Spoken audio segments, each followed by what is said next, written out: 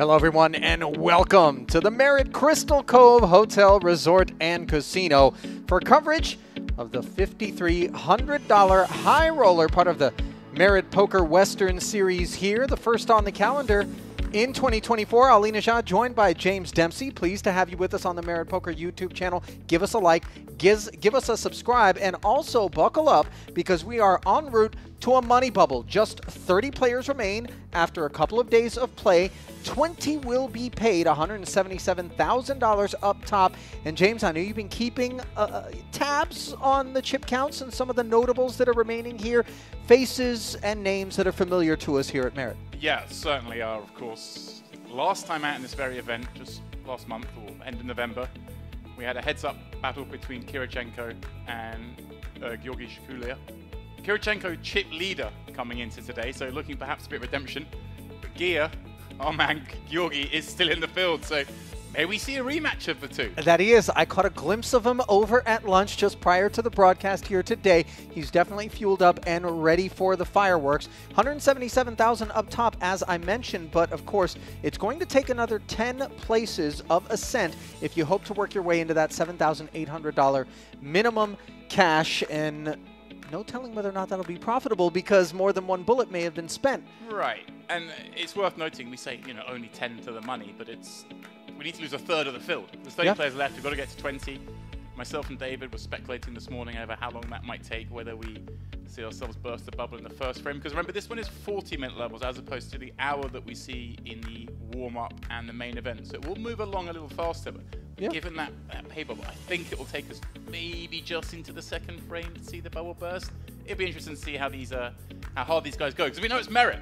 Yes, of course. People just throw it into the wind. We talk about MPO, Merit Poker Optimal. Surely we'll be seeing more of that here as you get a look at the 8 players at our featured table here. Final day of the High Roller. Tarmo Tamil, 9 big blinds. He will be the short stack with the blinds at 8 and 16,000. Work cut out for him, obviously. Maroon Jazar's 13 big blinds right there in that 10-ish range, but Maxim Shornikau, 71 big blinds. Over 1.1 million in front of him, good for almost a third of the chips here at this featured table. He will be the mayor. And I wonder if this table is kind of indicative of the rest. We've got Kizu in there, 4th in chips on the table with just 21 blinds. That would suggest to me the bubble could go quite quickly. But I've got a feeling that perhaps this table is somewhat underrepresented in terms of chips. I think the average would be 500K right now, working on 150 players. So we have to put your King 20% of the field left. Pardon the interruption. King Queen suited for the short stack is obviously going to be more than enough to rip it in there, as we see the 142,000 pushed forward. Ace 8 suited for Mr. Hisu. Yeah, not one he's going to let us get Broadway here. I think against the 10 big blind jam under the gun. Of course, we can be ahead against hands like this, but all those bigger aces can be in there, and you've got the rest of the table behind you. But it's just warming into the day. And also when we are ahead by how much, especially looking down at just 330,000, this doesn't rate to be the sort of spot that one would typically expect somebody to play Sheriff, but what we may be seeing here is obviously Kisu, 20 big blinds, kind of a bubble adjacent, as Mr. Lappin likes to refer to it.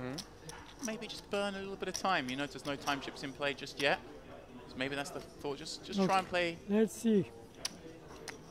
I hope I have shit or fantastic. Well, you have neither, my friend.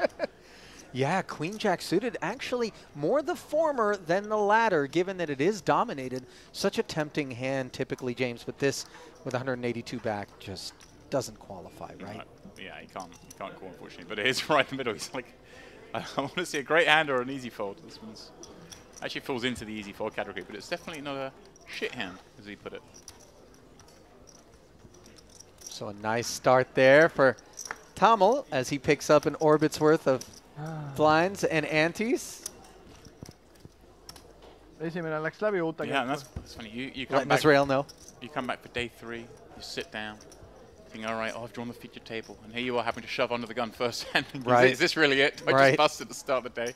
You know, it's funny that you mention that because obviously we assume that people are going to play hands just the way they're supposed to be played at all times. But specifically, first hand or two of the day, you know, you worked your way into a bag, you come back, final day, you're going to play to a champion. Sometimes we see people go, you know what? Let me just get comfortable. Yeah. I don't want to go to war. I don't want to open, 3-bet, do anything funky here and now. I like they're sharing a shot a moment ago. We have Papot and Kizu, who are, I'm pretty sure, were main characters last time out during the Gangster series. I think even maybe on the same table if memory serves.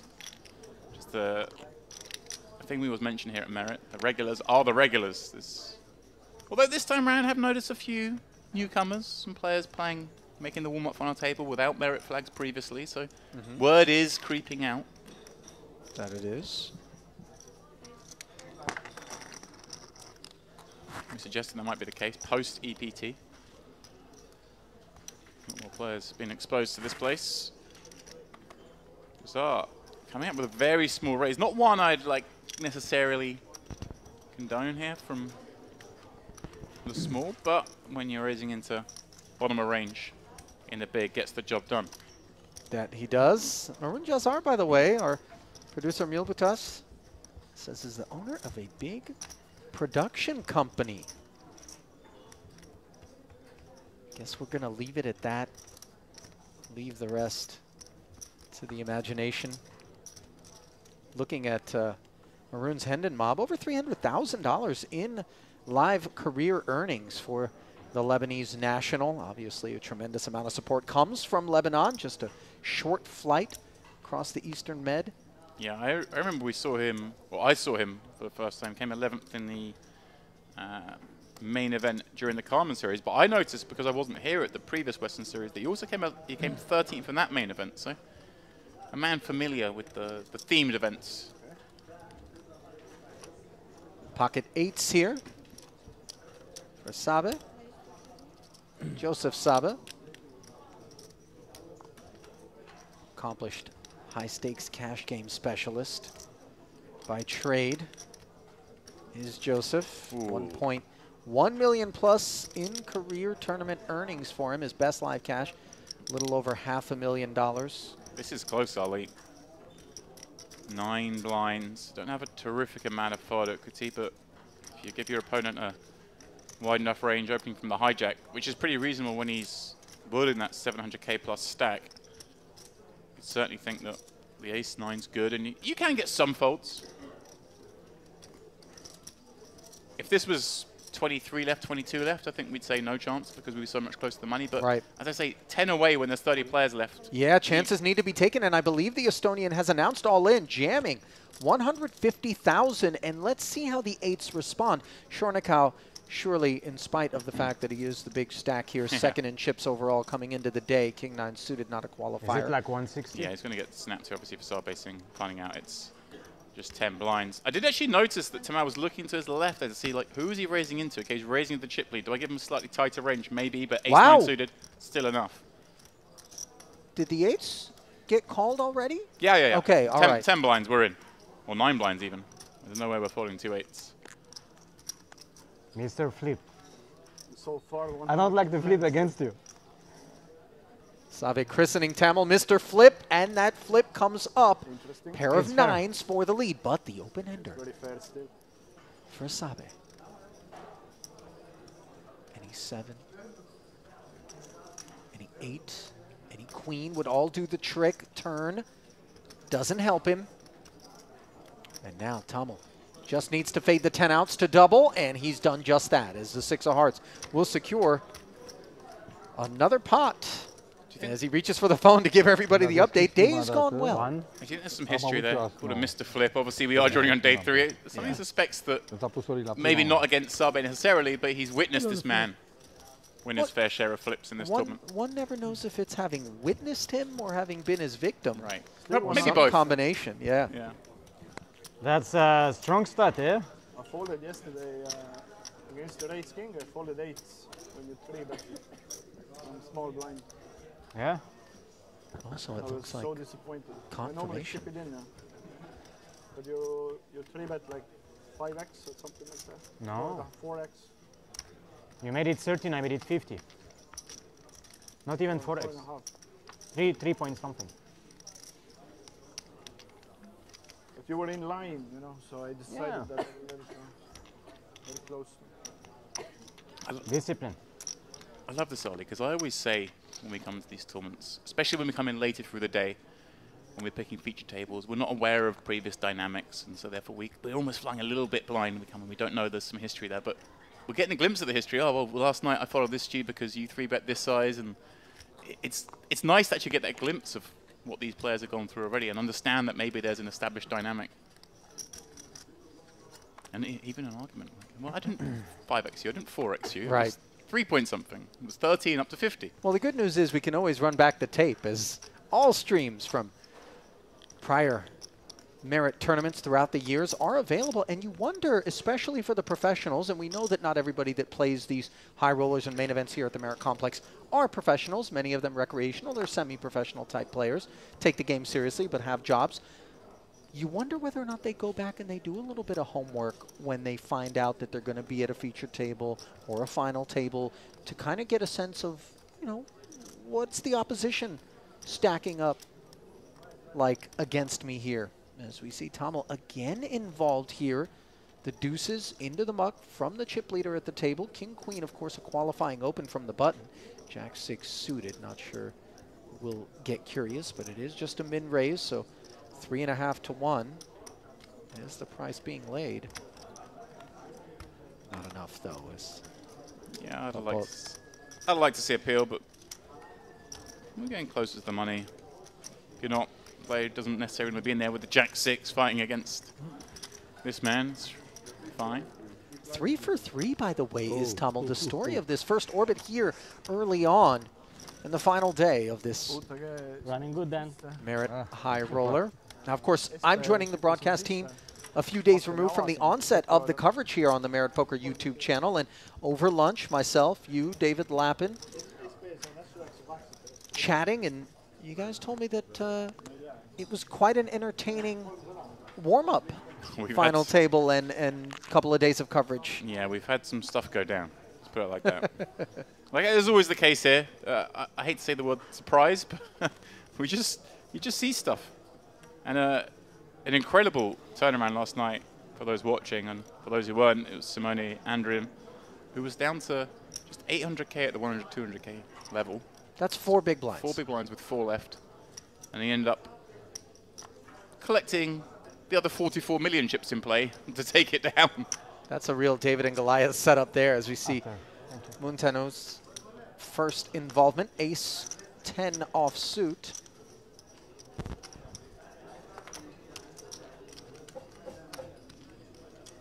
Yeah, Montiano, rather. Yeah. Apologies. Montiano, someone who's had some success here in the past. Won a previous warm-up for shade over 200k, so familiar with the setup here. 8-6 offsuit. Not going to qualify. Yeah, just burning a little time. Reasonable enough. We see the numbers already down to 28. Keys have got moved off the table for balancing efforts. Short-lived stint. By the way, overall chip leader coming into today, Justus Held, German. Yeah. Phenomenal professional player.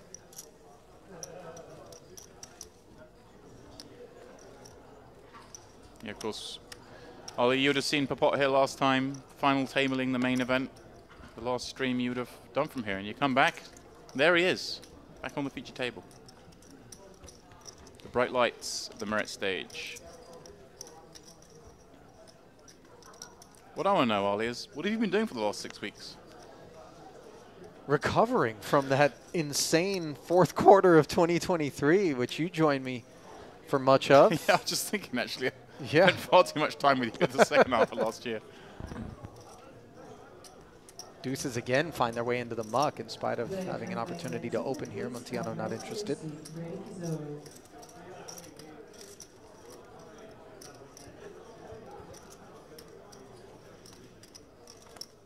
Talked about Tommel hailing from Estonia, by the way, as we see him fold the king 4. Pocket queens for the chip leader in the cutoff. This is going to draw a raise.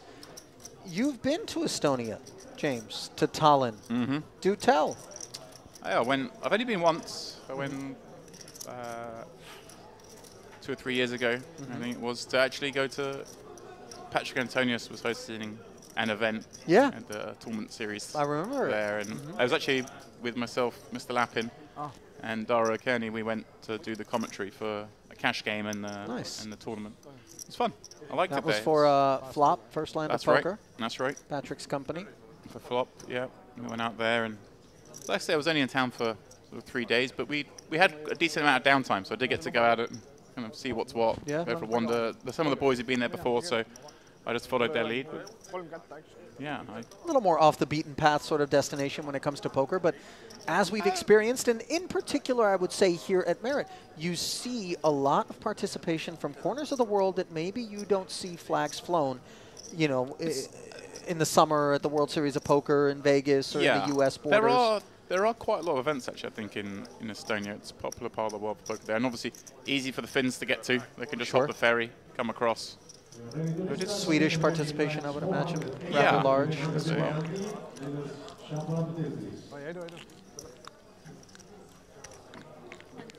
Sabe defending. Oh, defending in a big way from the big blind, going after what he perceives to be a light open from the cutoff. Here's the thing. You call it defending. This is offending. Well, as the attack, a 3-bet to 130,000, ill-fated, ill-timed. Yeah, sure account.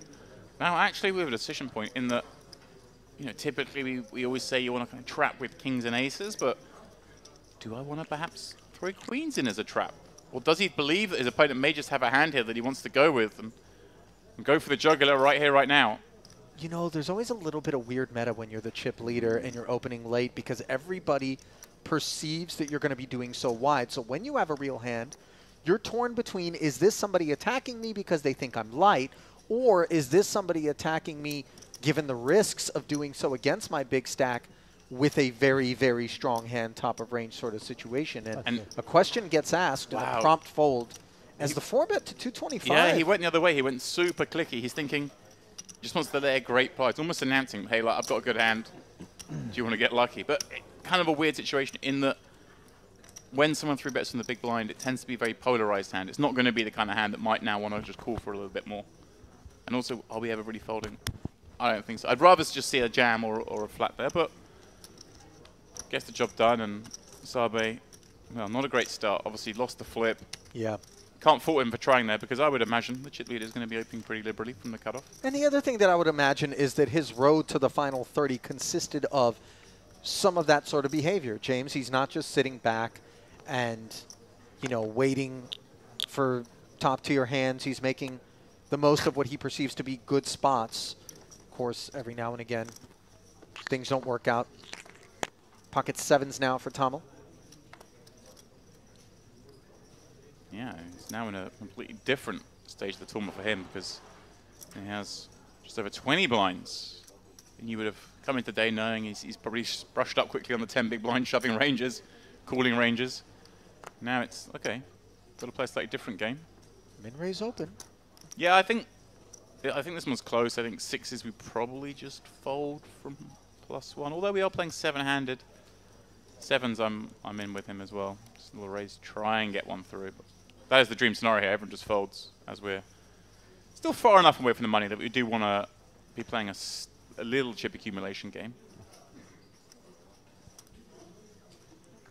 He just got it around to... Uh-oh. Well, there we go. Yeah, Muntiano in the big blind, king-queen suited. He won't be conceding, and let's see how he chooses to proceed. Yeah, I think against a late position raise, you'd be more inclined to see him maybe jam this, but against that +1 range, going to show a little bit more respect, come in with a call. Obviously a hand that plays really well post-flop. Yep. And somewhat disguised as well in that sense. Your opponent will barrel the good boards for you. Ace, ace, 9, not exactly what king-queen has in mind.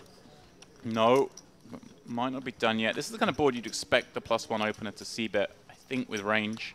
And just go very small. This could be, you know, a blind and a half or even less if he wishes. Yeah.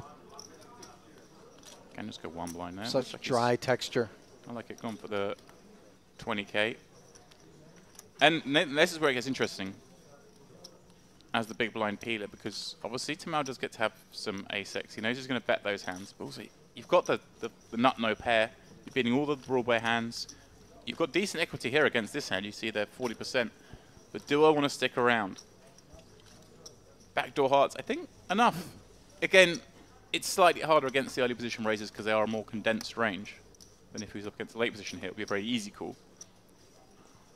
But you see, he's only got 284k himself. Starts to get a little dicey. Nice. Dempsey approved. Peeling, of course, the 9 of hearts interaction is nice. And now, all of a sudden, we've got ourselves this flush draw on the turn. But we are mindful of the fact that the Ace-X lurks in the range and can certainly be represented credibly by Tamil. But with that said, James, he's also been the most active player at the table. So you wonder. Yeah, I mean, he has, but he's gone to showdown, isn't he, really? It was kind of legitimate. I think Tamil maybe just has a little bit too much here. He knows he can still beat these kind of hands, the King, Queen, the King, Jacks with the backdoor flush draws. Obviously, the heart combos are now live. A question of whether he wants to bet here and try and make a 9-fold. Oh, looks like he is. Well, it's going to take some size to get the 9 to fold, is it not? I mean, 65,000. This is also nice in the sense that he's just kind of setting a price as well for the showdown. One imagines also maybe trying to make a hand. Maybe like 8s fold. Well, if we do get to the river and a dry card rolls off, any bet by Tamil would be turning 7s into a bluff. Oh, yeah. I mean, we're pretty much at this point already when he bets this turn here. With this hand, I would have expected to see a check back. The funny thing is, he's now getting value from the only hand he can get value against, which is this turn flush draw. I wonder... I want to know, it doesn't really make sense to have a raise here. Obviously, you can have some ace-x, going to defend a lot of that from the big blind, but would always play that as a call anyway to both elicit future bluffs and also somewhat prop protect against a range that has ace-king, ace-queen, whereas he doesn't have those hands. Here we go. So the call gets made. The pot suddenly swells to over $250,000. Yeah.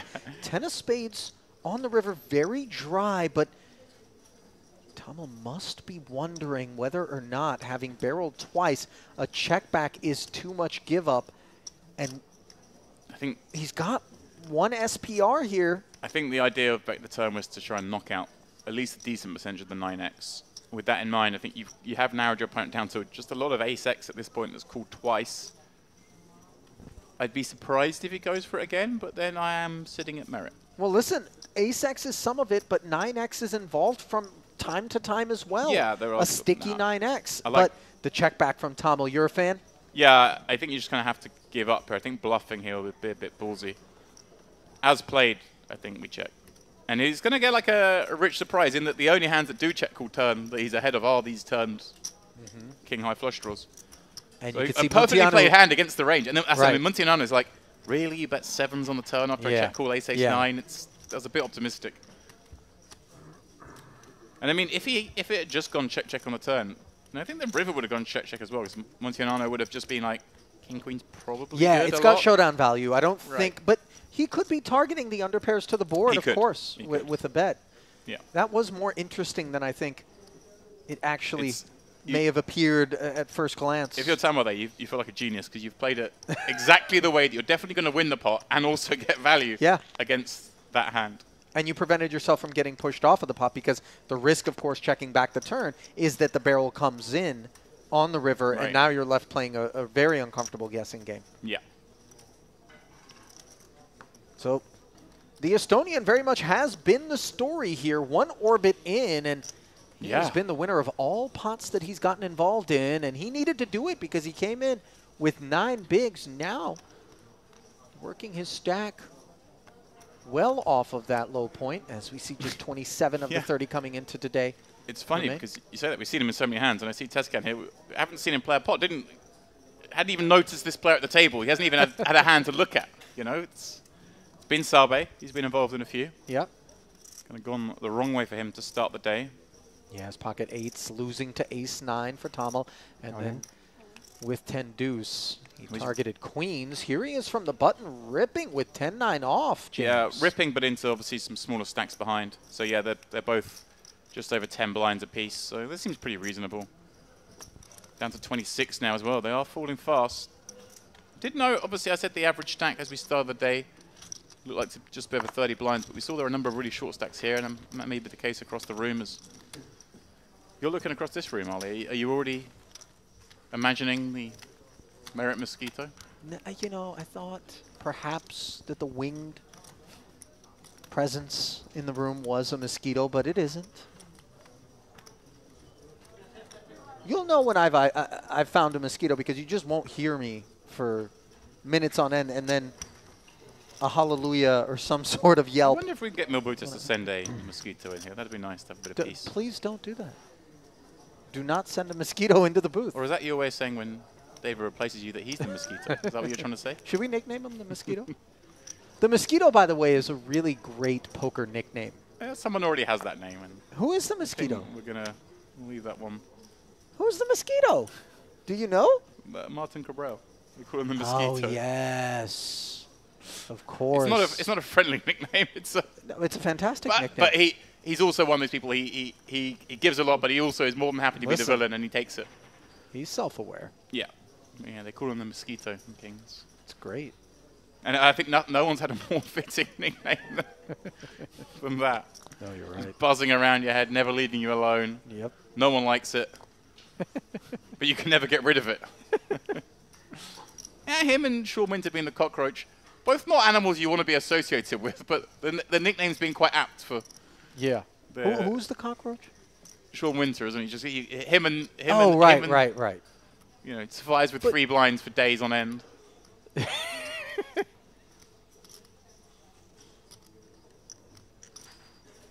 Again? That one in a much more positive light, though. Yeah. Complimenting his ability to survive. Obviously, I have to cockroach, try it once to see what being will the thing that people always suggest would survive the nuclear winter.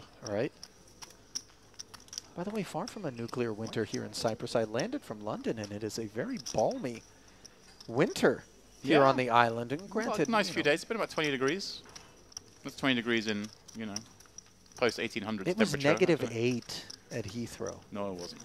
It was -8, James. No, it wasn't. I'm telling you, it was -8. I'm telling. The pilot came on and said there was frost on all the cars in the parking. I'm just telling you. Jazar, ace-5, small blind, raises it up. Defense here from Tommel, who's got enough chips with which to do this, and now he's got the best hand. Top pair. And Maroon, by the way, look at the body language, James. Checking, looking disgusted. And you wonder, because it was so pronounced, whether or not Tommel thinks that this is, a man who's trying to goad him into a barrel here. But, of course, with top pair, he must ask a question. Yeah. Just 25K.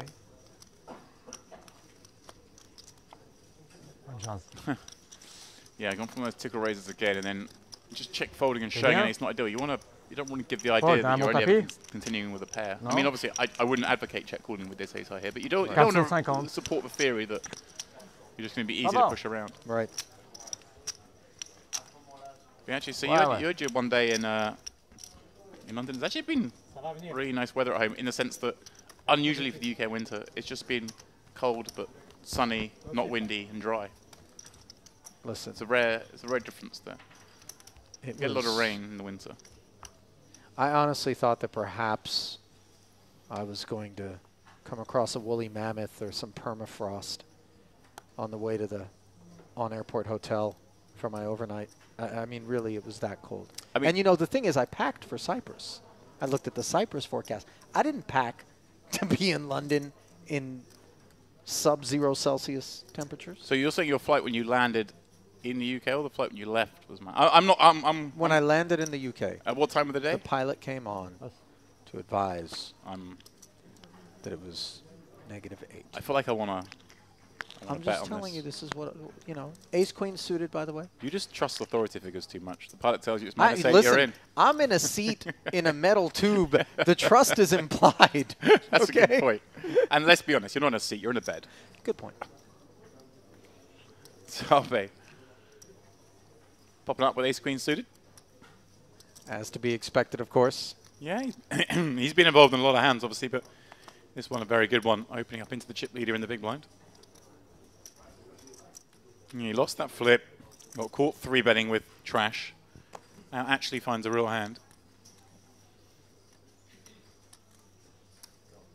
Showing a King 4 offsuit. Now this is the kind of hand that the kids will have to occasionally 3-bet bluff with. I wouldn't expect to see him peel, but using that king baby card as a bluff is certainly a consideration.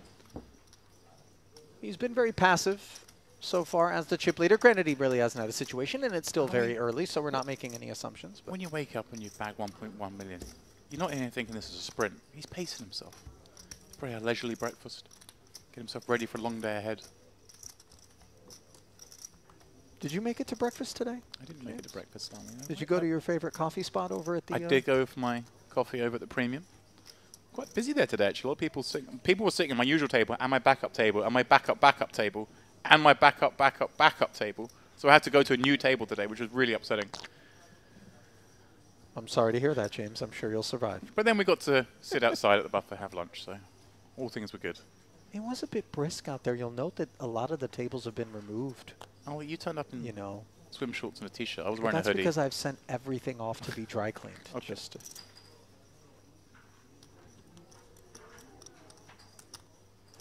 my normal move. I get in, you know, get everything pressed, ready to go for yet another one of these series, which come every couple of months here. You don't wait long for No. big action at Merit.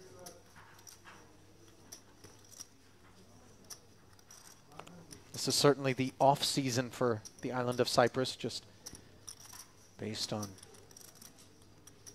time of year. Not just being winter, in spite of the fact that obviously it's one of the better forecasts you're going to find in terms of this part of the world. Yeah, This time of the it's year. sort of but warmest corner of Europe at this Yeah. time. Yeah. The year would be down here. But, you know, the kids are back in school. Everybody's just finished holidays for the New Year's, and so it can be a little more sparse than usual. Certainly not over at Premium when one is looking for a coffee, as you came to learn, but there's still tremendous support. And, of course, worthy of note, as we're going to play it on a High Roller Champion here today, we begin the main event. So you've got day 1A, B, C, and D. Things tend to ramp up as everybody starts to descend upon the room for those main events, which are the biggest of prize pools. Our colleague, Picasso, Mr. Andrew Headley, of course, who's been doing the first couple of days of coverage, is in the mix right now, playing day 1A in the mains. Is he was really? Licking his chops last night. Excited to get in the mix. He's been texting me some hands. He's had some fun out there. He's obviously getting more in tune with the old MPO strategies. You know, don't think that you're going to be able to come out to Merit and simply succeed based on your fundamentals. There are a lot of adjustments and a lot of baselining that you need to do in terms of characters that frequent these tournaments here and the style adjustments that we witness. Now, that's not to say that obviously everybody that comes out here is just behaving with reckless abandon, but they are behaving in ways that you might not be accustomed to if you've cut your teeth elsewhere in the world. There is a very specific sort of poker that gets played here at Merit. And I love when the local legends give fits to people who are newcomers, maybe successes outside of Cyprus, but can't really decrypt what's going on here, as we see the King Jack suited being put to work from under the gun by Sabe.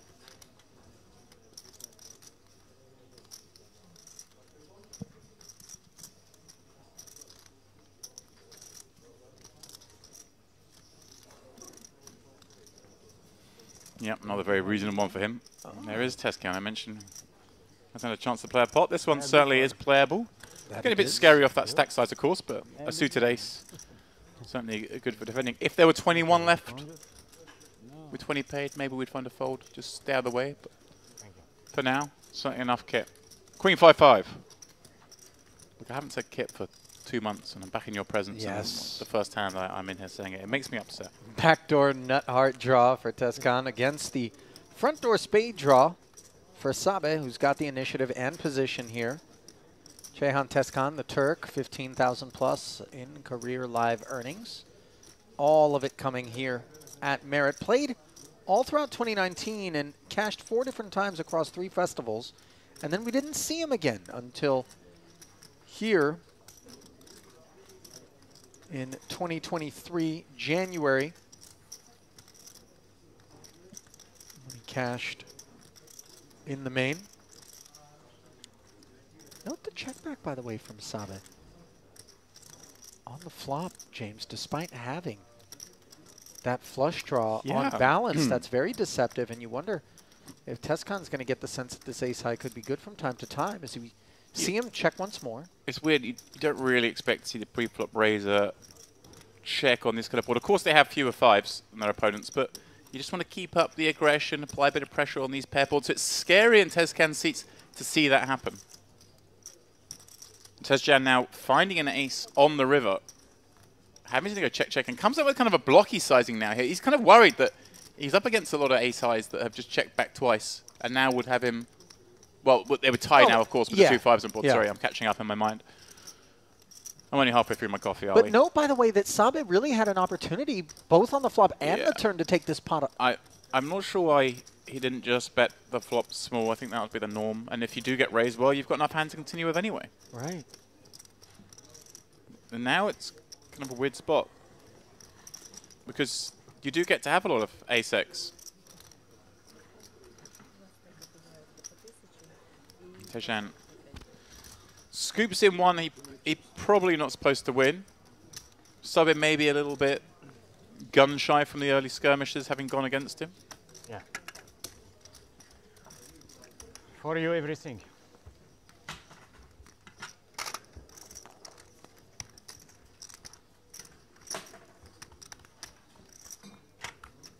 I would love to kind of get a sense of why it is that Sabe decided to take such a conservative line in that particular pot there, James.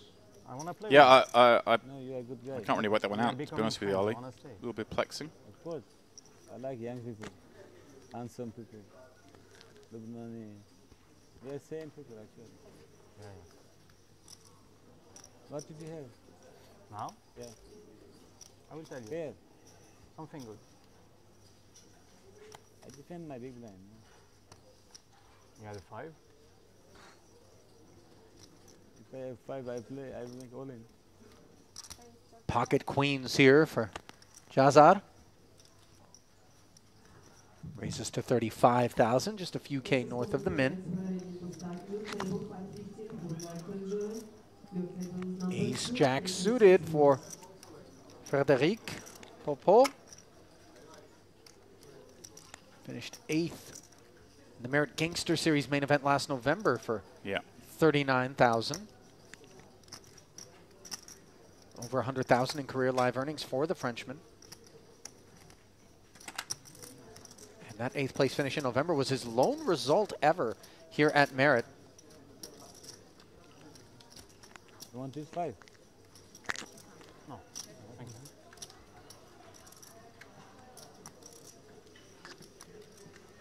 you. Off of 347,000, he is going to 3-bet. Note that Jazad only has 114,000 back, and yet the 3-bet is to 88,000, which is going to be over half of his remaining chips on request.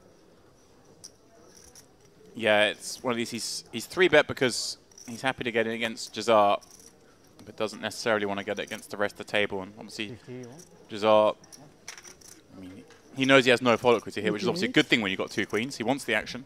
He's just confirming that, just seeing what the situation is. Goes all in. I'd say Popot doesn't necessarily want to get it in, but he's priced himself in a Right, call to exactly. 3-bet, 10 blinds. We're going with it. No thought needed, No. as the price is always right, regardless, and he does make the call. And you see a little bit of exasperation as he flicks his palm up toward the sky there, once shown the 2 queens, but 32% equity. Jazar the man at risk, though, and he can barely look. I love it. Still no. To the flop we go, 338K in the middle, and no ace on board. But a jack is there, adding a couple of outs. And a spade. There's some interest here, Ali. Faint knock at the back I door, told perhaps? you, Jack, yeah? It was just that faint knock. Yeah. Nobody home. As now Jazar just needs to fade 5 outs one time. And he's done it. Always animated, a little bit emotional at the table, but obviously invested in the outcomes here. Même si je sais qu'il a de As the man at risk. je n'ai plus rien. Get a countdown as he will double through Popot. Why you scary? For ice, you know, ice. How many times? I know, even me. On the river. I save you actually. You check. You check. He's winning. Yeah?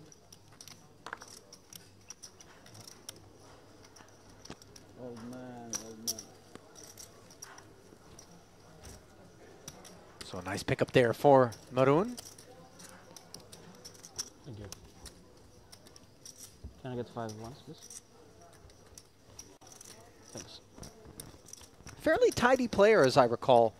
James Yeah. is Jazar, you know, doesn't really like to stick his neck out and get himself in too much trouble. But as we witnessed when he opened with the ace high and then failed to connect on the flop, sometimes his Yeah, emotions can maybe get, you know, be disadvantageous to him. Well, he did the orbit before. He did that very small raise from the small blind. At that time got through because he's up against like 9-4 off, I think it was in the big blind. At that time, obviously ran into a hand and wants to play.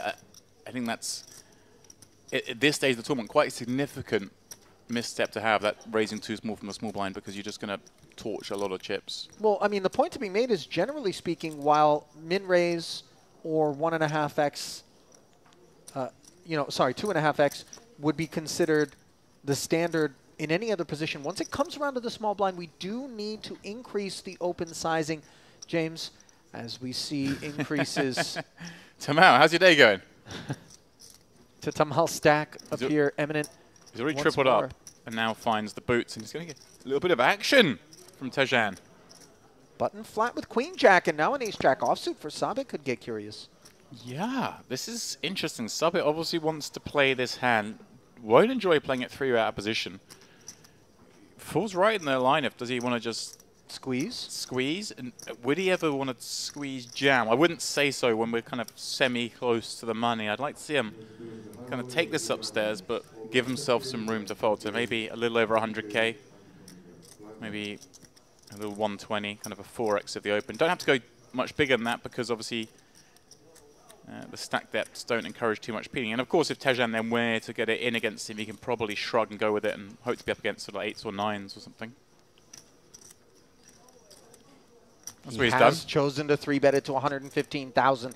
Ill-fated, of course, as it comes back around to Tamal. And James, this is better than he would have scripted things. But now, you're right. He's got 516,000 back.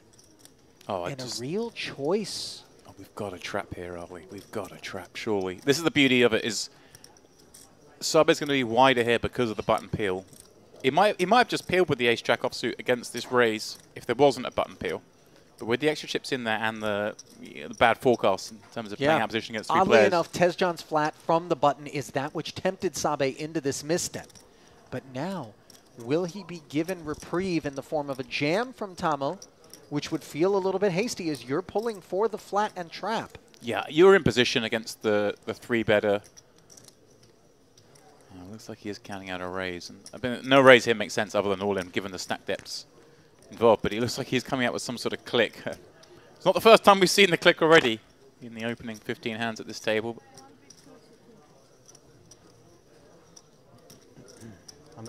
Queen Jack with the exit as we see 232K. And yeah, this just looks so strong. Annoying for Saba, though.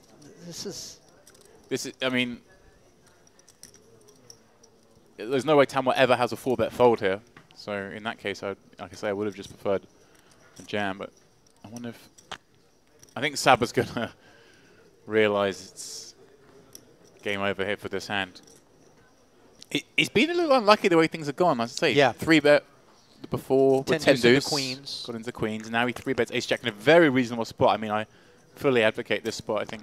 But listen, not all buttons would have flatted with Queen Jack against the open, and it's unfortunate in the sense that because of the flat, as we touched on, Sabe was further incentivized to make this play reasonably, try to squeeze, but Tamal, top of range. And again, this is a guy who's had the highest of VPIPs at this table, and so with his frequency, you think the guy can't have it every time, and yet here he is top of range with the aces. Aces which we blocked.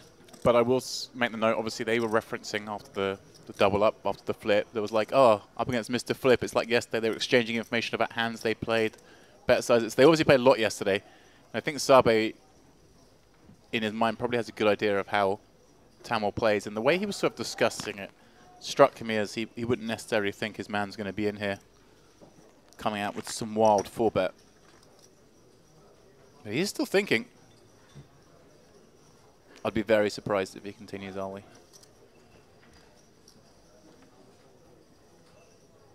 Burning some time, perhaps. Well, the longer that he takes as well, James. I mean, the thing is he's getting an incredible price, but against such a nutted range in my mind. Getting better than 4-1, is it? Yeah. Well, near enough 4-1, Yeah. yeah. Well, the 3-bet, yeah, it's 117k to call. But look, he's only got 295,000 back. If he makes his call, it's Yeah. a good chunk of his remaining stack. There's very few flops he can fold, and with 6 away from the money, if he does fold here, he still has, what, a shade under 20 bigs. And All in. Oh, wow, my he's- goodness. Wow, well done, Tamil. Got his man. Kind of crazy hand. Maybe just flustered, Ali, the way the day has gone. Snap call, of Only if you have course. aces, you do that. Or ace shit. Wow, wow, wow. 10 deuce deuce of no use.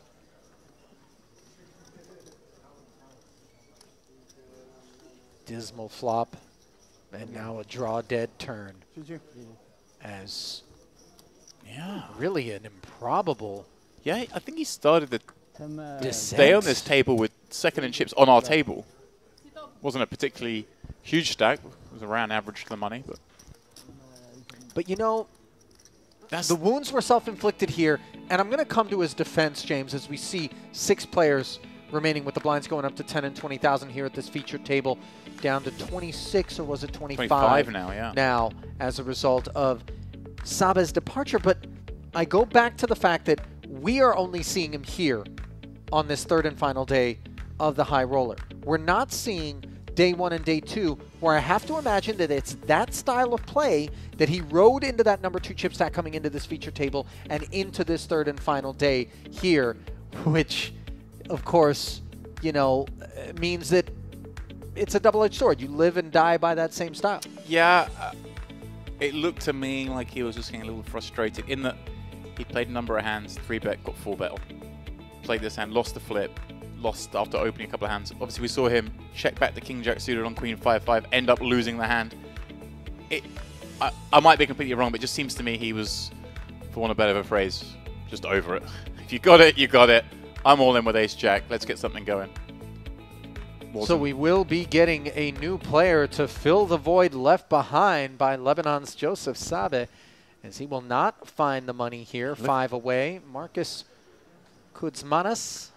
Tamau. Marius, rather.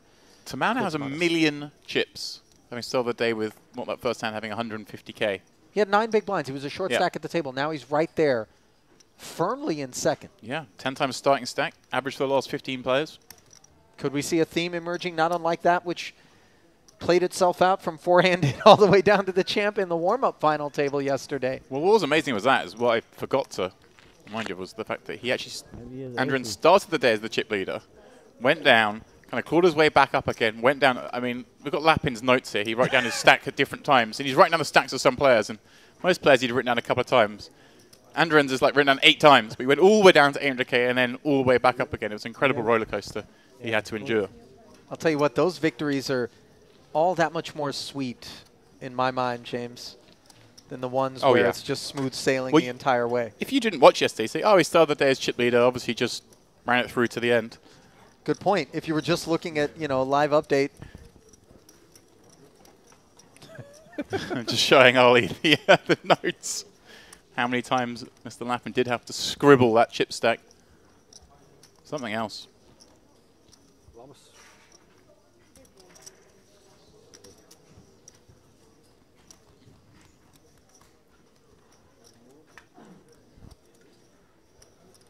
Yes, there is Maris that you mentioned. Jumping Producer, in alongside Roman Gadzhiev as well. So we are filling up the tables. Producer Milbutas, by the way, mentioning that Kuzmanis is a very accomplished online MTT player, multi-table tournaments. Thanks for explaining what MTT meant, Nali. I've always wondered. Hailing from Lithuania. Shornik out. Another big hand for him. Hasn't really had to do much as the chip leader. I mean, we are only 16 hands into the day, unbelievably, given how much action we've already seen.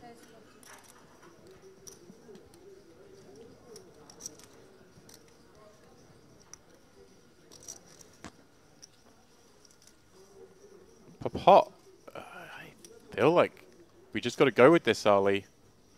The graphic says 25 left, but given our table's just filled up, I would imagine we're actually at 24. Be 3 tables of 8. But still got to lose sort of 20% of the field. So we're not in a position of being able to just fold a hand like ace, as strong as ace-queen here. So he's going to rip it in. Yeah, ace-queen, 2 overs against the jacks of Shornikau, which opened to 45,000, and obviously everybody will be all too happy to get out of the way here unless they've got top of range.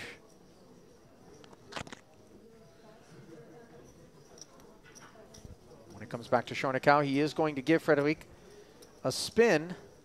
Oh, yeah. There's the call. 1 chip flicked. Yeah, you don't like getting snap called here when you've got ace-queen because there obviously are some bad opportunities. But a flip is a fair fight. Yeah, Shornikau can't be all too comfortable with the jacks against 2 overs. Open to see little 9s or 10s there. It's the dream. Sure. Vulnerable are the hooks here. But Popo, the truly vulnerable party, as he is covered and unimproved on the King 9 deuce board. 6 outs twice with no spade in hand.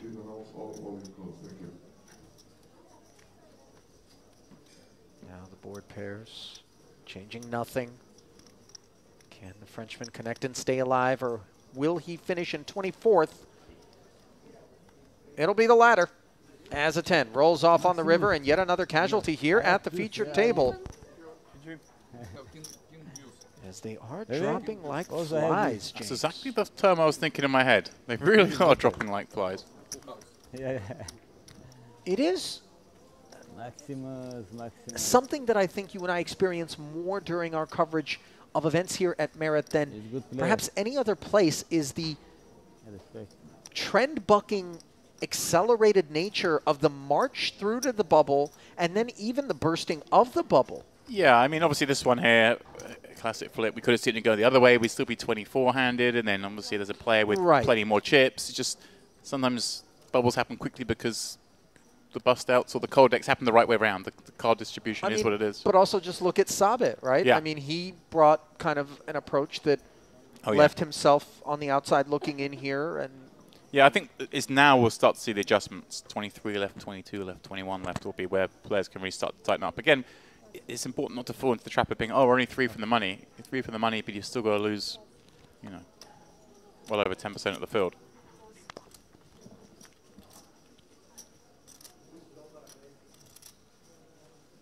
So 3 from the money in a main event doesn't take long at all. See situations like this now, one to now with 7.5 blinds and an ace, but 3 away. Everything's to get really dicey. Pure bubble would be a fold. 2 away would be close. He says with 3 away, I've still got to go. As I say, it's a lot of players to lose. Does jam the ace deuce. And you're right. You got to get through quite a few hands here. Yeah. Yeah, it's going to take, you'd imagine, still a few more orbits to get there. And this upcoming orbit will be free of charge, courtesy of that pickup there for Munteanu. And breathe.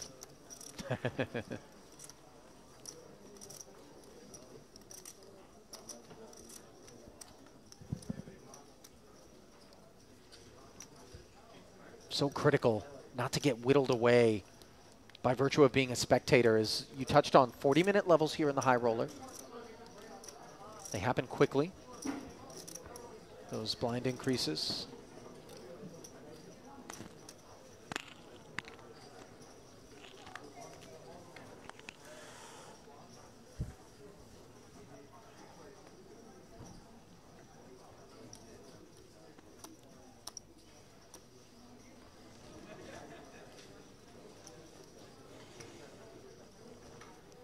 Tejan just burning a little bit of time there under the gun. Nothing more than that. He wasn't considering playing that king 8. Just, oh, look at 22. Ollie. It's funny, the minute that I heard you say maybe adjustments are going to be made was the minute that I wanted to push back and go, no, James, I think we're going to speed our way down to the bubble. No, but I mean, I'd bet now that with 22 left that... But I thought at 23 you were going to bet. As no, but I'm saying that the Gotcha. ace deuce that was jammed, I think if there were 22 left, he may have just folded that one.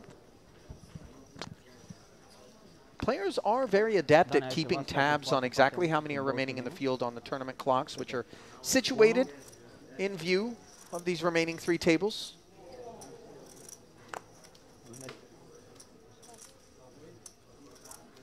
Yo.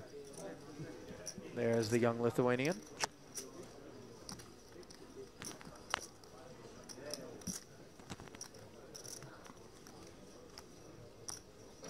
He's got the dirty diaper. Deuce 3 offsuit.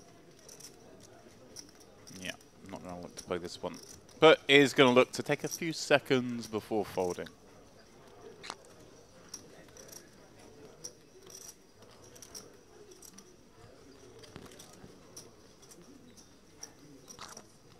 That he is.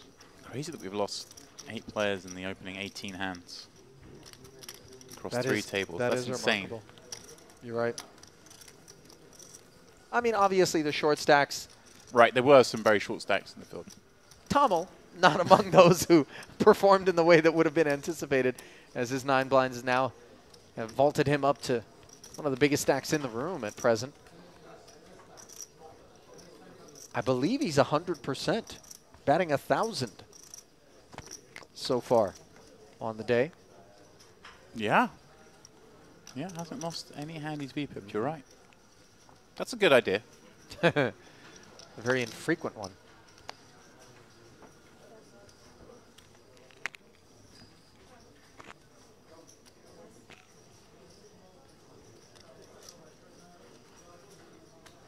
Again, Giselle looking down at the worst hand. Just take a few seconds. I would advocate taking a few more than you did. But that is also something we do see a lot here. There isn't that kind of egregious tanking and time, not time wasting, but time manipulation. I would actually advocate.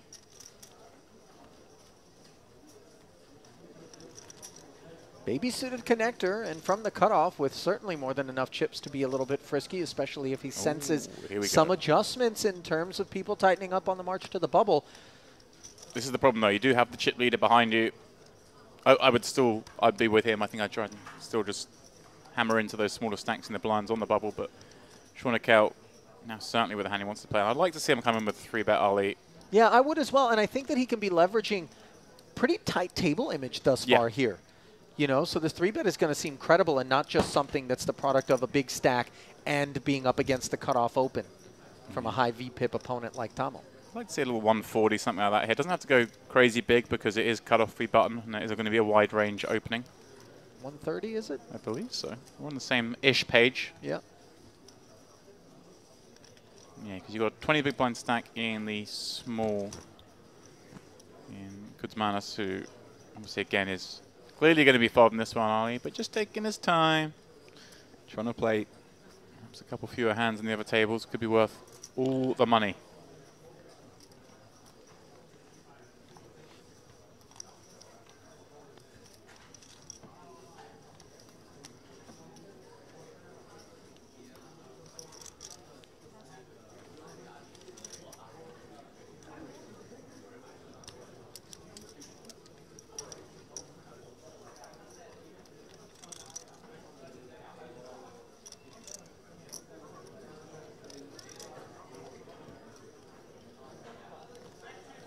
Yeah, and that was the big blind being attacked. Obviously just 12 blinds behind. Yeah, Tezcan obviously would have loved to play the suited wheel ace, but not for 3-bets. Note that his spades would have had Shornikau in a bad way. You see Tommel just conceding. Yeah. Nice pickup there. Perfect from everyone involved. I like that. Fair way to describe that relatively uneventful exchange.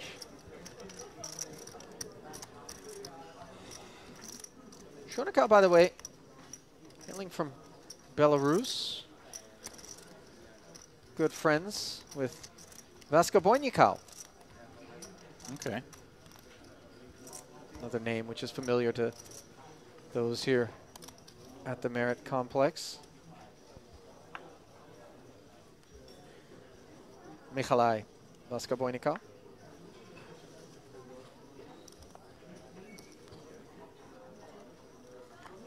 Note, by the way, the table chat has gone down significantly here as tension begins to fill the air, rather.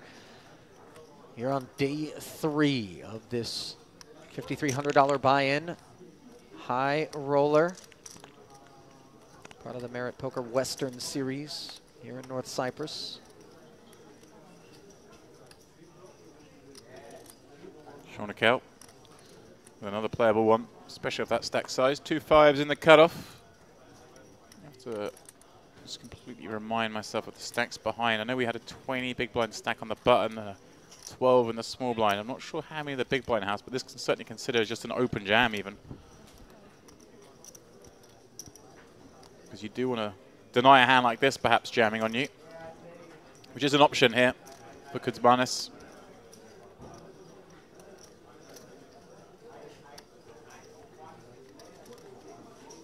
Ace 10 offsuit. Will it tempt him into the 3-bet here against this cutoff open from Shornikau? Now, mind you, Kudzmanis is the new arrival here at this table, so he doesn't really have that sense that Shornikau has been tight. His presence has really just been attached to a 3-bet and take it just moments ago. In a good spot. And he looks up and he sees that, you know, he's got the big stack. He could be wondering if this is just a frisky, chip-leading kind of affair. Yeah, this is one of these ones where he... Oh. Were you thinking that he was going to lay it down? I think you could just sort of fold and pretend it didn't happen. Looks like he's going for a non-all-in 3-bet. Kind of fold and pretend it didn't happen. Yeah, just don't tell your friends that you had ace. Just, yeah, I had no spots, you know. Tezcan King Jack offsuit here as we do find the 3-bet in front of us. And again, it's a hand that maybe he would have liked to play for 45,000, but a 3-bet in front of him and it must go into the muck. Yeah, so Gadjiev had, what, 21 blinds behind. This is where a spot where I might like to have just seen Shornikau open jam because it would have removed this option for Kudzmanis, who's, like I say, gone for that kind of... It's one of these weird ones, Ali, because there aren't many hands where you want to 3-bet and juice with 2 away from the money, right? Most of the time, we just want to take it down. So it does kind of look suspicious, but also it can still just be like aces and kings is the problem. I would be suspicious and then just end up folding anyway if I was Shornikau here.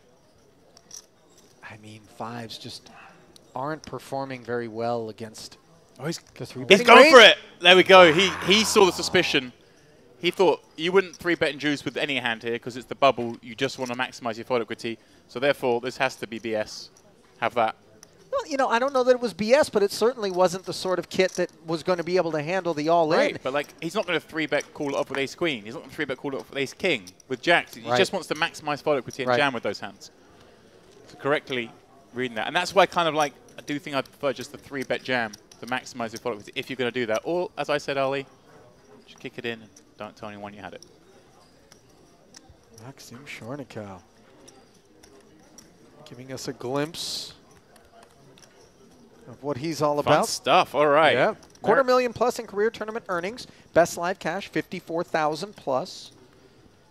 Looking at his Hendon mob, he does get around, but joins us here in Merit, dating all the way back to October of last year, is it? Well, hang on. Let me sort by date. You take your time, Ollie. It was September of 2018 was his first cash here at Merit. No recorded wins, by the way, for Shornikau. All right. Wouldn't know it based on the way that he approached that particular spot. No, I read that perfectly. You know, I kind of like that here's a man who has cashes recorded for the past 6 years and has yet to win a tournament, and it just speaks to how patient you have to be. It's hard to win. As a poker player. It's tremendously hard to win. Now, obviously, try telling that to some of the most decorated to ever do it, but you can still make a good living without necessarily ever winning a tournament outright. You know, decent number of final tables.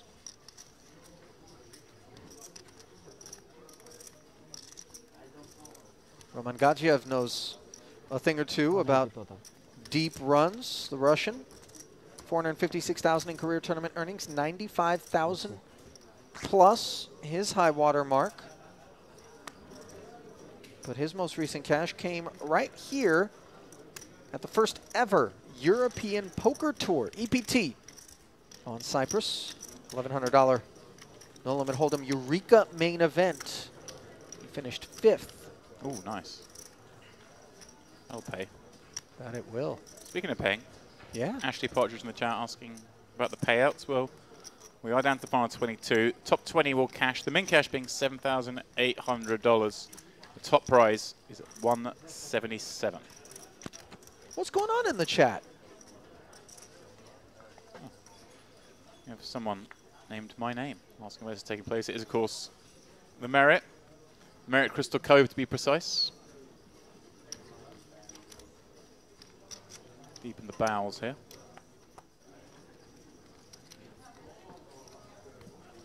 Pleased to have those of you who are streaming today's coverage with us here on YouTube. Certainly hope you're enjoying it. If you are, go ahead and let a friend know. Have them join us as well. Click like, click subscribe, and help us to continue to deliver live streaming coverage from each and every one of these Merit Poker series.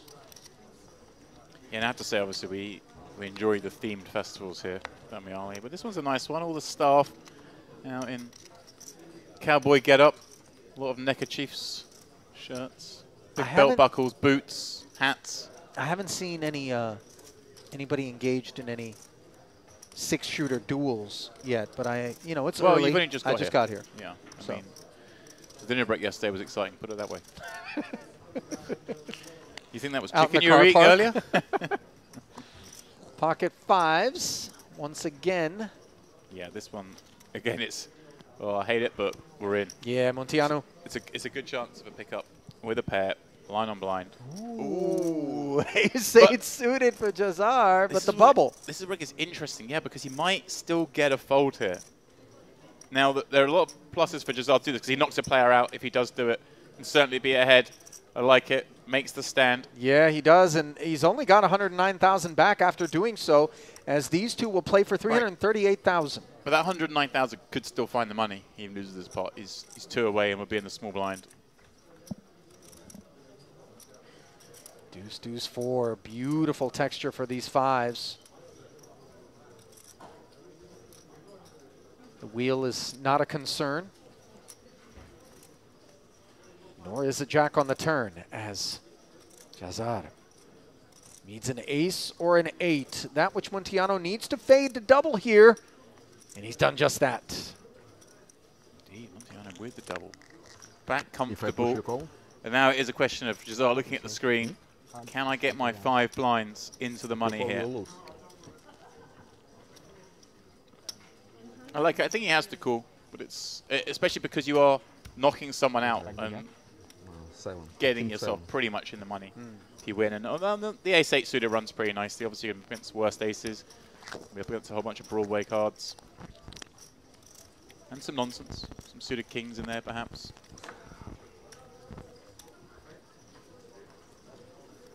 But again, it's one you'd rather you just got dealt trash and you get to move on.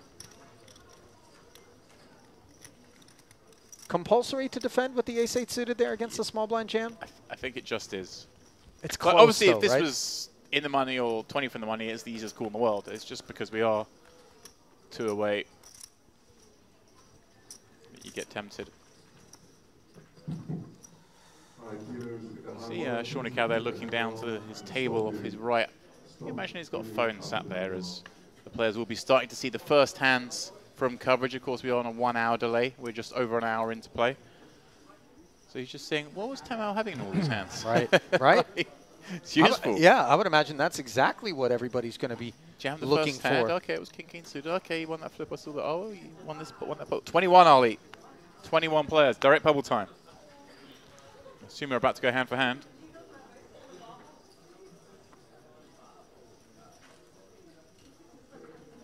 Giselle's got to play so tight now with those 5 blinds. It is nice that he is now on the button. All right, players in the high roll. We have 21 players remaining. And you hear the announcement coming down. We're going to start playing end for Those who are already among the eliminated en route to this direct money bubble, Elisa Sigbatova. She's a very exciting player out of Russia, James, who gave us some incredible pots and hands at the last festival. Georgi, your man from Georgia. Gia, hero. Out in 29th. Andrei Patechuk, 28th. Of course, we saw Sabe in 27th. Mr. Risu. No gear, huh? Out in 25th. So we are 21 and obviously 6-handed here, I believe. Oh no, we're 7-handed. We just got a player out of his seat. Probably taking a second, make things hand-hand, and of course maybe just balancing the outer tables to make sure everyone is playing 7 max. Frederic Popov also eliminated. But still plenty of talent remaining. And no less than 3 players from the Chinese delegation were among those that started the day here. And there's been a real uptick in terms of their participation here in this particular festival, James. We noticed it yesterday. Obviously, I think the last time out saw the likes of Gao Wei getting involved, going deep in a couple of events. And at one point, I think with 17 left yesterday, 16 left, or maybe the day before, there were sort of 4, maybe even 5 players from China on off each table, which just goes to show, like, he's had success here, the word spreads out, more players are coming. Obviously, it helps that we know China, it was tough to travel out of China for a number of years, and a lot of people found poker during that time or just have the itch to go and explore new places. Sure. North Cyprus being one of the places that's easier to get to depending on different countries you come from, different regulations, visas, whatever.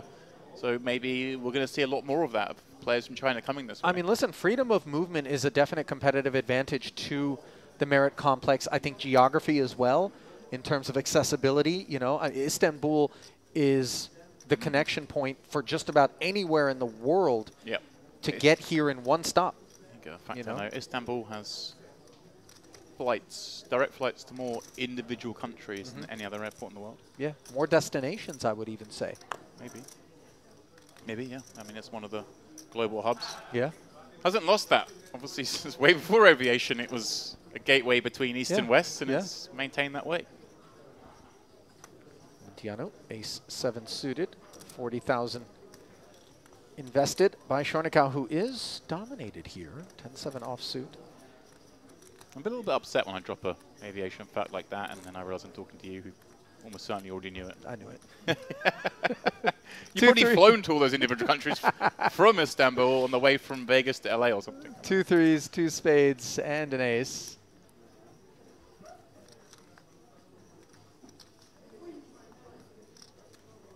Montiano decides to play it as a check back and now picks up the nut flush draw for a real stranglehold on this one. James doesn't get Shornikau to take a stab, which may have, of course, been part of the idea.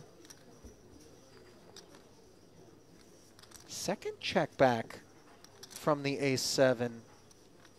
And again, a line that feels a little bit peculiar. You remember Sabe with the king-jack suited played a similarly passive approach, ended up losing to ace-6 when an ace hit the river, and 3 streets of checking for Montiano. And this is deference that is part direct money bubble and part being up against the bigger stack. I don't mind the check on the flop without pot control. Don't want to bust. The gains you gain from picking up a c-bet, getting matched, not that big. The second time, also the same idea, but I think the river, we've got to fire a little bet. Tend to agree. Little shot on the outer table situation here.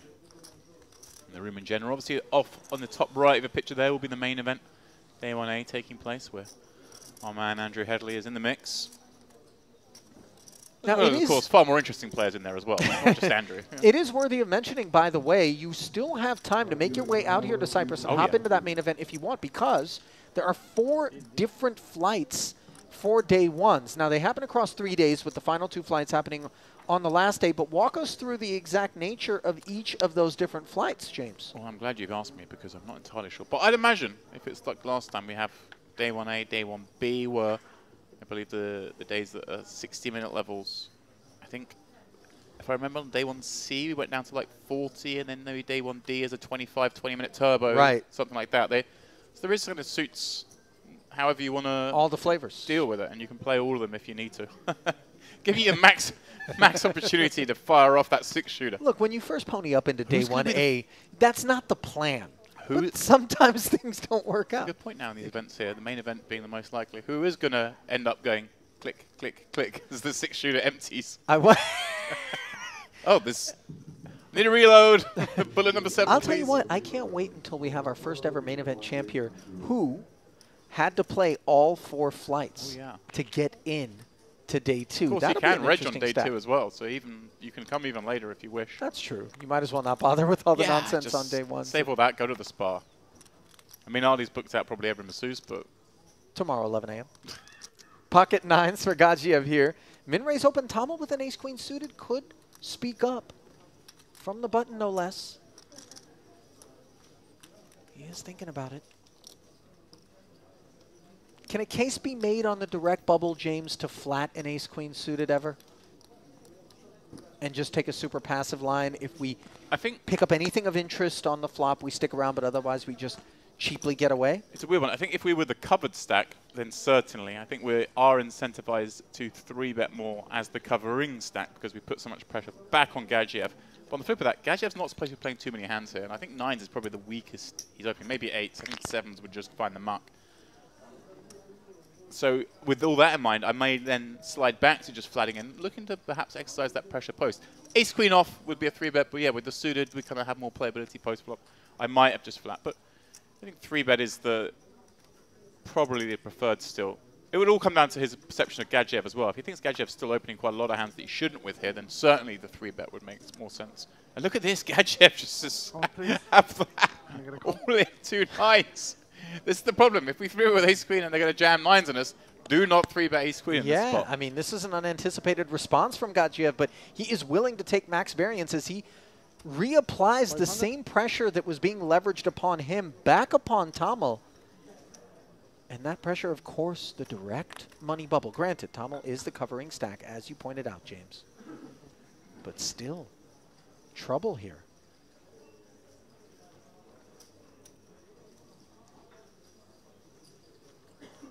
And this would be an absolutely massive pot if Tommel were to click call. The big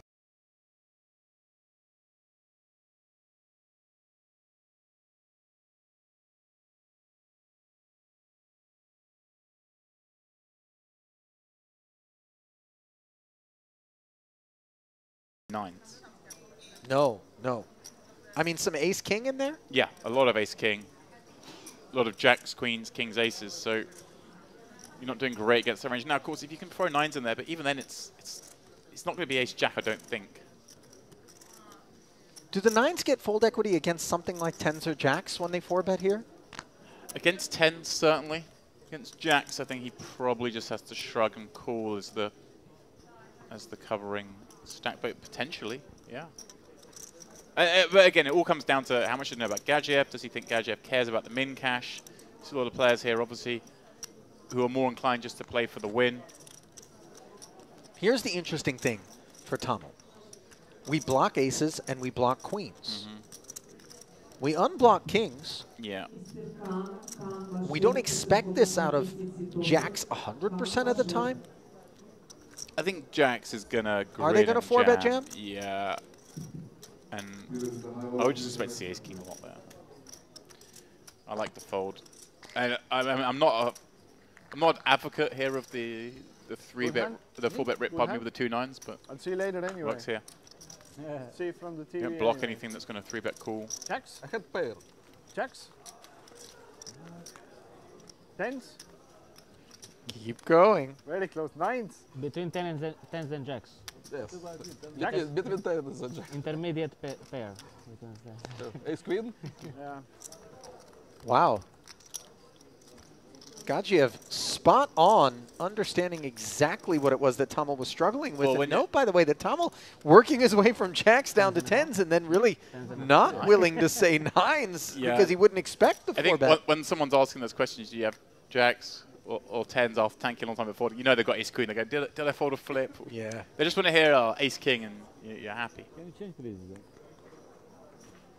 Yeah, a little. I say, you know, you've got a player in there with 5 blinds. I don't think I want to be 4-bet jamming 23, 24 blinds with 9s. But again, everyone's got different motivations at the table. Roman Gadzhiev, of course, fresh off that big cash you mentioned before last time out here, getting 5th in the Eureka, 95k. And hey, maybe he's not too worried about the min cash.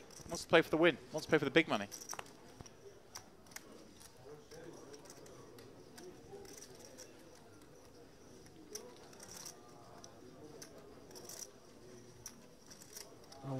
Wow. Jazar's ace-8 suited is being piled on by Shornikau's king-10 offsuit. This is abusive. Yeah, and he's obviously one who favors having this bubble go on for a long time, so he really wants this 8-8 to get through. And I don't really understand because the risk No. of ruin behind is so big. well, the stacks behind rule pretty shallow, and they're not. They had to be super nutted to But call why off. do we want to give Jazar protection? I mean, yeah. well, I mean, no, here's the issue. You're protecting him in terms of not having to go up against the hands behind. However, you're threatening him with your own all-in. Yeah, you just want him to get this jam through, or someone knocks him out, whatever. But you don't have to go out of line with King 10 offsuit, I think, to get him. Deeply Seems- unexpected. Yeah. But Jazar, there we go. Well, he doesn't like it because obviously he'd rather just get the jam through and survive a little bit longer, but is ahead with a shot to double. Remember, it was an ace-8 suited that left him with 99,000 when he was unable to get the best of 5s, blind versus blind. So here we go. Lebanon's Maroon Jazar on the direct bubble, looking there to we go. hang on. 2-club flop, 9-7-5, a gutter, ace high, which is already in the lead, and the nut flush draw, taking that 10 of clubs off of the board as an out for Shornikau. Just 5 outs to be faded as it stands for Jazar. Now the 6 does give him the straight, but the 8, were it to show up on the river, would give Shornikau a winner and be complete disaster for Maroon. Instead, it is an ace, so a double. And not the worst situation for Shornikau because the presence of Jazar's small stack right here at this feature is something that he can leverage. But both you and I very surprised to see him with King 10 offsuit on the button there, making the play that he did. Yeah, Jazar hating it when it happens, but now he's like, okay, that was nice. Thank you very much. See in the chat, DM Boss asking, do the commentators read the chat? We certainly do. And to answer your question, we are on the direct bubble, 7,800 the min cash. And I believe I said it was 177 the first. Obviously, we're covering off each table here. There are reports from Poker News. If you're that way inclined to go and check up on this stuff, you can see the full list of payouts there. And I see someone in the chat, I don't really, my Cyrillic alphabet is not too strong, but saying Roman is a serious businessman, poker is just a hobby. He is not scared money here. Yeah, I mean, that's it. He's kind of just wants to play for the big money.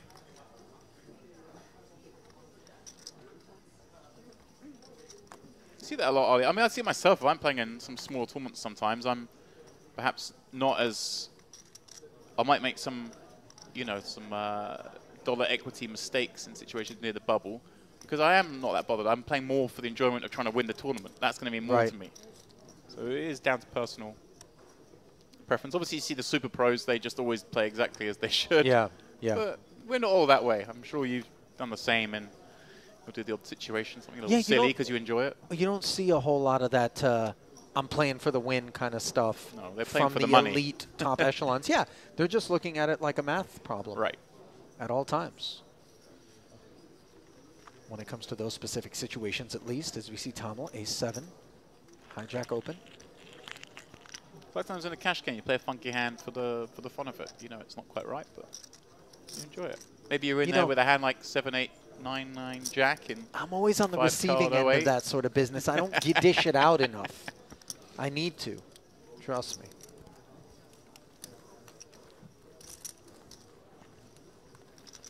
Actually, you missed that one, but another pickup for the man who has been in the ascendancy.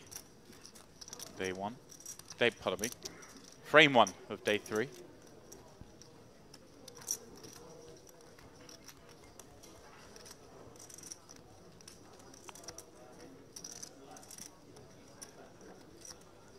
Playing hand for hand. Dealer is waiting for outcomes. Looks Fatty. like we've got an all-in situation developing over at one of our outer tables involving Fakhreddin Mustafov. He's got himself all in. Blind v blind, it looks like he's jammed the small and I guess being called from the big. Not yet.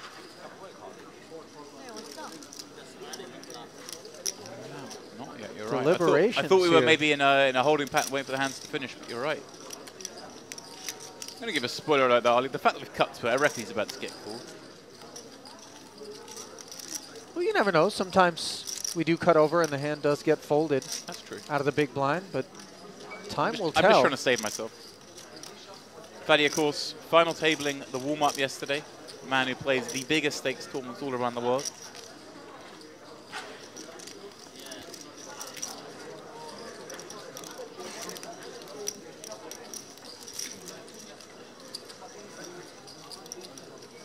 Alexander taught the man who is He's deep into the tank, isn't he? really struggling with this.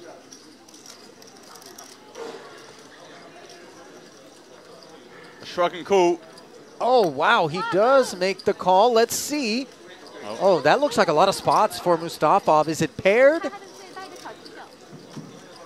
It isn't. It's 6-7 of clubs against ace-6. He's dominated. So Mustafov unable to get the ace-6 into the muck there, and I think he's a bit incredulous that he's been called on the direct bubble here, James. He's going to need some help. Flop is queen, jack, 5. And that's not a flop that is rendering any assistance. No club on board, no club draw. The 6 won't even cut it. He'll be out kicked to 7. That which he needed, and instead a deuce of clubs on the river, and he is just Congratulations, players. You won the money. out of there. Money bubble has burst here on the high roller, and it happened very quickly, Yeah, James. the An second- all-in jam from the small. Yeah, hard to work out exactly how much that is. I think 1, 2.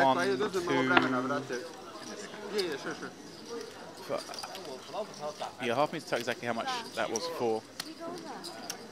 But Fadi, the bubble boy. And yeah, only we had 2 all-ins on the bubble. We saw the ace-8 against king 10 on off each table, and that one was solved swiftly. Everyone are now guaranteed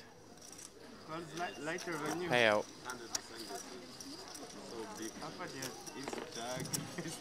Reminding myself again, it's 7,800. 7,800, yeah. But the next jump goes to 89.50 for the following 3 spots, and then the top 15 will be into the 10K plus mark. And that's bubble burst. It is Tejan on our table, having doubled up to 9 blinds, who is happiest. Kutmanis, Jazar also short. They get through with 12 and 13 bigs, respectively. Triano, he's of course got that double up himself just before the bubble against Jazar. As well, Gadzhiev showed no fear. 4-bet ripping 2 9s on the direct bubble. Takes 30 bigs as we move forward through the day. Jamal, the man of the day thus far, Ali. Starting with 150k up to just under $1 million as the bubble pops. 10 and 20,000 blind level will resume once we get things sorted upon the departure of the very accomplished Fakhreddin Mustafov. One of the Bulgarians, I believe, James, Yep. who really have made their mark, not just here at Merit, but also in the super high roller circuits as well. A number of names have emerged. Mustafov obviously has found his way into some of those streets himself.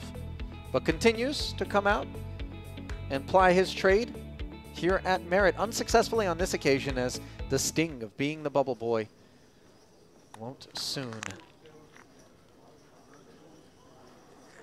Good with the number. be missed by Fakhreddin.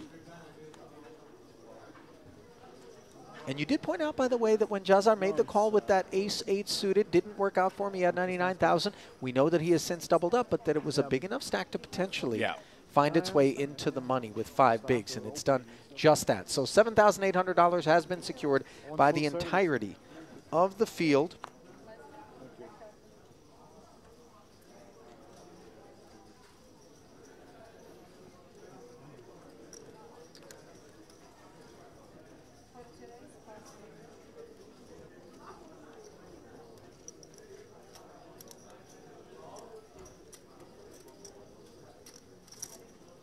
Shornikau, King Jack suited, open pocket jacks for Tezcan on the button. Dreaming out, obviously. Weird, he's gone for, again, a click 3 bets. I mean, at this point, just go all in. This kind of screams the strength, but I guess. And also, it's kind of a vulnerable hand against the pesky overcards. Really, don't force yourself into any post-flop decisions, I think, would be the preferred course of action. But Shornikau does the honors for him as he jams. Yeah, I mean, King Jack suited is just enough hand, but it's kind of peculiar when you do this, Tezcan. I mean, it becomes very exploitative later on if they see you do this when you've got jacks, and then when you've got your ace-10s of the world, you're just jamming.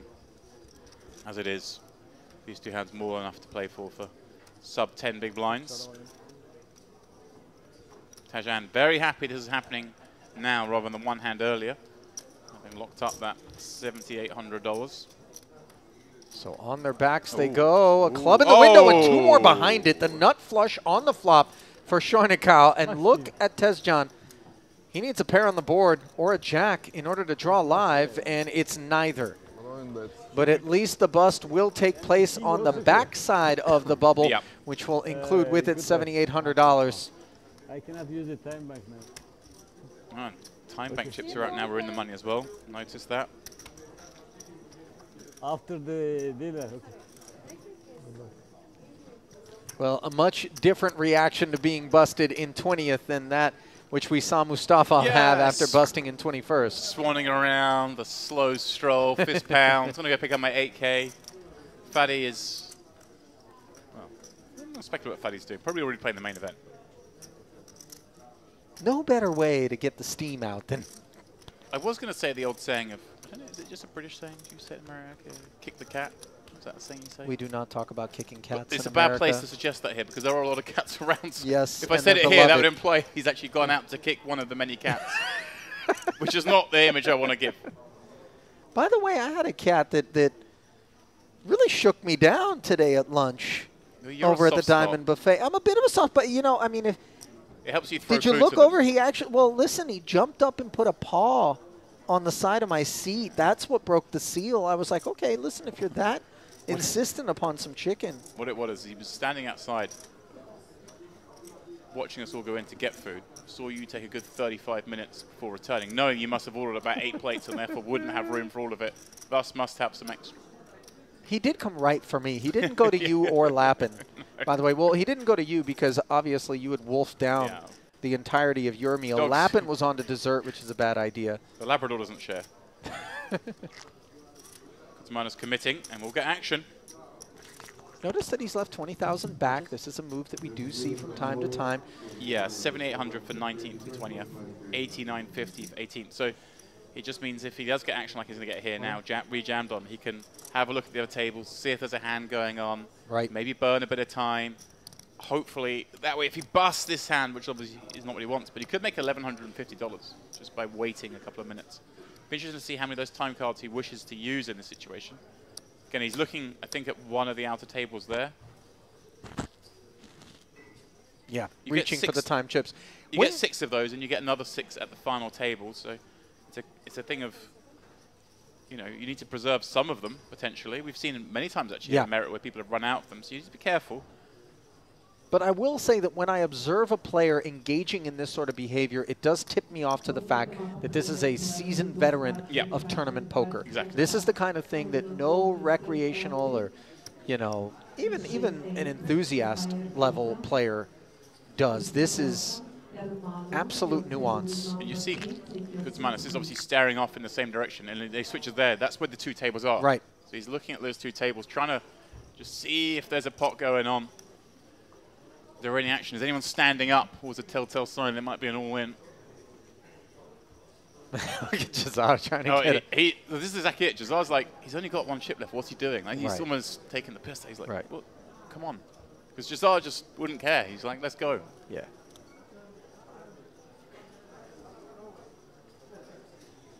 This is not the product of an actual need to make a decision, but rather an investment in potentially using these time banks for an $1,150 pay jump. I always advocate, look, I mean, obviously, it depends. If you can see a big hand going off potentially, then burn them all. But otherwise, I'd want to keep a couple back. Yeah, because you never win, know. Down to the final table, you could have some decisions.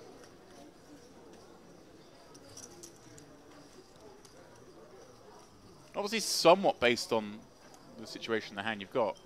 I think if you have aces here, you'd probably keep like 3 back because you know it's very unlikely you're going to bust out.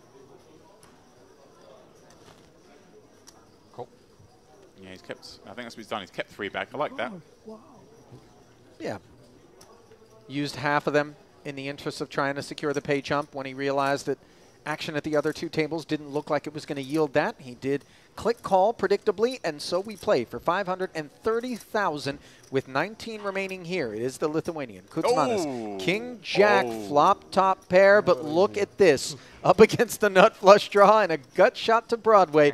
Muntiano with plenty of outs. He is the equity favorite with 2 to come. That's cruel king in the window, and then that rolls up behind it. Right color, wrong suit for Muntiano's purposes on the turn as things stay safe for Kuzmanis, who is at risk and all in. Can he hold? No, and it is the most difficult of the paths available. The ace, Queens, diamonds, which shows aces. up on the river to vanquish Kuzmanis, who was dominated, heading to the flop. Yeah, and that does secure us the pay jump, are we? Now everyone guaranteed 8.9k. It's minus. Not able to find that ladder. Muntiano now, nice little spin up. Obviously he was down to, what, 150k at this 10k, 20k level. Jammed the small blind. And now has found himself back up to 650k. So it's quadrupled up with a little bit extra since that jam. As blinds are about to jump up 10k, 25k. Yeah, and that dispatch does leave us with 18 players remaining and an $8,950 payday awaiting the next 3 eliminations, 18th, 17th, and 16th. All going to pick up about 9 dimes. Will be a roughly $700 pay jump between 16th and 15th. As you see, the small blind stays static at 10, the big blind at 25,000.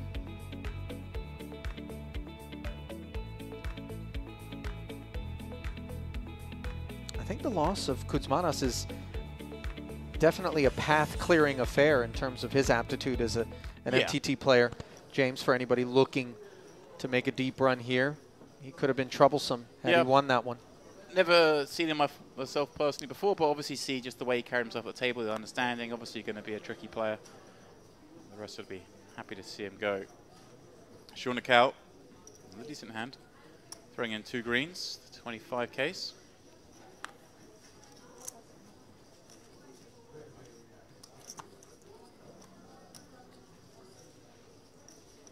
Obviously you weren't here yesterday, but we had a big disciple of colour theory yesterday. We had a man dressed head to toe in green, which was the high value chip in play on the final table. You're shaking your head. Don't shake your head at me. I'm not the only one, James. Everybody who hears you bring up the term color theory shakes their head at the same time in unison. Jazar. It's not a thing. He's king. Here we go. 8 blinds. Just trying to feign a little bit of weakness. Go all in.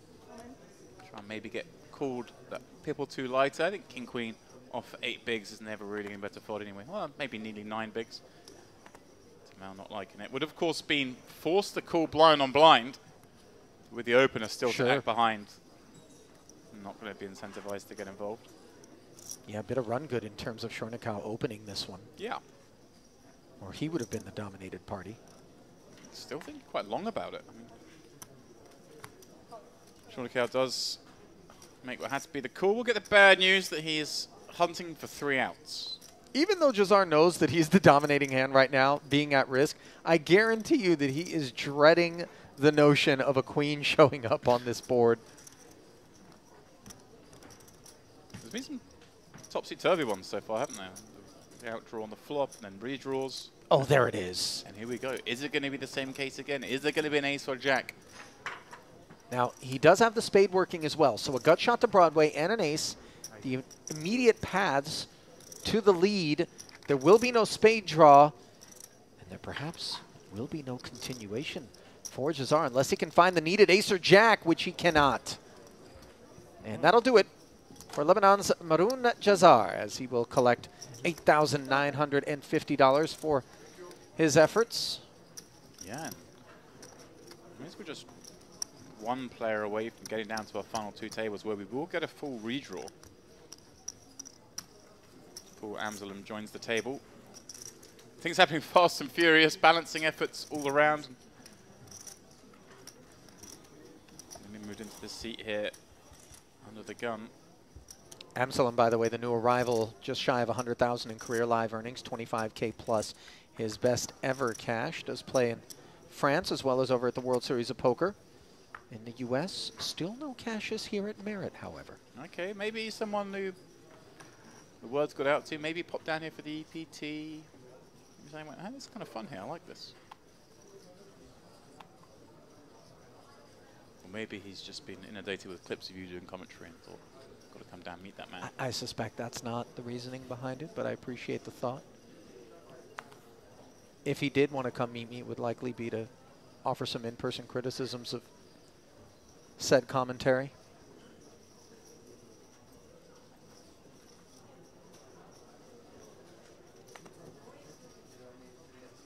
Jack 4 in the small, not a qualifier.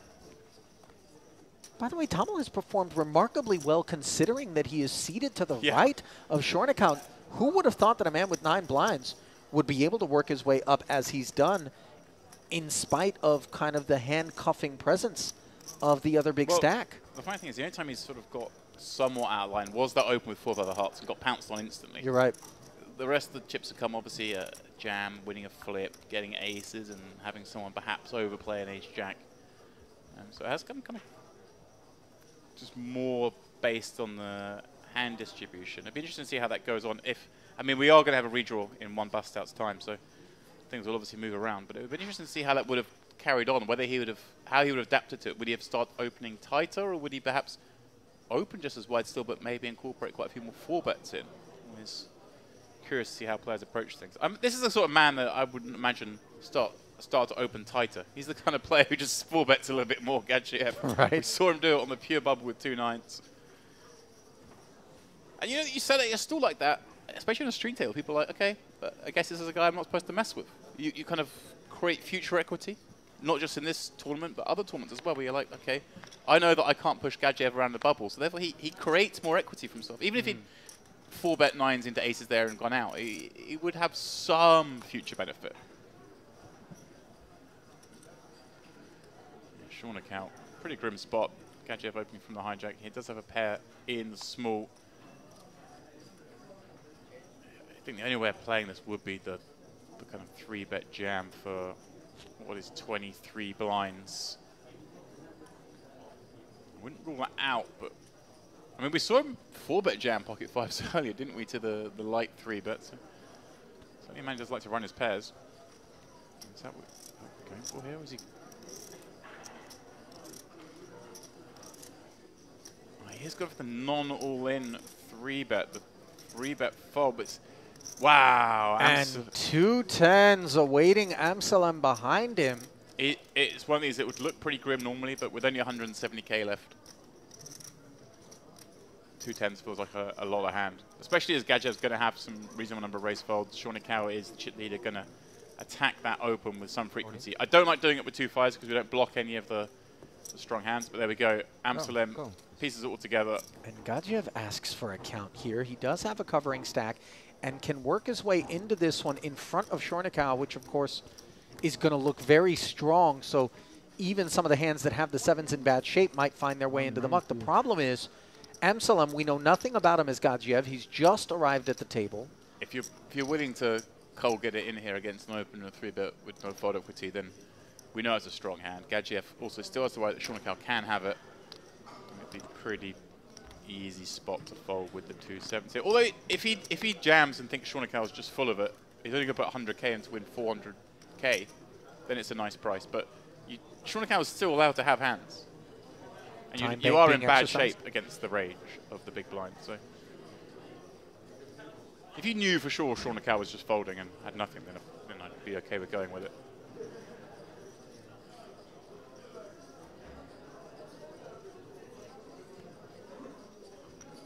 Amsterdam probably doesn't believe what good shape he's in here, up against 2 underpairs.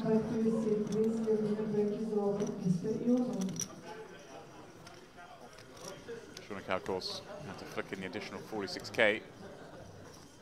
So the 7s getting out of the way, leaving Shonecal to try his luck at delivering a bad beat to Amsalam, but the situation couldn't really be better for the Frenchman, who found extra chips beyond those that he is up against here.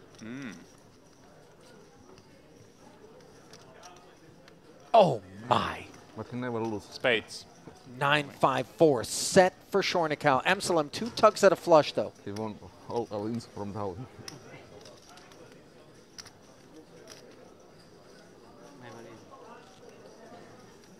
Turn. A diamond. Amsterdam's first hand at the table, second hand at the table. Come in here and get dealt this situation. Big favorite to double up. The 10 or the spade. Instead, it's a 6, and we are down to 16 as the next batch of 8,950 goes to Mr. Amsalam. So Ali, redraw time. That it is. 16 left. And of course, Amsterdam leaving. You mentioned that 10,500. We're 1 player away from getting to 12,750. Shonecal, little fortunate Ali, but is going to take the biggest stack, at least from this table, out to that redraw. And Tamal, look at that. What a start he's had. But the blinds do creep up on everyone. That 865k now worth just 35 blinds. So we welcome you back to the studio here. Ali Nejad joined by James Dempsey in a very entertaining, and as I would have predicted, not so much you, James, and not to rub it in, but you were like, oh, we're going to make an adjustment as we get into the bubble. No such luck, as here at the Western Series, things are playing out just as they have in all series before them. Here at the High Roller, blasting through the money bubble, and now just 16 players remain for the redraw. And as you look at the names that are remaining there, James, some interesting ones. Yeah, certainly some big names. Obviously, we've only seen this table thus far. We've seen some players come and go, so moving around. But it'd be interesting to see how that redraw shakes out, and also to get a fuller look at the complete chip counts, I guess, when we come back from that redraw, see exactly how everyone's stationed. Yeah, we talk a little bit about run good coming in the form of various different things. This redraw is one of those things that can be kind of a form of that run good. If we're a middling stack, we don't want to end up at a table with a bunch of bigger stacks or directly to the right of one of them. Especially from what I've seen already so far from Shonecal, was quiet for the first hour, but we saw the 3-bet with Jack 10, we saw the 3-bet with the 2-5s there. He's willing to push those edges, willing to get involved. I don't want him on my left. No. That's all I know when the redraw's done. Not at all. Okay, stay close, because when we come back, we'll have continuing 2-table coverage in the money here at the Merit Poker Western Series High Roller event with $177,000 up top. Stay close.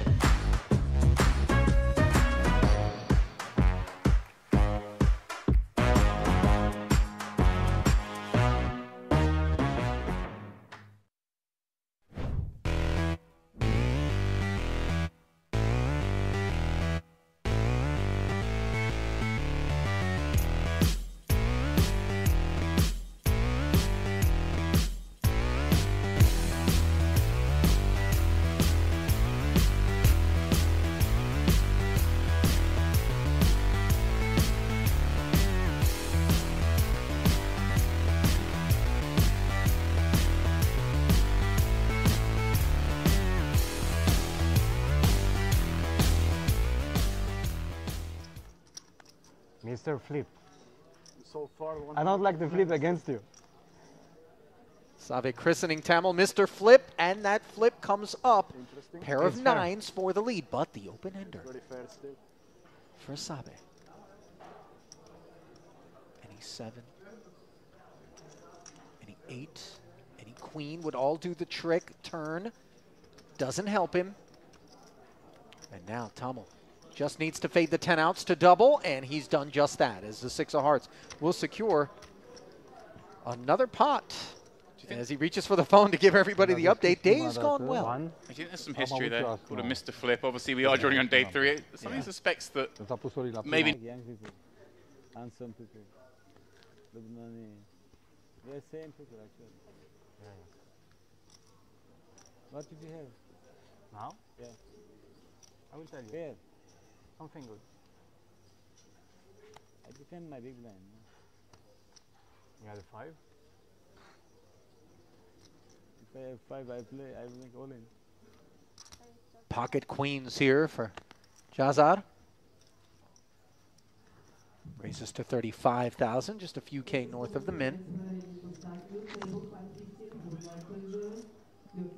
Ace Jack suited for Frederic Popo.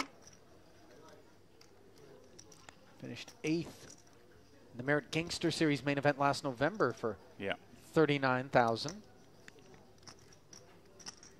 Over 100,000 in career live earnings for the Frenchman. And that 8th place finish in November was his lone result ever here at Merit. You want this 5? No. Thank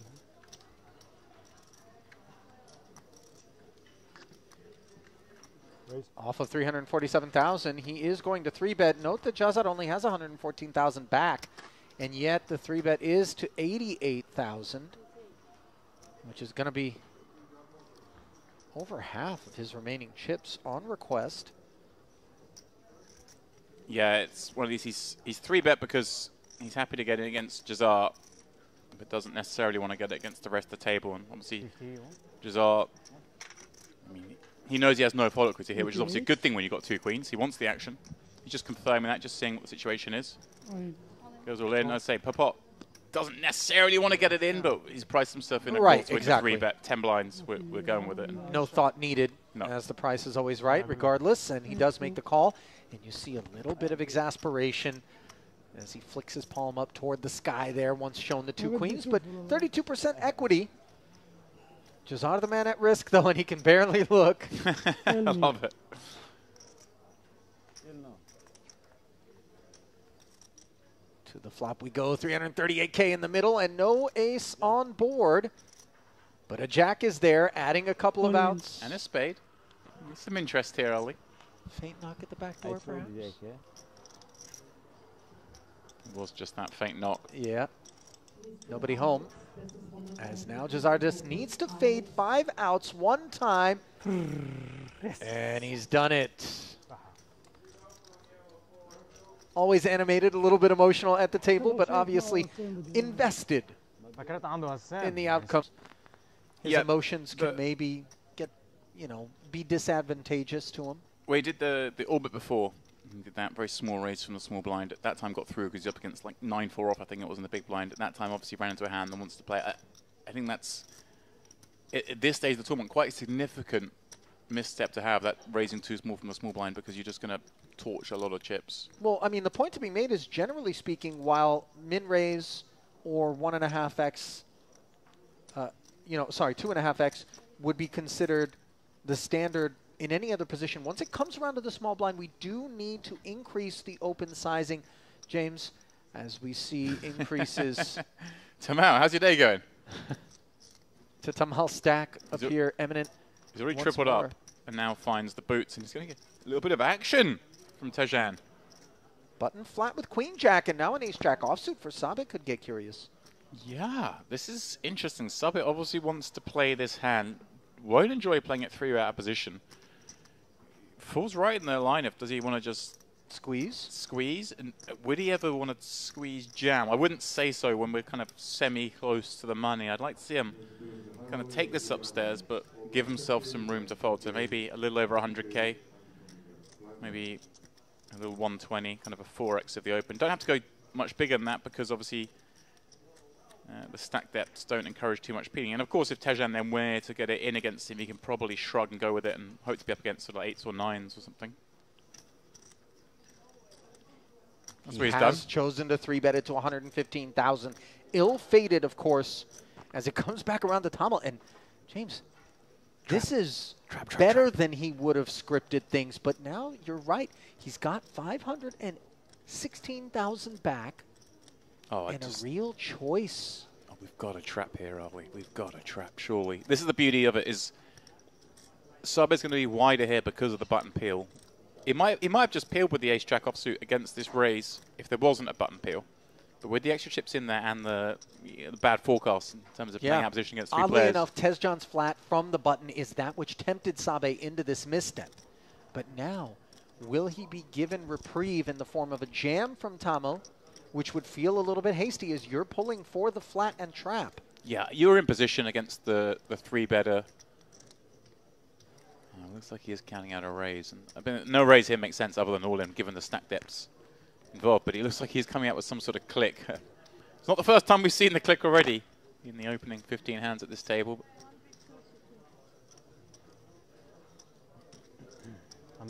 Queen Jack with the exit as we see 232K. And yeah, this just looks so strong. Annoying for Saba, though. This is, I mean, there's no way Tamil ever has a 4-bet fold here. So in that case, like I say, I would have just preferred a jam. But I wonder if, I think Saba's going to realize it's game over here for this hand. It's been a little unlucky the way things have gone, I say. Yeah. 3-bet before with 10 deuce. Queens. Got into queens. And now he 3-bets ace-jack in a very reasonable spot. I mean, I fully advocate this spot, I think. But listen, not all buttons would have flatted with Queen Jack against the open, and it's unfortunate in the sense that because of the flat, as we touched on, Sabe was further incentivized to make this play reasonably, try to squeeze, but Tamil, top of range. And again, this is a guy who's had the highest of VPIPs at this table, and so with his frequency, you think the guy can't have it every time, and yet here he is top of range with the aces. Aces, which we blocked. But I will make the note, obviously, they were referencing after the double up, after the flip. There was like, oh, up against Mr. Flip. It's like yesterday they were exchanging information about hands they played, bet sizes. They obviously played a lot yesterday. And I think Sabe, in his mind, probably has a good idea of how Tamil plays. And the way he was sort of discussing it struck me as he wouldn't necessarily think his man's going to be in here coming out with some wild 4-bet. But he is still thinking. I'd be very surprised if he continues, are we?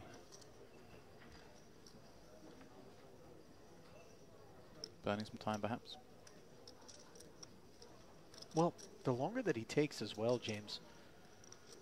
I mean, the thing is he's getting an incredible price, but against such a nutted range in my mind. Getting better than 4-1, is it? Yeah. Well, near enough 4-1, Yeah. yeah. Well, the 3-bet, yeah, it's 117K to call.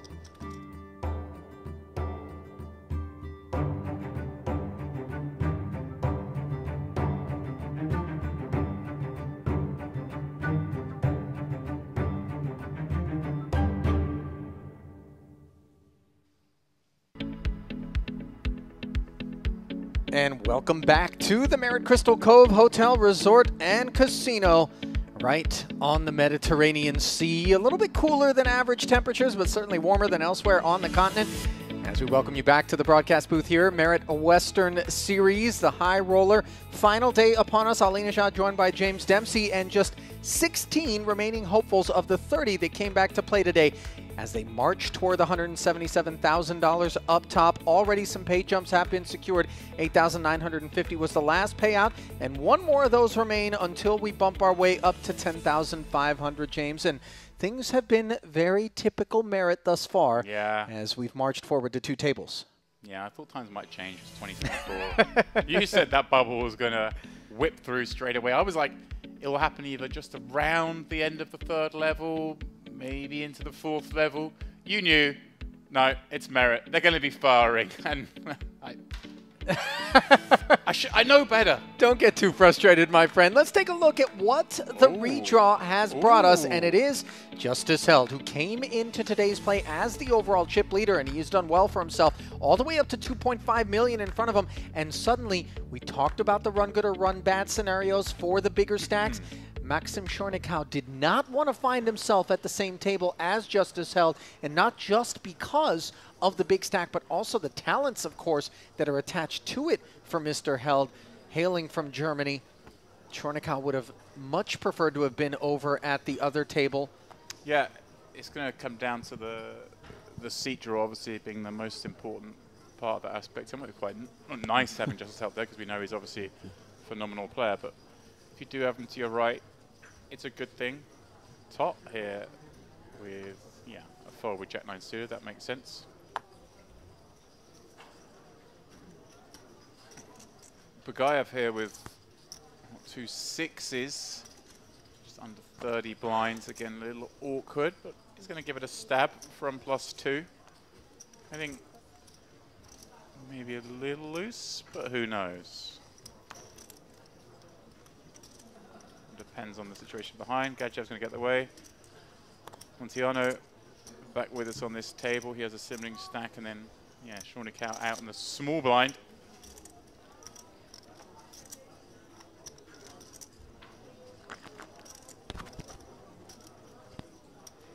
Pocket sixes. Bagayev gets the open all the way around to the big blind, where we have Haymonia. Monaco in the mix. Nice to see her here at a merit stop. Someone, of course, you would have seen at some Triton stops. And Yeah. I'm thinking of one in particular, which we'll probably come to after this hand plays out. She's going to defend what is the super dominated 5-3. Bagayev had no idea that his opponent has 2 unders as he flops a set. Yeah, backdoor spades and the gut shot, that which is presented to the big blind defense of Zukovic. Centering herself here. Yeah, I mean, she's got enough to continue with for sure. Gut shot, backdoor spades.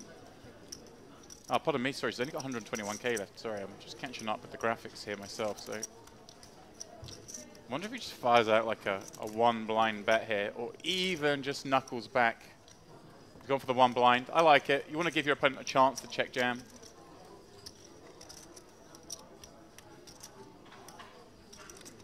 Money out.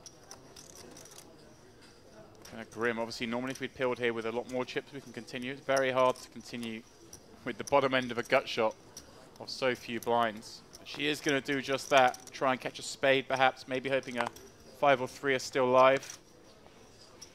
Jack, not ideal. 185,000 in the middle now. Yeah. It's a pretty grim situation to find herself in. And check. Bagayev. Imagine Ali just wants to jam here for what is half pot. But may, just as an exploit with such a strong hand, maybe just try and tickle out another really small bet.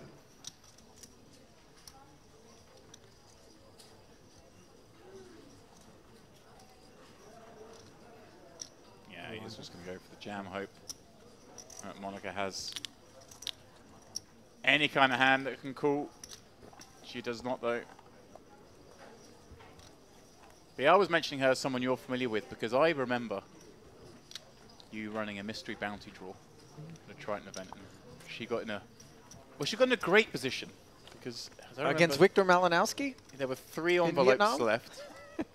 For those who aren't familiar with what we're talking about, there were 3 envelopes. Well, as we retained the story last night, there were 3 envelopes left.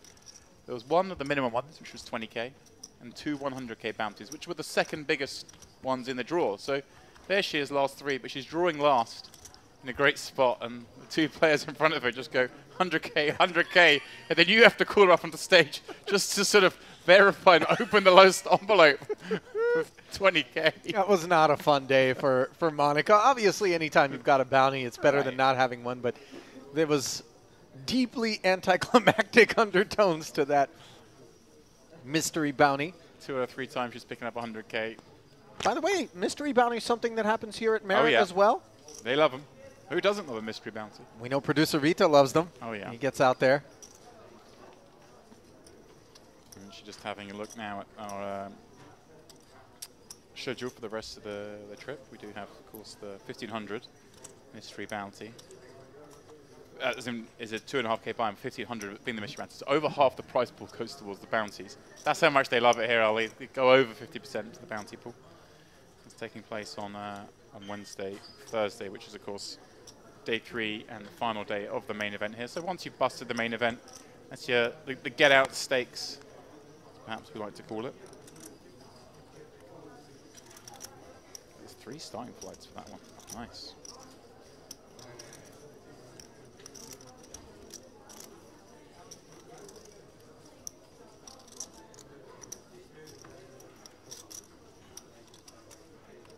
Okay, looking at a 4-5 offsuit in the small with 3.5 blinds left. So many hands she's going to jam with from the small here, but 4-5 off is just run so poorly, and you're going to get called at such a high frequency. She does just let it go. Yeah, conceding to Guo Liang Wei. Guo Liang Wei, of course, 10th place finisher in the warm-up yesterday. Final table bubble boy. Hoping to... Also a bracelet holder, if I'm not mistaken, over at the World Series. Yeah. So obviously a lot of talent assembled here. 650. 650. At this featured table, James, you know, it's sneaky too, because I think a lot of people might be tempted to think that in this little corner of the world that isn't necessarily on the radar of certain, you know, pockets in terms of poker, that you wouldn't find, you know, top shelf talent, but very much we've come to observe the fact that word is getting out, and obviously the success, the huge success of the EPT visit over here, which has already been renewed and confirmed to be coming back in 2024, is really what blew the lid off this place in terms of the secret getting out. And this Western Series, just the tip of the iceberg in terms of the number of different tournaments that will be on offer throughout the course of 2024 here at Merit. Certainly encourage those of you who have not yet done so to book a trip, come out, especially during the summer. It is just stunning. Very few places, I would say, can compete with this one in terms of going for the purposes of playing a poker tournament. You've got the sea, and you've got the food, and you've got really nothing that you need off property. As we see Zukovic jamming from the button with this Queen 4 offsuit. What she needs is to get through, but unfortunately she's not able to do so as Tat makes the call. He's the man that eliminated Fakhreddin Mustafov on the bubble, making a big call with ace-6. Here he is, ace-9. Obviously not nearly as big a situation, but one that needs to go Monica's way here. She wants to keep Polish hopes alive, and 10-9-7 is awful. Yeah, very bad window card when you've got the queen rag and they pair that 9. No future potential, just the queen. 3 outs once for the Polish phenom, and the 7 isn't going to cut it. So a gracious departure in 16th.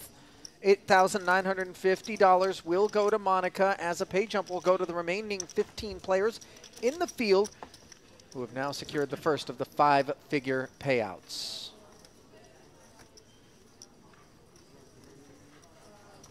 Yeah, and I was just looking Guo Liang Wei. We were mentioning him before. Let's see, having just finished 10th yesterday in warm-up. Of course, came 4th in this very event last time out in the Gangster Series. Very much a form horse. Yeah, you know, the name was familiar to me, and I didn't know specifically why, if it was just featured table or final table action. Yeah, we saw a lot of him last time, I think. Yeah. And, you know, he's one of these guys that one would imagine isn't out there all alone doing his thing in terms of being a member of the Chinese poker delegation. He's probably got some friends, and he's probably told many of them who have joined him now here for this Western Series. He's another one looking back through his Hendon mob chronologically. As far as I can tell, his first cash here came in the EPT when he cashed the Eureka Cup, the Mystery Bounty, a 6 max event. Next thing you know, oh, here I am at the Gangster Series with another 3 cashes, cashing the warm-up, the high roller, and the Mystery Bounty, and then coming back again. So one of those players who probably got exposed here, during the EPT, I referenced there are a lot more Chinese players here than I've ever seen. So he's probably gone, hey guys, there's this place in Cyprus. It's pretty good. It's easy to get to. It's easy to enjoy yourself, and the action's fast. I think all things considered, the last of those points, James, is the one that draws most people out here. As we see King 10 drawing participation from under the gun Yeah, from our chip leader, Justice Held. Justice Held, an absolute crusher of our game. Yeah, Bugaev not able to do anything with a deuce offsuit, conceding. Also, perhaps He looks like he means business, by the way, does Bugaev. He really does. One thing with Justice, he's got like one of the best poker names, isn't he? Just, Oh, yeah. Yeah. I mean, the amount of times you've had a Justice hold where you've like, I deserve to win that pot. I deserve to hold up there. He's Justice Held. I mean, He does look like someone that would have been willing to sell you a daily newspaper for about 5 cents during the Great Depression right now. I mean the cap maybe. Yeah? Yeah, it's the cap. Okay. I love it. I don't know if it's Western per se, but players are not obligated to join us in the theme.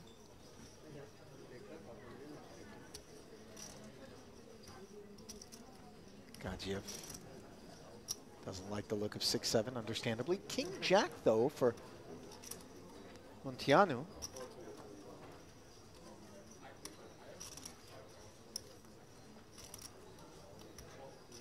Yeah, nice little spin up for him on the bubble.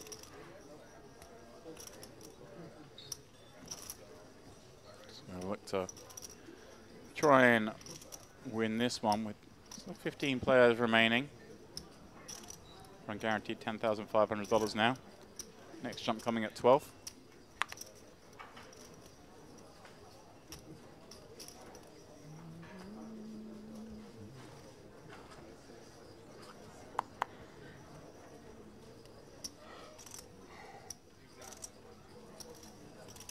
Deuces for Bugaev. Let's see from the small blind if he's got any ideas. Lays it down. Suited one gapper in the big, though, and another 25K will easily be invested by the chip leader. Not the board he had in mind. Ace 6-4. Munteanu with range advantage. King of clubs working. Yeah, always gets a little tricky when you've got those two low to middle cards working combination that your opponent can certainly continue with some hands down there. But as you mentioned, it does have the king of clubs, an option to go barreling, and therefore I'd like to see him c-bet this with a view to firing again on any Broadway or club tone. 40. As it is, of course, Justice having 10-8 of spades. We know that the best hand is just going to win this pot.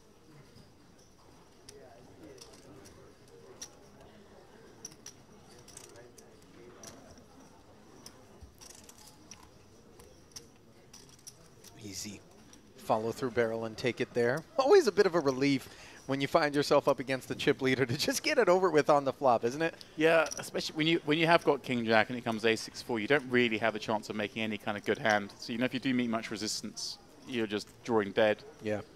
Nice to, in those situations, just win it. Nice overhead shot there from our jib operators. Good people from Sherahan Productions out of Latvia presiding over this and every one of the Merit festivals thus far. Now there's a place that's a little chilly this time of year. Yeah, listen, my one and only visit, it rained every day. It was cold, it was gray. I've got to give Latvia another chance. I've got to come out during the spring and summer months.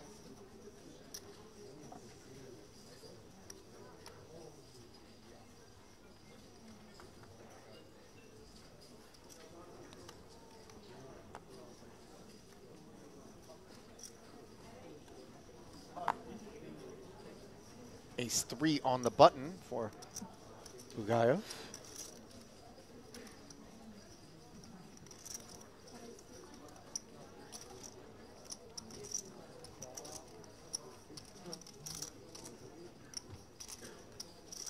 Nazar Bugayev, to be exact.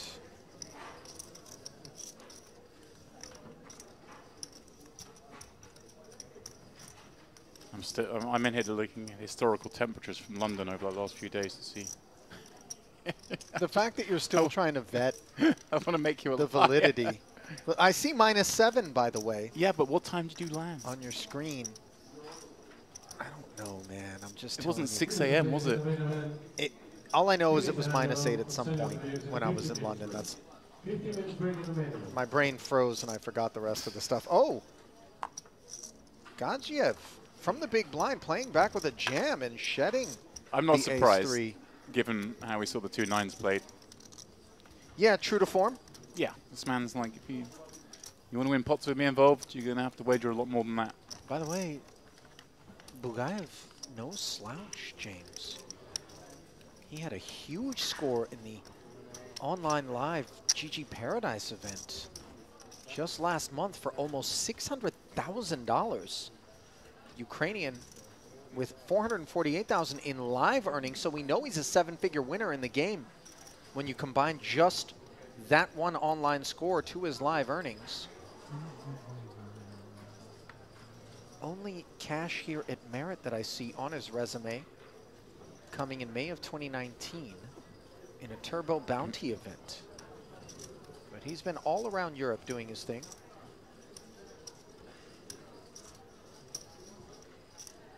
Gadzhiev, of course, doing his thing predominantly within Russian borders and then also out here at Merit, as we see some predictable behaviors under the gun forthcoming from Shornikau's Ace-King. Certainly will. Still 15 players.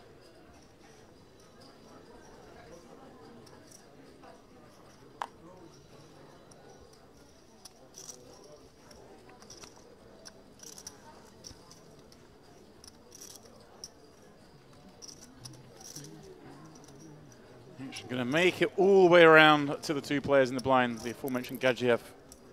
Surely not going to want to play this King 3, but he is. Oh, he's misread the situation. He's just put an agreement. He didn't realize that Shornikau had opened this to 55,000. What does it mean? So he's completed. The ruling will be he's allowed to continue to call, add the extra 35k, or he'll be allowed to surrender the 25k. That should be the ruling given here. He's asked for. He thought he was just limping blind on blind. I don't see raise, I put 25.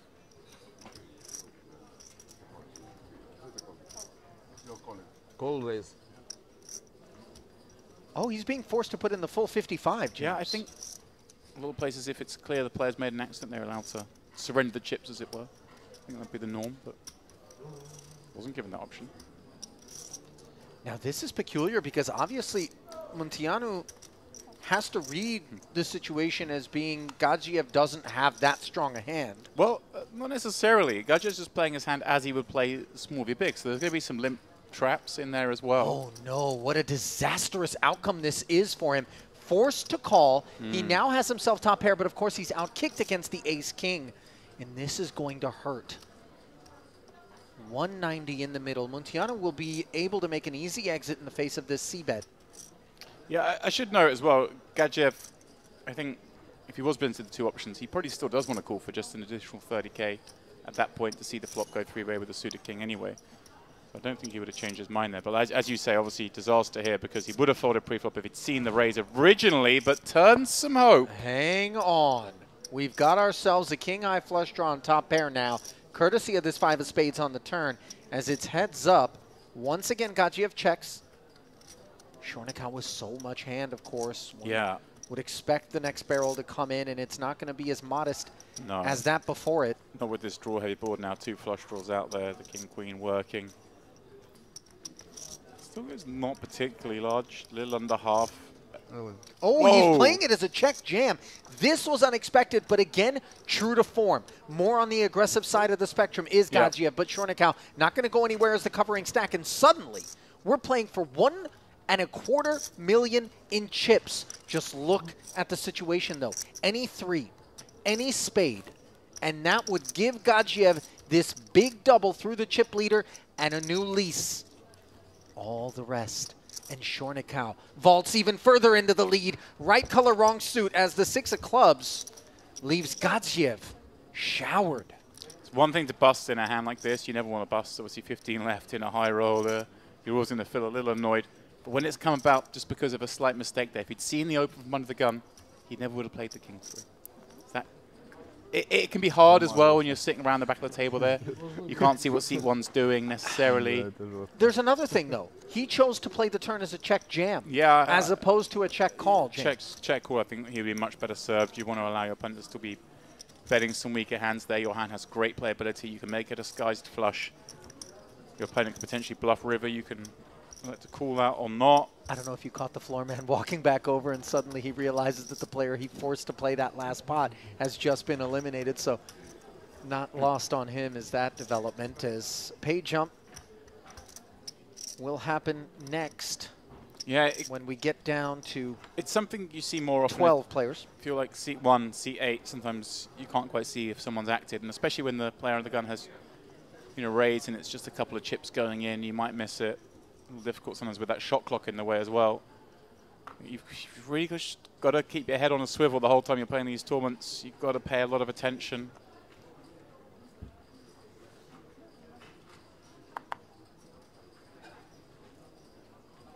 We've all done it, Ollie.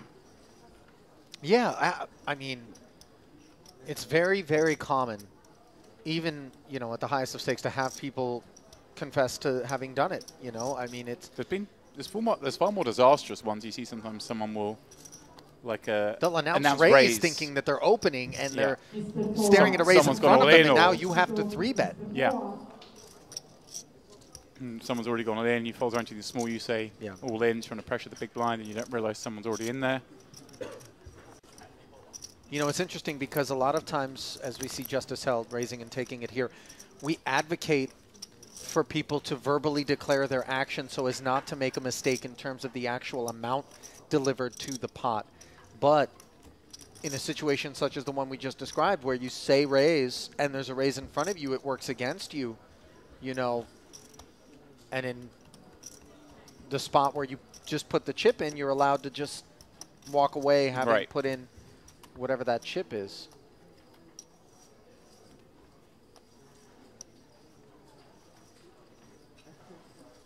Oh well.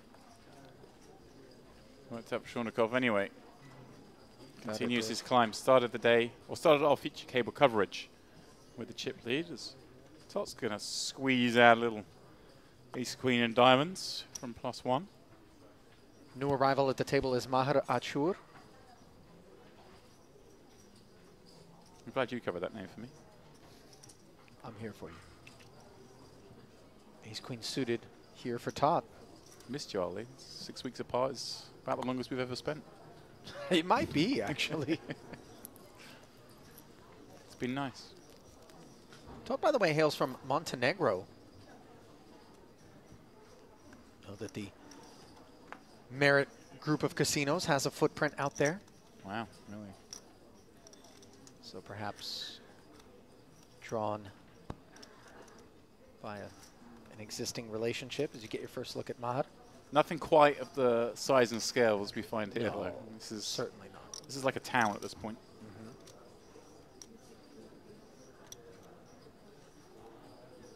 And a new recruit getting a little briefing on how to.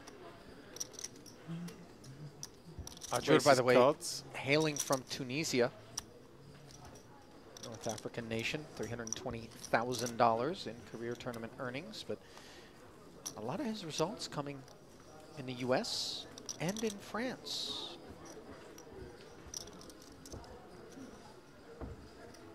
Well, obviously, Tunisia and France showing a long history. Doesn't surprise me. A lot of poker in France as well. Place that loves the game.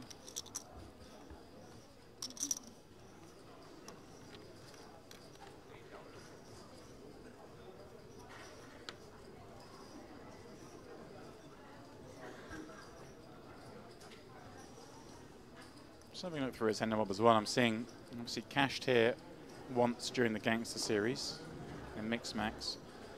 Also a number of sort of PokerStars Festivals cash. So I wonder if maybe he's one of those players who perhaps won a package here for the EPT. Doesn't show any cashes, but maybe didn't cash, but thought, hey, this place is pretty good. Yeah. And then came back for the Gangster Series. Yeah.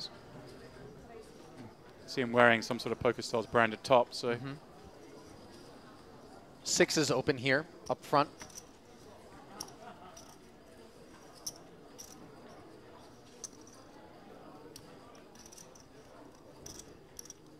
Fold it around to the button, and 7-3 is not going to be enough. Just look at the mountain of chips in front of Yeah. Sharnikau, by the way. it's the 3 million, but it's the how they're devised Yeah. in terms of the chip values here that's really impressive. I was talking to a friend of mine. And that may be, actually, if you look where his card placement is for the reader, if you were sat in seat 8 and 7, he's got so many chips you wouldn't have been able to see that he still had cards, which might explain why there was that misunderstanding. Wow, that's actually a really good point. Line of sight, not Look, there. I mean, we're onto the basically- fact that he has a hand. Yeah, you're We're in sitting. seat 6.5 here, and we can't see if he's got cards. It's a really good point. Perhaps Gachiev would have had an argument, maybe, you know, to push back and just say, guys, what am I? How am I supposed to know he Yeah. has a hand? There were chips out in front, which true. is where you've got to look to start with. But if he had fewer chips, I'm sure it wouldn't have happened, is the point. So Yeah. you've got to be careful. You see even the way Wade stacks his chips here, if you're down the line here in seat 5, perhaps you wouldn't necessarily see he's got cards. 15 minutes break. You wouldn't be tempted to describe that chip configuration as a great wall, by chance? No, that'd be would too you, easy. I think James? I'll just leave that for the lower-browed folk. I'm here for it. Ah, our first scheduled break of the day, Ali. 3 levels complete. Yeah. So the two-table redraw not far removed from this first schedule break, as the blinds will be 15 and 30,000 when we come back from it. And of course, chip infusions going to Maxim Sharnikau, 2.9 million in front of him, just as held. Now sitting in second behind Sharnikau, with some eliminations also coming in that abbreviated frame. As we'll welcome you back into the broadcast booth, Ali and James with you, and not really a whole lot to cover, but again, brisk pace of play, and the eliminations continue to come, and not always from short stacks. No, well, I mean, we say it all the time here, players are willing to battle. I'm going to go out on a limb. I made the mistake at the start of the show. I'm doubling down on it. As we play down to the far table, I expect to see things slow down a little. People, we know the ICM kind of comes to Yeah, that which James expects is that which we don't need to worry about happening. But who knows? Maybe you'll get it right this time, James. I certainly, for your sake, as a man, you know, concerned about your ego, hope that that's the case. But time will tell, and you've got a little bit of time as we're going to step aside, but we'll return not long from now with continuing coverage from here at the Merit Western Poker Series of this high roller final day. March to the final table and a winner. Keep it close. We'll see you in a few.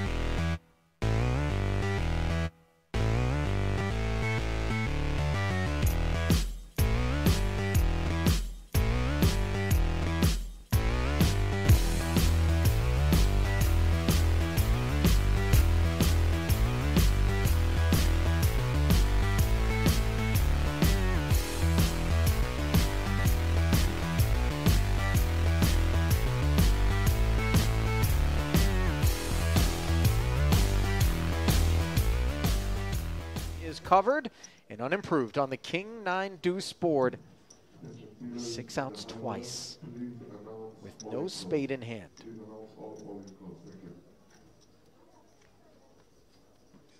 Now the board pairs, changing nothing.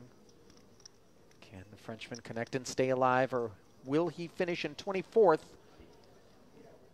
It'll be the latter, as a 10 rolls off on the river, and yet another casualty here at the featured table. As they are dropping like flies, James. That's exactly the term I was thinking in my head. They really deep in the bowels here.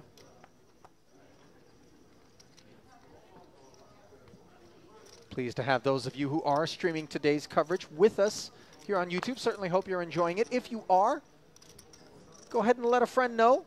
Have them join us as well. Click like, click subscribe, and help us to continue to deliver live streaming coverage from each and every one of these Merit Poker series. Yeah, and I have to say, obviously, we enjoy the themed festivals here, don't we, Ali? But this one's a nice one. All the staff out in cowboy get-up. A lot of neckerchiefs, shirts, big belt buckles, boots, hats. I haven't seen any anybody engaged in any 6-shooter duels yet, but it's well, early. You've only just got I just got here. Yeah, I mean, the dinner break yesterday was exciting, put it that way. You think that was Out chicken in the you were car eating park. earlier? Pocket fives, once again. Yeah, this one, again, it's, I hate it, but we're in. Yeah, Montiano. It's a good chance of a pickup with a pair, line on blind. Ooh, ace-8 suited for Jazar, but the bubble. This rig is interesting, yeah, because he might still get a fold here. Now, there are a lot of pluses for Jazar to do this, because he knocks a player out if he does do it, and certainly be ahead. I like it. Makes the stand. Yeah, he does, and he's only got 109,000 back after doing so, as these two will play for 338,000. But that 109,000 could still find the money. He loses his pot. He's 2 away and will be in the small blind. Deuce, deuce, 4. Beautiful texture for these fives. The wheel is not a concern. Nor is it jack on the turn, as Jazar needs an ace or an 8. That which Montiano needs to fade to double here, and he's done just that. Indeed, Montiano with the double. Back comfortable. And now it is a question of Jazar looking at the screen. Can I get my 5 blinds into the money here? I like it. I think he has to call. But it's Hines, because he wouldn't expect the 4 bet. I think when someone's asking those questions, you have jacks or 10s after tanking a long time before. You know they've got ace queen. They go, did I fold a flip? Yeah. They just want to hear ace king, and you're happy. Can you change please? Yeah, a little. I say, you've got a player in there with 5 blinds. I don't think I want to be 4-bet jamming 23, 24 blinds with 9s. But again, everyone's got different motivations at the table. Roman Gadzhiev, of course, fresh off that big cash you mentioned before, last time out here, getting 5th in the Eureka, 95k. And hey, maybe he's not too worried about the min cash. Wants to play for the win. Wants to play for the big money.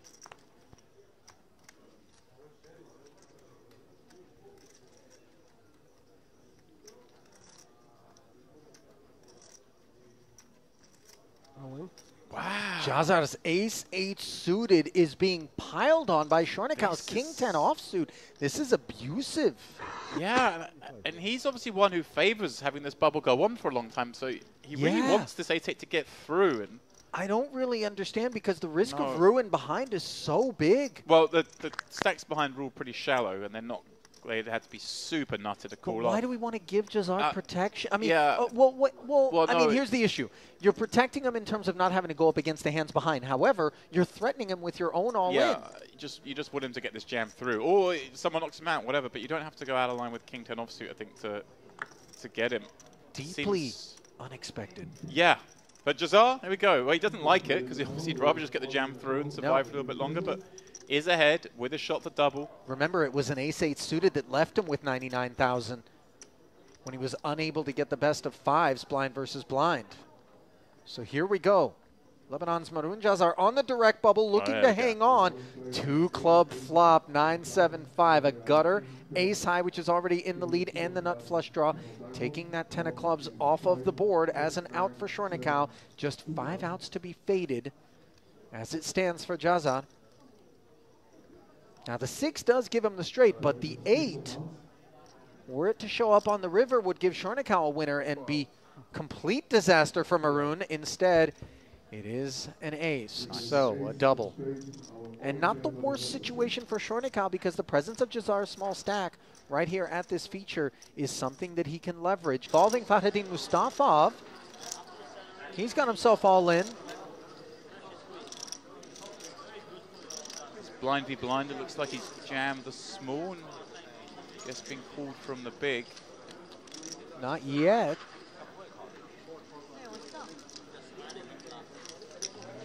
Not yet, you're right. Deliberations I thought we were here. maybe in a holding pattern waiting for the hands to finish, but you're right. I'm going to give a spoiler alert though, Ali. The fact that we've cut to it, I reckon he's about to get called. Well, you never know. Sometimes we do cut over and the hand does get folded That's true. out of the big blind, but time will I'm tell. just trying to save myself. Fadi, of course, final tabling the warm-up yesterday. A man who plays the biggest stakes tournaments all around the world.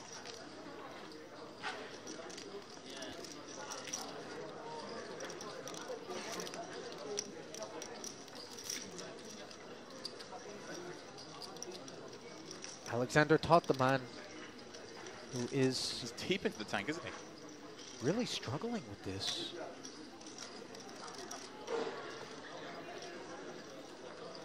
Shrug and call. Oh, wow, he does make the call. Let's see. Oh, that looks like a lot of spots for Mustafov. Is it paired? It isn't. It's 6-7 of clubs against ace-6. He's dominated. So Mustafov unable to get the ace-6 into the muck there, and I think he's a bit incredulous that he's been called on the direct bubble here, James. He's going to need some help.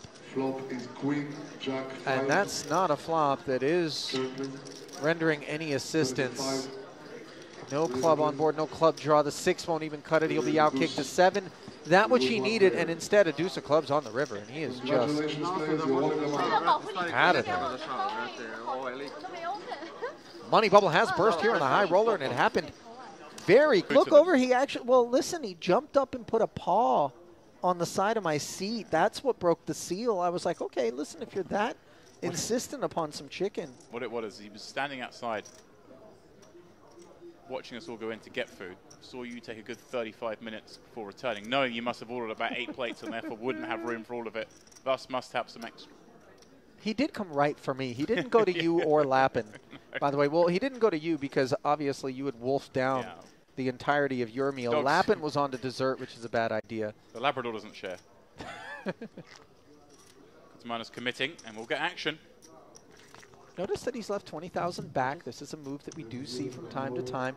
Yeah, 7,800 for 19th and 20th, 8,950 for 18th. So it just means if he does get action like he's going to get here now, re-jammed on, he can have a look at the other tables, see if there's a hand going on, Right. maybe burn a bit of time.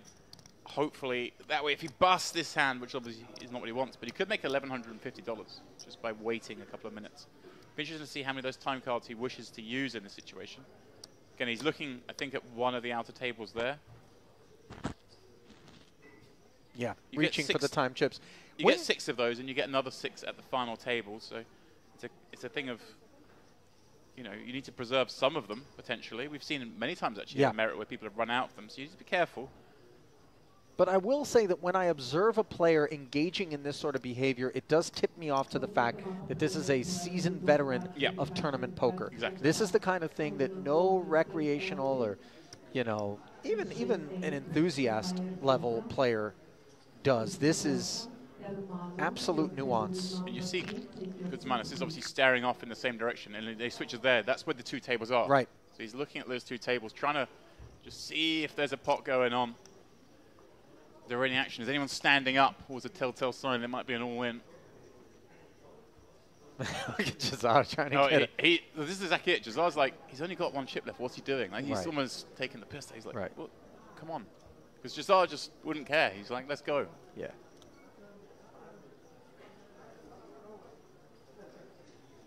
This is not the product of an actual need to make a decision, but rather an investment in potentially using these time banks for an $1,150 pay jump. I always advocate, look, I mean, obviously, it depends. If you can see a big hand going off potentially, then burn them all. But otherwise, I'd want to keep a couple back. Yeah, because you never know. Down to the final table, you could have some decisions.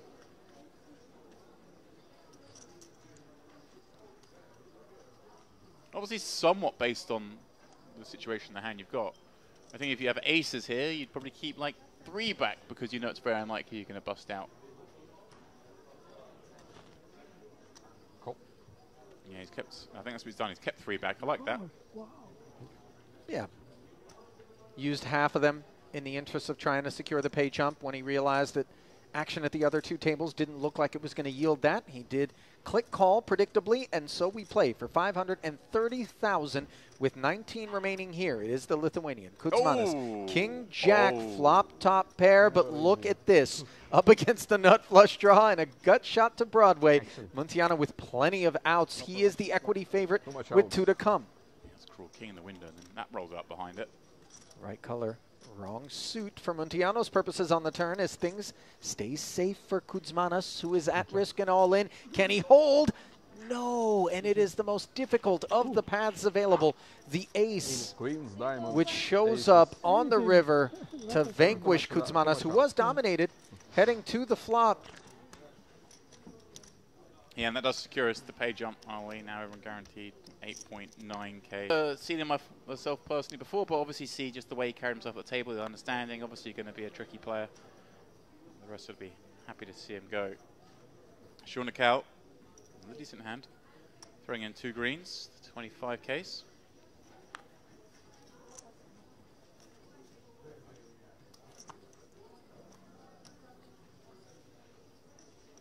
Obviously you weren't here yesterday, but we had a big disciple of colour theory yesterday. We had a man dressed head to toe in green, which was the high value chip in play on the final table. You're shaking your head. Don't shake your head at me. I'm not the only one, James. Everybody who hears you bring up the term color theory shakes their head at the same time in unison. Jazar.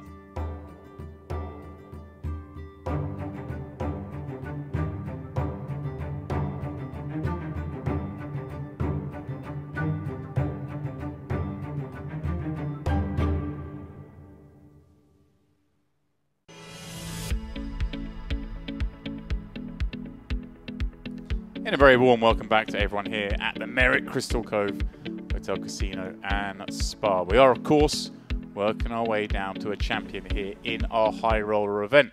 But we have to get to the final table first, David, and we're not quite there yet. A little bit of play to go. Yeah, we've got, I would say, a couple of hours of play before we reach that point. Player I have noticed, because I'm coming in cold here, I'm not going to lie to you, Justice Helt. What a player. Right there, top of the chip counts. Yeah, we had him on the feature table there just before the break, alongside the likes of Shornakow, who has been on our feature table the entire time and started the day as one of the big chip stacks, was chip leader on our table, has continued to apply that pressure, but those two look pretty tough right now. He is just, you know, there's bosses in poker, and then there's like the end bosses. Just as hell as that guy, huh? He's an end boss. Yeah, I've heard a lot of people say that about him. We do see him pop up here now and again, but interested to see how he navigates through the rest of this field along with some of the others involved. Obviously some familiar names, as is always the case here at Merit, as we do get things back on the way. We are going to keep that table going. Okay, so nice. Maxime Shornakow still leading the way just ahead of Justice Helt. Of course, Maxime got the right side of that rather peculiar situation not long before the break with a misreading of action, a forced to play a hand, and then an unfortunate bust up. These things happen in poker. You've got to pay attention to the table. It could be tough on the third day of this. You just miss one action. And things can snowball. Came a long way back on our table as well, of course, man. We saw final table bubbling last night. Yeah, he clearly jumped straight into the high roller, as we predicted he might. Not only did he jump straight in, but he immediately got to work spinning up a nice stack. And yeah, well, he's one of the shorter ones here with 14 left. Every chance of making a final table. Hopefully not a double final table bubble for him. That would be a little cruel. Yeah, it really would be cruel. As we see Muntiano, he had a kind of interesting time on the bubble. was kind of okay, stacked, got short, managed to win a flip, and then has spun up further since then. Of course, blinds catching up with everyone. 40-minute levels in the high roll. They like to have it a little bit faster. They like to have a bit of faster in the high rollers. They're not too interested in, we don't want another 1 hour long level. Let's gamble. Yeah, I think what's great about this tournament is it sort of gets to around about a 25 to 30 big average, and it pretty much stays at it because the types of players who play high rollers have that bit of gamble in them. I don't reckon we're in for a very long night here, I'm going to be honest. I think it will be, you know, pretty hardcore, fast action throughout. But I think we're here for a good time, James, if not a long time. Well, Montiano's having a good time so far. This hand, as everyone's fighting around to top, who's surely going to follow suit with the Jack 5 offsuit. Now, as we sort of start to progress through, there's the chips. Have a nice little colour up. We got rid of the smallest chips. Is it time to start observing the colour theory? Having a look, seeing what everyone's... It's happening again. Using? No? Okay, bit early. Fine. 5 seconds. Banter at the dealer. You got 5 seconds to shuffle. Quite like that. That tickled me. Gentle tickle. A late start to the day for you. Have you been out enjoying yourselves, taking advantage of the... Well, you said it's the Merit Crystal Cove Resort, Casino and Spa.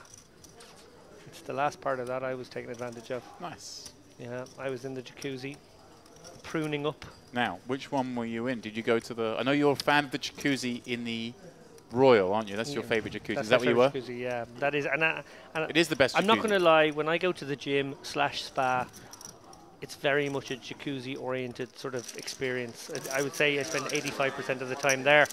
Well, action on our outer table. Speaking of hot water, that A7 is in some right now. Yeah, that A7 is goosed. Yes, his stack is shriveled up like a David Lappin in a jacuzzi.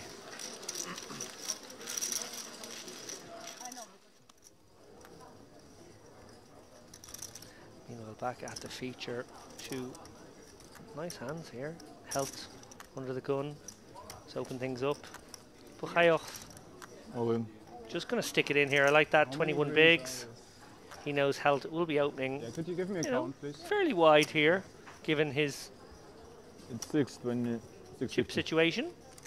Held, of course, thinking about it, but quite correctly asking for a count, which I believe obviously stops his clock, doesn't it, when you need to know what bet you're facing. And there you go, it does then restart. It's always a good trick there when you are facing a... Well, not really so much a trick, but it's just a good understanding that he can buy himself a little bit of time. Obviously, in this instance, was always probably going to fold to that size anyway, but yeah. If you're ever in that situation when you're playing and you know it's about a certain number, stop, ask for the exact count, buy yourself a few extra seconds. What's also useful is he now has an exact count on his opponent, right, who's to his immediate right, which is useful just to have because you're not entitled to knowing the stack of your opponents. That's something you got to do on your own. So if you're trying to ascertain that information in the middle of your 30-second countdown, it's not great. Right, especially as they're going to be playing this next hand potentially blind on blind. It'd be nice to know what he's dealing with. Yeah, a little bit of veteran experience showed there by Health. Probably would have called off 14 bigs or so. 21 bigs definitely not a call with the king queen. Remember, these guys are playing fairly short-handed here. Yeah. 6-handed and 7-handed on this table. 10 big blinds, ace king. Yeah, no decision here for Mar. 13 left. Perhaps the only decision is leaving back a couple of chips because at 12 left is a pay jump of $2,250. So, well, that is very prudent. In that case, you take your full 30 seconds here before committing 90% of your stack. You never do know what might take place on an outer table. It's actually just gone all in. I'd say I would Oh. just held back some chips. You know, they're small things, but they sometimes pay out. Oh, they absolutely do. Bagayev in the small blind. So he just got that jam through. And comfortable and held No interest. So in this case, it made no difference.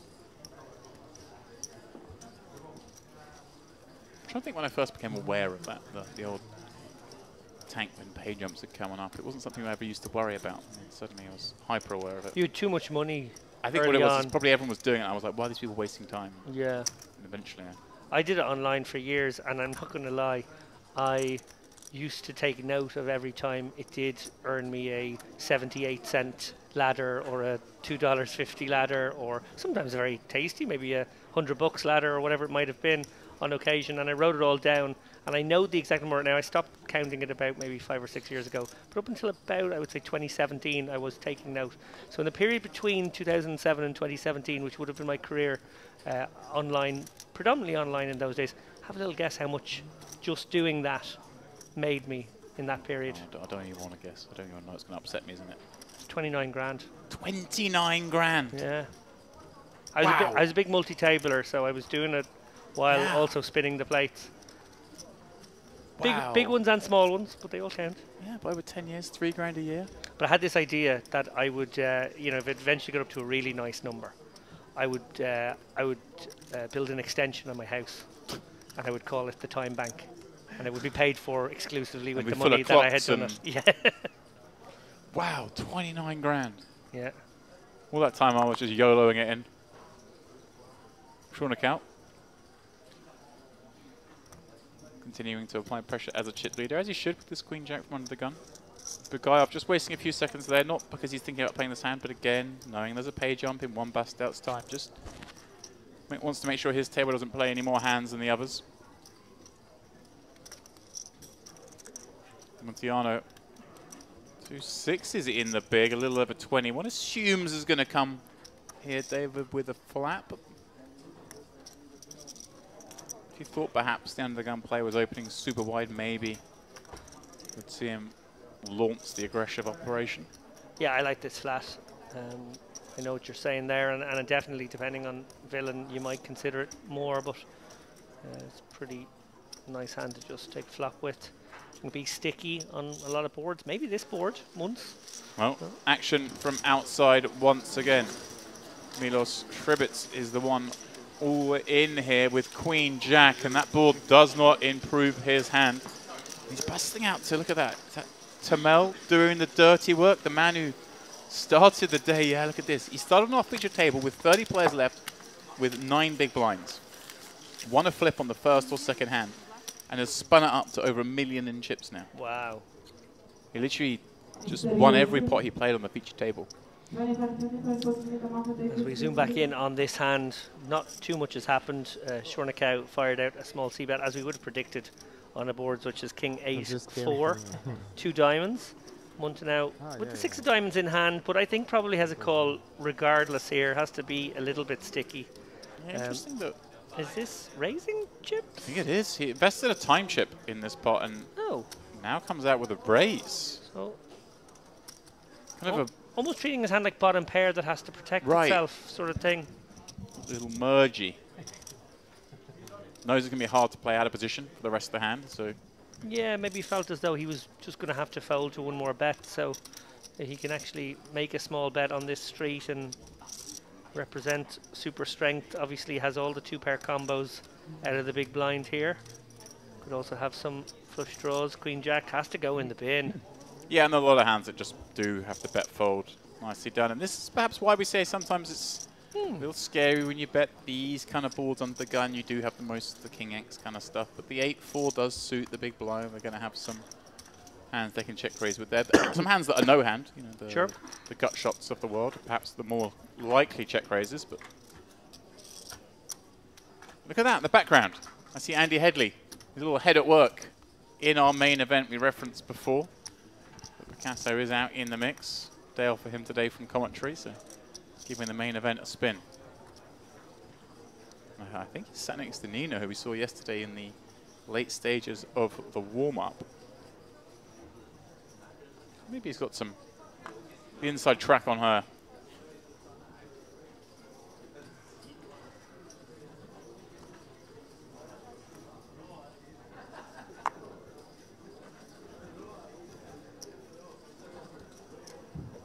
Yeah, Nina Krestlenkova came 16th in that one, checking back. So it was one of the first bust outs on the final day.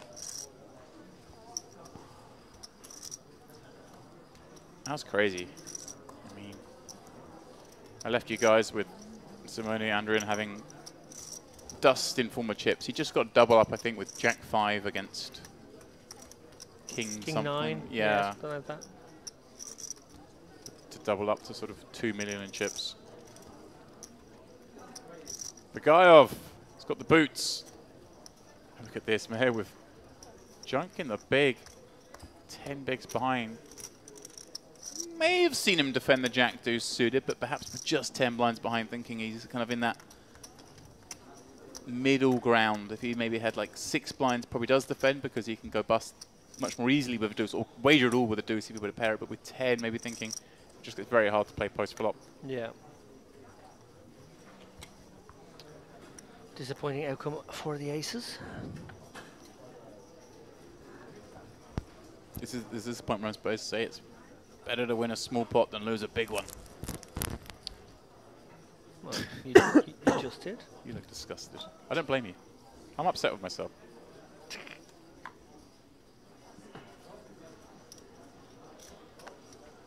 Held in the cutoff here. Connected cards. And the ability to apply ICM pressure more important than any other factor really here. He's probably just looking for anything halfway playable from late position. You see here, Mar, just no options really. Sensibly taking a few seconds. Wei, another man we've seen usually take his time over decisions. Has a defendable one here maybe, but no, lets it go. Similar issues for all of these guys. They're all sort of trying to outlast one another right now. 12 players left, remember. Yeah, 12,750 is what they've secured. So you make it to the final table of 9, they will be guaranteed 17,500. So just under 5k pay jump. But you've still got to lose 3 players. But of course, we know once you get that final table, those ladders sometimes are a little easier to come by. As collisions occur, and you work your way up the pay ladder. And if you were with 9 left, 17.5k locked up, and managed to get to just 6th place, just 3 more bust outs, would double your money up to 35k. So much equity in just staying alive at this stage of a tournament. Another playable one for Helt here. First time Helt was on stream. I believe this time last year was looking fabulous in a one-piece tracksuit. We nicknamed him Teddy KGB that night. Donning the paddy cap today, I see. I thought you were going to suggest he was looking fabulous in some sort of cowboy outfit.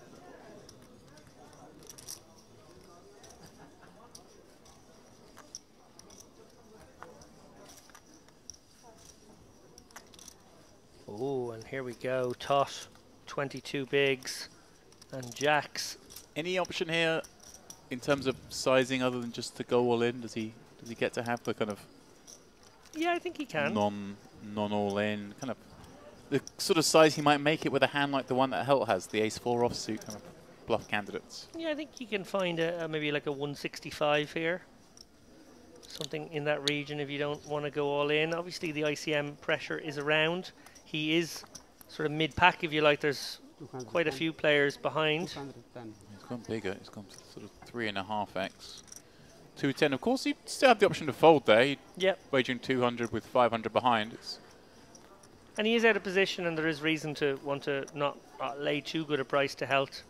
But of course, the stacks are very shallow, so you do want to find a smaller sizing for that reason.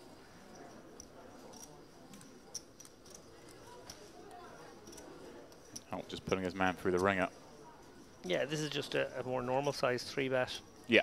Regardless of the shallow stacks, and there's no way Helt's going to get involved here. Oh, throwing a time card in though. He's considering it. Has Tot been particularly active? Oh, we haven't really seen Tot. Only got moved here for a few hands before our last break. He was the man who burst the bubble, sending Ferdi Mustafov home with nothing.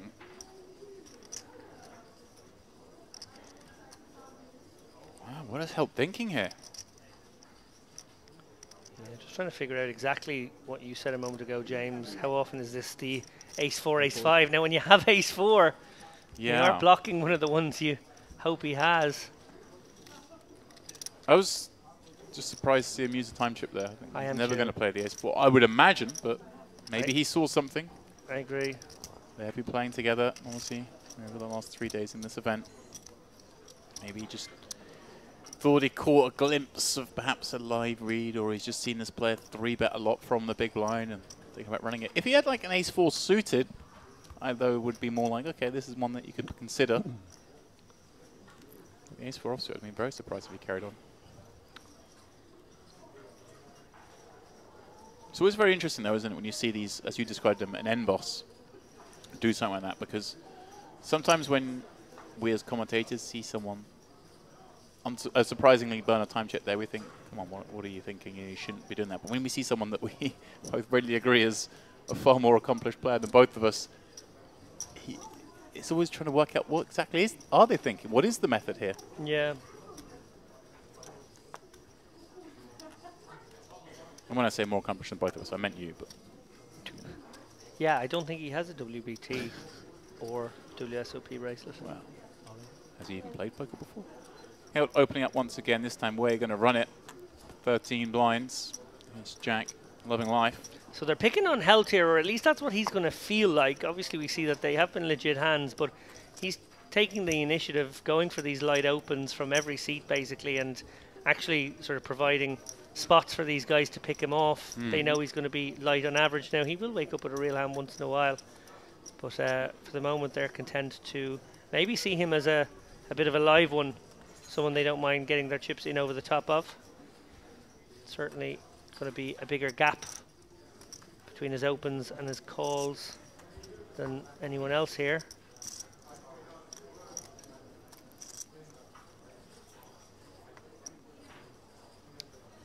We see there Andrew Headley in the distance. There he is again. There he is. Maxime Chalot in the blue t-shirt with his back twister, I believe, as well. Bad seat for Andrew. Silhouette of that man, a man who's had a lot of success right here. Former winner of a main event and maybe a high roller or final table. Deep run in the high roller anyway after. And then he final tabled, or almost final tabled, maybe he final tabled bubbled the WPT 10K at the Win in December. Great run from him there as well. He was amongst the chip leaders with 20 players left, I remember. I was thinking there's a Merit Poker Room regular. Yeah, he got 11th in that one for 456K.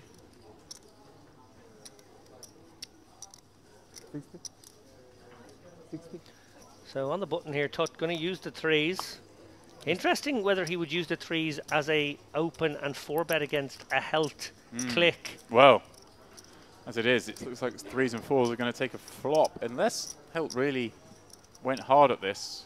Yeah, Helt, this is the kind of hand Helt could stick him in for 26 25? bigs, Yeah. 27 bigs, whatever it is. Would not be surprised, actually. Exactly the kind of situation where that's pretty nice to do. But yeah, going to take the low variance route, or actually, I don't know if it's a lower variance route, but just the navigational route, shall we say. Yeah, it's a very good stack. I mean, protecting that somewhat useful as we go forward. And dreamy flop for top, flopping bottom set on the 10-8-3. The word dreamy was on the tip of my tongue as well there, James. Huh. Are we becoming the same person here? It in the might booth? just be. It's a scary thought. Every reason to bet at this one. Bottom set. Opponent can have lots of pairs, lots of draws. I think Helt might have to call once here and assess on turns anyway. This sizing's so small. It's just the 2 overcards, of course, to those 2 fours. I don't think I would go this small personally with the bottom set. I think I would probably, just on this board texture, I would prefer a 40 to 50% bet than a 15 to 20. Yeah, a lot of draws available, and you unblock, of course, the best continues, so you want to build a pot. Basically the worst card imaginable for Tot here. The flush completer, a straight completer as well. So, you know, he doesn't want to maybe assume there's monsters under the bed yet, but it isn't the nicest turn card to see. Yeah, certainly isn't. Of course, on the flip of that, a lot of hands that weren't paired yet are now paired on that jack. 160. much healthier sizing here, 116 to 240. Yeah, nothing health can do against this. Obviously, just so hard to realize out of position. Even if your hand is good, are you ever actually going to get it to showdown?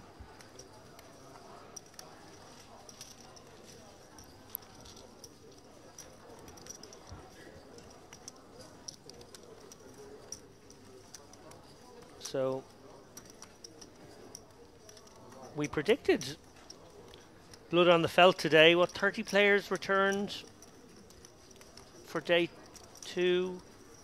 We got down to 20, which was the money bubble, pretty quickly in the end. Was it maybe just over an hour and 20 minutes? Yeah, it was really fast.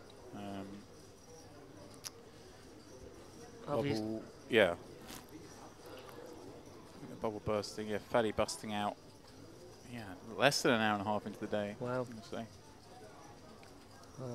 Yeah, well, last time it was, I believe, Ace King, 10 blinds, one to the gun. Now gets dealt Ace Queen. Will surely result in a similar action. Of course, this time, this time that pay jump has been realised. So, when I suggested last time he should leave maybe a couple of chips back, this time no need to. Next jump at 10? Next jump at 9 for the final table. Oh yeah, well these guys definitely don't have to worry about that stuff now for a little while. Way going to just take his time, but usually does take a moment before reaching the correct decision from what we've seen. Still upsets me that you made 29k by cockroaching around over the course of 10 years. I have a follow-up to that story. So I told an Irish player, Chris Dowling, that story once. I'm going to have to maybe keep some of the names anonymous in this, so we see health. Going to muck the Jack 3, and Montiano going to muck the King Deuce. I told him that story, and he said, "Oh yeah, well, the way it works for me in the cash game world is there's this guy. Let's call him John Smith, and I have actually built an extension in my house, and we have a little plaque to John Smith because he's the whale in his game." Wow. So yeah. Different ways of looking at things.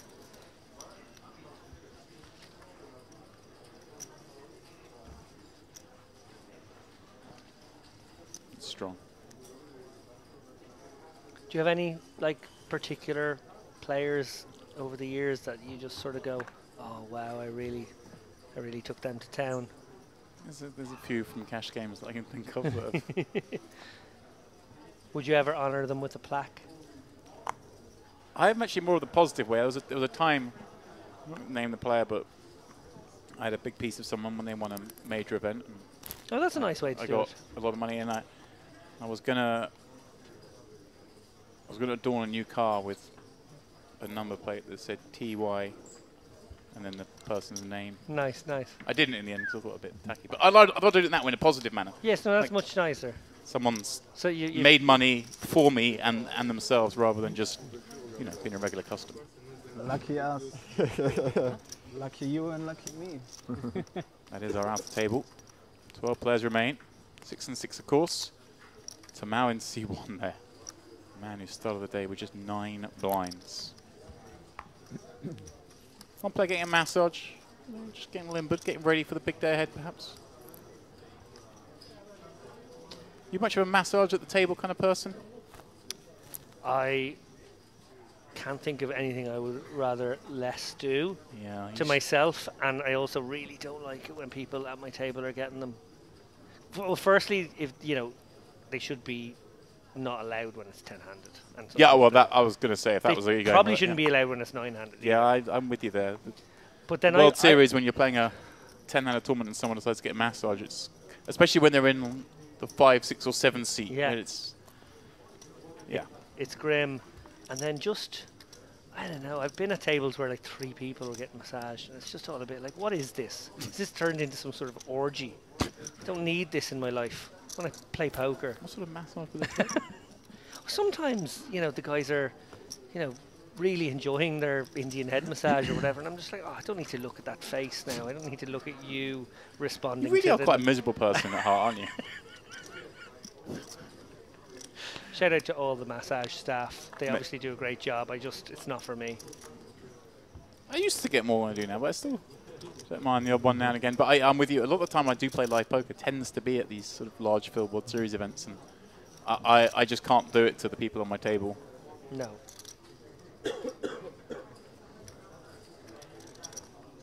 Bit of cash game, I might be there.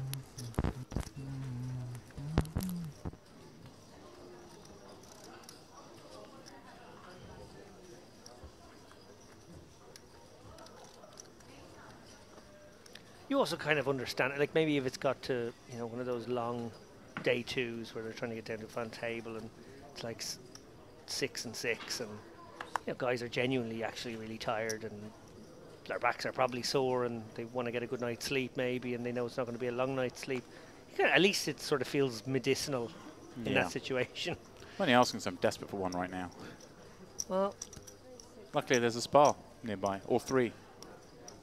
Are you asking me to rub your shoulders? I was asking to make me an appointment in the spa, actually. Just this popping it up with 2 9s here, and he's going to get a customer. Yeah, we may have a clash here.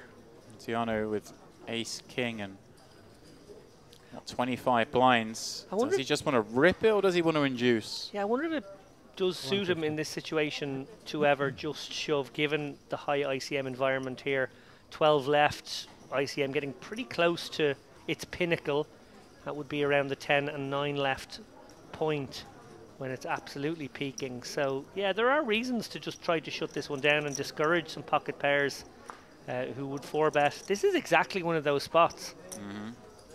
I don't know if Helt will just stick it in or will he try to navigate again. He's been the navigator so far. That was the just enough hand one imagines that he could just call and look to play a flop. Obviously the hand's a lot easier if he just jams. Get an immediate answer. Of course, situations like this would find himself flipping. Yeah, I wouldn't be surprised with either, to be honest. I think there is merit to both options here. You might make a player-dependent decision to go one way or the other. You might flip a coin in your head. You might have a look at the remaining field and sort of make maybe a judgment about how strong you feel against everybody, and maybe in those situations you want a lower variance. This is close, so it is a very genuine use of the time bank here by Helt. He might be balanced here. If he had queens or kings, he might also throw in a time bank before shoving. But we do see a flat. Once Tiano can't enjoy that, he's thinking, pick this up or maybe get jammed on. Now instead has to play a pot or be in position. You know what? Forget all that. It's all fine. You're loving life. It's kind of nice in the fact that there are some hands like perhaps 9s and 10s that are obviously going to enjoy this flop. There are some ace queen, ace jack type holdings in there. I think a crucial part of this one from Helt's point of view now is that he'll know that a lot of his opponents' light 3-bets will also be ace-x. So, you know, he's going to face a very small bet, one presumes, incredibly small. Wow. Can't fold to that sizing, but like he's basically not really putting much more money in the pot. We're essentially just taking it to a turn.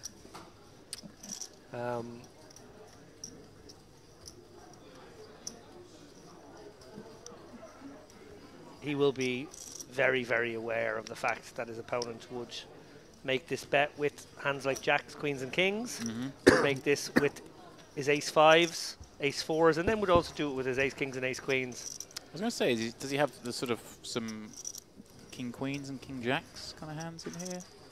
Yeah, because they're blocking the good aces, I suppose, as well. Interested to see what size we choose here. Obviously, if we want to try and get stacks in by river, which is a bit of a priority, we would go around 140k, but that is obviously not what Montiano's thinking here. So he's not necessarily thinking I can get all of it here. He's thinking I just want to get one more bet out of my man. I kind of like this. I know that traditionally we're going to go there, and also in some way a queen's kind of a bad card in that our opponent can have ace queen. Sure. I'm not sure he's thinking, right, I need to pot control here with trip aces and king kicker, but there is some argument to here that it's tricky for Helt here, because he's probably thinking to himself, how often, you know, like, do I do an extreme block so that pocket kings and even pocket jacks don't try to value town me? Or is he even thinking, can I bluff out the hands like 10s and jacks? Maybe even kings here. Well, that seems 275. Yeah, that's what he's going to try and do. so. Going to rep. And I think as played, yeah, just the calling makes sense rather than the raising, even though it's, you know, only a couple of 100K more.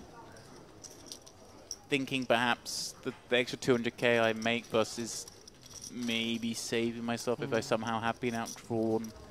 Yeah, a respectful purse of the lips there from Helt, who recognised his opponent had taken quite a sophisticated line there to He done me. catch him in the trap, to ensnare him. And that will no doubt go into the memory banks. For the record, I'm still jamming his king a couple 100K more, but I understand why the ICM gurus are sometimes suggesting you want to just... I suppose you're just trying to think of what would call, and like, is ace-jack going to call? That's sort of it, isn't it? Ace-10, ace-jack. Yeah. And do they even 3-bet? Probably. Ace-jack, probably.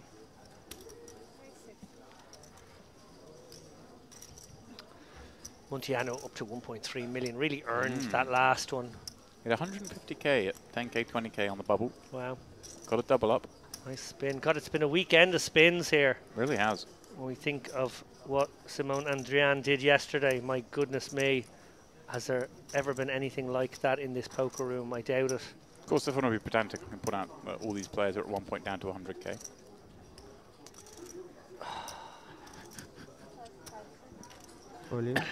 Mar is happy to play for all of it. This is exactly what I talked about a moment ago. These guys very happy to pick on Helt's opens. I think Helt has basically opened every unopened pot as it's got to him. But this one is, yeah, would normally be very frisky, wouldn't it? 15 blinds from the colour against under the gun. Ooh, Bagayev waking up in the big blind with 2 jacks. Yeah, no real decision here. Bagayev obviously happy to commit here. Helt can be full of it in a lot of worlds. And in fact, if you shove here, ace-queen, one of the hands that flips against you, would maybe not even call. So it's a pretty pure spot to just stick it in. And Mar in quite bad shape now that we see Helt has a king in hand. Although I will say, a little earlier today, we had king jack clubs all in against 2 jacks. 3 clubs. Oh, there you go. Not saying it's going to happen again, but it's happened before. Owen.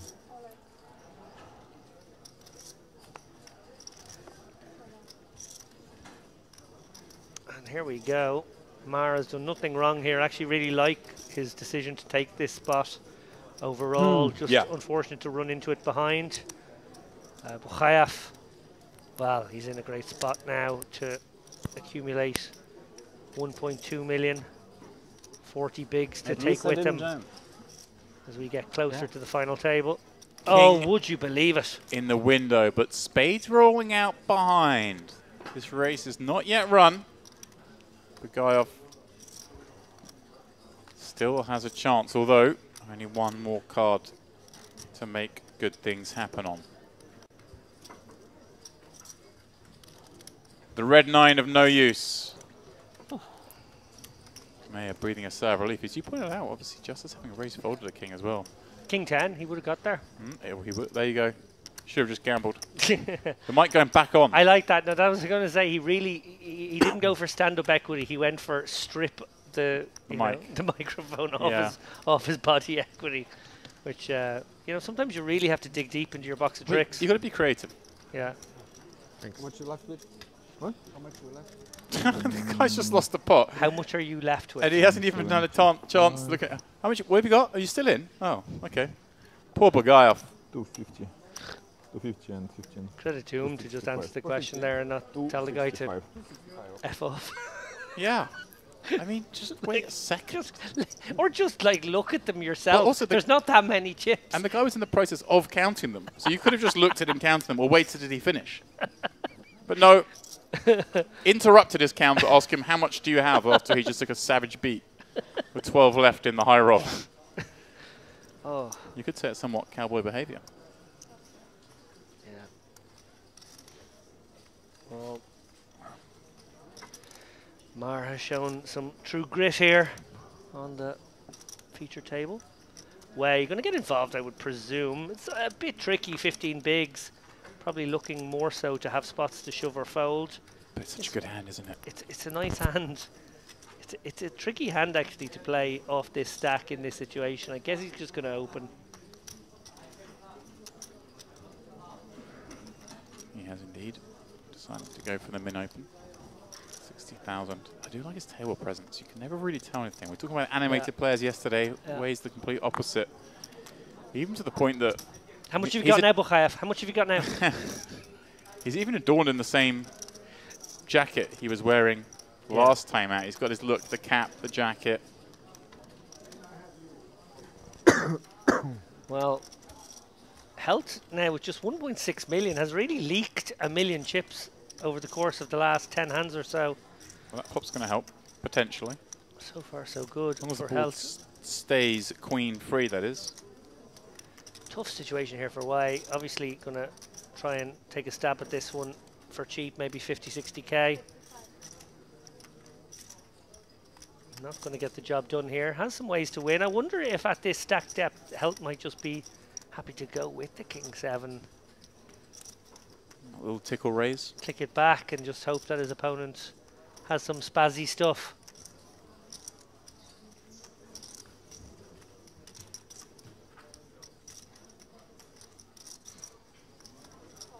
He's just going to come with perhaps the more standard call, of course. King with a effectively non-existent kicker. If his opponent had a king, it would be a better one. Oh, interesting card now for Wei. You can really apply pressure to the 9x and 5x. Right, and there's still hands like the 6-7s, the 7-8s of the world, even the queen 10s, the queen jacks, but Helt behind two. Helt will hate facing a decent-sized bet here, a 150. Well, that's a decent-sized bet. Oh, all wow. Of it. All of it. That's nice. nicely done by Wei. Actually, kind of surprising he didn't take any second there against the kind of overbet jam on the ace turn. I would have thought that would look a little suspicious. But then again, it was a board devoid of draws, really. Ace king 9-5, only gut shots available, rainbow board.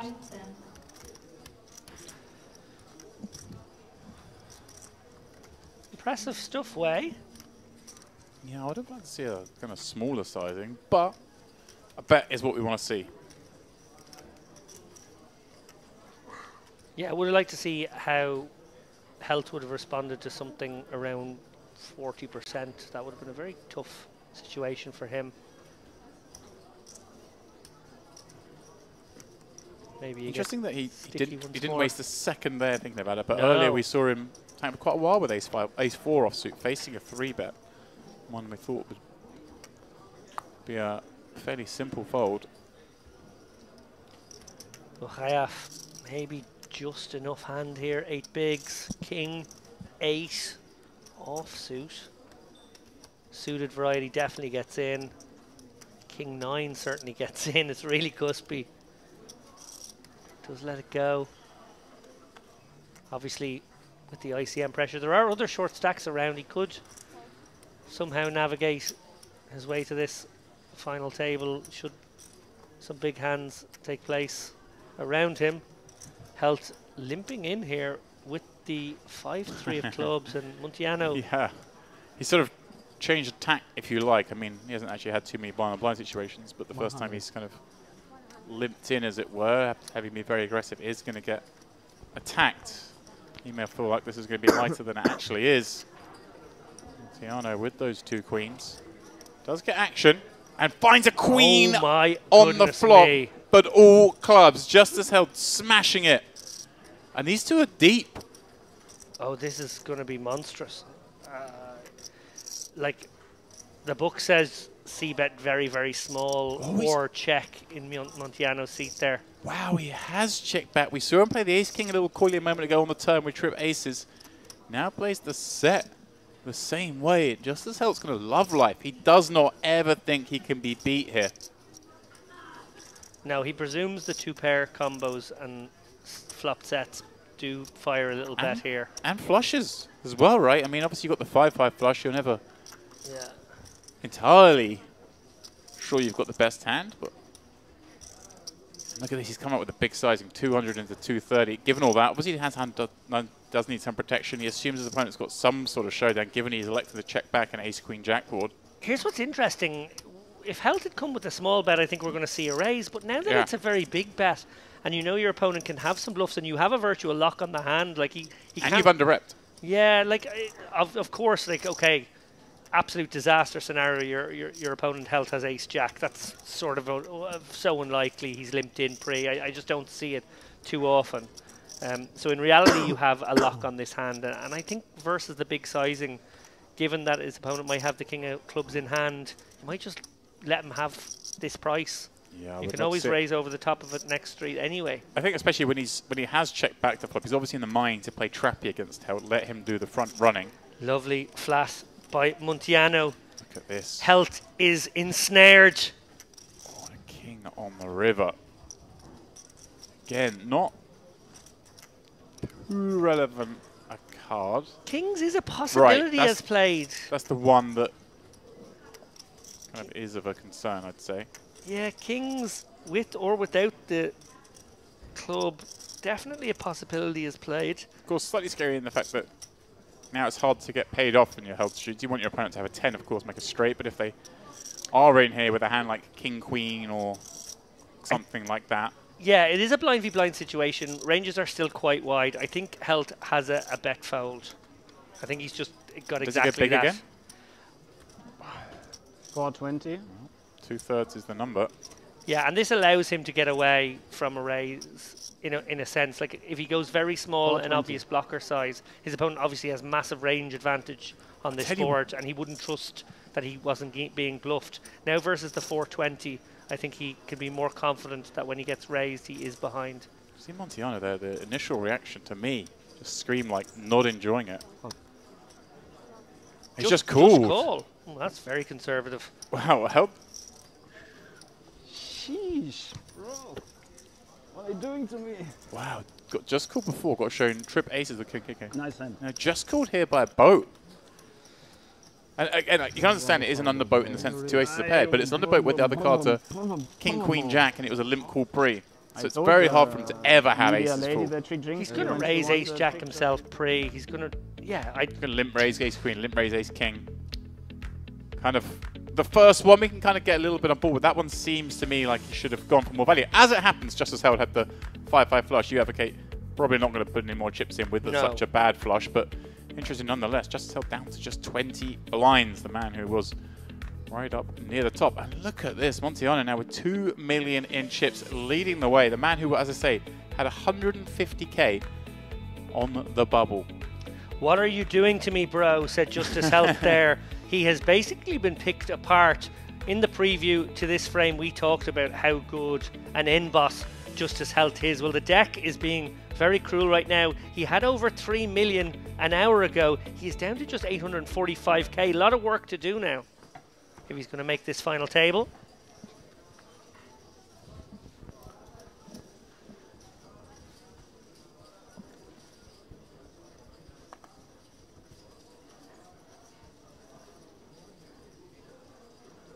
Lot of action on this table. The cards are cooperating to make it so.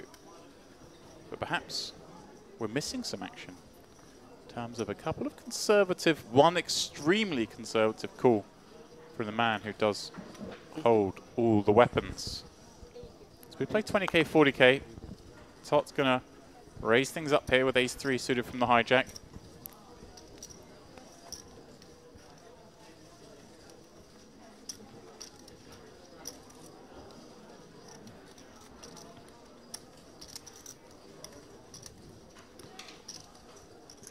All right.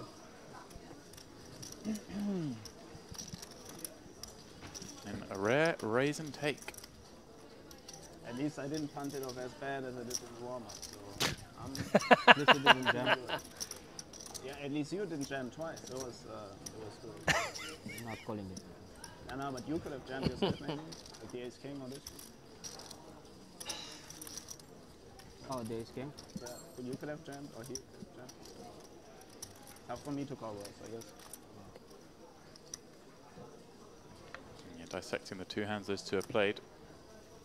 As it happens, as we mentioned, he wasn't getting any more action from either hand. Not to be results orientated, but I'm being results orientated. You know what time it is, right? It would be a very boring world if you weren't a little bit results orientated in life. It's time. He said, you know what time it is? It's that time. The graphic says cool, but I think when someone says that, they've actually gone all in for the 20 blinds with 2 5s here in the cutoff. Unless he has, has he gone? It's that time. It's limping time. Is that what he's saying? It could be. Our fantastic share hand production team rarely get one of these wrong. Yeah, it is a limp.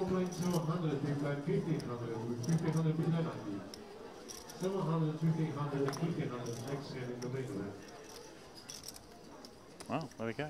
An aggressively declared limping time. Wei can take a free one here. Is he not folded the big blind? There's no raise. Has he just folded the big blind? That's how strong Justice Health is. He doesn't even have to raise and you fold your big blind. It's muck. He has mucked. Man, I feel so bad. Limping is pimping. Limping is a pimpin. So the best hand, Jack 7, well, an equity favourite perhaps in the muck. Poor Wei, just 40. not paying attention to the new strategy of 20 big blind Justice Health, who manages to fire the minimum and get that one through. Right, smile. Obviously no damage done. Jack 7 would have been in the muck anyway.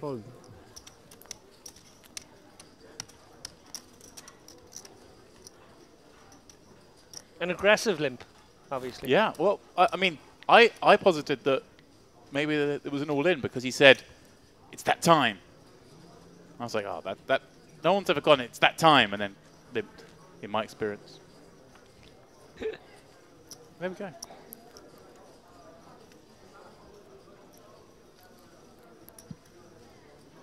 I loathe the phrase limping is pimping. I'll never ever use that.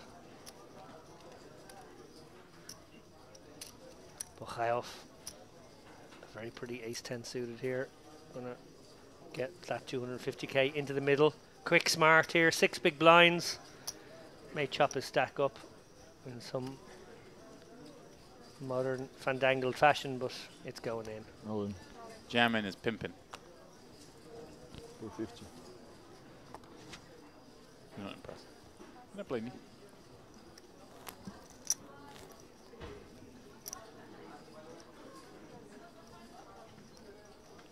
Wei's got a call here. Yeah.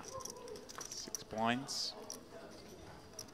Lovely hand to look down at, knowing you can be in very good shape against this range. In fact, Bukhaev has kind of one of the better hands in his range for 6 blinds in the sense that he's got ace-10 suited, and even better news for Wei, given that he dominates that part of the range.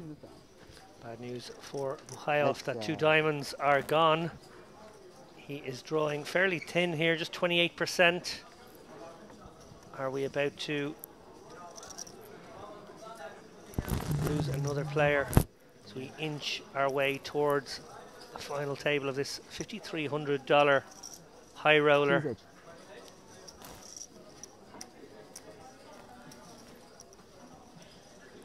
Jack 8-9. Well, Wei does leap further ahead, but it produces the draw for Bukhaev.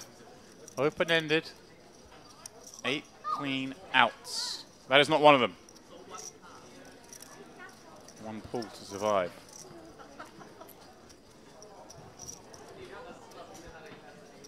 $12 become 11. GG. I have Guy queen off. and 7. Picking up $12,750 and a long way. Thank you. Building up a little stack. And they finished 10th last night in the warm-up. We'll be desperate to make the final table this evening in the high roller. Yeah, huge pot for Wei there. Obviously, both players fairly short. He did have his man covered, but like, you can't afford to lose little ones like that. Right. It's so important to get that hold. Now he has a real chance of making this final table, maybe making a run at the, what, 177k or so up top. 177.5. I'm just happy that every time we come to this shot, I can see Andrew Headley still in the mix. Yeah, so you have a little piece, I believe. I have a little sweat. Love a sweat. So all the while he's there, I'm happy. Yeah, we can keep an eye. Headley cam. Yeah.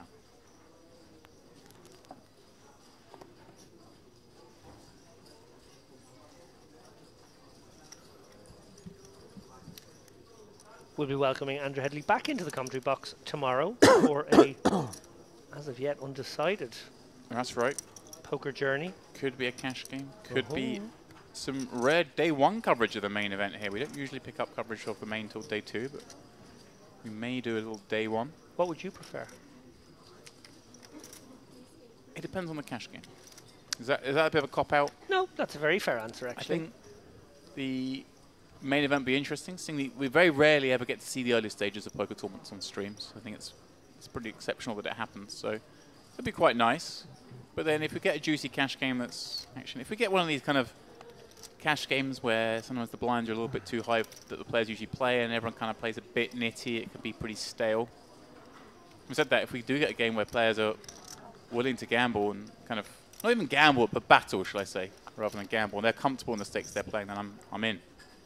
You remember what poker room you're in? I don't think there is a single cash game that could be described as nitty and... That is true. That's a good point. But yeah, cash game streams, they can be very good. They are the best content when they're on point. When they're good, they're very, very good. Yeah. When you got a good mixture, when you got the ingredients, some high rollers, some carefree players, a couple of pros to admire. Yeah. Maybe a little bit of conflict. I would like to see some. How about one cash game, one day one coverage? That sounds fair. What would you like to see? Let us know in the chat. Everything you say in the chat is not binding, but we're still interested to know what you think. It will be a decision made far, far over the heads of myself and James Dempsey. We have no power. There's some room between those two heads. It's not like I'm a short arse, James. Jesus Christ. At least have given that one to save that one for Andrew. Yeah. I'm speaking more hierarchically, but it was a double insult.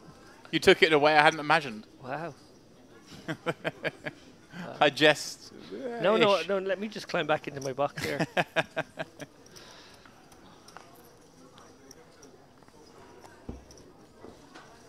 Are you saying that I'm the Sundance Kid to your Butch Cassidy? Why is he coming up with that reference? And then I remember we were at the Western series. Took me a second.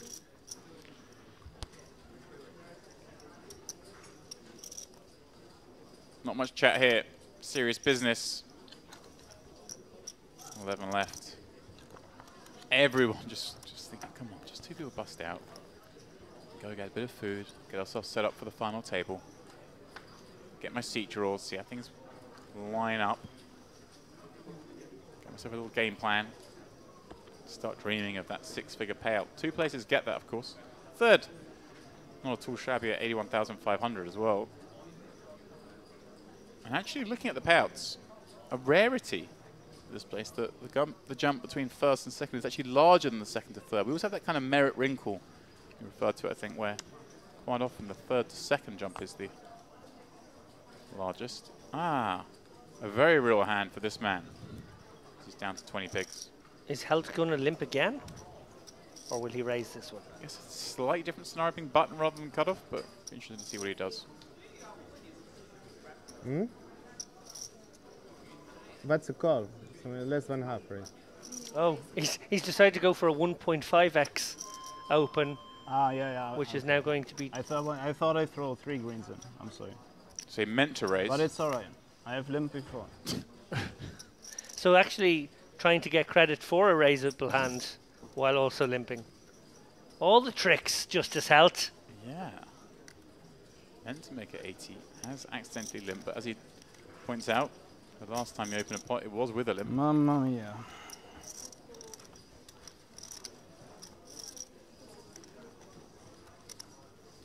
And well, we have some action. Mar open-ended, certainly going nowhere for the min.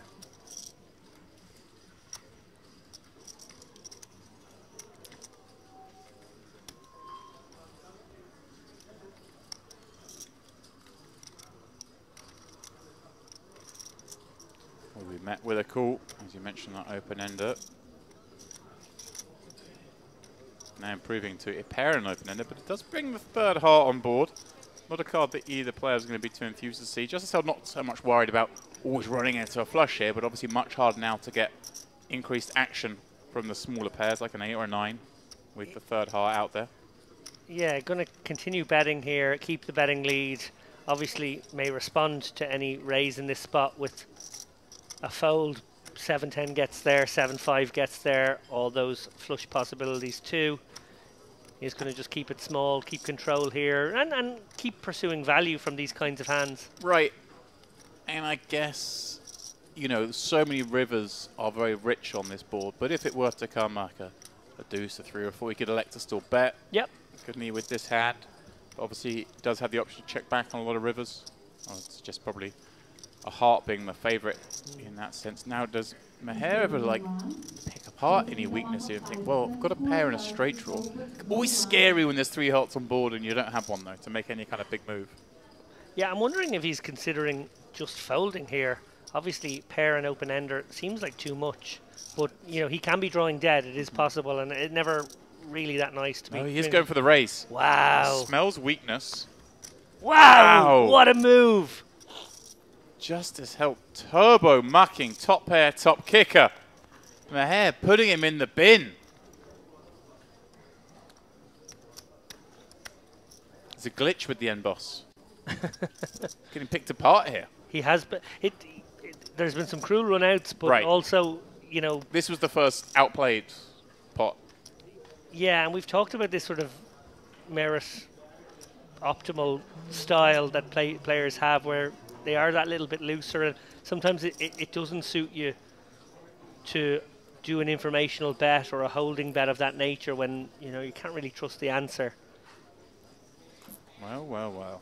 I guess he felt like he was adequately protected not to get raised by a non-nuttish hand. Yeah. As it turned out, Mar with a pounce. The turbo muck as well. Yeah. No consideration. He already made his mind up when he bet. When he saw his opponent tanking, he's like, oh, this guy raises. He's just got me beat. But Meher finding a very creative bluff. With no heart in hand. Well, now he finds 2 hearts in hand. Beat me to it. I'm sorry. That's okay. As I said, we're fusing into 1. It happened to me and Darrow Carney a long time ago. Maybe it's just does that mean us now. We fuse into 3? Or have 3 fuse into 1 even? No, Ali's far too quick for both of us. Oh, I meant me and Dara. Sorry. Am I part Dara as well as part you? Maybe. You guys have worked together quite a bit too. Yeah, we've had a little go in the booth. Oh, 3x raise. Away with 25 blinds. A little below that. In the big blind. Does he have options here to perhaps just drop the hammer? I think you do drop the hammer. I think, in a sense, you don't really have options. You have an option. It's actually a hand that really benefits from going all in. And yeah, it's Wei's way. He takes that, you know, 10, 20 seconds and he just finds the right decision. Yeah, he's impressed me every time we've seen him on the TV coverage here. And one wonders actually, like, did Mar actually have the kind of hand that might have gone for the limp shove? I was just thinking that because by opening up the raise here, you allow this kind of thing to happen. Yeah.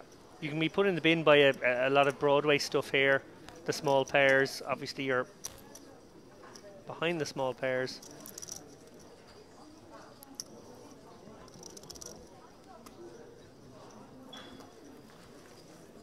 So chips moving around this table clockwise, as they often do. Oh, out of table action. We have an all-in, cool run out. It is Zhang Lu. 2 8s, I believe that was. Versus, would you believe it, Tamao again. Ace-10. Absolute wrecking Rivering ball. a straight. What a rush he's had. Came back with 150k. 1.5 starting stacks. Still so far from the money. Now here he is. One of the biggest stacks on the final table bubble, let alone the tournament bubble. Yeah, entered today with equity of around 7 or 8k in this tournament. Now probably has increased that in the space of just a couple of hours to something around 50k, one would guess, given his favourable stack position. Maybe more again. We'll have to get a count from these guys. We are on the bubble. This is basically maximum ICM agony for the middle stacks. Short stacks obviously also massively incentivized to outlast one another here. Ladder jumps for every single spot from here on out. We're not going to do a hand for hand here, obviously, because we have the time banks in play. Is that fair to say? I guess so. And I think we mentioned it yesterday that there was no sort of heavy tanking in the spot before the final table to warm up. I guess the floor staff always have the option to bring in such measures should they see the need. Yeah. Oh, it looks like they are. There's a bit of looking around. No, I take it back. Seeing what's going on. I suppose that's the one reason to have a little look over your shoulder as the dealer there, is just in case there has been a bust out over there, you can just not deal. It's done. You're implying the dealer's just lazy and hopeful? No, I'm implying that she's very good at her job and is just double checking that nobody bust out on the other table, and she does indeed have to deal this hand. Ooh. Pretty one from R.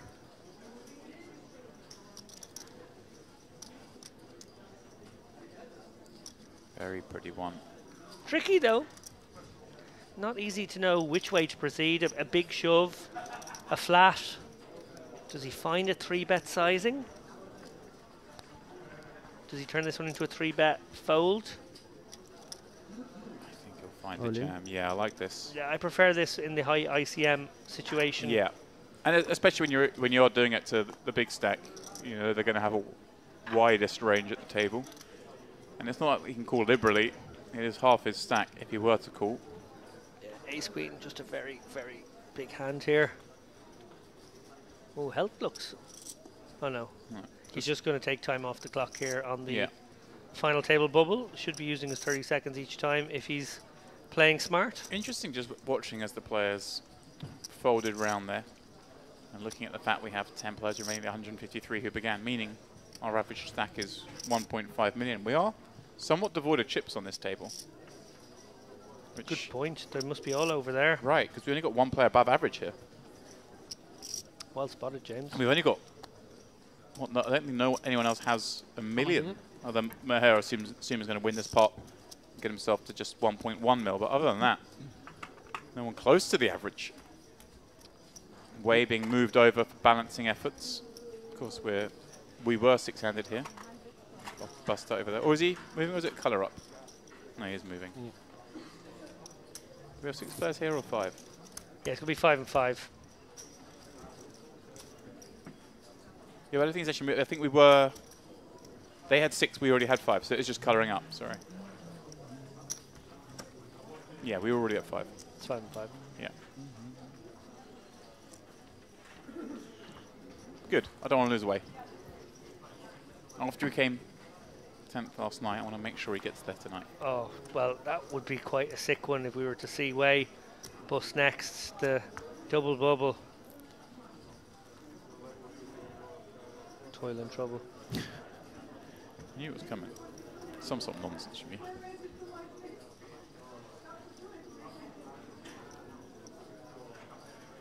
Little act 1 of Macbeth there to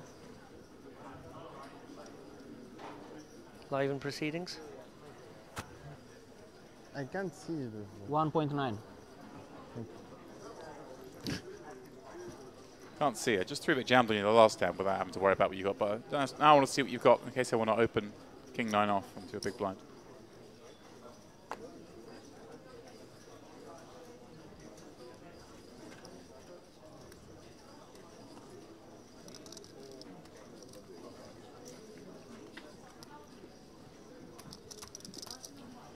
Top 10-9 suited.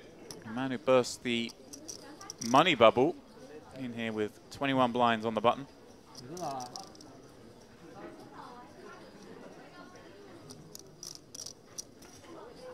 Keen to just pop things up. Maybe having a decision about asking for a lot more there with help on 600k in the small, and the chip leader who can mess with him in the big blind, perhaps wanting to dissuade him.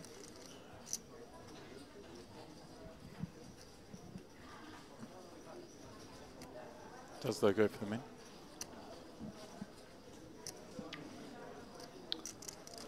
What a rough passage of play it has been for Justice Health.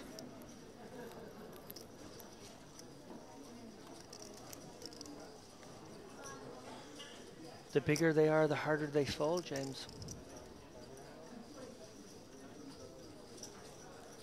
Same hand, off suit.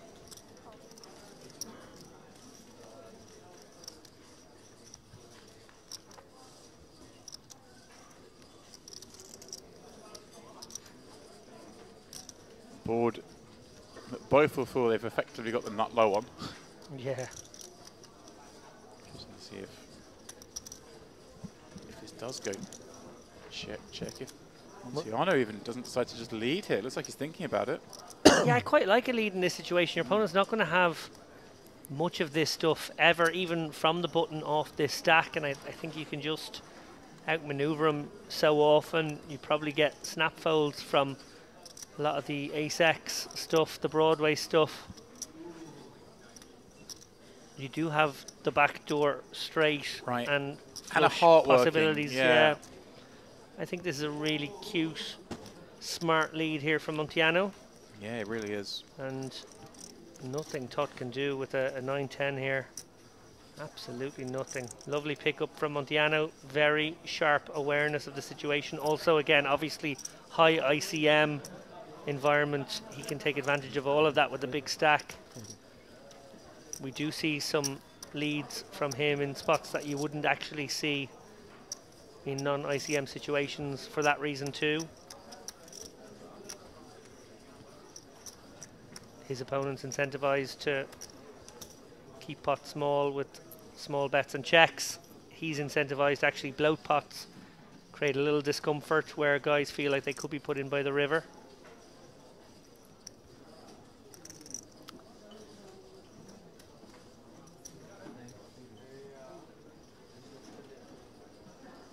That was a very James Bond moment there. We're getting whispered into his ear at the poker table. What do you think was said there?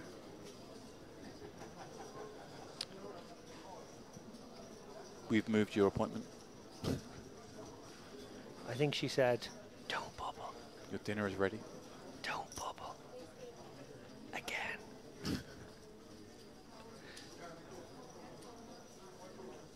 Just as held a kiss of death from Lappin, singing his praises, coming in here on off each table with a chunk of chips with 16 left, and now finds himself down to, well, not fumes, but certainly has both hands tied behind his back. Ooh. Okay. That was Carry On Western.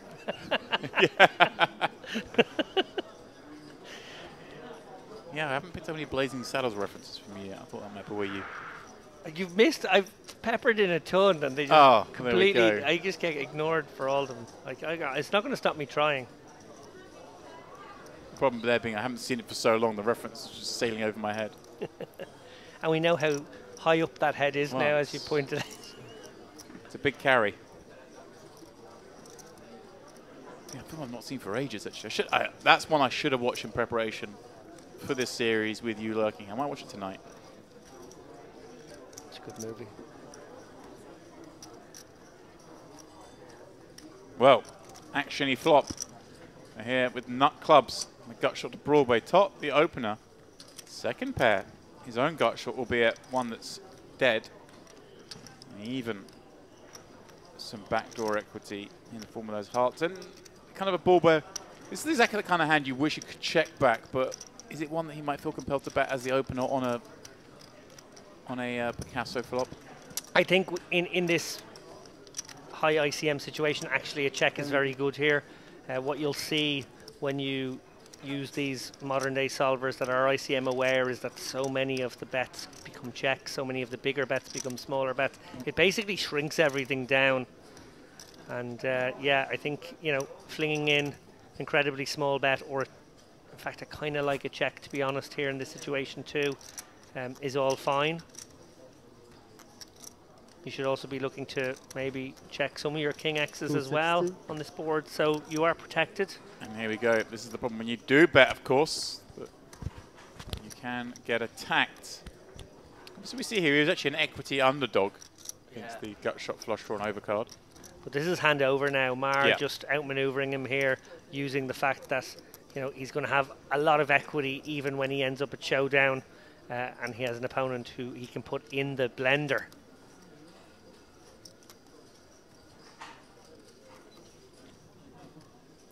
Ooh, I'm terribly sorry. I thought this one was over. Well, he just saw the check raise against Held a moment ago on the turn. He's now seeing the same player check raise again. Maybe he's getting a little suspicious. Well, there's a lot of chips in there now. Stack to pot ratio of a half. Wow. Wow. Oh, he's picked up hearts. Now, does Meher just, at this point, just have to continue with a jam? I mean, did the 2-pair pluses not just jam themselves on this flop when they're check raised? Is it weighted quite heavily towards nutty stuff when you get flatted now? It's nutty, but maybe some of that 1 pair, like a hand like King 10 or Queen 10 that we really didn't want to fold? Oh, I don't know. I think we... But we can't check fold, can we? No, I think we have to go with our hand here if you're Mar. All in? Yeah, and that's hot. I mean, he's picked up hearts. Surely he's not cool to then... So he's going to do some calculations here. He needs to be... So let's put 400 into the 7. He's got to be...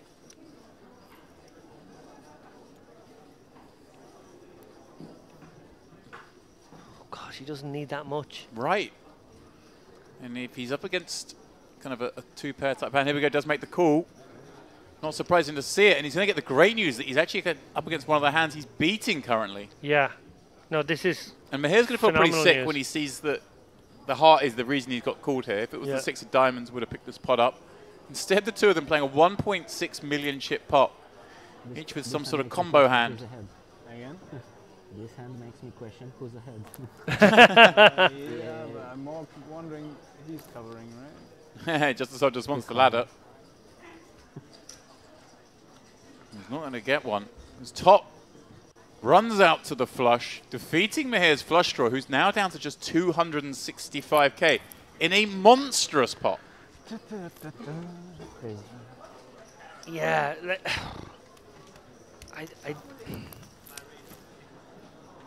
I'm not sure about that bet call on the flop.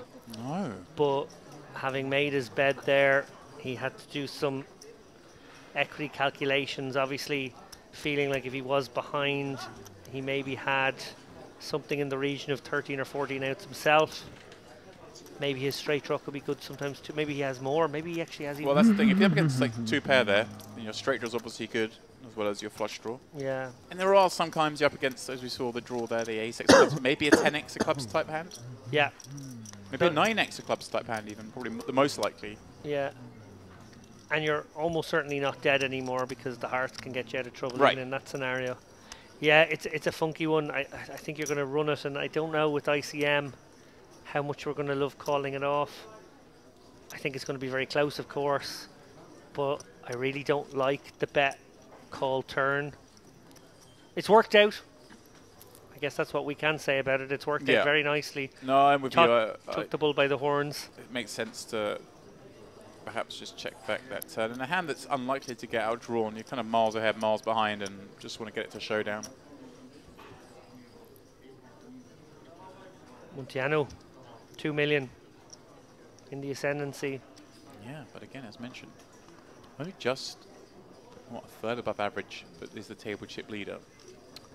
Yeah, which makes this a very crucial point now. If he gets to play for 20 minutes or half an hour with this chip lead, picking on all these small to medium stacks, it's a great situation for him, because as soon as this goes final table, he'll find himself middle of the pack. So he might be 4 of 9, 3 of 9, something like that. He obviously just wants to get to that final table as well. ICM very pressurizing on him, but make the best of this current situation. Yeah, this is a dream spot for him to really pick up, you know, maybe 3 hands in orbit with no showdown.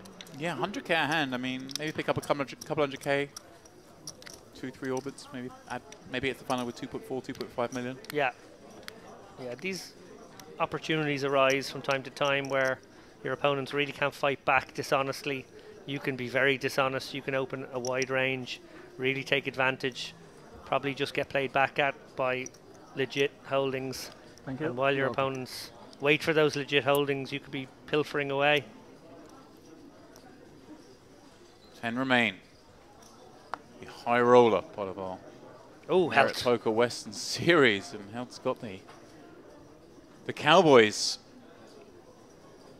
The Django's.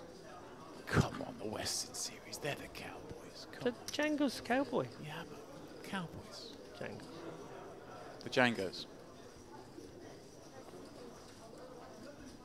Django's the most famous cowboy of them all. No. Yeah. It's about 100 movies where Django is the cowboy. Literally the stereotypical cowboy. I'm having it. I'm having it. I'm not going to argue on this because it's it's an area of the world you know far more than I do on. Not Way's Cowboys, but you know. yeah. Way's got one Django and a Johnny. And it's not Kojak because it's suited. Kojak was a plainclothes policeman. Wow, nice. Well done. Was that just something you count there, or was it something you thought long and hard about before? Everything's prepped. Everything. I've worked out the game tree of every possible card that could come out today. Understandable here, Way. Gonna call. Yep.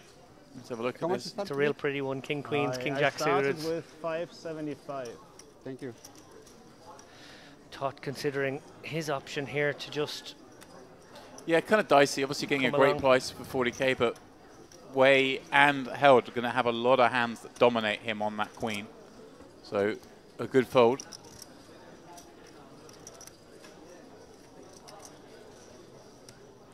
King, Wow. Queen, 10 with 2 diamonds. Another monster flop. Held with top set. Way with top pair in the open-ended royal draw as we see Jacks v Ace Jack on our outer table. is that a double up? I believe it is a double up. Yeah, Shuang Lo doubling up.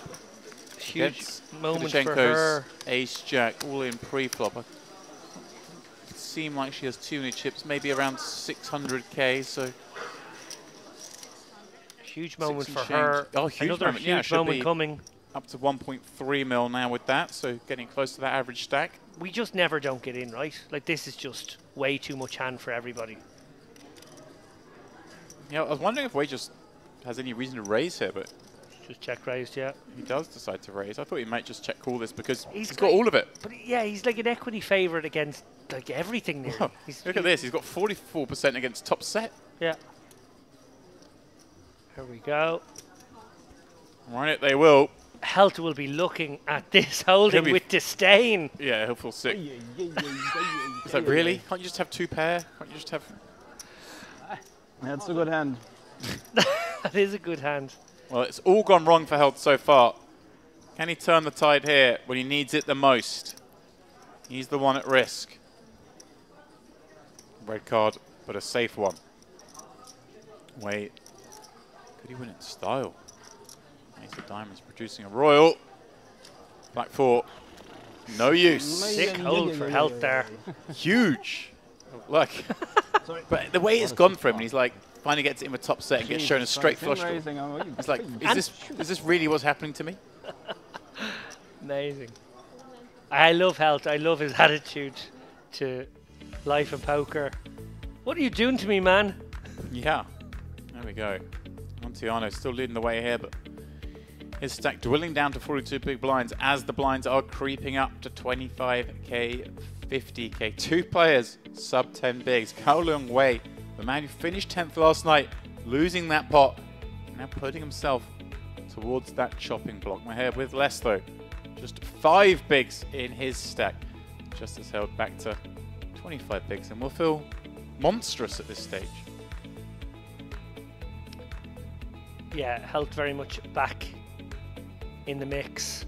What a huge moment that was for him. Had he been eliminated in 10th place a disastrous outcome when you consider he was our chip leader with 17, 16 players left. Would have been a very sad state of affairs in Camp Helt. But as it turns out, it is those guys you mentioned, Mar and Wei, who are probably tussling out at the bottom. I think everybody on the other table has more than them. I'm sure a clash could be coming from one of those tables. Doesn't take a lot to get 15 or 20 bigs in, of course, in poker. But these guys, yeah, very much on fumes now. Mar, especially short.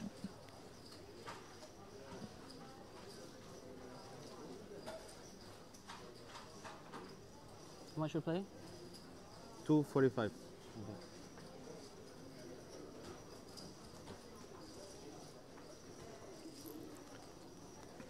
Yeah, this is even better now for Montiano, of course, with a 5 big blind stack and a 9 big blind stack. The middling stacks know they're not far away from that final table now, so he gets to open up even more than he was.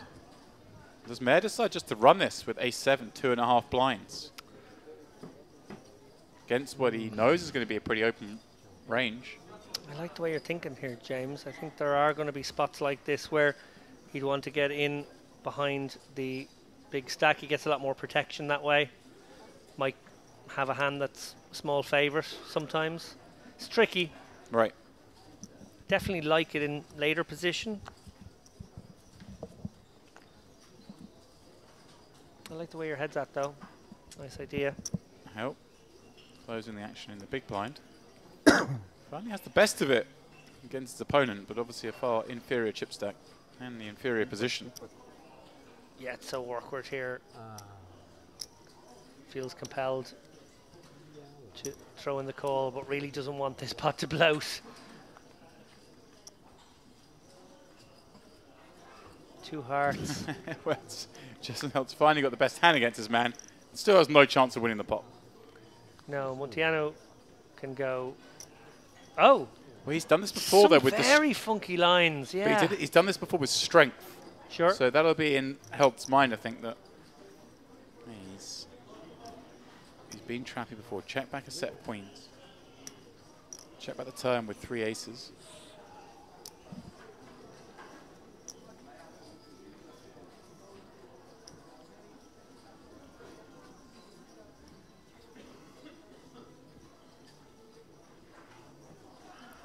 Checks through turn and finds the 8 on the river, the unlikely way of getting there. Now surely has to look for some value, but no, it's just maximum respect against Held. Is that what's going on here? I don't like any of this, to be honest. I think you just you need to put some chips in the pot with that flush draw on flop. If you're going to check, I guess you still need to do a delay c-bet and to deny some equity. Maybe also get some king highs to fold. Oh, it's just a bit. It's a bit weird. We've got plenty to be betting with an 8. Yeah, and I get how coming up against a player of Helt's quality, you can maybe feel a little outgunned at times. But actually, you're the one with the chip lead. You're the one who's able to put all the pressure back on him. Right. And you have an opponent who understands that, so is actually going to probably respond fairly straightforwardly in a moment such as this, a high ICM moment like 10 left. Yeah, I don't like it, I'm going to be honest. Going to be a little critical of that one. Yeah, I'm with you. I think misplayed over 3 streets, but I'm going to go on that limb and assume that there was going to be a double delayed bet. If he hadn't hit the 8, of course, I think he would have surely stabbed then.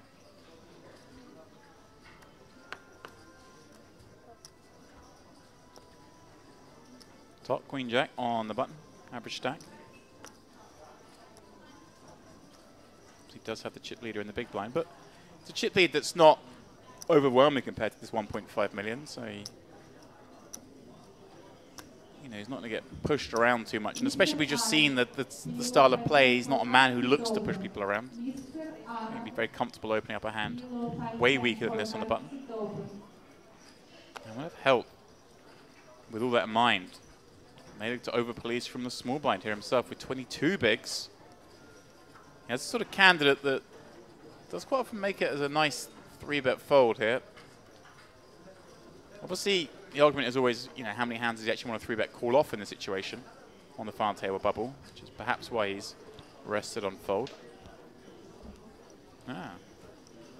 Montiano with the same hand suited in the big blind. Playing 1.5? 1.55, yeah. Yeah, and a great spot to go either way here. Take a flop, try and put some post-flop ICM pressure on his opponent, or 3-bet a hand like this one as well against exactly the kind of guy who he can apply maximum pressure to. I like the flat. I do. I like both options, I have to say. I just like seeing flops. Well, Todd has flop best, and Montiano really has none of it. If we've seen him find checks when he has something, I don't think we're going to see him find calls when he's got nothing. So what you're saying is you think Todd's going to pick up the pot? Yeah.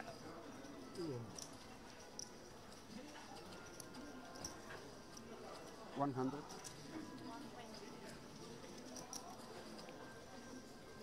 Montiano has no shot. 100. But he does have a lot.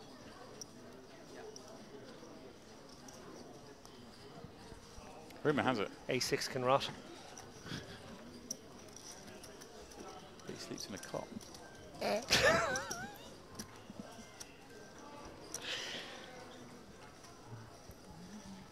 It's been a long week.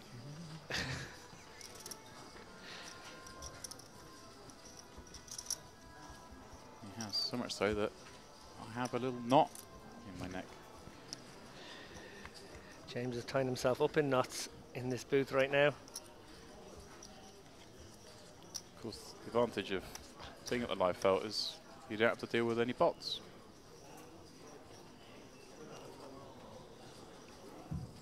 Last call for Mr. I. What are you jotting down there? Great Scott. Back to the poker for a moment at least. Oh, dots in the pot. Ace queen and diamonds. Play definitely feels very deliberate now, doesn't it? The actions are just slowing down as you'd expect with 10 left. Everyone incentivized to just play a little slower, especially at this table where we are at a chip deficiency. Ooh, well, justice help. This is it. Isn't Top running hot? He really is. I don't think Helt has to shove this one at all, actually. I think he can definitely flatten navigate. I don't think you want to make this a 22 big blind shove with the guy sitting there with 3 bigs, right, or the player sitting there with 8. 21 bigs is not far off the average in this tournament right now. Average is like 26 bigs, 27 bigs. It's definitely a situation where I think you want to navigate. Ace-Jack suited actually does flop so much better than Ace-Jack off here as well. I think it's one that you feel like you can. Oh, he has gone for it. He has gone for it. Yeah, you were making a great argument there. I was fully signed up, as you say. Interesting as well, of course, to opening up on that onto that big blind that is so short, so unlikely to just get it through that it kind of does weight into slightly stronger hands, I'd imagine. Yeah, it's a big shove for Tot to face here. Obviously, 21 bigs is the vast majority of his stack, 2/3 of his stack, but Ace Queen so much hand. Trying to see if Tot could ever find a fold here. I don't think he can. Mar obviously just using up some time here, hoping that the bust out comes on the other table. You understand where he's at, and also maybe genuinely considering flicking this in with 100k, maybe not going to end up being defended. He might end up getting in a kind of a triple up situation. Yeah, I mean, good chance that 100's orphaned. Be up against the 3-bet jam. And with the Jack 10, I think, hey, if I'm against an Ace Queen, Ace King, I'm happy. I like the fold because right? it could be a call, and it could be you get the ladder now as well. Yeah. Oh, Tot's going to have a think about this one. Ace Queen is so much hand, but you're not loving life. Right, he's being asked for what, 1 million of his 1.6. Yeah. Or 1.7, I suppose, to start the hand. He's got to call another 950k. Probably feels like there's an awful lot of flips. The sunglass covers came off the lenses. That threw me. He does make the call. We are off. Justice held. The man you build as the danger. Had a big stack. Is now at risk of being the final table bubble boy. Yeah. All in dominated. almost I can't fold. Oh, what a session of poker for Justus Helt. We see there And Jack folded in the big blind as well. Maher so loving life, having made that fold. Yeah. Sees this situation develop where he could well ladder up, could get to the final table. 10-4-3. I win. Absolutely no help. Times, yeah, Helt. but I win now. Times 5. And a queen on the turn. Well, more outs. Produces a Broadway draw, but with just one card to go. 7 of clubs is not that card. Justus Helt busting out in 10th place. Somewhat surprising given where we saw things with 16 left. I'm like, and I'm like, you know, in my head, I'm almost never folding. I have Jack 10, such a good hand. And it's like ICM, if he calls you. No, there we go. Breaking down exactly what you suggested was the case. Alexander Tott leaving this table, going into the final table as the chip leader from this portion of the draw. And actually, you know, it's 15 million in play. That 2.88, very significant now. Montianu, the same. But look at those two short stacks. Yaolong Wei, the man who finished 10th last night, makes it into the final table. But he isn't the shortest because Maher has just 3 big blinds. Yeah, rough justice there for Mr. Helt, it must be said. A very cruel passage of play. I don't want to, you know, play armchair sort of quarterback here, but I do feel like he could have navigated a couple of those hands differently. He's a phenomenal player. He'll be back at the final table very soon, but I do wonder if he'll dwell upon a couple of those spots. I'm not sure he had them exactly right. Looking at this final table, we're going to do a little preview of it. Obviously, Tott, I was critical of that Queen 9 bet call and then sort of price himself in situation from earlier on. I thought to myself, well, maybe it's indicative that he's not as ICM aware as the others. Then he calls off the ace-queen spot. Actually, I'm going to spin it in a different way. It's not lack of ICM awareness, it's that he's really going for this. Right. I think it's a real positive attitude, and I think Tott is looking to build a big stack to win this tournament and get that 177k. So something we might expect to see him at the start of the final table, maybe continuing that vein, kind of playing kind of aggressively low. But obviously, we'll see the sheet rules, and we aren't aware of the chip stacks on the other side, but maybe one to watch then is potentially taking this one down.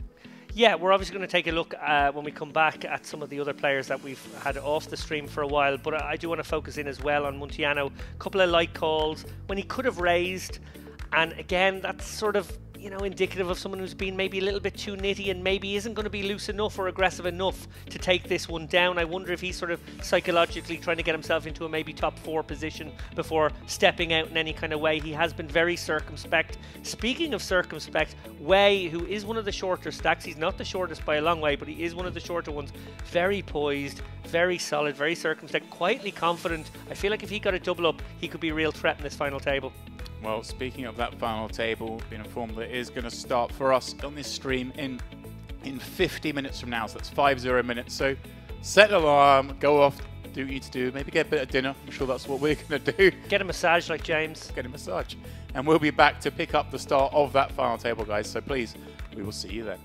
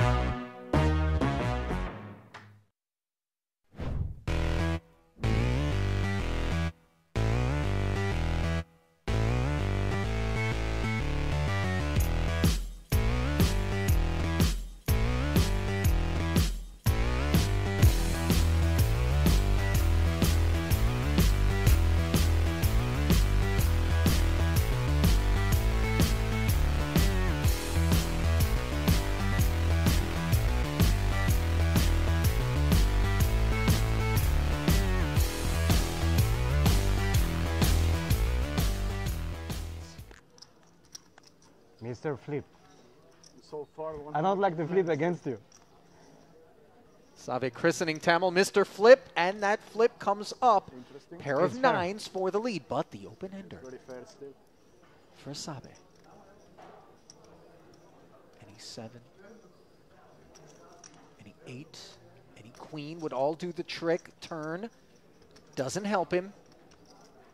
And now Tamil just needs to fade the 10 outs to double, and he's done just that as the 6 of hearts will secure another pot.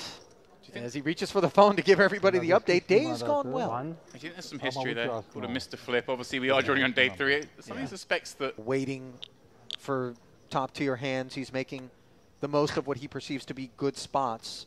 Of course, every now and again, things don't work out. Pocket 7s now for Tamil. yeah, he's now in a completely different stage of the tournament for him because he has just over 20 blinds. And you would have come into the day knowing he's probably brushed up quickly on the 10 big blind, shoving ranges, calling ranges. Now it's, okay, got to play a slightly different game. Min-raise open. Yeah, I think this one's close. I think 6s we probably just fold from +1. Although we are playing 7-handed. 7s I'm in with him as well. Just a little raise, try and get one through. But that is the dream scenario here. Everyone just folds as we're still far enough away from the money that we do want to be playing a little chip accumulation game. He just got it around to... Uh-oh. Oh, there we go. Yeah, Muntiano in the big blind, king-queen suited. He won't be conceding, and let's see how he chooses to proceed. Yeah, I think against a late position raise, you'd be more inclined to see him maybe jam this, but against that +1 range, going to show a little bit more respect, come in with a call. Obviously a hand that plays really well post-flop. Yep. And somewhat disguised as well in that sense. Your opponent will barrel the good boards for you. Ace, ace, 9, not exactly what king-queen has in mind. No, might not be done yet. This is the kind of board you'd expect the +1 opener to c-bet, I think, with range. And just go very small. This could be, you know, a blind and a half, or even less if he wishes. Yeah. Can just go 1 blind there. Such like dry texture. I like it gone for the 20k. And this is where it gets interesting as the big blind peeler, because obviously Tamil does get to have some ace-x. He knows he's going to bet those hands, but also you've got the nut-no pair. You're beating all the Broadway hands. You've got decent equity here against this hand. You see there 40%. But do I want to stick around? Backdoor hearts, I think enough. Again, it's slightly harder against the early position raises because they are a more condensed range than if he was up against the late position here. It would be a very easy call. But you see, he's only got 284k himself. Starts to get a little dicey. Nice.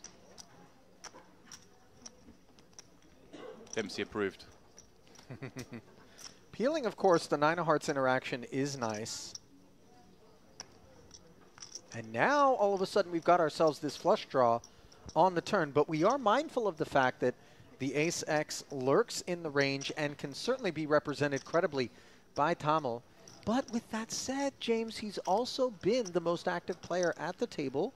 So you wonder. Yeah, I mean, he has, but he's gone to showdown, isn't he, really? It was kind of legitimate. I think Tamil maybe just has a little bit too much here. He knows he can still beat these kind of hands, the king-queen, the king-jacks with the backdoor flush draws. Obviously, the heart combos are now live. A question of whether he wants to bet here and try and make a 9-fold. Oh, looks like he is. Well, it's going to take some size to get the 9 to fold, is it not? I mean, 65,000. This is also nice in the sense that he's just kind of setting a price as well for the showdown. One imagines also maybe trying to make a hand. Maybe like 8s fold. Well, if we do get to the river and a dry card rolls off, any bet by Tamil would be turning 7s into a bluff. Oh, yeah. I mean, we're pretty much at this point already when he bets this turn here. With this hand, I would have expected to see a check back. The funny thing is, he's now getting value from the only hand he can get value against, which is this turn flush draw. But I want to know, it doesn't really make sense to have a raise here. Obviously, you can have some ace-x, going to defend a lot of that from the big blind, but would always play that as a call anyway to both elicit future bluffs and also somewhat prop protect against a range that has ace-king, ace-queen, whereas he doesn't have those hands. Here we go. So the call gets made. The pot suddenly swells to over $250,000. 10 of spades on the river, very dry, but Tamil must be wondering whether or not having barreled twice, a check back is too much give up. And I think he's got one SPR here. I think the idea of the turn was to try and knock out at least a decent percentage of the 9x. With that in mind, I think you have narrowed your opponent down to just a lot of ace-x at this point that's called twice. I'd be surprised if he goes for it again, but then I am sitting at merit. Well, listen, ace-x is some of it, but 9x is involved from time to time as well. Yeah, there are a sticky 9x. I like but the check back from Tamil, you're a fan? Yeah, I think you're just going to have to give up here. I think bluffing here would be a bit ballsy. As played, I think we check. And he's going to get like a rich surprise in that the only hands that do check call turn that he's ahead of are these turns. King high flush draws. And so you can see I like young people, handsome people, Lebanese. They're same people actually. Yeah. What did you have? Now? Yeah. I will tell you. Fair. Something good. I defend my big blind. You had a 5? If I have 5, I play. I will make all in. pocket queens here for Jazar. Raises to 35,000, just a few K north of the min. Ace Jack suited for Frédéric Popo. Finished 8th in the Merit Gangster Series main event last November for 39,000. Over 100,000 in career live earnings for the Frenchman. And that 8th place finish in November was his lone result ever here at Merit. You want this 5? No.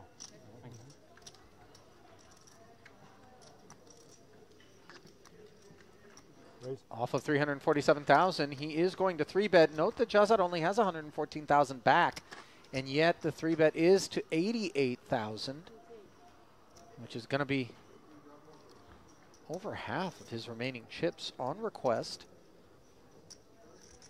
Yeah, it's one of these. He's 3-bet because he's happy to get it against Jazar, but doesn't necessarily want to get it against the rest of the table. And obviously, Jazar, I mean, he knows he has no follow equity here, which is obviously a good thing when you've got 2 queens. He wants the action. He's just confirming that, just seeing what the situation is.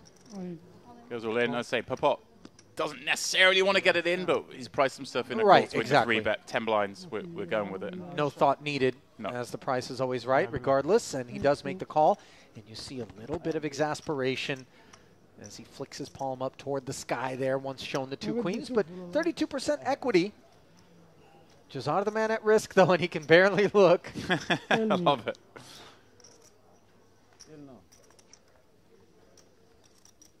To the flop we go, 338K in the middle, and no ace on board. But a jack is there, adding a couple of outs. And a spade. There's some interest here, Ollie. Faint knock at the back door, perhaps? It was just that faint knock. Yeah.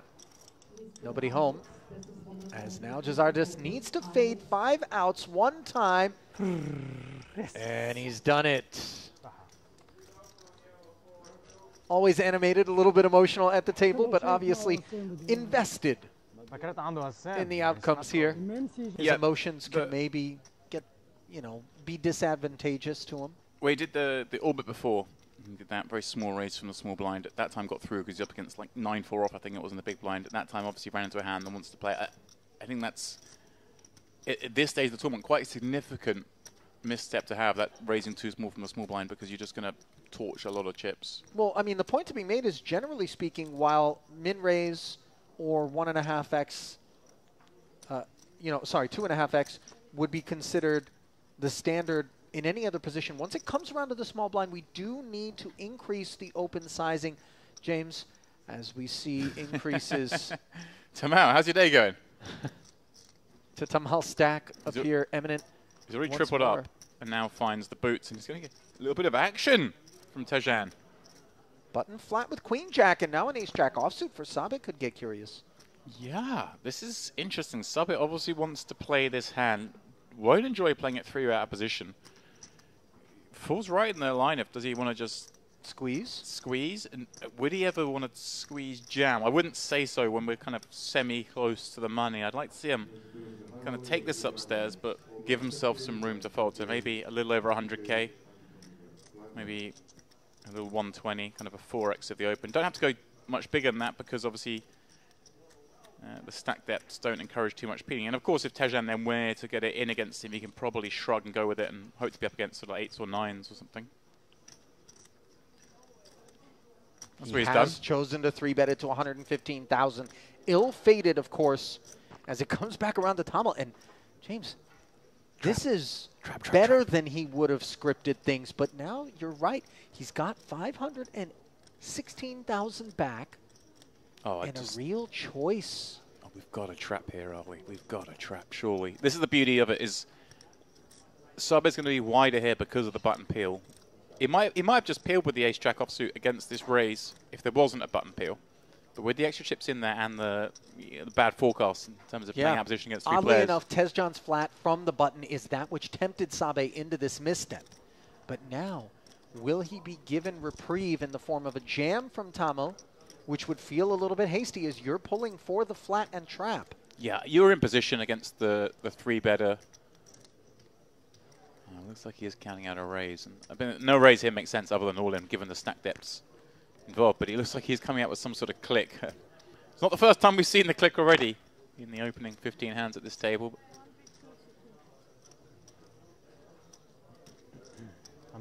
Queen Jack with the exit as we see 232K. And yeah, this just looks so strong. Annoying for Saba, though. This is, I mean, there's no way Tamil ever has a 4-bet fold here. So in that case, like I say, I would have just preferred a jam. But I wonder if, I think Saba's going to realize it's game over here for this hand. He's been a little unlucky the way things have gone, I say. Yeah. 3-bet before with 10 deuce. Queens. Got into queens. And now he 3-bets ace-jack in a very reasonable spot. I mean, I fully advocate this spot, I think. But listen, not all buttons would have flatted with Queen Jack against the open, and it's unfortunate in the sense that because of the flat, as we touched on, Sabe was further incentivized to make this play reasonably, try to squeeze, but Tamil, top of range. And again, this is a guy who's had the highest of VPIPs at this table, and so with his frequency, you think the guy can't have it every time, and yet here he is top of range with the aces. Aces, which we blocked. But I will make the note, obviously, they were referencing after the double up, after the flip. There was like, oh, up against Mr. Flip. It's like yesterday they were exchanging information about hands they played, bet sizes. They obviously played a lot yesterday. And I think Sabe, in his mind, probably has a good idea of how Tamil plays. And the way he was sort of discussing it struck me as he wouldn't necessarily think his man's going to be in here coming out with some wild 4-bet. But he is still thinking. I'd be very surprised if he continues, Ali. Burning some time, perhaps. Well, the longer that he takes as well, James. I mean, the thing is he's getting an incredible price, but against such a nutted range in my mind. Getting better than 4-1, is it? Yeah. Well, near enough 4-1, Yeah. yeah. Well, the 3-bet, yeah, it's 117K to call. But look, he's only got 295,000 back. If he makes his call, it's a good chunk of his remaining stack. There's very few flops he can fold, and with 6 away from the money, if he does fold here, he still has, what, a shade under 20 bigs. And oh, wow, my goodness. Wow, well done, Tamil. Got his man. Kind of crazy hand. Maybe just flustered, Ali, the way the day has gone.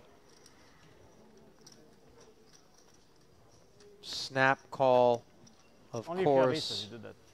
Or ace shit. Wow, wow, wow. 10 deuce deuce of no use.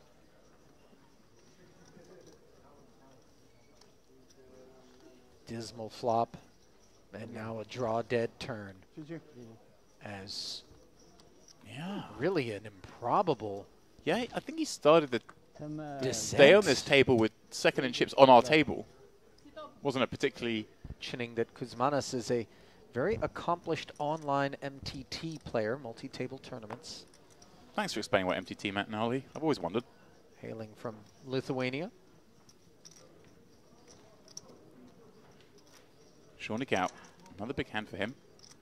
Hasn't really had to do much as the chip leader. I mean, we are only 16 hands into the day, unbelievably, given how much action we've already seen.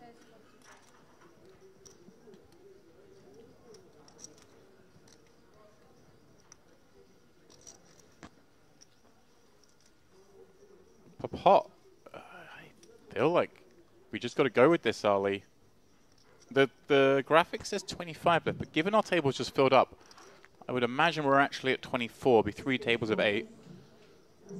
But still going to lose sort of 20% of the field. So we're not in a position of being able to just fold a hand like ace, as strong as ace-queen here. So he's going to rip it in.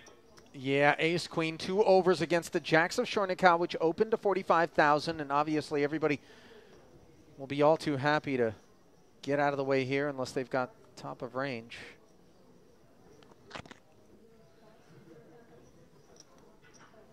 When it comes back to Shornikau, he is going to give Frederic a spin. Oh, yeah. There's the call. 1 chip flicked. Yeah, you don't like getting snap called here when you've got ace-queen because there obviously are some bad opportunities. But a flip is a fair fight. Yeah, Shornikau can't be all too comfortable with the jacks against 2 overs. Hoping to see little 9s or 10s there. Oh, dream. Sure. Vulnerable are the hooks here. But Popo, the truly vulnerable party, as he is covered and unimproved on the King 9 deuce board. 6 outs twice with no spade in hand.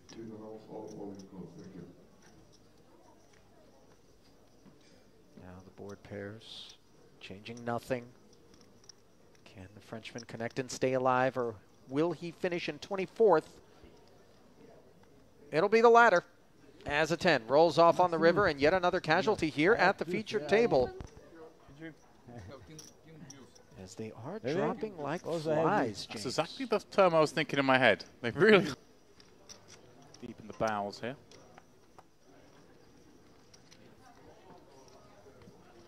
Pleased to have those of you who are streaming today's coverage with us here on YouTube. Certainly hope you're enjoying it. If you are, go ahead and let a friend know. Have them join us as well. Click like, click subscribe, and help us to continue to deliver live streaming coverage from each and every one of these Merit Poker series. Yeah, and I have to say, obviously, we enjoy the themed festivals here, don't we, Ali? But this one's a nice one. All the staff out in cowboy get-up. A lot of neckerchiefs, shirts, big belt buckles, boots, hats. I haven't seen any anybody engaged in any 6-shooter duels yet, but it's early. You've only just got I just got here. Yeah, I mean, the dinner break yesterday was exciting, put it that way. You think that was Out chicken in you were eating earlier? Pocket 5s, once again. Yeah, this one, again, it's, I hate it, but we're in. Yeah, Montiano. It's a good chance of a pickup with a pair, blind on blind. Ooh, ace-8 suited for Jazar, but the bubble. This is where it gets interesting, yeah, because he might still get a fold here. Now, there are a lot of pluses for Jazar to do this, because he knocks a player out if he does do it, and certainly be ahead. I like it. Makes the stand. Yeah, he does, and he's only got 109,000 back after doing so, as these two will play for 338,000. But that 109,000 could still find the money. He loses his pot. He's 2 away and will be in the small blind. Deuce, deuce, 4. Beautiful texture for these 5s. The wheel is not a concern. Nor is a jack on the turn, as Jazar needs an ace or an 8. That which Montiano needs to fade to double here. And he's done just that. Indeed, Montiano with the double. Back comfortable. And now it is a question of Jazar looking at the screen. Can I get my 5 blinds into the money here?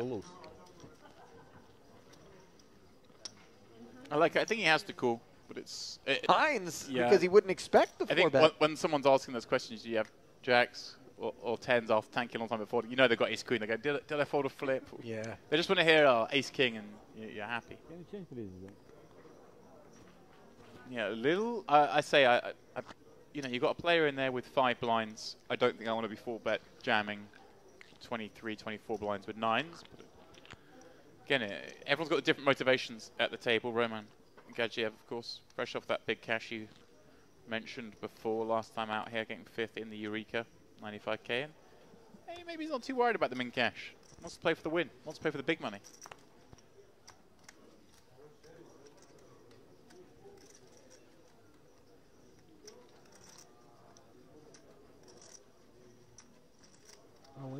Wow. Jazar's ace-8 suited is being piled on by Shornikau's king-10 offsuit. This is abusive.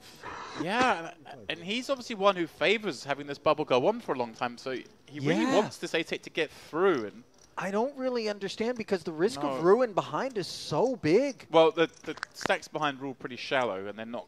They had to be super nutted to call off. Why do we want to give Jazar protection? I mean, yeah. I mean, here's the issue. You're protecting him in terms of not having to go up against the hands behind. However, you're threatening him with your own all-in. Yeah, you just want him to get this jam through. Or someone knocks him out, whatever, but you don't have to go out of line with King 10 offsuit, I think, to get him.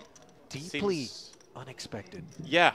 But Jazar, there we go. Well, he doesn't like it, because obviously he'd rather just get the jam through and survive a little bit longer, but is ahead with a shot to double. Remember, it was an ace-8 suited that left him with 99,000 when he was unable to get the best of 5s, blind versus blind. So here we go. Lebanon's Maroon Jazar on the direct bubble, looking to hang on.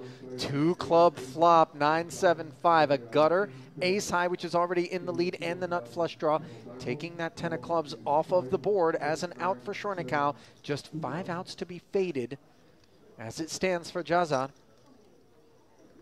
Now, the 6 does give him the straight, but the 8, were it to show up on the river, would give Shornikau a winner and be complete disaster for Maroon. Instead, it is an ace, so a double.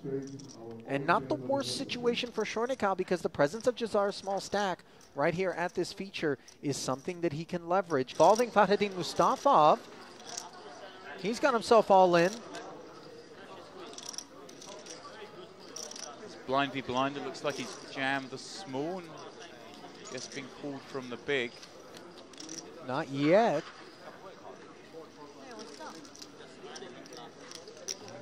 Not yet, you're right. Deliberations I thought we were here. maybe in a holding pattern waiting for the hands to finish, but you're right. I'm going to give a spoiler alert though, Ali. The fact that we've cut to it, I reckon he's about to get called. Well, you never know. Sometimes we do cut over and the hand does get folded. That's true. Out of the big blind, but time will tell. I'm just trying to save myself. Fadi, of course, final tabling the warm-up yesterday. A man who plays the biggest stakes tournaments all around the world.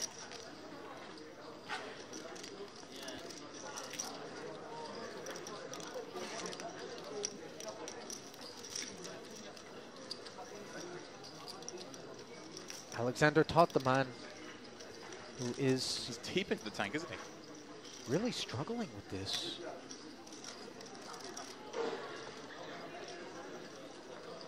A shrug and call.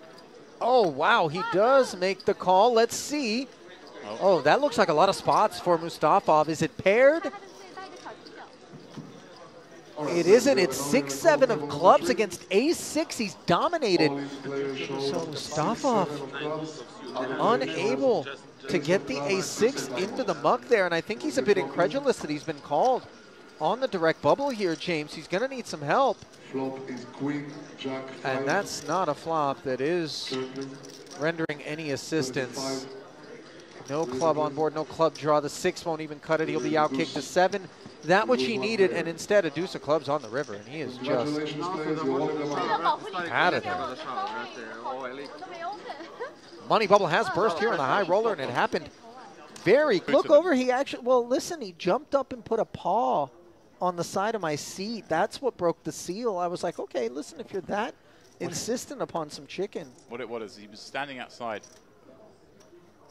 watching us all go in to get food, saw you take a good 35 minutes before returning, knowing you must have ordered about 8 plates and therefore wouldn't have room for all of it, thus must have some extra. He did come right for me. He didn't go to you or Lappin, by the way. Well, he didn't go to you because obviously you had wolfed down the entirety of your meal. Dogs. Lappin was on to dessert, which is a bad idea. The Labrador doesn't share. Kuzmana's committing, and we'll get action. Notice that he's left 20,000 back. This is a move that we do see from time to time. Yeah, 7,800 for 19th and 20th, 89.50 for 18th. So it just means if he does get action like he's going to get here now, re-jammed on, he can have a look at the other tables, see if there's a hand going on, right? Maybe burn a bit of time. Hopefully, that way if he busts this hand, which obviously is not what he wants, but he could make $1,150 just by waiting a couple of minutes. Be interesting to see how many of those time cards he wishes to use in this situation.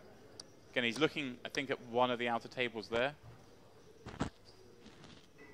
Yeah, reaching for the time chips. You get 6 of those, and you get another 6 at the final table. So it's a thing of, you know, you need to preserve some of them, potentially. We've seen it many times, actually, in Merit where people have run out of them. So you need to be careful.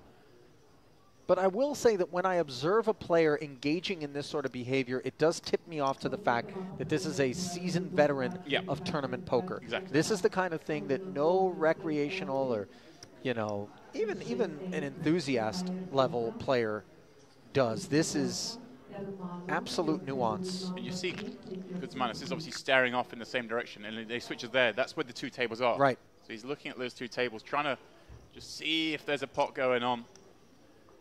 Is there any action? Is anyone standing up? Or was a telltale sign there might be an all-in?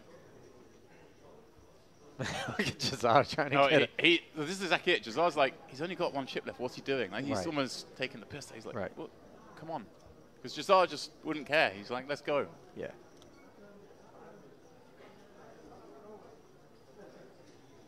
This is not the product of an actual need to make a decision, but rather an investment in potentially using these time banks for an $1,150 pay jump. I always advocate, look, I mean, obviously, it depends. If you can see a big hand going off potentially, then burn them all. But otherwise, I'd want to keep a couple back.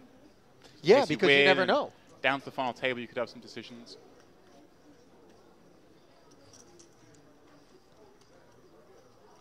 Obviously, somewhat based on the situation, the hand you've got. I think if you have aces here, you'd probably keep like 3 back because you know it's very unlikely you're going to bust out. Cool. Yeah, he's kept, I think that's what he's done. He's kept 3 back. I like that. Wow. Yeah. Used half of them in the interest of trying to secure the pay jump. When he realized that action at the other 2 tables didn't look like it was going to yield that, he did click call predictably, and so we play for 530,000 with 19 remaining here. It is the Lithuanian Kuzmanis. King Jack flop top pair, but look at this. Up against the nut flush draw and a gut shot to Broadway. Muntiano with plenty of outs. He is the equity favorite with 2 to come. That's cruel king in the window, and then that rolls out behind it. Right color. Wrong suit for Muntiano's purposes on the turn as things stay safe for Kuzmanis, who is at risk and all in. Can he hold? No, and it is the most difficult of the paths available. The ace, which shows up on the river to vanquish Kuzmanis, who was dominated, heading to the flop. Yeah, and that does secure us the pay jump, aren't we? Now everyone guaranteed 8.9k. Seen him myself personally before, but obviously see just the way he carried himself at the table, the understanding. Obviously going to be a tricky player. The rest would be happy to see him go. Sean Nicol, a decent hand. Throwing in 2 greens, 25Ks.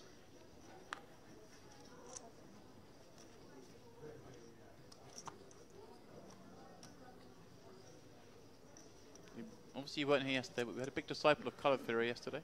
We had a man dressed head to toe in green, which was the high value chip in play on the final table. You're shaking your head.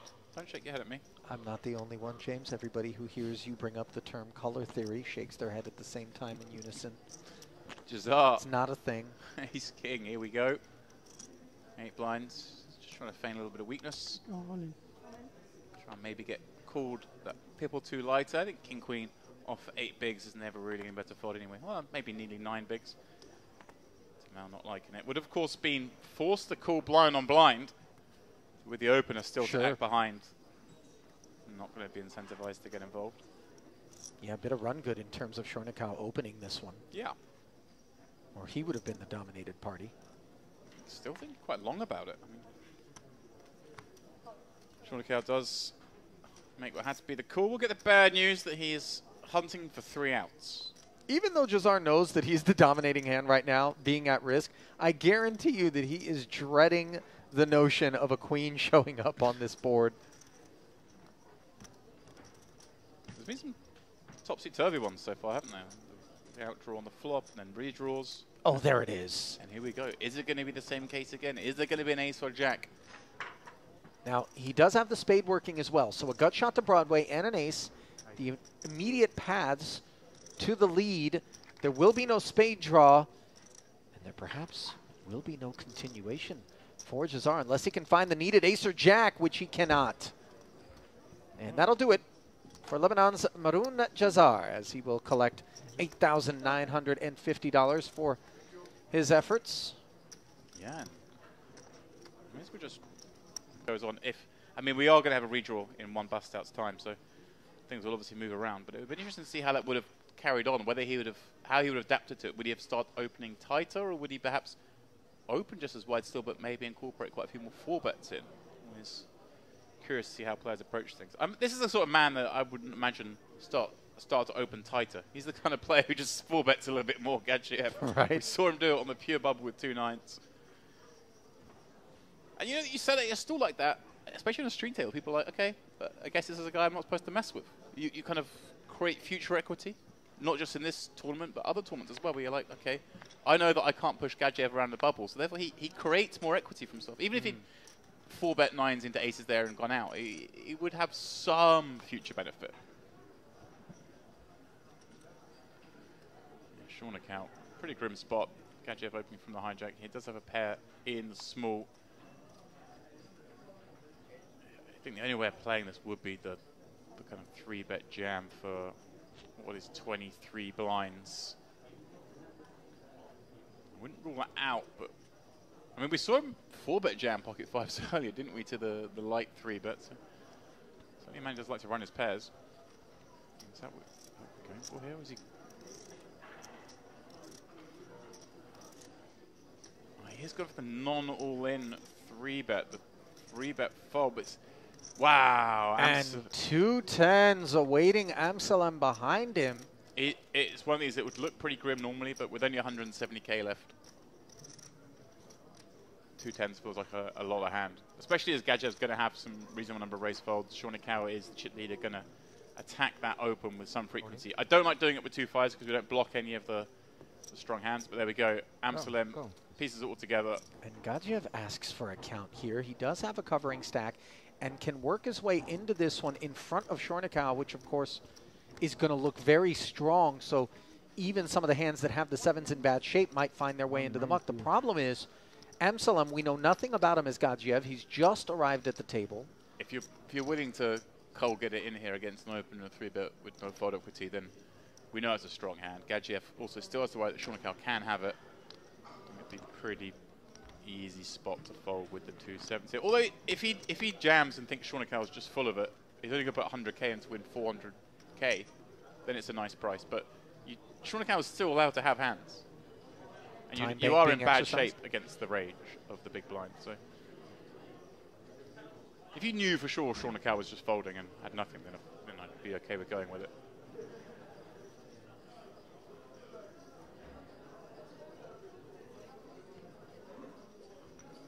Amsalem probably doesn't believe what good shape he's in here, up against 2 under pairs.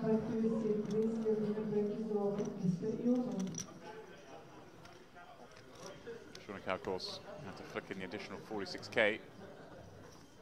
So the 7s getting out of the way, leaving Shornikau to try his luck at delivering a bad beat to Amsalem, but the situation couldn't really be better for the Frenchman, who found extra chips beyond those that he is up against here.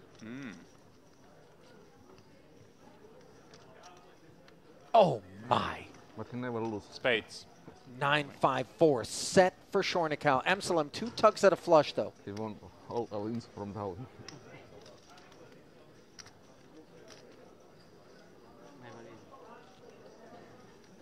Turn. A diamond. Amsalem's first hand at the table, second hand at the table. Come in here and get dealt this situation. Big favorite to double up. The 10 or the spade. Instead, it's a 6, and we are down to 16 as the next batch of 8,950 goes to Mr. Amsalem. So Ali, redraw time. That it is. 16 left. And of course, Amsterdam leaving. You mentioned that. And, you know, top shelf talent, but very much we've come to observe the fact that word is getting out, and obviously the success, the huge success of the EPT visit over here, which has already been renewed and confirmed to be coming back in 2024, is really what blew the lid off this place in terms of the secret getting out. And this Western Series, just the tip of the iceberg in terms of the number of different tournaments that will be on offer throughout the course of 2024 here at Merit. Certainly encourage those of you who have not yet done so to book a trip, come out, especially during the summer. It is just stunning. Very few places, I would say, can compete with this one in terms of going for the purposes of playing a poker tournament. You've got the sea, and you've got the food, and you've got really nothing that you need off property. As we see Zukovic jamming from the button with this Queen-4 offsuit. What she needs is to get through, but unfortunately she's not able to do so as Tat makes the call. He's the man that eliminated Fahdin Mustafov on the bubble, making a big call with ace-6. Here he is, ace-9. Obviously not nearly as big a situation, but one that needs to go Monica's way here. She wants to keep Polish hopes alive, and 10-9-7 is awful. Yeah, very bad window card when you've got the queen rag, and they pair that 9. No future potential, just the queen. 3 outs once for the Polish phenom, and the 7 isn't going to cut it. So a gracious departure in 16th. $8,950 will go to Monica, as a pay jump will go to the remaining 15 players in the field, who have now secured the first of the 5-figure payouts. Coming in May of 2019 in a Turbo Bounty event. But he's been all around Europe doing his thing.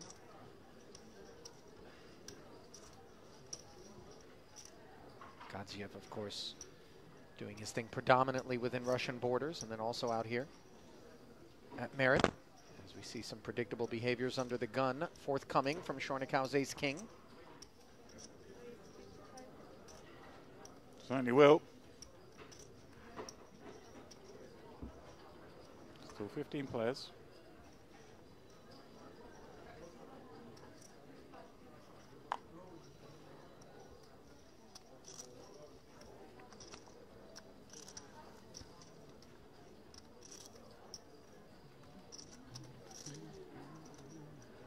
Going to make it all the way around to the 2 players in the blind. The aforementioned Gadzhiev.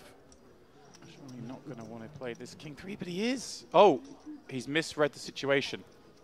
He's just put an agreement. He didn't realize that Shornikau had opened this to 55,000. What does it mean? So he's completed. The ruling will be he's allowed to continue to call, add the extra 35k, or he'll be allowed to surrender the 25k. That should be the ruling given here. He's asked for. He thought he was just limping blind on blind. I don't see raise, I put 25.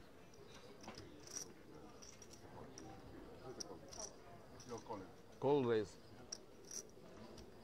Oh, he's being forced to put in the full 55, James. Yeah, I think a lot of places, if it's clear the player's made an accident, they're allowed to surrender the chips, as it were. I think that'd be the norm, but wasn't given that option.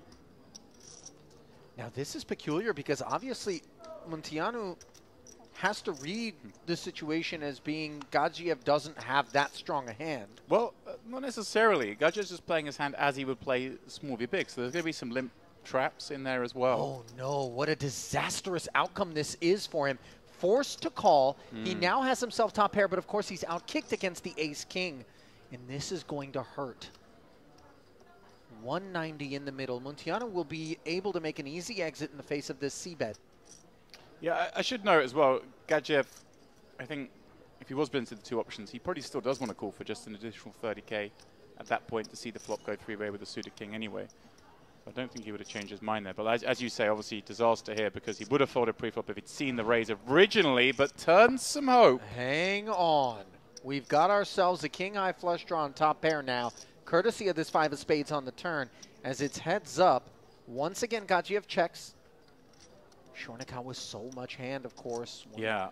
Would expect the next barrel to come in, and it's not going to be as modest No. as that before it. Not with this draw-heavy board now. 2 flush draws out there. The king-queen working.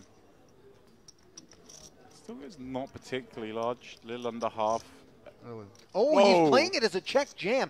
This was unexpected, but again, true to form. More on the aggressive side of the spectrum is Gadzhiev, but Shornikau not going to go anywhere as the covering stack, and suddenly we're playing for $1.25 million in chips. Just look at the situation, though. Any 3, any spade, and that would give Gadzhiev this big double through the chip leader and a new lease. All the rest. And Shornikau vaults even further into the lead. Right color, wrong suit as the 6 of clubs leaves Gadzhiev showered. It's one thing to bust in a hand like this. You never want to bust. Obviously 15 left in a high roller. You're always going to feel a little annoyed. But when it's come about just because of... You get down to the front table and it's like 6 and 6, and you know, guys are genuinely actually really tired and their backs are probably sore and they want to get a good night's sleep maybe, and they know it's not going to be a long night's sleep. At least it sort of feels medicinal in that situation. I'm only asking, so I'm desperate for one right now. Well, luckily there's a spa nearby, or 3. Are you asking me to rub your shoulders? I was asking to make me an appointment in the spa, actually. Just this popping it up with 2 9s here, and he's going to get a customer. Yeah, we may have a clash here. Tiano with ace, king, and 25 blinds. Does he just want to rip it, or does he want to induce? Yeah, I wonder if it does suit him in this situation to ever just shove, given the high ICM environment here. 12 left, ICM getting pretty close to its pinnacle. That would be around the 10 and 9 left point when it's absolutely peaking. So, yeah, there are reasons to just try to shut this one down and discourage some pocket pairs who would 4-bet. This is exactly one of those spots. I don't know if Helt will just stick it in, or will he try to navigate again. He's been the navigator so far. Obviously, just enough hand one imagines that he could just call and look to play a flop. Obviously, the hand's a lot easier if he just jams. Get an immediate answer. Of course, situations like this would find himself flipping. Yeah, I wouldn't be surprised with either, to be honest. I think there is merit to both options here. You might make a player-dependent decision to go one way or the other. You might flip a coin in your head. You might have a look at the remaining field and sort of make maybe a judgment about how strong you feel against everybody, and maybe in those situations you want a lower variance. This is close, so it is a very genuine use of the time bank here by Helt. He might be balanced here. If he had queens or kings, he might also throw in a time bank before shoving. But we do see a flat. Tiano can't enjoy that. He's thinking, pick this up or maybe get jammed on. Now instead has to play a pot or be in position. You know what? Forget all that. It's all fine. You're loving life. It's kind of nice in the fact that there are some hands like perhaps 9s and 10s that are obviously going to enjoy this flop. There are some ace, queen, ace, jack type holdings in there. I think a crucial part of this one from Helt's point of view now is that he'll know that a lot of his opponents' light 3-bets will also be ace-x. So, you know, he's going to face a very small bet, one presumes, incredibly small. Wow. Can't fold to that sizing, but like he's basically not really putting much more.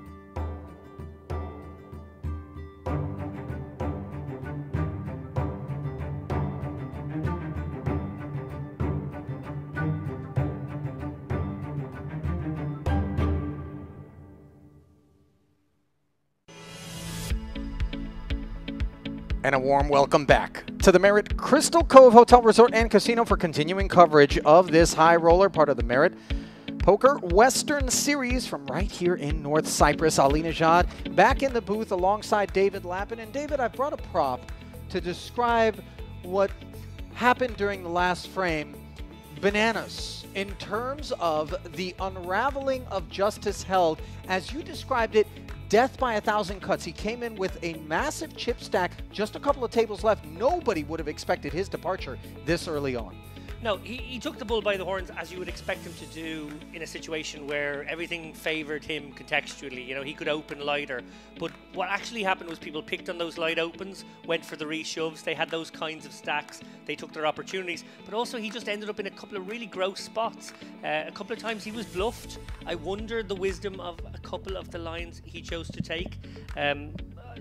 Far be it from me to sort of question a man of his caliber, but yeah, there were just a couple of spots I wasn't sure. I thought he could have navigated slightly differently. What I'm most excited about as we go to this final table, though, Ali, is the people I haven't seen yet. Chornikau, Tamils, and Nitikin, who have huge stacks. Actually, they might be the 3 biggest stacks in the tournament, but they've all been off stream for the last couple of hours. So yeah. I can't wait to see what they bring. I suppose the table we saw was actually the sort of short stack battle for the most part. Yeah. 2 tables have become 1 as the final table is upon us. And as you mentioned, Chornikau, chip leading right now, 3.2 million according to the most recent counts. In second, we have the Estonian Tamil, 2.5 million. And of course, in third, it is Anatoly Nikitin, 1.9 million roughly in front of him. So some very deep stacks out there, and of course there's going to be the typical short stack out there. Spin ups going to be needed. So without further ado, we send it out for the intros to the final table from producer Milbutas. Gentlemen, the moment we were waiting for, the most prestigious, the richest tournament of our very first 2024 Western Poker Series here in Merit Crystal Cove. And guys, the guarantee of 300,000 was smashed really quickly. More than 700,000 is in a prize pool. And still, bunch of money to share from the cashier, including 175,500 for the winner of this high-low event. Let's meet our finalists. Sitting in a first seat with 2.8 million in chips, he's Montenegrin. And it's time to meet Alexander Tot.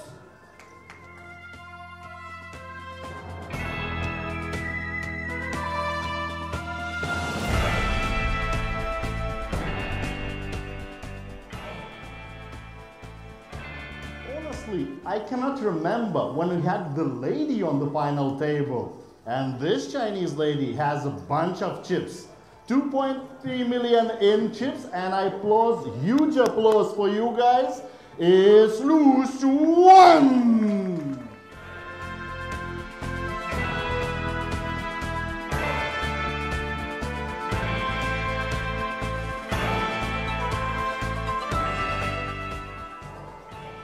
The guys who's sitting third, he knows the taste of victory, as he was last year winner of our main event. The prize was bigger than this time.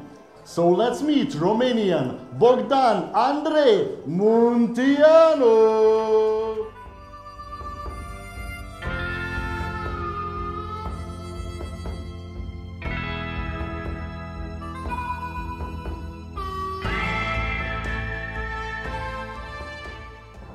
Honestly, if I make the stand-up comedy of Merit Poker, this is the guy I would invite for sure, because he has amazing sense of humor and he knows how to play the poker. 2.1 million in chips, Anatoly Nikitin.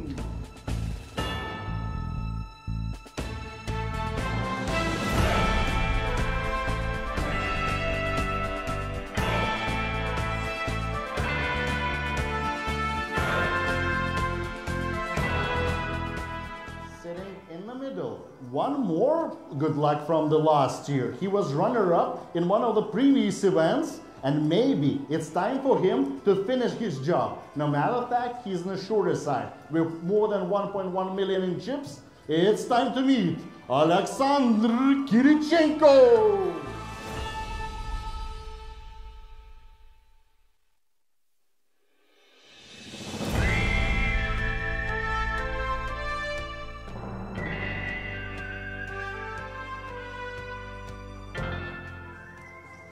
I strongly believe that the game of poker is much more skill than luck. And the guy who's coming now, it's true of this. Because it's very short career in Merit Poker and it's third major final table appearance from him. So Chinese here is Gorian Wei.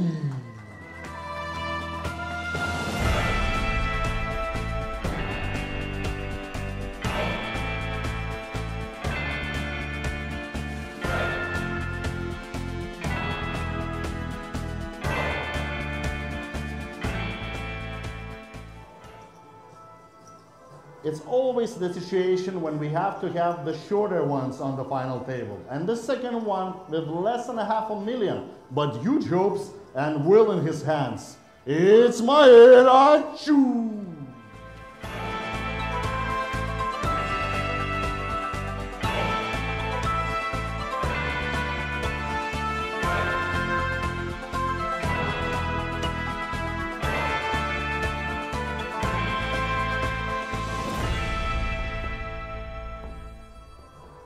Actually, it's a pretty rare occasion when we have Baltic states here on our final tables, but if they come with the chip lead. And this Estonian is not an exception. 3.5 million in chips. It's time to meet Tarmo Tammel.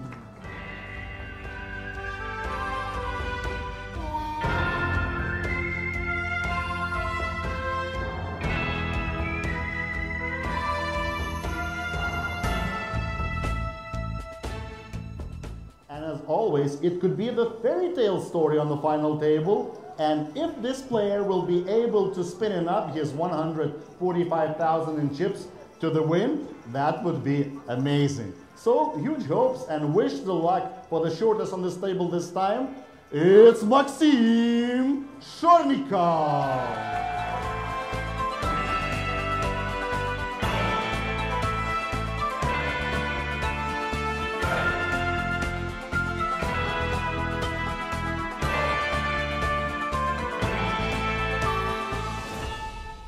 For some of you, it's the very first big tournament, live tournament 2024. So please do your best and start the year with the victory. Dealer, please, shuffle up and deal.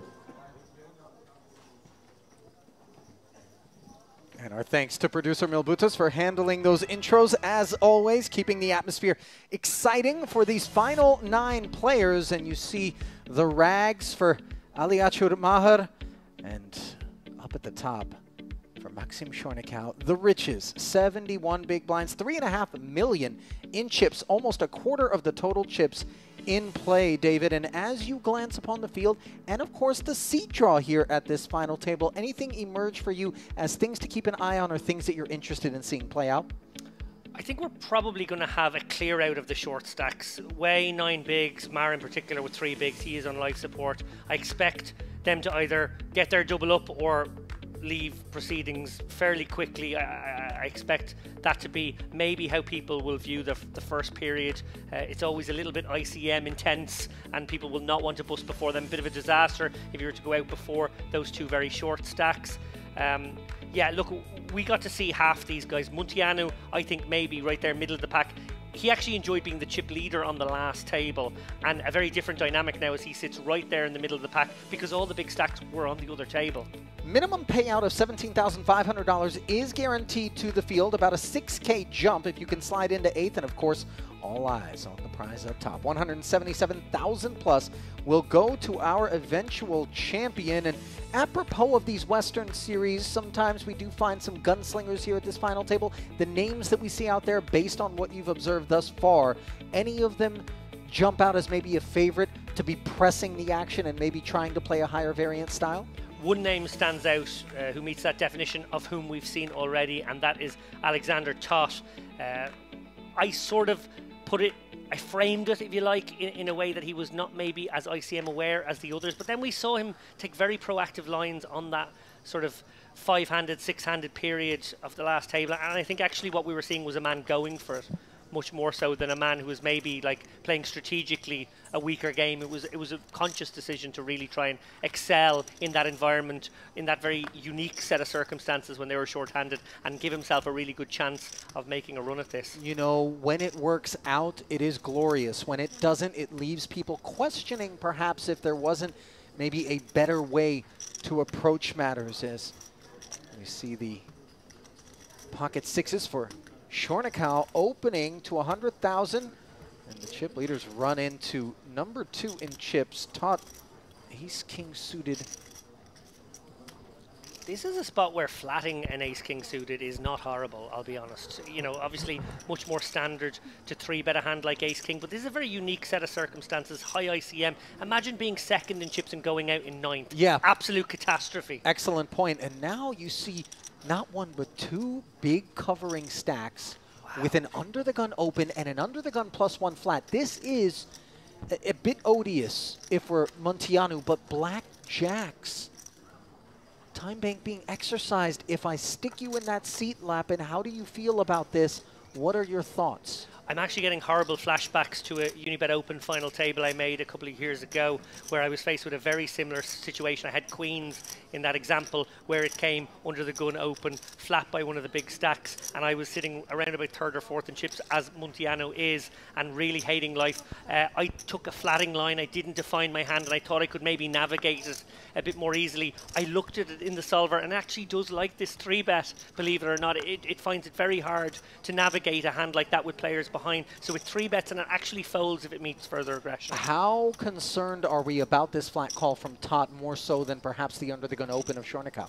We should be very concerned because it is going to be a very strong range. Shornikau's probably allowed open a little looser than anyone else at this table, so he actually can be in there with a wider range. Tot's got to be incredibly condensed in the kind of hands that he can call with. It's going to be medium pocket pairs, maybe even some bigger pocket pairs, and these kind of ace-king, ace-queen, maybe king-queen suited type holdings. And in turn, of course, facts not lost on Shornikau is that Munteanu must have real strength to be behaving in this manner in this setup. Absolutely. Like, this would be kamikaze stuff to do light, so actually looks incredibly strong. I think Shornikau can very comfortably pitch these sixes, although he might be wondering if Tot overcalls and maybe he can sort of create a set mining type of situation that's profitable. I prefer the fold. We see the fold. Tot, on the other hand, now in a very interesting spot, obviously very wary of the under the gun open first and foremost. That's not in the equation anymore, but has to be extremely concerned about a player willing to 3-bet those players. This is just so much hand though, David. Ace-king suited, and of course, when we flat, part of the idea is not to end up in a situation where we cannot call. For instance, if he had 3-bet and a jam had come in behind him, maybe there are arguments made to avoid a collision. But of course, as a covering stack, granted he's out of position and isn't covering by all that much, we do feel a bit compelled to not put this into the bin. But how do we react? Is it flat and then 4-bet? I think we have an interesting one. Yeah, I think ace-king suited in particular is so pure and it blocks aces and kings that you could decide to try and put your opponent's other ace-king in the bin. His queens and jacks are going to be in a world of pain as well. You can do that, but you can also flat and try and navigate this spot still. I think it's, you know, a situation where you can put 240 in. Obviously, you make top pair, top kicker, you probably proceed positively. If you miss, you probably give your opponent credit for having minimum ace-king here and maybe all those pocket pairs. Now that we find ourselves in this situation by virtue of the flat call, do you lean flat or do you lean 4-bet? Personally, I lean flat. I think it's still a tricky ICM situation for Munteanu, but Tot is the player I talked about earlier who does apply these kind of pressure lines. And think about it now from Munteanu's point of view. He flatted. It could have been a trap. Yeah. It could have been the aces, kings trap of the it big stack. It smells like aces all day long. This absolutely smells like aces. And one wouldn't blame Munteanu if he just decided, let me step away from this 345K. As you mentioned, the solver likes to 3-bet and fold if faced with resistance. Yeah, Tot basically understands that he's blocking the two hands that call here in a happy situation. I'm going to be pretty clear on this one. I don't think queens in Munteanu's hand would be a profitable call in this high ICM environment. I think kings would be very close. How insane is that, Addy? I think kings is not printing money here if you are Munteanu. That's scary. That's how gross this situation can be. Now, I think you probably do have to draw your line at kings and maybe just go, oh, okay. Not unlike Giraffe Ganger, perhaps, exactly. Online. But real men lose with kings. I know he has the aces, but it doesn't matter. Look, he's telling me he has aces on the bubble, man. For those that aren't sure what's happened here in the booth, there was a very famous and viral clip that circulated the internet about a month or two ago, I would say, from an online streamer by the name of Giraffe Ganger, where he had pocket kings and was convinced that he was going to have to put all of his money in and be behind against aces. And he made the declaration of war that, yes, that's what we must do. It is part of the cosmic obligations of pocket kings, but pocket jacks not faced with such sort of obligations, and in fact faced with a very understandable dilemma as you see the migraine headache developing for Munteanu here, one that is somewhat self-inflicted by virtue of the 3-betting line that he took, which we can all understand and sympathize with. And conversely for Todd, he too, we can sympathize with his choice to 4-bet, creating fold equity and actually leaving jacks in a stone-cold blender.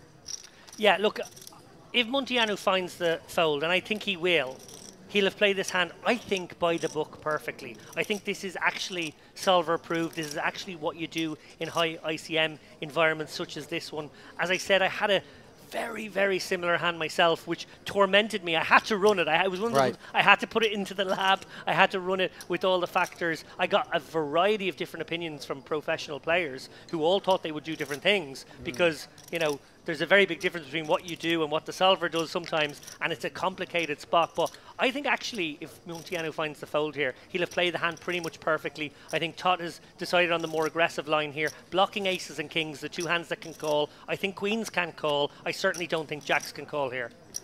You saw him look up and over at Todd, and perhaps not lost on Munteanu. We're not sure how much time he has spent at the table with Todd, but the notion, not unlike what you predicted, that this is a guy who's going to put me into high variance spots uncomfortably, leverage the ICM. Remember, there is a not negligible pay jump between 9th and 8th as we see the fold finally come in from Munteanu, understandably. And we know that this will be the very first hand that he looks for once the stream catches up on the delay, provided that he is still a part of the proceedings, which he assures himself by virtue of this fold, just to get a sense of what he was up against there. Was it the aces? Was it the kings? He certainly doesn't know, but we here at home do. Yeah, I wonder if the aces ever just flat again because they sort of have their opponent in an amazing spot where they're now trapping the first guy and now have an amazing situation to trap the second guy. Kings makes much more sense. Ace, king, and kings make the most sense in that spot. And if you're up against a range of kings and ace, king, you're not in good shape with jacks. No, so you got to pitch them. It's a flip to be in front, and then if you're forced to C5 for an absolutely huge equity pot here with 177,000 up top and just 17.5 as the direct payout for 9th place, you know, do we want to take that spot? Let me put it this way. The ICM is so extreme right now. The jacks are, what, a 55-45 favor. That's 10% margin of favoritism. If the hand was shown to him, it's a fold. That's how gross calling off your chips in that kind of situation is. I think that's a great point to make, because if you narrow your opponent's range to where the bottom of it could turn face up and you were still compelled to fold, what are we even thinking about? Yeah. You know? But obviously it was a spot that was worthy of consideration, and one that certainly sets a precedent for what could shape up to be a deeply intellectual final table here. Aided, of course, by the specific setup of sixes opening from the big stack under the gun. To the left, we see the flat and then the 4-bet. It just feels so disgusting for blackjacks. But onwards we march now, and the Estonian Tamil with ace-jack offsuit, looking very different, mind you, by the way, than the photo on the Hendon mob that you see of him, where he was very clean-shaven. He's gone to a more menacing, bearded look behind the sunglasses and behind the strength of ace-jack. He raises to 175,000 with the blinds at 25 and 50K. 40-minute levels, we remind you. So the pace is brisk, and a good chunk of that level was just torched off in that very first hand. This one will end with far less fanfare. Raise and take it there for Tamil. Yeah, to reflect finally on that hand, I think for Munteanu to have taken that long, he had to have been considering the possibility that his opponent had a lot of ace-queens and some tens. If you have ace-queens and you have some tens in there, suddenly it becomes a more tricky calculation. But honing in on what I think the range would be, and he did happen to have a hand within that range. That doesn't necessarily mean that I was right and Munteanu was wrong, but you know, in this example, it seems like, you know, I certainly wasn't wrong about the kind of hand you can have there. It's still pretty giving gross. a wider range than you were to Tot, and hence kind of his deliberations. Which could be right, because we've seen Tot be the more loose aggressive player on the second last table, and Munteanu was there watching all of that. Yeah, yeah.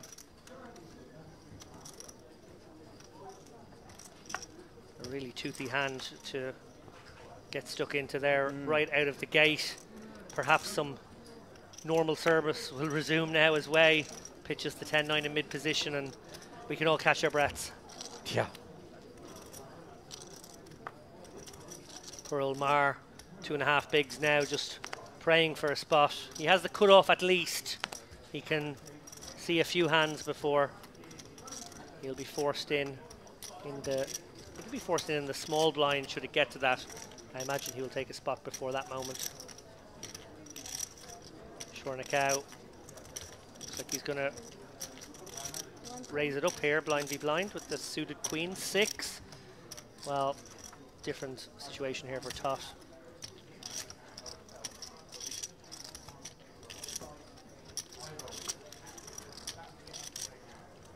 So, couldn't have called it more incorrectly there. Ali asked me in a preview, what do you see happening in these opening hands, maybe this opening orbit or two? And I was like, I think everyone's going to stay out of each other's way and let these two short stacks, you know, get their chips in. No, we're actually going to see the 3 biggest stacks at the table go at it. You know, it's so funny, but it's the sort of thing that for whatever reason, I know we have our biases because we expect it now, but seems to reveal itself here at Merit more than in any other place that we are watching or commentating on poker. And I think in terms of, you know, the viewing experience, it's delightful because it's unpredictable.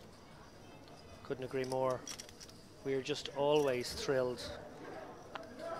Whether the play is that sort of expert level, dare I say, GTO-esque stuff, or we're seeing the very unorthodox stuff, thinking back to King Dark last night, who made it all the way to heads up, playing a very unusual style. A style that, you know, a lot of people don't think will, you know, allow you to get to a final table, let alone heads up. But yeah, there's a lot going on dynamically in this poker room, and figuring out who are those guys who will put you in different kinds of spots, flat you with different ranges than you expect. All part and parcel of the challenges posed within these walls. Ace 9 in the cutoff for Tamil. He will min raise open.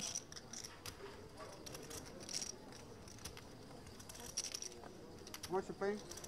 Bad seat draw for Tamil, by the way, David, it must be said, with that big stack of Shornikau directly to his left. But it's a seat that he found himself in to start the day, and he spun it up from what was 9 big blinds to level himself with Shornikau as he batted 1,000% in the first half a dozen plus pots that he played.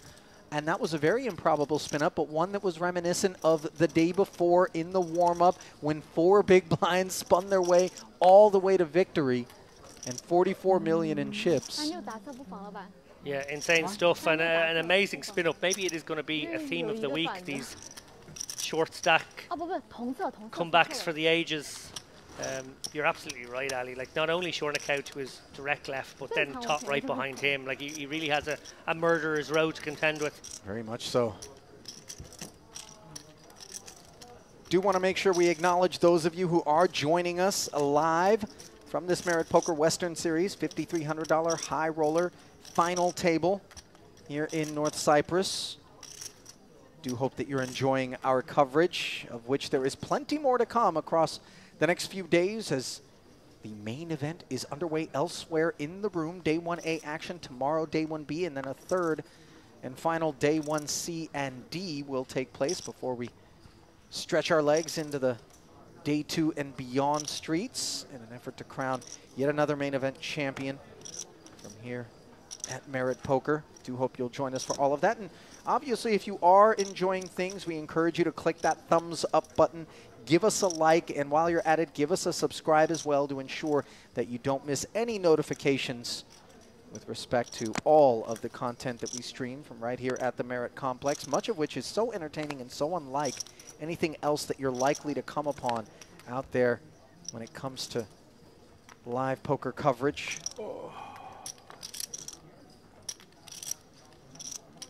And I wonder if it is because of that eclectic mishmash of people who descend upon this wonderful venue. People coming from east and west, people coming from north and south. It really is one of these sort of beautiful venues where people flock from far and wide. We have Americans in the room, we have Chinese in the room. You know, it's incredible to see where people come from, all looking to get a piece of the action here, and I think creates a real melting pot. Yeah, the dynamics that play out, because, you know, we've touched on geographics playing a role in, you know, some of the trends that we'll see. Players from certain parts will engage in certain behaviors because it's in the zeitgeist of, you know, their local poker rooms, their casinos, their online habits, if they're insular markets in particular. You know, China is certainly becoming more and more well represented inside these walls here at Merit. This festival in particular, I think both you and David and Andrew have kind of noticed the influx as we see Munteanu noticing top pair, the development for him after he defends his big blind against the tot open. 9-7 adrift, only the spade to speak of. Yeah, I'd expect a continuation bet here. Obviously, what Tot will be really fixated on is the fact that his opponent would fold some 3x and 2x here, so really only has the king x with which he could call. Great spot to fire a bet, obviously, when you have 9 high as well. He has actually found an opponent with a king, a little unlucky to do so. As I said, going to be a lot of flat calls here in the big blind, but the ones you will pitch away are maybe some of the 2x and 3x, so it's a great board to find a c-bet on. I wonder if for that reason will Tot slow down now, maybe not fire out the no equity second shell. He can obviously represent a stronger range of hands, but his opponent does look like he has a king here. There won't be too many 3s or 2s, and that is the kind of hand that would certainly call turn and maybe force you to have to triple off here, which is not particularly lovely with 9 high. On balance, I would like to see him slow down, but he is a man who likes to apply pressure. In fact, he applied pressure on this very opponent not long ago. Here we go. Second barrel, 200K. Crucial here for me when I'm in this spot is I recognize the fact that I'm going to have to call that third shell with the hand as strong as King Jack. So therefore I really take my time before I do, maximizing the number of triple off bluffs I might face. Look as reluctant as I can to put those few chips in so that my opponent will be emboldened to bluff once more.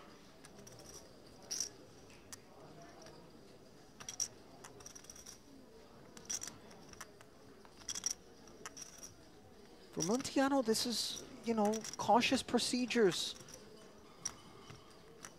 Third spade, rolling off. Perhaps we're up against an ace-king, but it is Tot in particular, the higher kind of V-pip, the button, the bigger stack. But remember, this is a man that just forced us to fold a couple of jacks, and I don't think we're in the mood to fold a king jack here, but let's observe how Munteanu approaches this river. You know, one would imagine that a third check would be the normal course of action here, but maybe he worries about a check back from Tot. He's going for the block. Is it just 50 or 200? 50.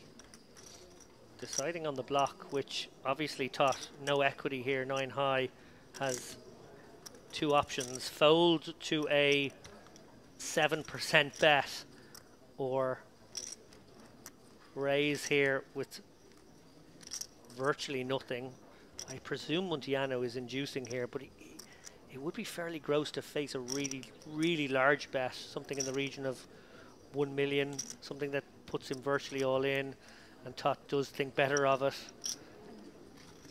Not sure that's a spot where you like the block always, but it's okay. Boy, it really is the kind of bet that almost begs to be raised, and when that happens, you wonder, is it begging not to be raised or begging to? I mean, you know, if we're in Tot's position, it feels like, okay, you really need to get raised here because this is too cute, but you're well aware that it's cute, so are you inducing me to raise? You know, we don't want to get caught. Yeah, and that's maybe the reason why I wouldn't have done it in that spot, because if you have a very clear inducing one, well then I like it, and you can protect a few hands with that.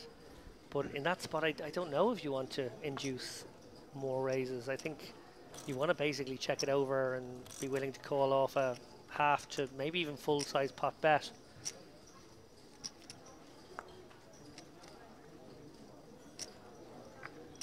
Facing a really large one, as he might have done there, would actually have been very uncomfortable.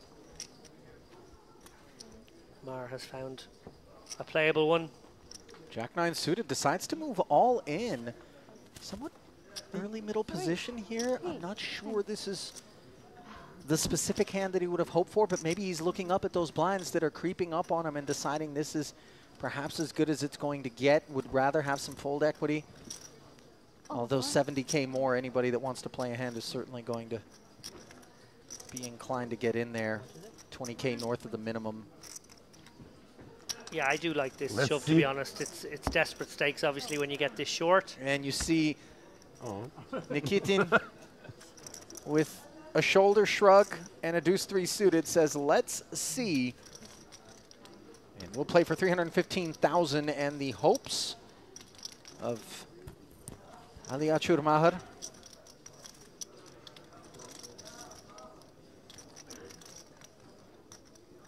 King 10 deuce, bottom pair for Nikitin in the lead. Gut shot, straight draw for Maher. 9 or a jack would work as well, as you see the 10 outs at the bottom of the screen.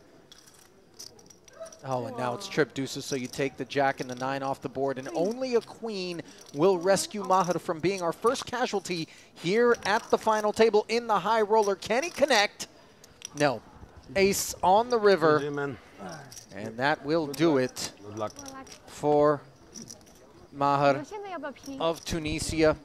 $17,500 will be collected, and we will be left 8-handed with a pay jump of $6,000 going to the rest of the field. So a short-lived stint here for Maher, but one that was obviously fruitful in the end. We certainly assume 17,500 is good enough to make this a profitable outing, as we take a peek back at the remaining 8. Spirits are always good when someone busts at a final table, for all but, of course, the bustee. It's so true. We are all vultures in situations such as this. Other people's misfortune line our own pockets. Circling for carrion.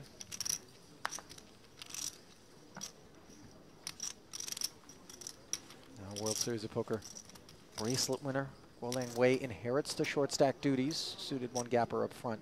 Inadequate kit.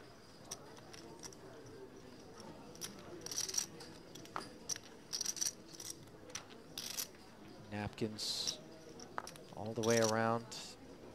Shuang also not interested. By the way, it was touched on by producer Milbutis, but a rare sight is a woman at the final table here in our Merit Western Series. Yeah, we had Kraselnikov at the last 2 tables yesterday. She didn't, unfortunately, make it to the final table. She was sort of battling with the short stack. I think she may come 12th or 13th in the end. Working together. And yeah, obviously great to see Luo here today. Thank you.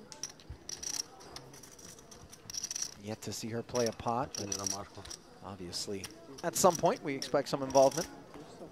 I haven't had the chance to observe her procedures as yet. I'm quite curious, not so much from the gender standpoint, but more from the demographics of being a player from China, to kind of see whether or not the approach is going to be different. Obviously, Guo Lang Wei not quite as equipped as Shuang is to really give us a taste of post-flop navigation given his stack depth. Well, the Chinese doing very well at this festival so far. I think we had 3 at the final table yesterday. Certainly 2. And to start the day, by the way, I think there were no less than 4 in the top 5 or 6 in chips, which was good representation. Ace-Jack now representing the small blind of Kitachenko Yeah, and he's shoving into the shorter stack, the only shorter stack at the table here, so a doubly good spot for Kirichenko. He can steal this one, get it through, which is always nice to just line your pocket once more, but also a hand that can get called by way worse. Normal. Oh, and Wei is going to call. He has an easy decision, and he's going to be gutted to see a real hand here. Yeah, ace-9 rates to perform well against a small blind jam, but not on this occasion, and you can see these are facts not lost on Wei as he mumbles to himself, perhaps trying to summon a 9 out of the deck. Will it be available? Not as yet, as a board of Jack-10-4 leaves him with just 3% equity. 5 doesn't give him any of the needed hopes.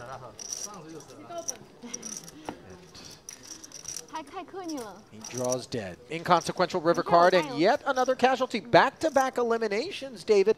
Much to the delight, of course, of all but Guolang Wei.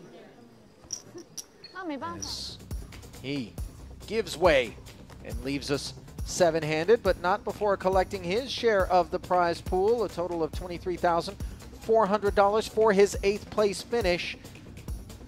Add that, his career live earnings of $2.3 million plus, David, and perhaps a little bit of a cherry on top of earnings thus far, as we touched on the World Series of Poker bracelet winner. It was tremendously accomplished, but perhaps a sigh of relief as well on as the road to a victory here is cleared a bit by his departure. Yeah, a frustrating one for Wei. Obviously, final table bubbled the warm-up yesterday. Jumped straight into this high roller, got a stack going, now falls in 8th place. So a 10th and an 8th place, which feels very crossbarish. They're obviously great results, deep runs, great to see. And, you know, he's such a poised, accomplished, unflappable, quietly confident sort of guy. Right.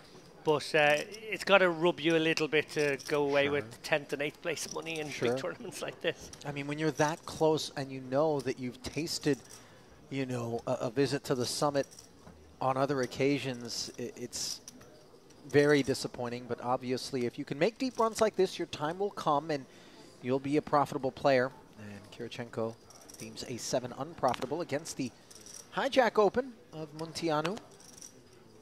Suited 1 gapper, now Tamil. Jack 7 suited, 2.4 million behind. Will defend, predictably.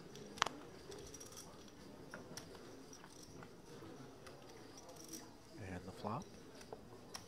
A beautiful one for Munteanu, not so much for Tamil. Checks it over. The way that he checked, by the way, he was checking with the hand that was holding the cards and in a manner that almost seemed to flash perhaps one of those cards over. As we see the check back from Munteanu, I seem to recall cautious lines being taken by this man in other situations, in particular when he was up against bigger stacks and without ICM pressure. You know, it was, I think, direct bubble nearby, adjacent kind of phase of today's action that we saw, but you know, this is you know, with intent.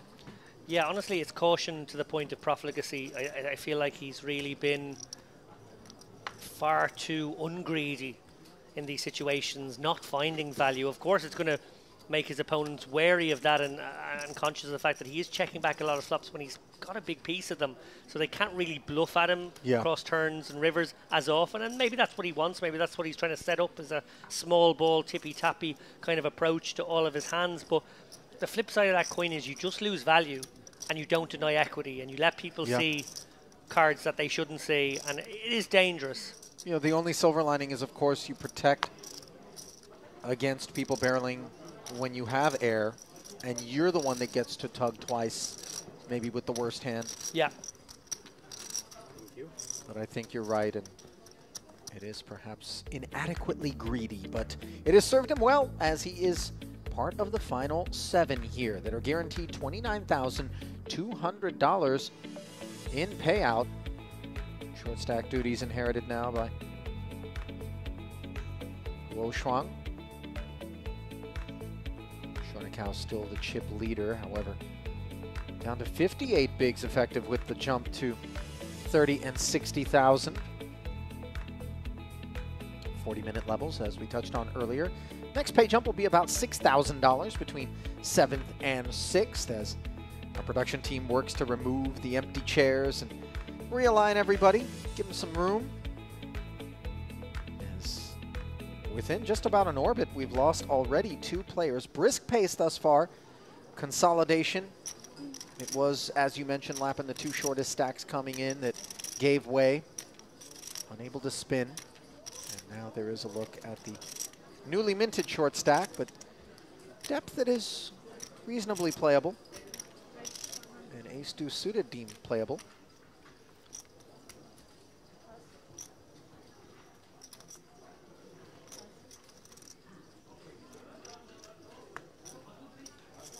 Ace-8 off finds the bin on the button. That's always good news. Yeah, this is an aggressive open from Shuang. Obviously going to get a bit more credibility than maybe the other players. She's been fairly tight, I know, grinding a shorter stack over on the outer table when we were 2 tables out. Gets a bit of board coverage out of this ace, and you know, she's using the blocker basically, and it's very effectively done. Nicely done from Shuang. You know, just being able to pop your head up out of the sand without meeting any resistance and pick up these uneventful blinds and ante pots are the kinds of things that allow you to tread water long enough maybe to allow others to meet their maker and see their demise. You know, we've seen throughout the years, David, a lot of people who work their way into heads up or 3-handed spots without ever seeing a turn card, perhaps. It doesn't have to be glamorous. No, and in fact, yesterday at the final table, Daniliuk went about his business in a very similar way. Ended up taking a bad beat 4-handed. If he'd won that one, he was well in contention of winning the entire tournament, but did just sit back, didn't really accumulate chips, didn't really play any big pots, didn't find himself on too many turns. It was all quite simple proceedings. And yeah, it's a good way to go about your business in poker, obviously. And also sometimes the cards just make it so. Yeah. No sitting back for the ace-king of Kirichenko. As a simple open to 120 from the cutoff.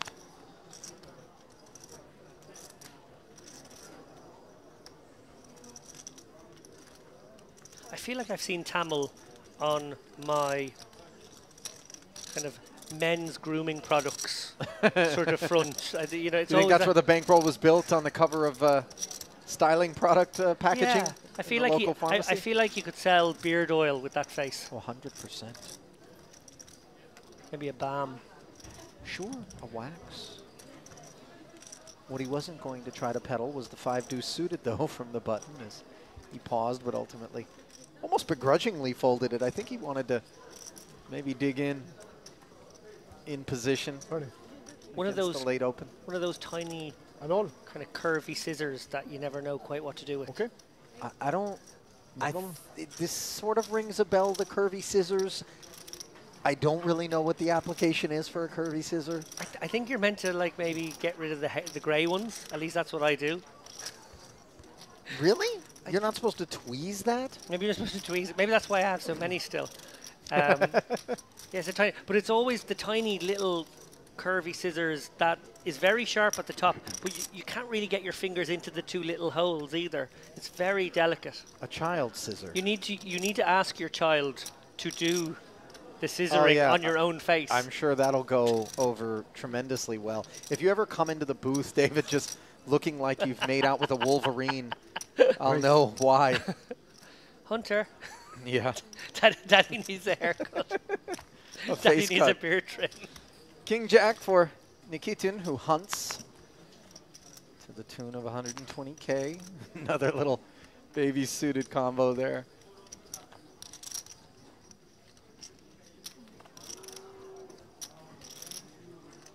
Tommel's fold leaves us on Shornikau's Jack 8. He 2 folds. Ace-4 suited now for Todd. Shornikau looking a little bit like a late 90s Daniel Negreanu, maybe early 2000s I Daniel remember Negreanu. this. I remember this well, by the way.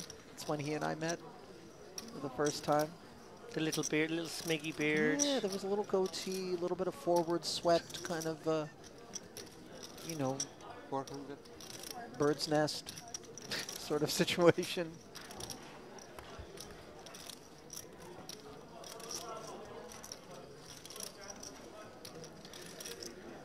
Well, Tot is relentless, and I think if there is anyone at this table who's going to take this tournament by the scruff of the neck, it may end in disaster. He may go out in 7th or 6th, but I really do think he has a strong chance of winning this one if he goes about his business like this.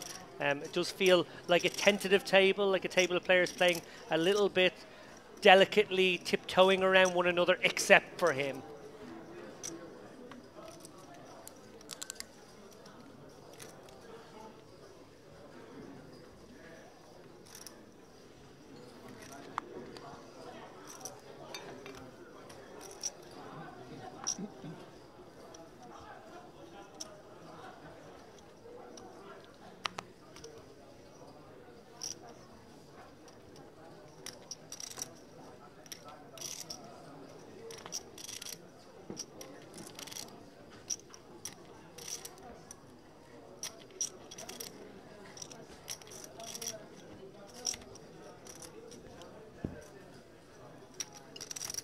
Fold it around now to Shuang. Small blind limp. Ace jack for Montiano. Could make some noise. Yeah, blind v blind here. I think he'll just stick her in for 16, 17 bigs here. You could induce this one, hope that your opponent is going to do a limp shove with some ace 2, ace 5 sort of things. Maybe some king jacks as well might proceed in that fashion. You can dominate those, but more normal to just stick it in, and that's what he does.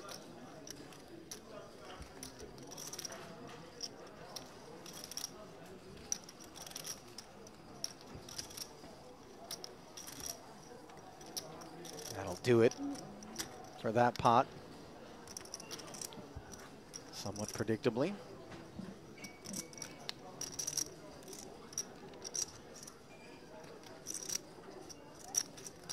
Some of this absence in terms of David and I is tethered to the fact that I've now gone and dug up photos from the very first time that Daniel Negreanu and I met. I happen to have a backup of my old desktop computer, which had all of these photos on it. It was a Party Poker Cruise, 2001, I think it was.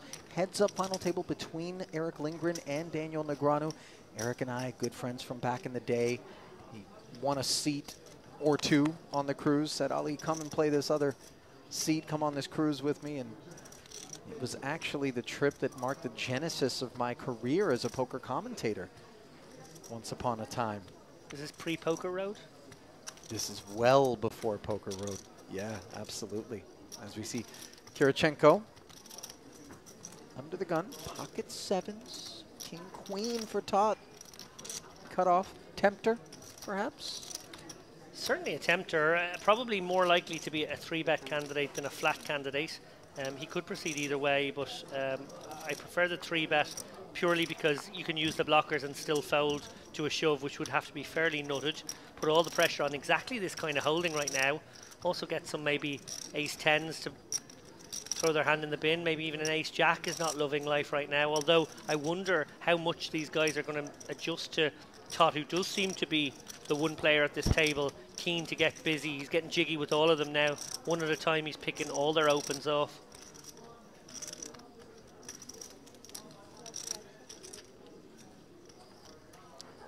Kirichenko just wondering how much fold equity exists. Well, we see he does have one of those hands where he's using his blockers and would release to a shove, but don't love life. Wow. Oh, he is going for it though. Fair play. Not going to get run over is Kirichenko. And Tot snap folds to that jam. So well served on the 2 sevens. And you saw, you know, a little mustard on the fold there as if to announce himself like, hey, buddy, I'm not the one. I'm not going to roll over to your big stack. Yeah, very experienced player, Alexander Kirichenko, has seen it all, done it all, and is not afraid to pull the trigger when he feels like he has an opponent who's a loose one, who's trying to pick on them all. He had exactly the kind of hand you might stick in the bin there, but decided no, in fact, if I do happen to run into it and it's ace king or ace queen, well, so be it, I get to flip. yes, if you've actually woken up with a real hand, I'm going to call it a cooler in my mind, because you're 3-betting and pounding on us so much, it would just be unlucky if I ran into it this time. Worryingly for maybe everybody was, has Ali opened up that photographic file from the distant past? I think he put in something around a 30-digit password. Obviously some very bad things locked away on that computer. You know, I probably should have a password, David, but I am prime for exploitation. You managed to hack your way in. Which shouldn't be too hard, given I have a 2013 MacBook, which is serving me just fine, by the way. I mean, really, a stalwart piece of computing power from the good folks at Macintosh, or Apple, rather, as it's now better known.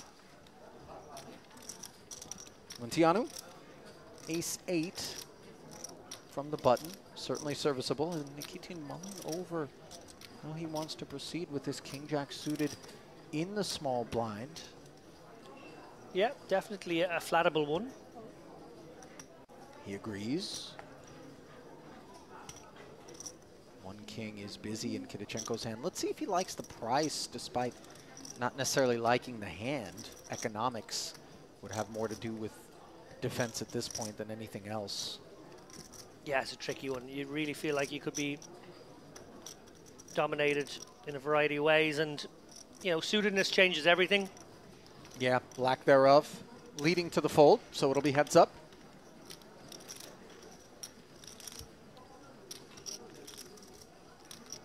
.360 in the middle, ace-6-3, absolute air for Nikitin for the time being. Granted, interacting with the ace of clubs, or 60% of a royal, as some like to say ambitiously, but top pair for Munteanu, way the best of it. He is the covering stack on this occasion, but again, we see the check back. Let's see if he finds a bet on the turn with a relatively innocent 4 of diamonds. Obviously, a lot of backdoor equity could be picked up by a big blind defense, but I don't know how much of that part of the deck is involved in the small blind flat for Nikitin. So a second check in front of him, and you would think that he would choose to bet, but yet again he checks back, and now this is absolutely enough data in terms of Munteanu to make a very legitimate assessment that we are seeing egregious amounts of caution. Yeah, we are. Munteanu's going to fire out a delay c-bet here on river, try to extract value from some kind of pocket pair. What is fair to say is that arguably Nikitin's range is just as strong as Munteanu's in this situation. You know, when you call in the small blind in this spot, your hand is probably just as strong as a button opener's, I think. But probably, in fact, a good bit stronger. So, range advantage on that board, maybe why Munteanu was a little bit wary. Waited until river. Actually got some value there, if you notice, on river. Nikitin did call with the king high, feeling like his opponent was capable of a delay, and then bluff river, which would be a very unusual line. Much more normal that if you did have air to just go fire out a c-bet and try and take it down immediately on a board you can represent easily. So a little surprised by Nikitin calling that one.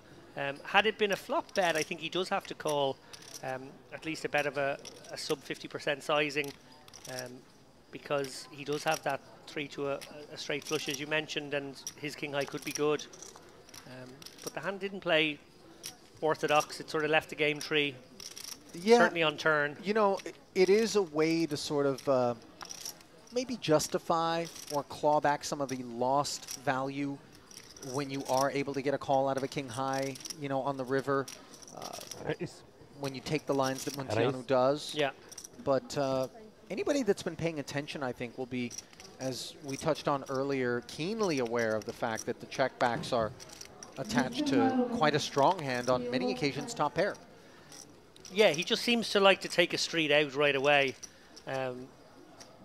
minimizing the chances that he could find himself all in, which is obviously good ICM awareness, but it can be taken too far.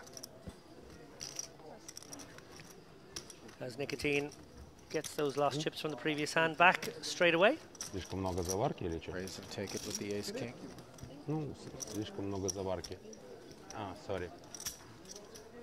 Gentle reminder that English only is to be spoken at the final table. Oddly enough, though, there are those who don't speak English, and so it's not quite the equalizer that you might imagine that it would be.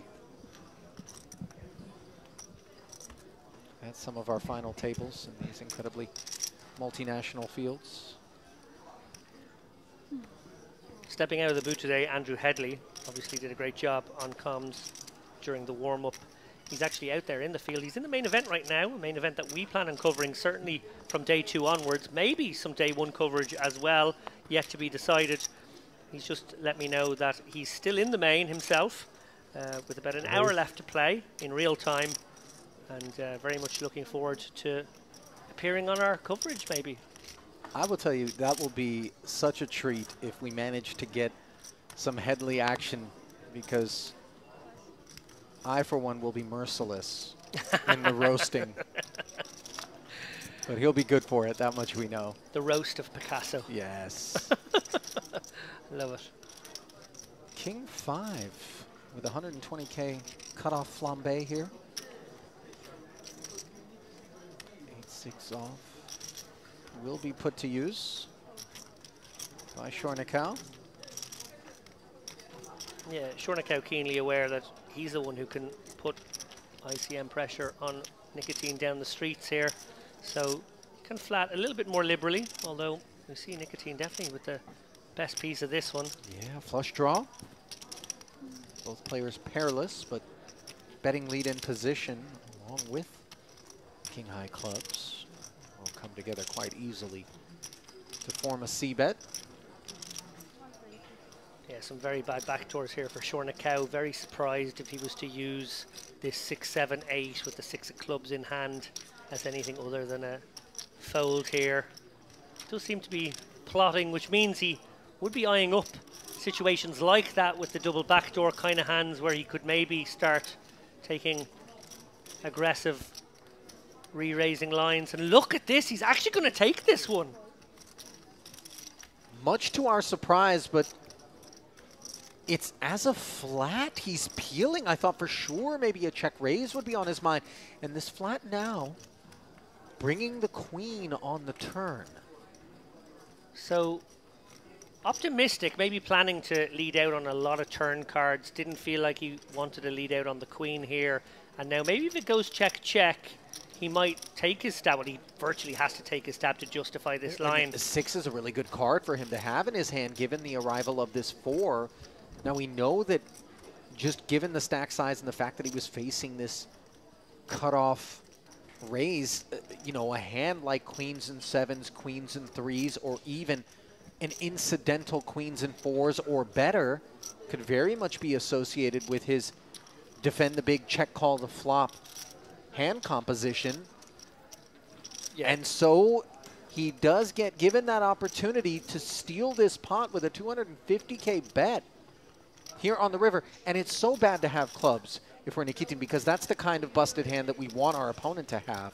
And so he does concede to the bet, and that worked out exactly according to plan for chip leader Shornikau. Yeah, great analysis there, Ali, picking up on how specifically the flush draw is a terrible, terrible hand to have if you are considering heroics there. And in fact, it was a sort of deftly played hand in the end. I thought we might be seeing a flop check raise with the backdoors, but actually he was going to navigate in a different way, sort of testing his opponent out. If it was going check-check, he was going to fire all rivers, but also maybe had some leads in mind on a lot of turns, not that specific turn, and his plan changed a little, but you know, clearly has some pathways and passages to victory in hands that, you know, don't seem obvious. Somewhat unassuming as well in that, you know, there are those usual suspects here at Merit that we expect to kind of do things such as that. I don't think Shornikau is among, you know, the personalities that come to mind when we think of lines such as that one, but obviously well served and part of the luxury of wielding the big stack. Yeah, my grandmother had a great phrase for this, is that when you look at someone like Shournakow there, you think butter wouldn't melt in his mouth. Stone cold. 9's here for Tamil.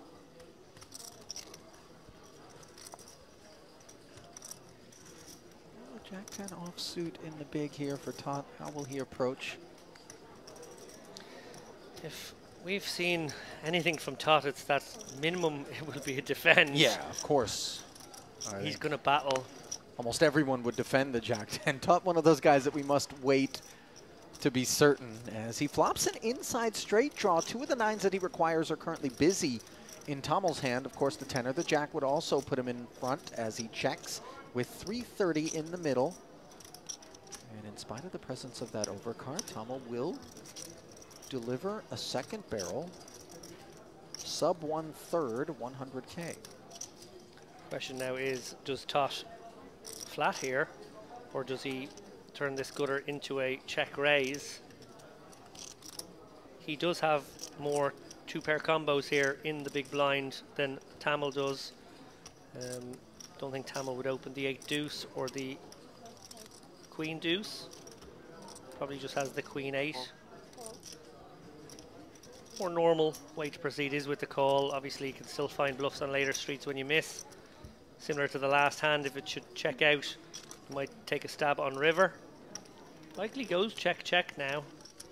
One wonders if Tot is considering a lead.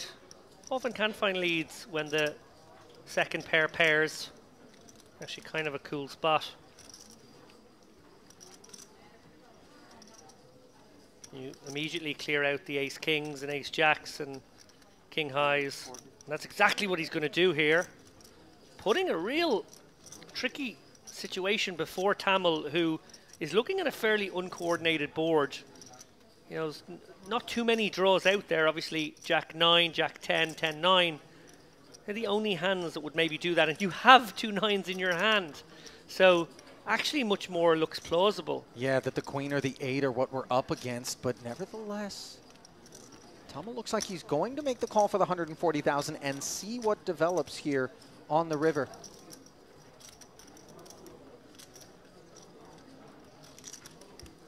$810 in the middle. Backdoor spades arrive.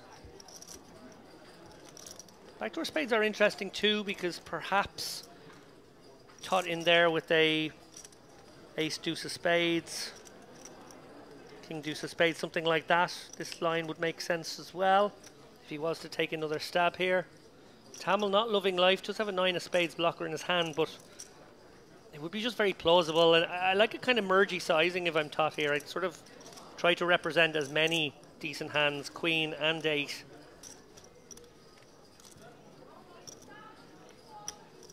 That would be the more difficult sizing to go up against, even though it might be the smaller sizing in a sense. Interesting situation here as Tot mulls over whether he can get a fold out of his opponent. Probably feeling like he's got to get a queen to fold, though. Is that what he's thinking? It's dicey. Oh my goodness me! This is savagery. Oh, everything. Okay. What a play. Now, note that Tamil doesn't snap fold. He knows the polarity of this particular choice by Tot. Now, he didn't imagine he would find himself in this situation when he made the call on the turn. And we begin to ask ourselves, why this sizing? Why ask me for all 1.8 here? Yeah, it's very, very hard to understand. Obviously now very much representing a very good 8 or pocket deuces. That's sort of it. Obviously can have that flush I mentioned as well. Yeah, that sort of king 2 of spades sort of hand can make sense. Maybe a jack 10 of spades. Yeah, we blocked the 9 of spades, so which I think is a huge consideration here. Sure. Because specifically those inside straight draws that also are spades would be the best candidates for a semi-bluff that we were ahead of, having let out on this turn, and now the arrival of the backdoor spades. But wouldn't we be a bit I know it sounds like the 10? greediest thing to do is ask for I all beat of it. Jack 10. I beat Jack 10, he said. Oh, wow. And how unsettling is it to hear that? Oh my goodness me. Tommel's onto the scent. He's called the hand, as Ali mentioned there, and I mentioned a moment before. That the 9s are a really pesky holding here, blocking the Jack 9, blocking the 10-9, but not blocking the 10 Jack, which is exactly what Tammel has announced he feels his opponent might be on. What an insane read of the situation. Obviously, simply wild. There's a big difference between calling that one hand and actually making this call for all of it. Credit to him for not having binned his 9s yet. What a fascinating hand from both players.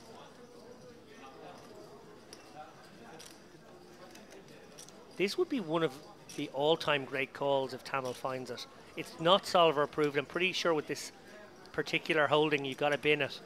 But he does sniff something. Indeed. And you're right, Ali. It's too big. An over bet, sure. A pot bet, sure. I called 500. But 2 times pot?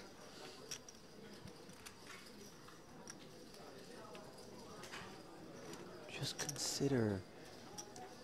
Good move. Wow. What a moment. Yeah, into the bin goes the best hand. And I was going to say, just consider the stack that Tommel would be minting if he found that huge call. But the ICM pressure just too great with 177,000 up Bigger top. balls. Big balls. Big balls. There you go, maybe I jam if it bets 500 again. Shahmat. Nice hand. Thank you. In defeat, Tammel getting a lot of credibility here, both Yeah. from us in the booth, I'm sure the audience too, for how he sort of pieced that one together. But ultimately, you know, putting it all on the line in that spot is almost reckless, even if your read is razor sharp, that your opponent is at it. It's so hard, because if you're wrong, it's a catastrophe. It is. To bust out when wielding the stack that Tommel is in front of so many others with less chips is ICM suicide, as they call it.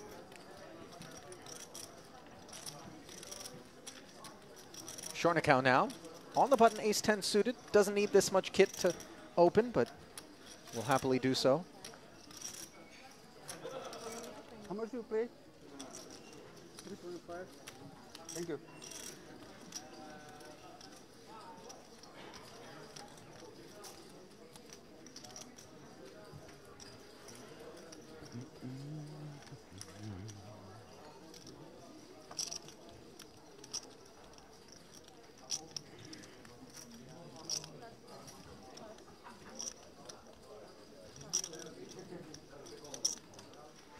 Raise and take it for Shornikau.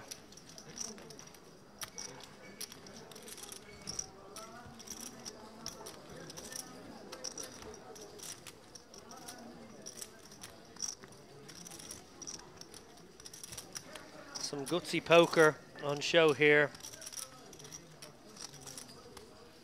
from Alexander Toth, who is bish-bash boshing his way into the chip lead now. Shornikau holding steady at 3.5 million, much where he began his final table. No super short stacks, which is a big factor right now. This is a very different final table from the one we watched yesterday, where we had a prohibitive chip leader who wasn't actually forcing the action either. But dynamically very different. This one, a little bit more tricky. These 15 to 20 big blind stacks, not under any severe pressure yet. Toth going to get after it again here with the ace.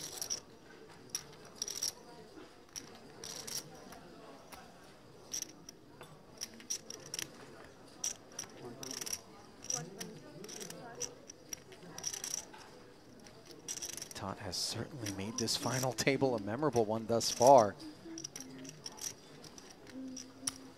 He's 3 off suit on the button. Montillano queen deuce suited. Comes along.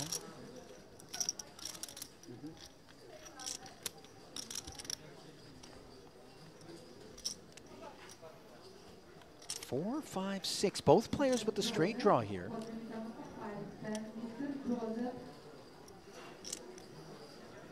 Advantage ace high.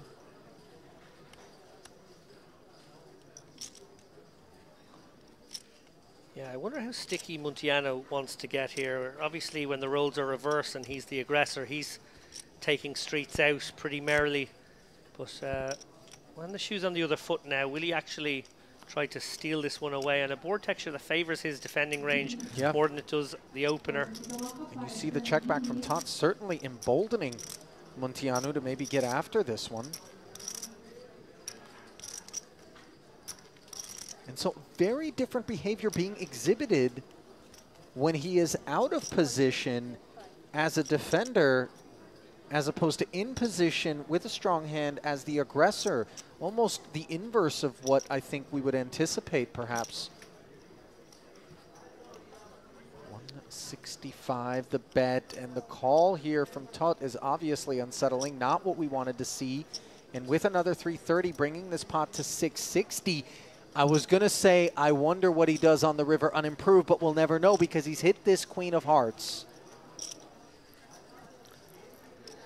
Yeah, Montillano will be wondering how often Tot actually has a real hand this time, a big pair that's happy. But he checks now, and I wonder whether or not this is just to try to induce and protect against maybe a hand that has queen deuce beat, but Tot doesn't give it a second thought, checks back promptly. And I can help you every time. Yeah, maybe a little bit scared of Tot and his ability to Is it possible? put his opponent in the blender. We saw there in the last hand, obviously he went for the overbet. Montillano maybe feeling like he had a pure check call there and didn't want to bet and then face a raise. Right. Because maybe some ace queen, maybe some king queen, things of this nature are part of Tot's turn flat, you know, just peeling, keeping his man honest in the event there's some sort of straight draw that busts on the river. But those are the beats when I think back in my poker career where I'm like, so let me get this straight. You fired the turn with dust, made something, and then decided you would slow it down? Okay. You know, leave you frustrated. Yeah, and I wonder if there was a hero call in Tot with the ace-3 facing some bet sizes. Obviously, you know, the draw heavy board as well. His opponent maybe over bluffs turns in a situation like that and then would continue on the story. We will only know that in some parallel universe.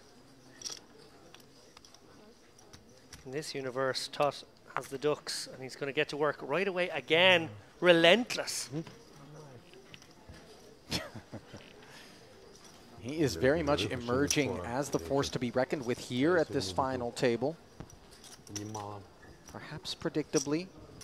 As Shornikau, another one of the big stacks, David, but being to the right of Tot, who is armed and dangerous and has the position and the reputation, I think is doubly kind of responsible. You know, coupled with Shornikau maybe being a little bit, you know, different stylistically than our man, but also just a bit cuffed by his presence directly to the left. Yeah, tough seat for Shornikau here. We've obviously see him get up to his own version of scallywaggery in a heads-up hand there a few moments ago, but not the big ball poker that we saw from Tot. A much more deft, nuanced little maneuvering hand, a small ball hand. He is going to open up the ace-5 suited from +1 here. Gets all the way around to the big blind, who might defend here. Alexander Kirchenko. You know, in high ICM environments, these suited no connectivity hands do fall away, but I think Jack-6 suited maybe just good enough. It's very cuspy. This is rock bottom of range. I think he probably finds some folds with Jack 2s and Jack 3s and maybe even Jack 4s of spades. Jack 5 and Jack 6 maybe just good enough. And this is top why. pair against middle pair, David. It's very hard to proceed, but you must proceed. You can't assume your opponent has an ace all the time, and you will always have to call 1 and sometimes 2. But it's very hard when you have an opponent who is capable of tripling off as well. You feel like being the guy who calls twice and doesn't call the third time is the best way to torch money.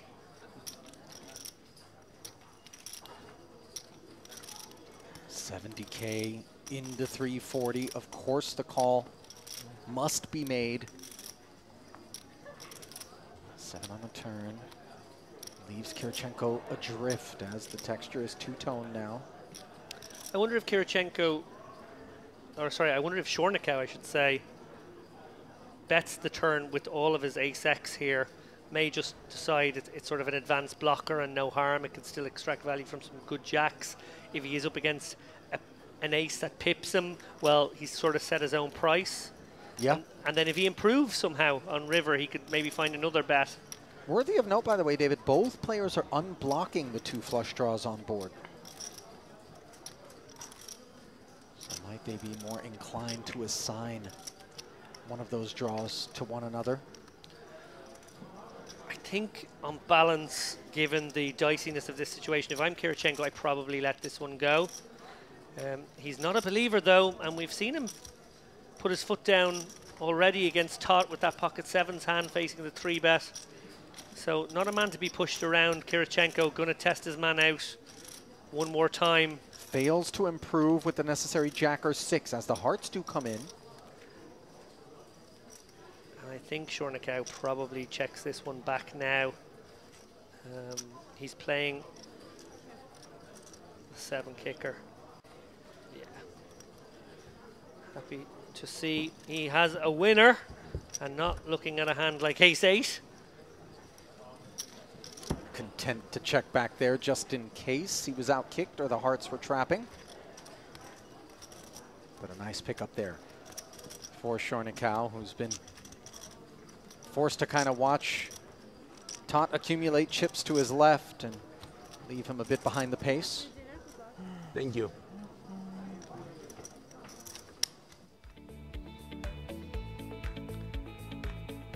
So then, quick peek at the chip counts as we change dealers. 11 and 13 blinds respectively toward the bottom of that leaderboard for Shuang Luo and Alexander Kirichenko. Shornikau still maintaining the chip lead, but the activity has been centered around third place Alexander Tot, who now has 37 big blinds. A couple of clicks back of second place, 29,200. The on-tap payout, 6,000 roughly. The jump from 7th to 6th. Here at this Merit Poker Western Series, $5,300 high roller final table. Ali Nejad alongside David Lappin. Glad to have you with us. What I'm absolutely loving about this final table is the clash of very, very different styles. It's almost like, remember that card game Top Trumps when you were a kid? And like your strength level could beat his strength level, but maybe if you chose flexibility or some other key I don't remember ingredient. this card, but go on. This game, rather. It was a very fun card game when we were kids, but it was sort of set up so that, you know, you had to pick your guy to do the thing that he was best at versus the other people, and then you got their cards off. But it does really feel like a game of Top Trumps right now, with these players playing very different styles and us seeing the outcome of those styles being clashed against one another. Sure. Ace Jack on the button. This is plenty with which to work for Nikitin.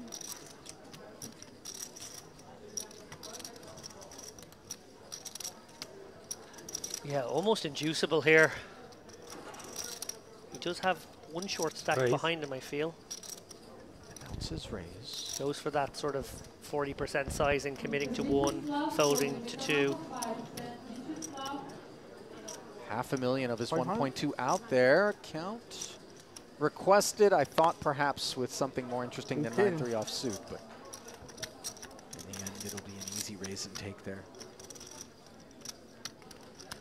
Yeah, sorry, seeing the actual stacks of the two players behind, they both were quite short, so just shoving is fine. Obviously, chopping your stack is possibly a little unnecessary in that particular spot. I think you're probably going to have to call off anyway, even if they both go all in. Anatoly Nikitin, by the way, has a nice resume here at Merit that includes $59,000 courtesy of a 4th place finish in this very event back in 2022.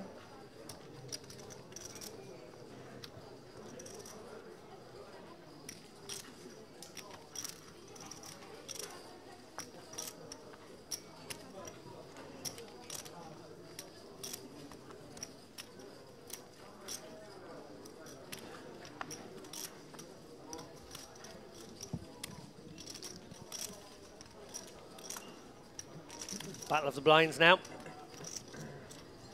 We'll see how much of a battle it turns out to be. Jack 6 offsuit for Tamil, not interested in scrapping with the big stack of Shornikau, who was ready to go with King 10 suited.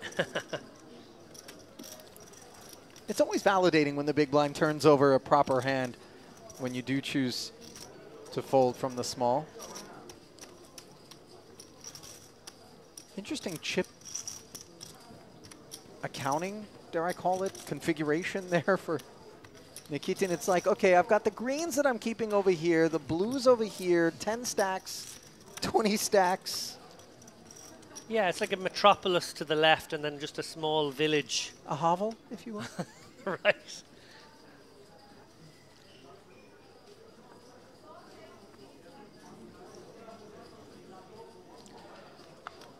I play mix with a guy who insists on stacking his chips 10 high. And so they really, you know, it's kind of an expanse when he's running good. And you're like, why don't you simply do them in 20s like the rest of us? But he just refuses some sort of superstition. It's quite annoying. I mean, you certainly prefer for him not to spin up a big stack because it does encroach.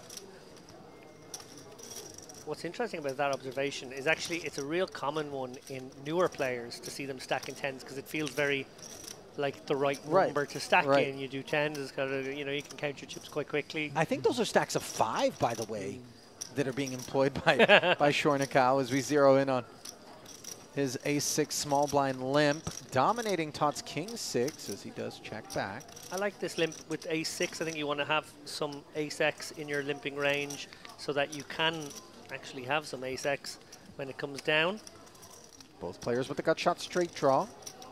6 of spades slightly preferred with 2 spades on board, but of course the ace kicker preferred even more so as you see the lion's share of the equity belonging to Shornikau, who does come out swinging here, 115K lead. Yeah, clearly not wanting to face a bet, so maybe feeling though it would be better to make a bet and proceed even if called along later streets. Can certainly get some pure garbage hands here. Remember, it's a limp pot to fold away some decent equity. But was he to check it? You would have to call once, but it wouldn't be as convenient because you'd have surrendered the betting lead. Oh, look at this turn card. Magnificent for Todd. As a clean leader with top pair, the rewards for having flatted. No justice for Shornikau. Yeah, and more King X in Shornikau's range by a smidge, I feel. But he doesn't choose to turn his hand into a bluff, attack some 5x or 7x on this texture. Instead, checks it over. Yeah, it does seem like the kind of card that would lure us into maybe another barrel where we've improved and hit our combination as a pre-flop raiser that would be inclined to just c-bet with high frequency in spite of being divorced from a 9-high board. And once we get called, we try to represent, but instead he does slow down and face a bet of 375,000, and I think this is a sizing that is going to be enough to shed the ace-6. You can see it on their faces. They all suspect he's at it. This time, not so. Proper lay down there. There's a fear factor now with Tot. every single player at this table is concerned when they get into a pot. That overbet shove changes everything in people's minds. Some people think that that's a bet that, you know, probably the majority of players never find. Whether they have it or they don't have it, we saw that he didn't have it and it was a bluff. They might be finding that out around now. But that's just not a move in a lot of poker players' artillery. And when you're up against someone who has that in their back pocket, it changes the game in a big way, because suddenly your stack's at risk when you didn't think it was. Yeah.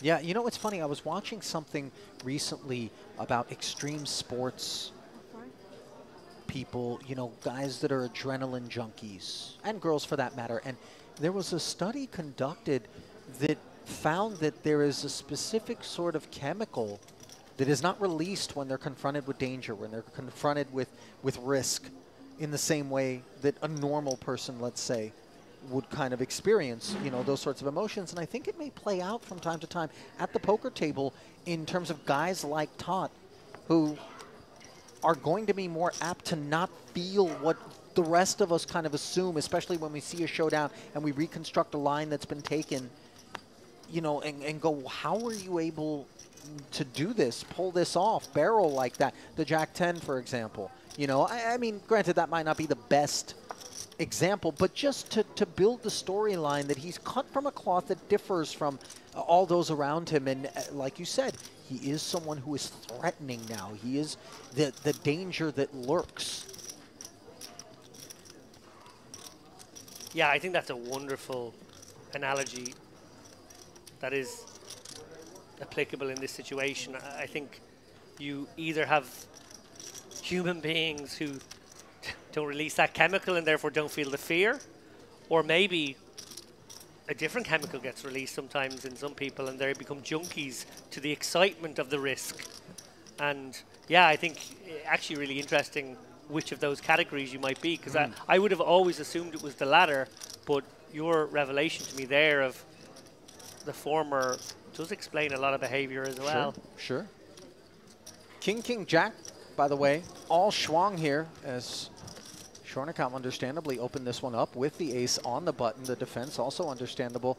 Trips on a board that Schornikau feels that he can more comfortably represent. For Schwang, loves to see the C-bet here. Yeah, a Schwang and a miss for Schornikau. But he bets 80k undeterred. Schwang obviously going to at least call here. May decide to pop in a little raise. I like the call, to be honest. I think she's so shallow here, and he's so capable of putting her in the blender, and her hand is so nutted. Miles ahead or miles behind in most circumstances. Well, any kicker problems that she may have had have been alleviated by the arrival of this Jack, which gives her a full house. Now the ace has some showdown value, perhaps from time to time counterfeited under pairs or the straight combos. Yeah, I think more the latter category. I think the underpairs get it in pre, so probably the Queen 10s, the 9-10, maybe with a backdoor flush draw. And interesting to see here if Schornikau does decide his opponent just has a boat way more than she has Queen High. She defended against the open, check called. It went check on the turn, and now very promptly rips it when the 6 shows up on the river. And I hope she does it with Queen 10 here as well, Queen 9 of clubs, of hearts, something like that. If that's in her arsenal, this is lovely. In this example, she just has it, so we know she does it when she has it. Schornikau now trying to piece that together. How often is his ace good, and he is up against Queen High? The thing is that, you know, reputationally speaking, Schwang really not the suspect in terms of not having this ace high beat, but you know, the hand is the hand. Does and call. he does make the call, so Schwang with the rewards here. As Schornikau will be off of his high water mark by a good margin, and a nice infusion of chips for Schwang Luo. Один blind, check turn. That's going to be a bit of a dynamic shift here at this FT. Transfer of wealth.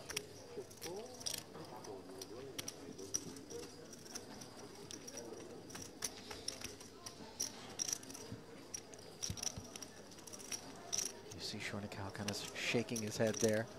Yeah, and Shuang mellow as she drags in that nice pot. Mm-hmm. So, you see it? Yeah, see that? Little Wayne's World. I had to wedge it in. I couldn't feel an organic way in. I mean, that's a deep pull. That film came out in the mid-90s, Yeah. I want to say. Yeah, definitely. I was definitely a young teenager.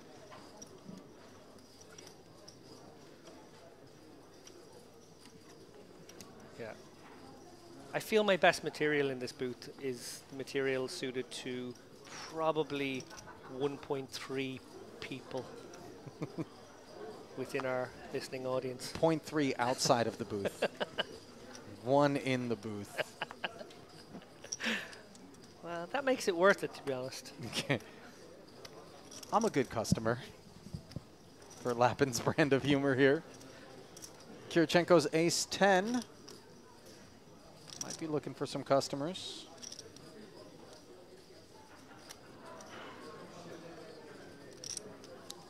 I feel like this works quite nicely as an open. You can just min raise off 13 here with the ace-10 if he wants to get involved. Somewhat rare pre-flop time bank utilization here. Yes, especially if he comes out with an open. But maybe, just maybe, that's what makes people think it's a really strong one. It's a really nutted one. Like he's going, oh, 13 bigs. Will it look too funny if I just normal raise when most people expect me to shove or fold? Maybe, just maybe, it does work quite nicely as a little confuser. 160 at the 40 and 80 level. Yeah, I really like it. I think it's exactly how you need to play your ace-10s. You got blockers. You have a hand that plays quite nicely if the big blind defends.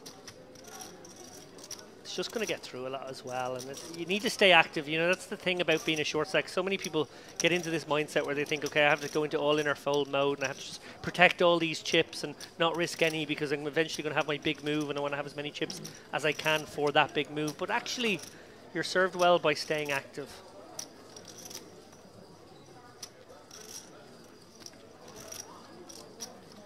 Little pickups, allowing us to tread water on this occasion. Hauled in by Kirichenko.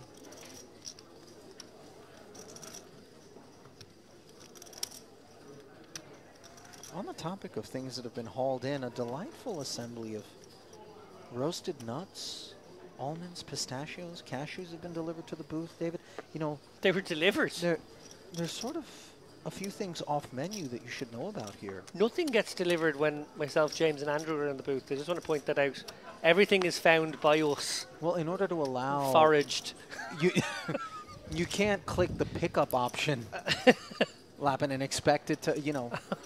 You go over, you mention what you need, you tell them in TV production, and then it soon arrives. Now, I haven't ordered any pepperoni pizzas, but, you know... Clearly, I haven't downloaded the Merit Eats app. I didn't realize.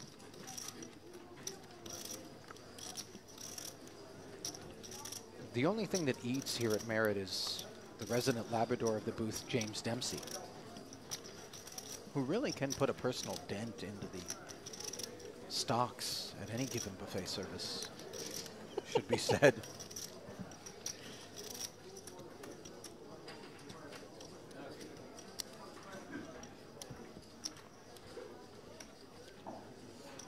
Rushing back, not wanting to miss a hand here. Service. Kirichenko. Just in time. As we continue seven-handed play. It's been a while. We had 2 quick bust outs, of course, but I think we've been playing seven-handed for the best part of an hour since. Obviously, these guys, all very talented, it must be said. I do enjoy kind of stability for a time, as it allows the players to kind of settle in and maybe, you know, play some poker as opposed to constantly having to evolve and adjust with sort of a dizzying pace of bust outs and, you know, developments. Race 160. Snowman for Shornikow. undaunted by the losses to Shuang Luo, who has herself up to 1.6 million now. Opening. Luo did bin in 8. 9-7 offsuit for Kirichenko. 1 million behind. And he will release.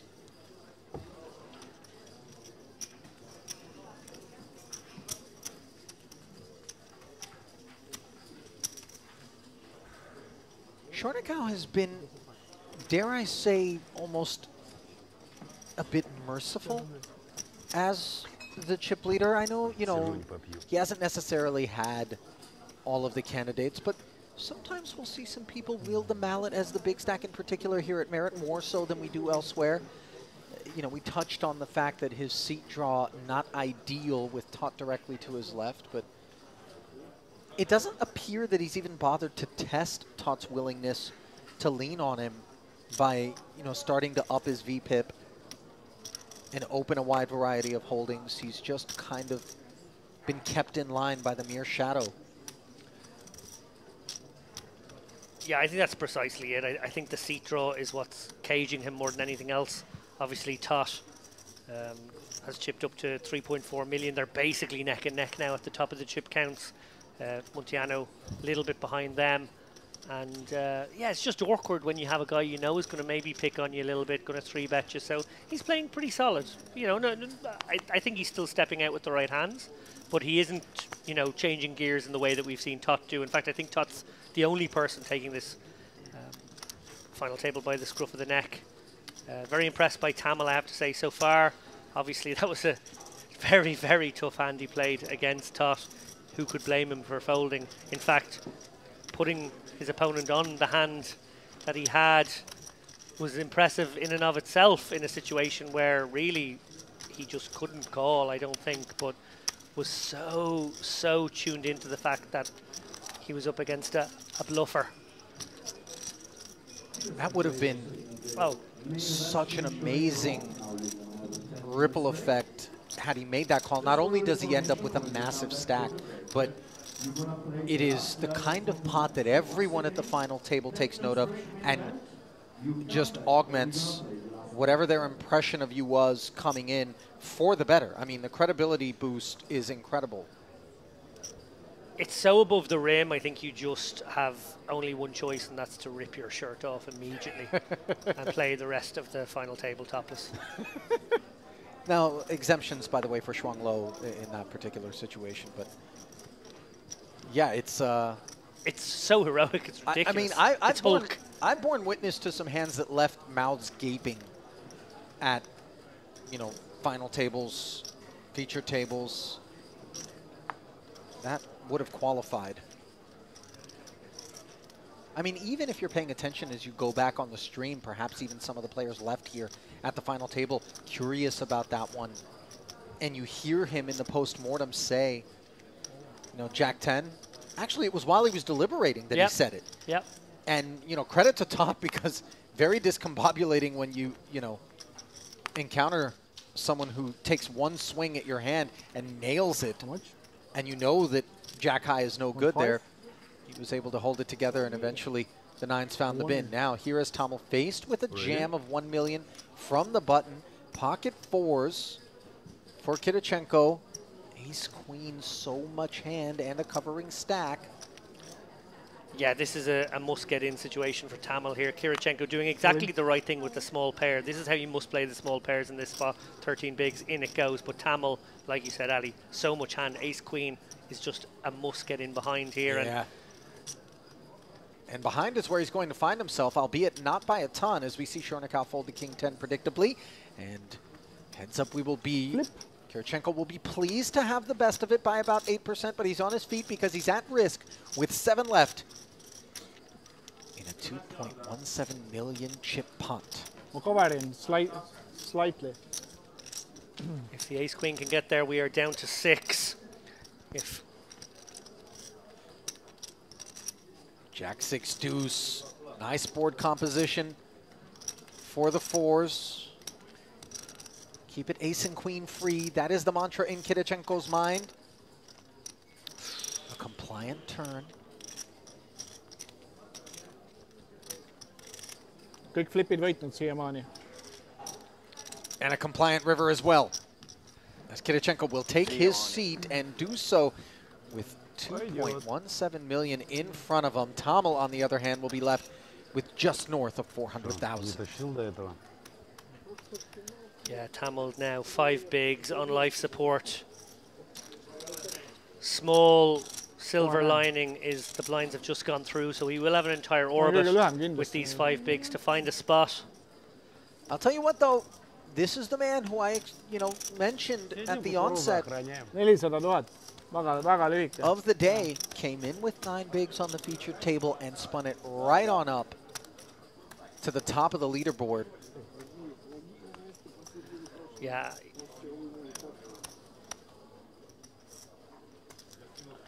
Gotta win the flips.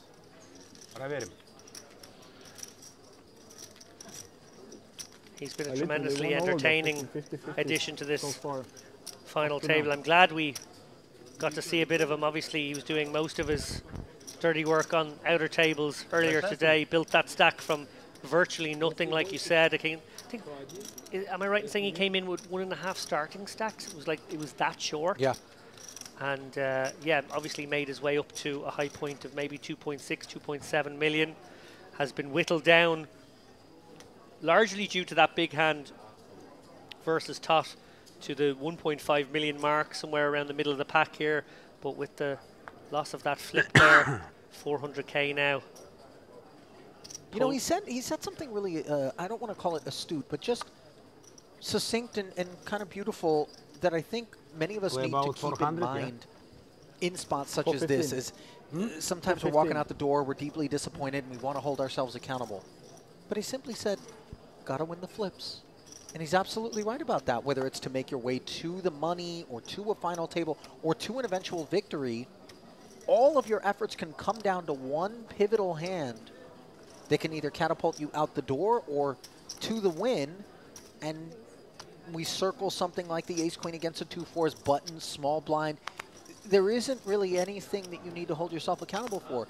It all played out as it should in both seats, and on that occasion the 4's held, and we're left with 5 bigs. Not out of, contention, but certainly with our work cut out for us. But, when we're looking for accountability, it's important to recognize spots where we just don't have any. Absolutely right. And yeah, I think poker players are often guilty of the reverse.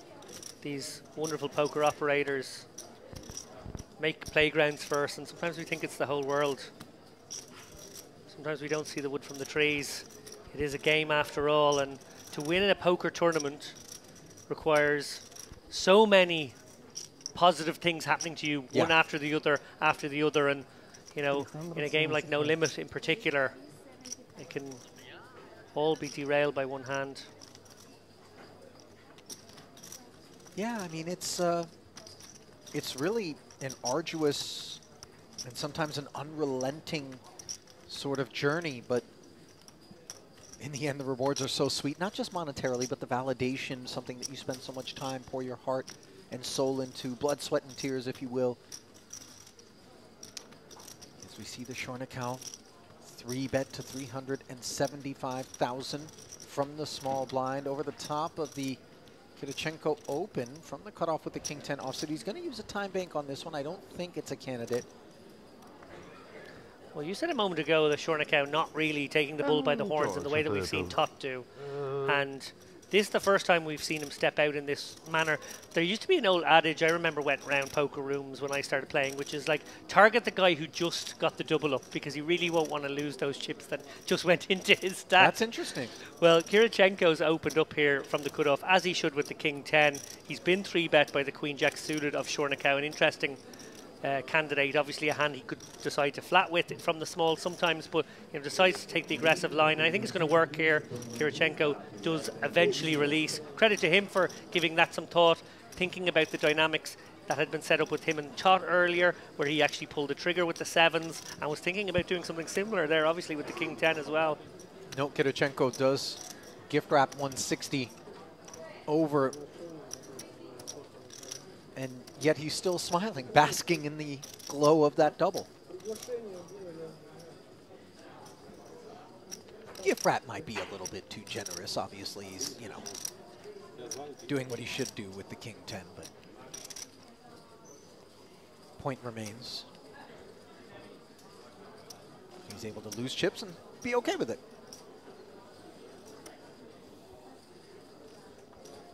Nothing like a fresh double up to numb that sort of pain.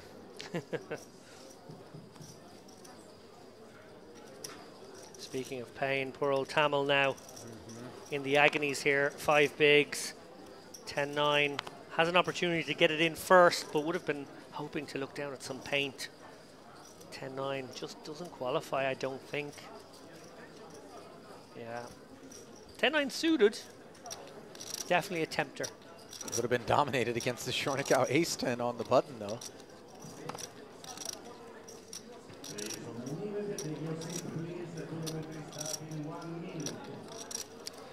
And a dynamic that we had earlier in this final table, for maybe the first 20-25 minutes, was all the other players sort of waiting out the shorty.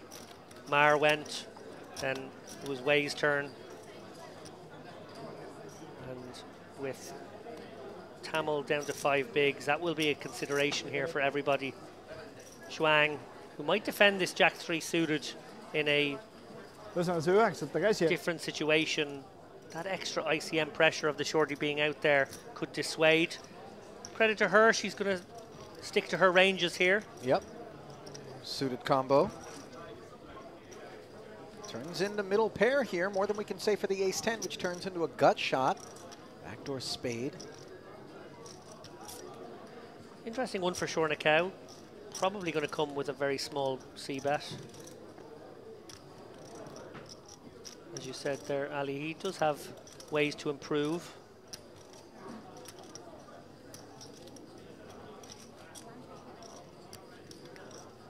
C-bet is 135K into the 440.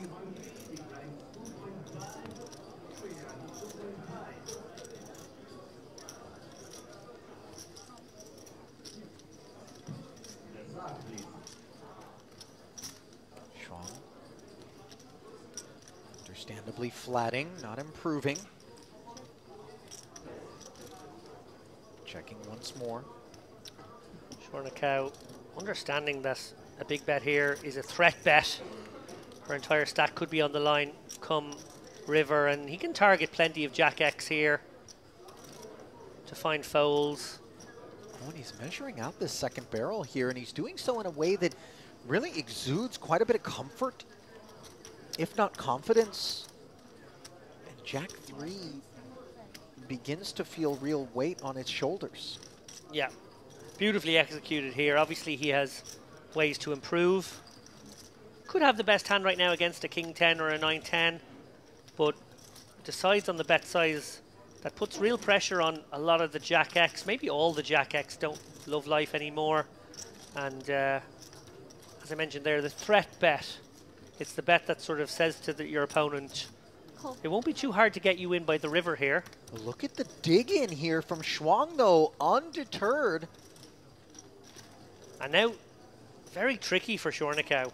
Oh, not anymore. Yeah, the king binking the Broadway on the river. He's now made the nuts, and it is, of course, the least welcome of cards, dare I say, for Shuang. And ace would be bad as well, but this is just an awful development for Jack 3.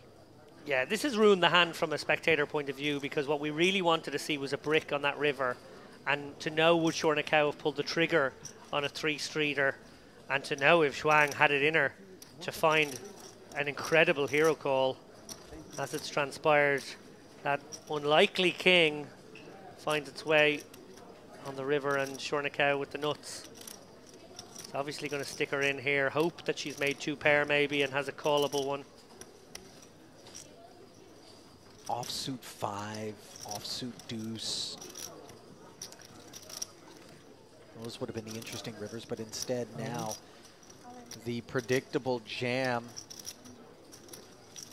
from Shornikau. And remember the suspicions that were stoked for Tamil when he was up against Tot in a similar spot, polarizing bet sizing here, asking for all 1.1.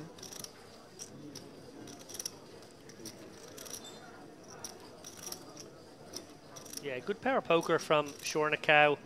Again, sliding doors. We'll never know what he would have done on one of those bricky rivers. He might have gone for it anyway, and she might have folded anyway. But huge credit to Shuang for finding that turn card. Obviously, flop call, pretty standard. Turn call, not standard. And actually much more sticky than maybe you would expect. Had a good read on her opponent. Credit to her, though, because it's, you know, it's the right call in terms of the actual hand. I don't think anyone would have faulted her for folding on that street, but unfortunately for her, the king on the end forces her into a check fold. She's played flawlessly on this final table, I have to say. We sort of maybe pigeonholed her as someone who might be a little tighter. She certainly didn't have the hands to open up, so we weren't seeing a huge amount of opens. But when we've seen her play, the ace-2 suited from early position, recognizing her image, recognizing a spot to steal one from under the gun off a shallower stack, she did that beautifully. Obviously played the king-9 very nicely, and in fact got Shornikau to make the hero call with just ace high in that spot, who obviously gave her credit for having some bluffs there, the queen 10s, queen 9s of the world. So no, I think she's played absolutely tremendously, and obviously down to 1.1 million now, second last place, just Tamil behind her, but every reason to believe that should she get her double up in the near future, she's right back in this one. And I think, you know, unlike the plight of Shornikau to the right of Todd, she's got this benefit of being directly to the left of the two big stacks. So yeah, it's only once they've exited the majority of situations that she will be looking to get involved with clarity and no concerns about being pressured by either of those two. As we see Tamil applying pressure with the ace-8 suited from the hijack. His last 415K committed. Small thing here, but we see it all the time in the Triton high rollers that you commentate and preside over, Ali. Would I like to see him make this like 320K or 300K, just so that if there was some madness behind him, opportunity for ladder jumps off that short stack, he was giving himself that option? You'd rather get a call and get a double up, you know? Gets one through, but he's going to need to get a few through, or get the double up to really mount a challenge on this final table.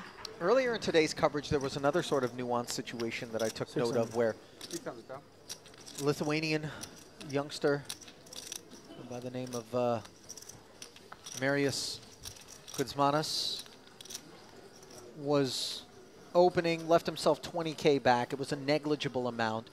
We know that once the jam came in behind, he was always going to make the call, but there was a ladder available. We were inside of the bubble, and he used half of his time banks to await one of the other two tables potentially yielding a bust out before he then decided to make that call. And it was something that Maroon Jazar, who was at the table at the time, you know, almost sarcastically stood up and kind of put a hand over his eyes as if to say, buddy, you only have one chip. What are we waiting for? What are you thinking about? But it wasn't so much thinking about his hand as it was just seeking small edges, small advantages, you know, in terms of the pay ladder. Not unlike what you just described as another one of these sort of nuanced aspects of the final table.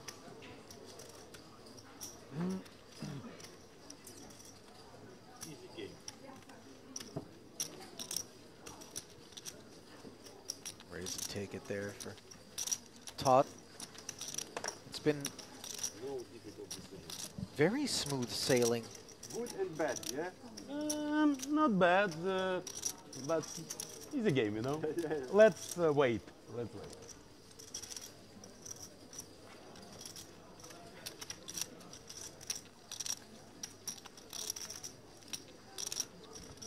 Well, he's certainly making it look easy.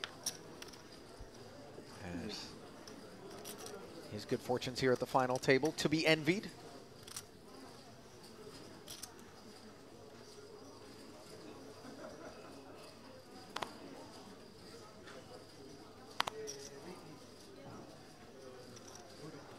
under the gun, but the 8-5 offsuit isn't going to be enough. So he will take on the blind. Next hand.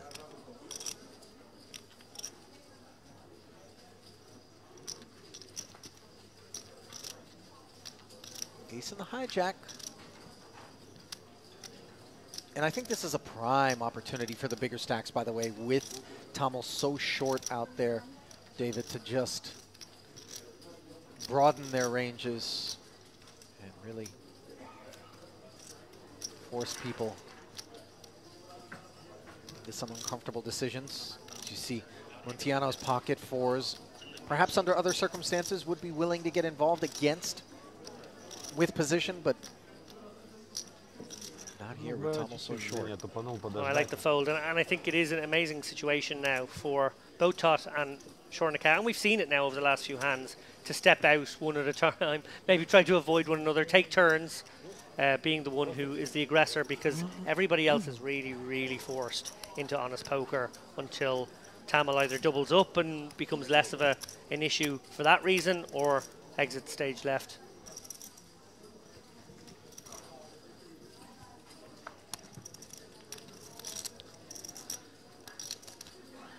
Talked about everyone being vultures, never more so than when the smell of death is in the air. Someone is very short stacked. Was that a successful winged insect eradication effort there? I mean, you know, perhaps a career in pest control if the poker thing doesn't work out. I'm flashing back to that Obama interview. Do you remember he did that on, on live TV? Successfully? The fly landed on his hand and he got it. Oh, that's fantastic. Yeah. Did they get a shot of the dead smashed fly? They did. Actually, oh, that's gross. And I think that was the moment America elected him. That was the moment they were just like, he's our our man guy. Of the he's people. our guy. You're like, I've done that. Or I haven't, or I can't do that. Yeah. Oh. I remember smashing one that was ready to deliver her payload up against the window, and that was maggots is what I'm talking about. Just really vile. Oh gosh. Yeah, that was an uncomfortable moment in my. Oh, Tamil might have to call it off here. King 5 suited, too much hand, I feel, blind v blind. He's going to face a Kirichenko shove from a very wide range. King high, just too much. Yeah. Suited king, no less, but super live. Unfortunately for him, he is behind by a good margin, but 43% equity. It could be worse, as he'll get to C5. 50-50. It's basically a coin flip. It's a kind of a queen's ace king sort of equity situation.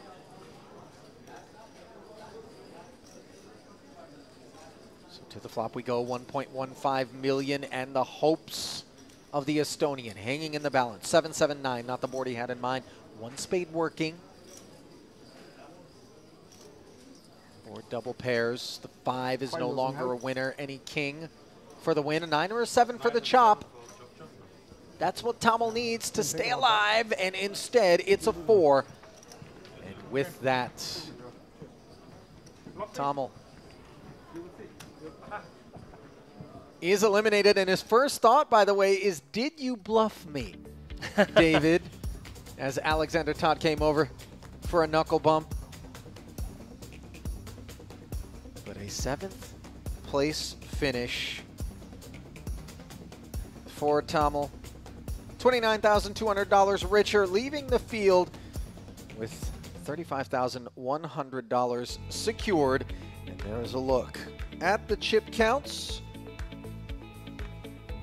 Maxim Shornikau at the top, where he's been since the onset of this FT. A couple of short stacks for Anatoly Nikitin and Shuang Lo, who have their work cut out for them, as we bring you back inside the desk, the booth rather. Ali and David with you, and a quick break just moments away, David, but thoughts there on that frame? We're sorry to see Tamil go. He rode that roller coaster to its high point, obviously from a very low start today, and unfortunately he's got off the ride now in 7th place. But I want to really emphasize a couple of players who are left in this field. Tot is a beast. Yep. That Jack 10 bluff told us everything we need to know. but in a more low-key way. Chornikau is also a beast, and he's been a bit more selective, but no less effective. And I think that's what we really got to watch for, is those sort of snakes in the grass, if you will. More stealthy.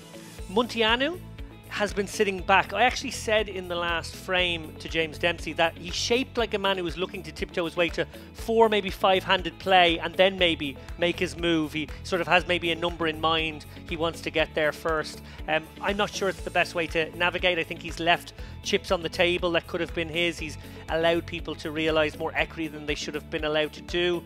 I worry about him as we get shorter handed. He's going to have to get more active, and for the moment he is sitting back.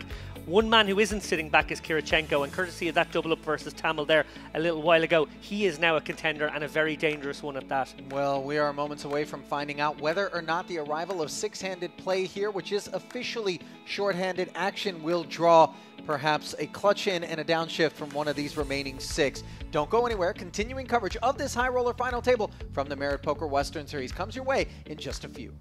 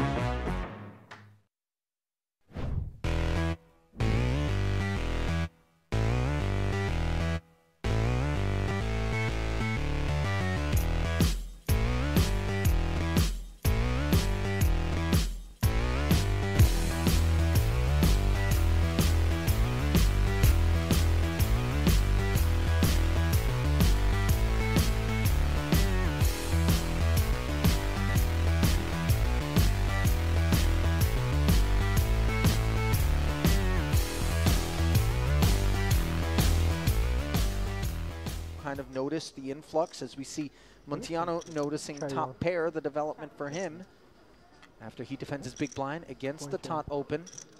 9-7 adrift, only the spade to speak of.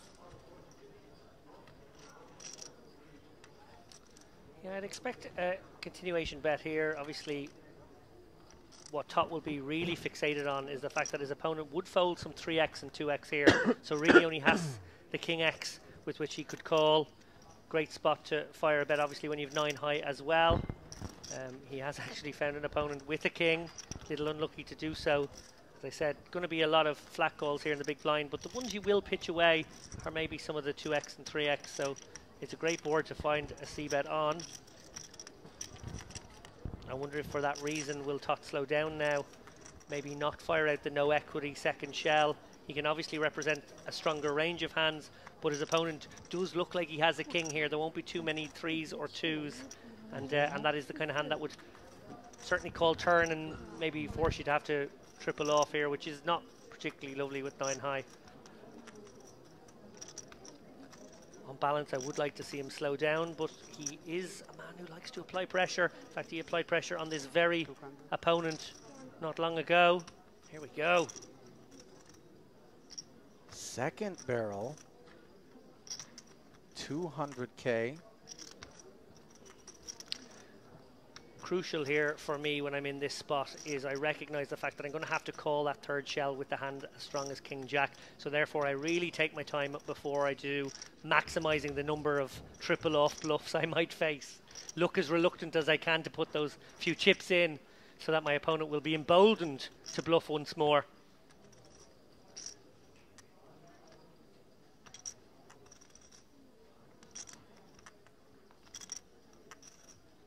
For Munteanu, this is, you know, cautious procedures.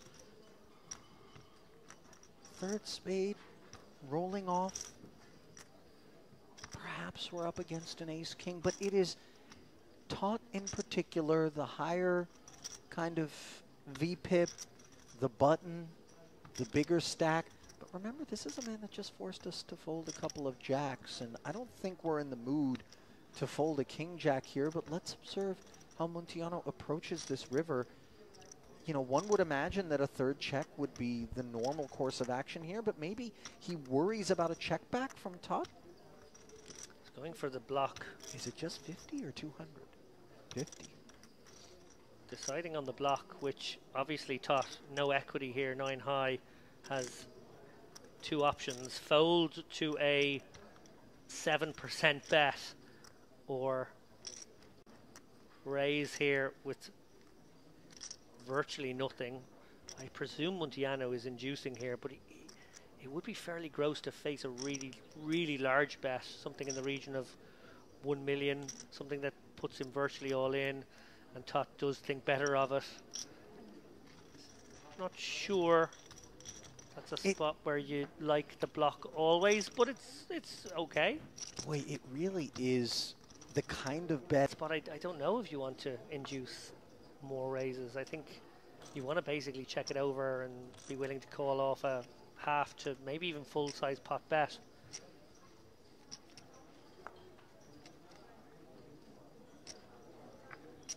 Facing a really large one, as he might have done there, would actually have been very uncomfortable. Mar has found a playable one. Jack-9 suited decides to move all in. Somewhat early middle position here. I'm not sure this is the specific hand that he would have hoped for, but maybe he's looking up at those blinds that are creeping up on him and deciding this is perhaps as good as it's going to get. Would rather have some fold equity. Although 70K more, anybody that wants to play a hand is certainly going to be inclined to get in there. 20K north of the minimum. Yeah, I do like this shove, to be honest. It's desperate stakes, obviously, when you get this short. And you see Nikitin.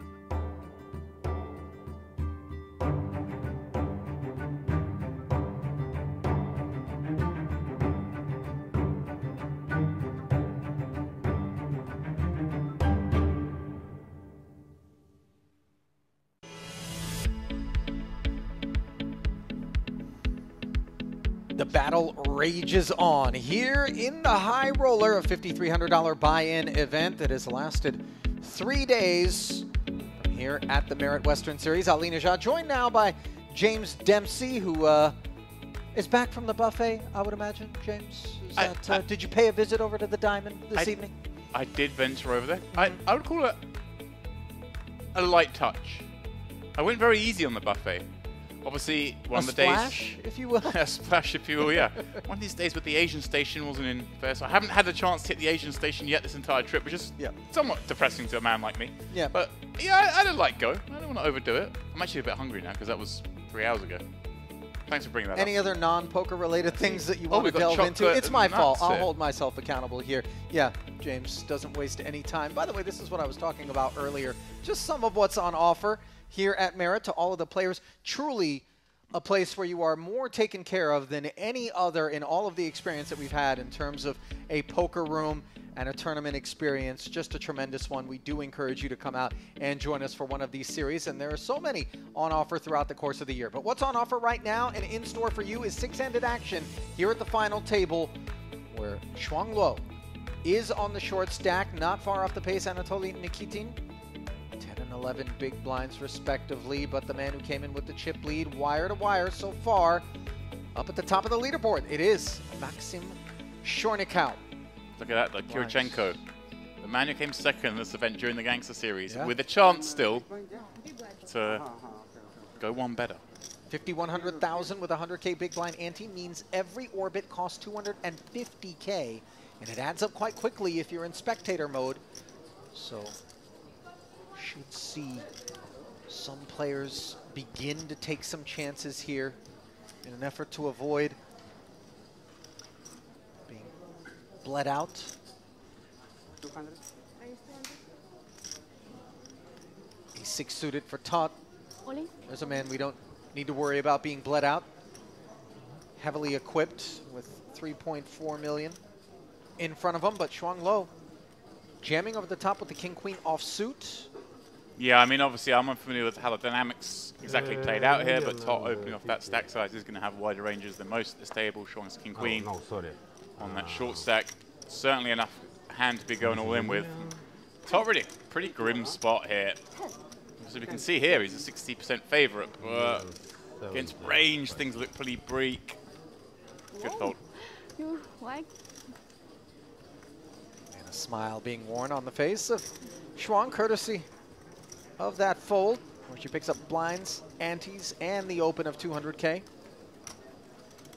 Meaningful pickups as the effort to keep one's head above water continues here for those short stacks. Nikitin now inheriting those duties all alone, courtesy of that pickup by Shuang. There he is.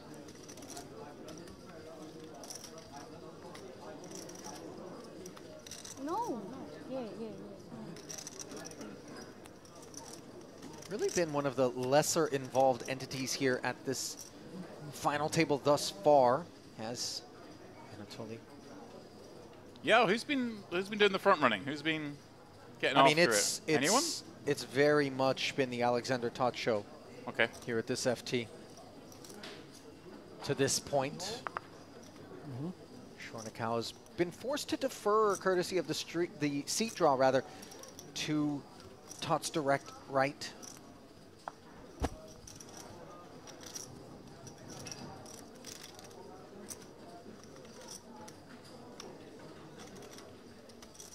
Kirichenko, 25 blinds on the button, Jack 4 suited, not really a hand we wanted to get involved with, I wouldn't imagine.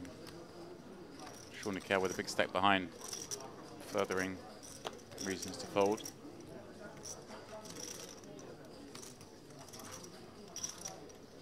Yeah, I suppose, so it's Top behind him as well, isn't it? So, a tough seat. Chip-wise, at least.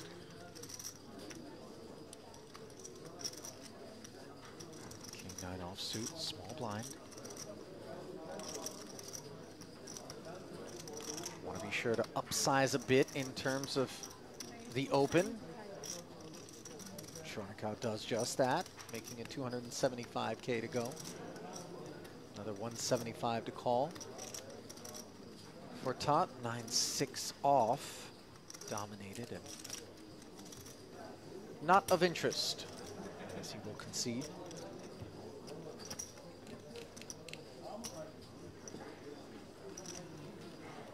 Those two really haven't collided much at all.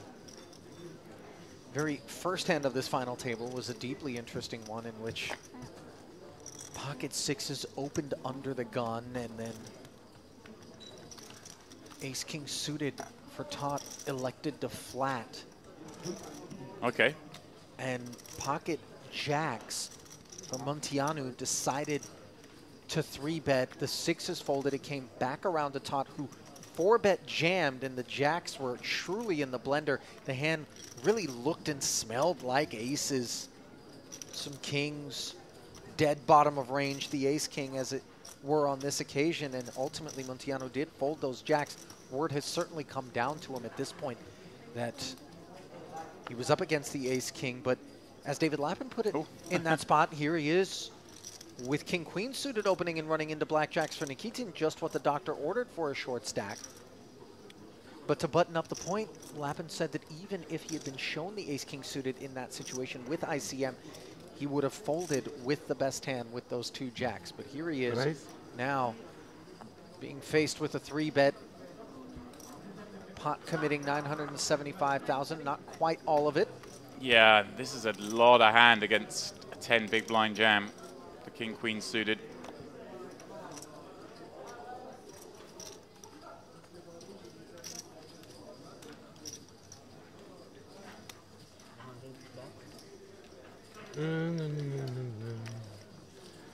Getting the count, seeing it's what, 775 more.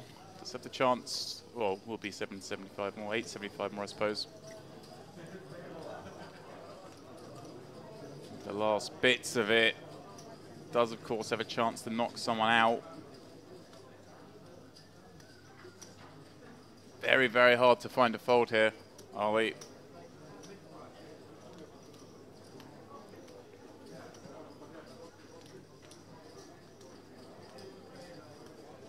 He has 2.5 million back, and it's going to take another 775 to take this ride.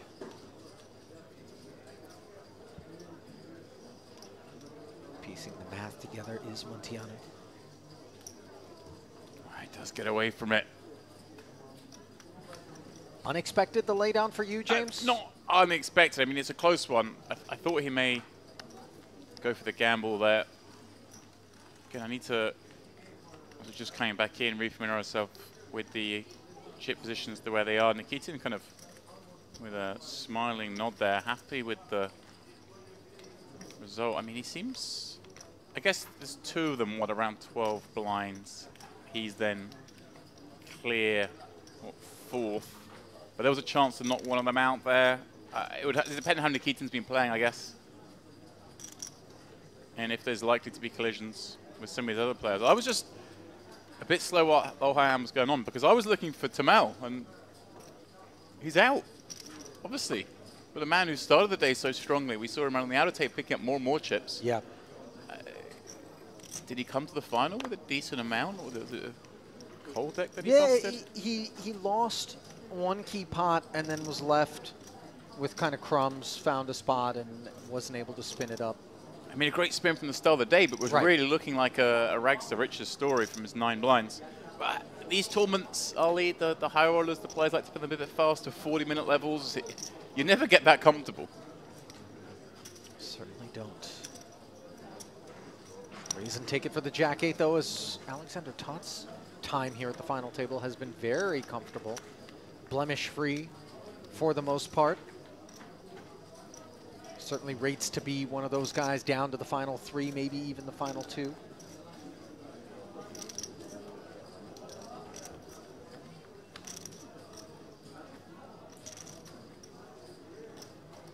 Montiano, by the way, he's a man that won a Merit warm-up back in March of last year, James. So, yeah. You know, he's been quite clean as an operator.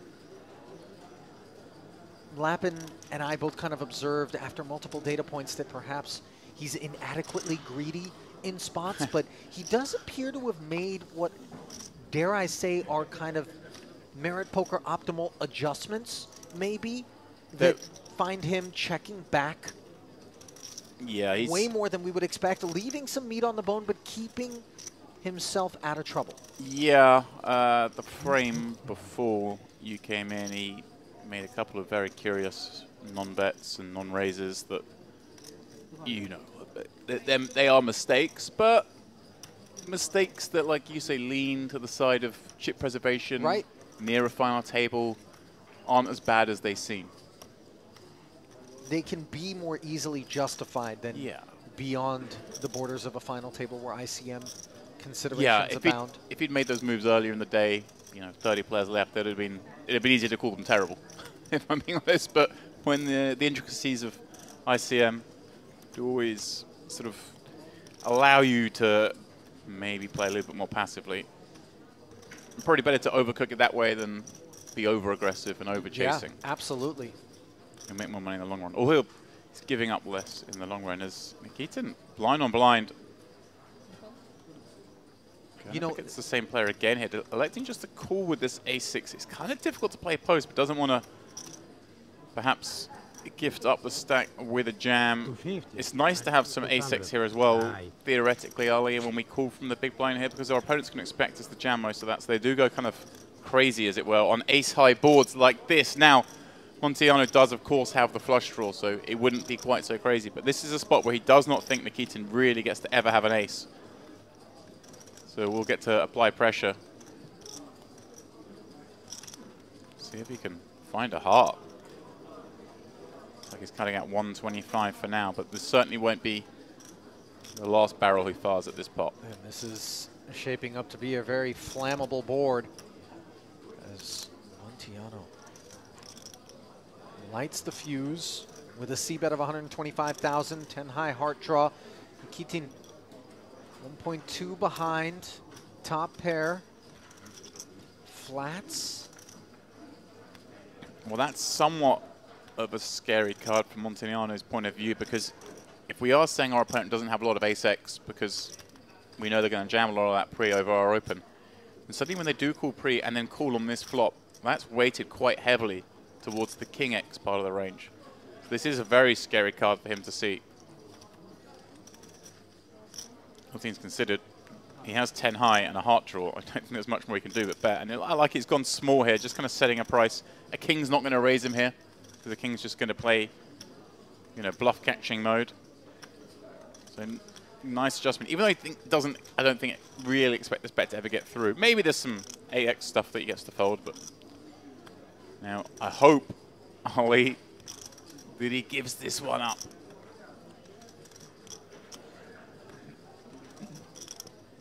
Nine of diamonds. Unimproved is the 10 high. Obviously, he's never winning at showdown, we would imagine. No, yeah, good boy. You're just betting into a range that is so often a king here. And Nikitin, the whole thing about chip preservation, final tables, yeah, he's pretty sure he's got the best hand here, but there's no value in betting this. He's not going to get called by anything. Just knuckle it back. And in case your opponent is just sending you a little bit of rope, It would have been a little bit puzzling, not to cut you off, James, but we kind of loaded up on the idea that Montillano is so conservative. He leaves a lot of meat on the bone, a lot of checkbacks where he could get value. Had he suddenly decided to barrel away on this river, I was wondering if you would have been questioning if this is the same person we were just talking about. Yeah, I'd have been worried if he had, because it was. But I mean, he quite clearly checked. But if he had bluffed there, it would have been a little too wide for my liking.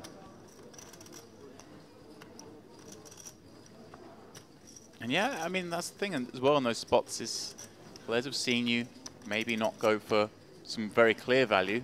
Suddenly when you go for what looks like thin value, it's far less believable. You've got far more bluffs. If you're not going to value bet as wide as perhaps you should, or value raise as the cases were in the pots I saw, it's very hard to have enough hands when you do then raise, because it just looks bluffy. The man who burst the bubble.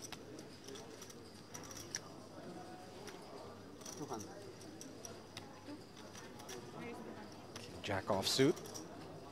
Opens to 200.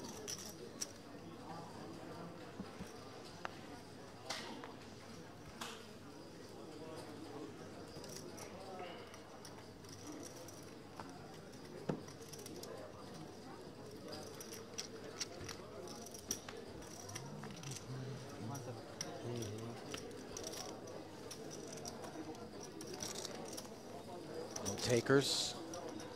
By the way, Nikitin, no sooner did he inherit the short stack after Shuang Lo picked up a pot than he promptly spun back ahead of her in very short order,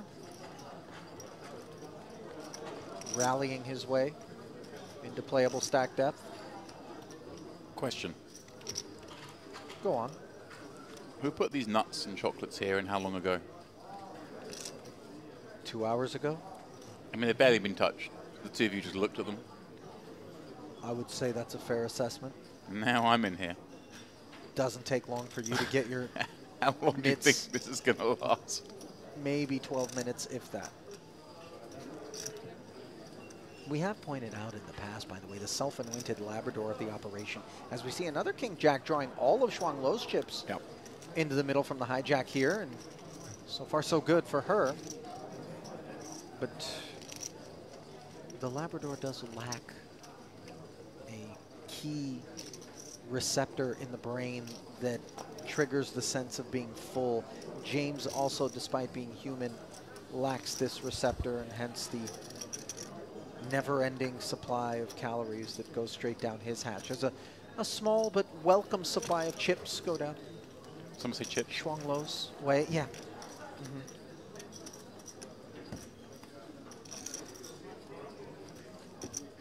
And by chips, I mean chips, not crisps. Yeah, because crisps are crisps and chips are French fries. Where you're from. No, those French fries are different than chips. What are chips then? Chips are like the proper ones, not the, you know. You mean the wedges? Yeah, I mean in America, like fries are just these tiny the little things. You don't shoestring- have proper, you know, chunky chips.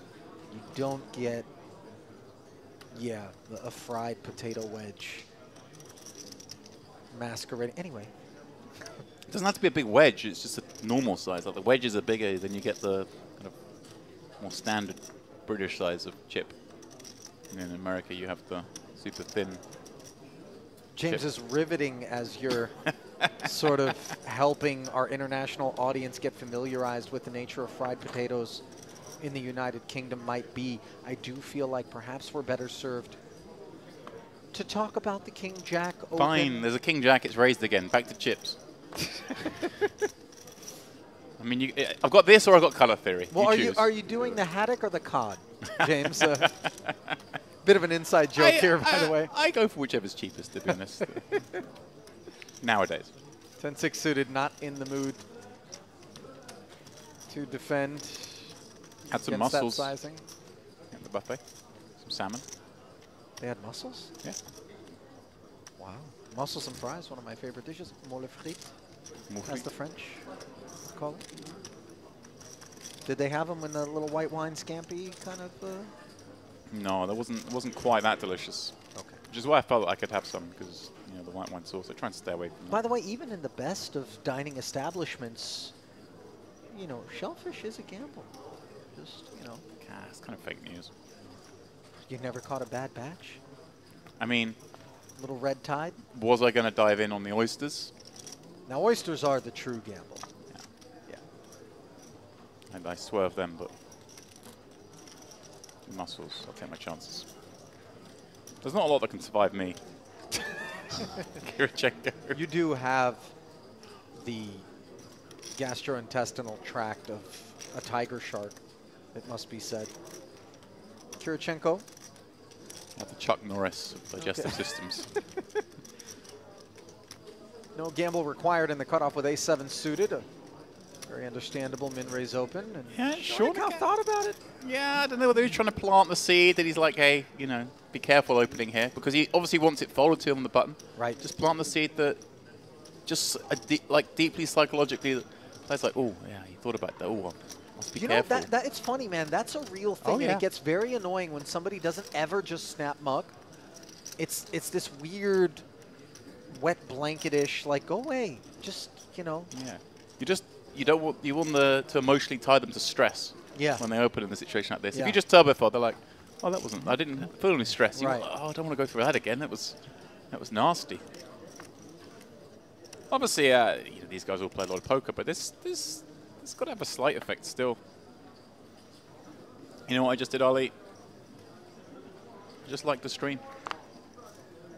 Oh, good for you. Obviously, an opportunity to remind all of you who are joining us here live on the Merit Poker YouTube channel to do the same. Click that thumbs up, give us a like, give us a subscribe, ensure that you don't miss any of what's on offer from here at the Merit Poker Complex. So many streams throughout the course of the year, the product of so many different events. Love to see you here with us in lieu of watching from afar. Encourage you to certainly look into paying this place a visit. Dare I guarantee that nobody who bothers to make the trip out here to North Cyprus and play in one of these Merit events will ever come away disappointed, James? No, impossible. I mean, honestly, you want for nothing when you're here. Impossible. I'm trying to think. I'm trying to be pedant and find something that would disappoint me here. I'll get back to you. I mean, this is like an unsolicited endorsement, by the way. We just truly come back each and every time, in part because it's such a wonderful place. Shuang, ripping it with the king from the small for 12. Getting a turbo fold.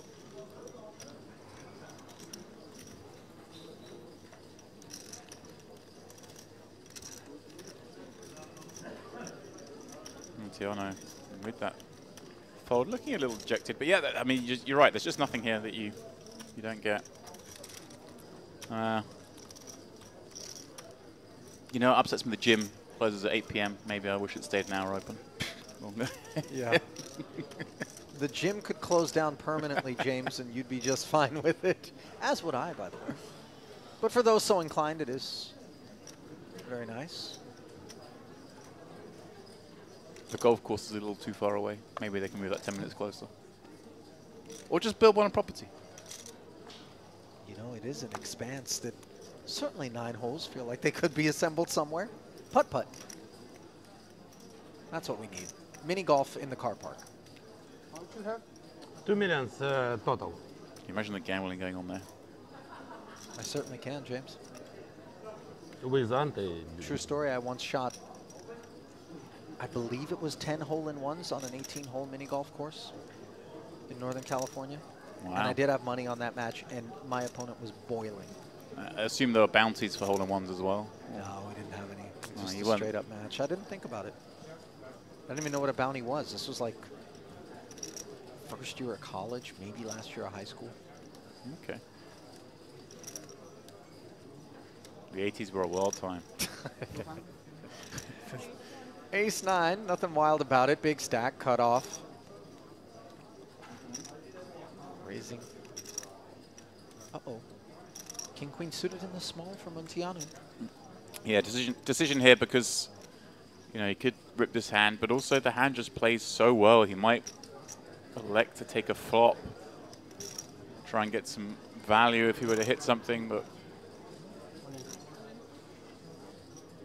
he has just gone all in. Certainly the more standard line. And oh no! Pocket queens for Nikitin just behind Montiano, who really hasn't done much of this, James. He's kind of kept things conservative, clean and tidy. Yeah, this is just unfortunate. His hand just does play best as a jam over a wider range opening. Sure. And he just ran into it here. And of course, given it's 1.9, Nikitin doesn't need to posture at all. He jams promptly over the top. He's live, Ali. He has a king. Yeah, but he's got a real issue on his hand for the time being, as he is covered by the man who was the short stack moments ago and could vault up to almost 4 million in chips if his queens hold here. Here comes the flop. Not the one that Montiano had in mind. One club on the board. Yeah, very faint backdoor equity. And the 3 of diamonds vanquishes all of that. As he's down to just one of 3 kings remaining in the deck to stay in the hunt here. Not available, as the ace of hearts will seal Montiano's fate as the 6th place finisher here in the high roller, unable to notch his 2nd victory. No difficult decisions. No difficult decisions. In a merit event. There's Nikitin. Says no difficult decisions, but a difficult outcome there for Montiano. Didn't do anything wrong. King-queen suited, jamming over the top of a very active Alexander Todd. And in doing so, winds up out the door, leaving behind 5 combatants, but not before paying a visit to the cash desk for $35,100. $43,800 now is the on-tap payout, and a jump of $15,000 if you can work your way from 5th to 4th. Look at that stack of Nikitin now, basically tied for the chip lead. Incredible. That's how quickly it can happen. Again, you know, the chip leader only has 40 big blinds in this tournament. It will move fast. A couple of pots. Yeah, and 40-minute levels, no less. Yeah, and I say a couple of pots, obviously that's always the case, but it's easy for those chips to get in, or easier when we are shallower. You know, that's still a very healthy average stack we have here. What, 3 million we're playing with average, so 30 big blinds. Top with 2 kings here. example. These two kings can get action from a lot of hands at all these stack depths. Man who's been very active now finds the goods, and Nikitin with a potential 3-bet bluff candidate here, Ali, as soon as he gets these chips. Listen, he's just a couple of blinds back of Tot, so there's no longer the dynamic of this is the big, bad, big stack. It's very much I can get involved, and how dangerous. Nice. Avoids what would have been disaster. Ace-9 suited, though, for Kirichenko in the big here. Certainly he's going to be defending, but I was just going to point out how dangerous it is when you're a player with a high VPIP. You, too, can be dealt in with big hands from time to time, and when you are, you tend to win bigger pots because players are more apt to 3-bet against you. Yep. And here the deuce 3-5, all black texture, not exactly what Kirichenko had in mind. Does have the wheel gutter. Checks it over. I do like this from Kirichenko, just so it's cool. Obviously, there's always an argument for just 3-bet ripping over an active player here, but 25 blinds is a lot, and Schwann's shown a propensity to open jam a lot. We saw open jam the king jack, we saw her jam the king 5 in the small. It's reasonable to think that she's going to be all at risk soon. So just as an overall strategy, we're going to play slightly more defensive pre-flop for laddering points. Not that the ace-9 would fit into that camp of jamming anyway, but I think that's the plan he's going to take into this 5-handed play. As it is, deuce 3-5 flop, faces a bet. Certainly a board he doesn't want to fold on just yet.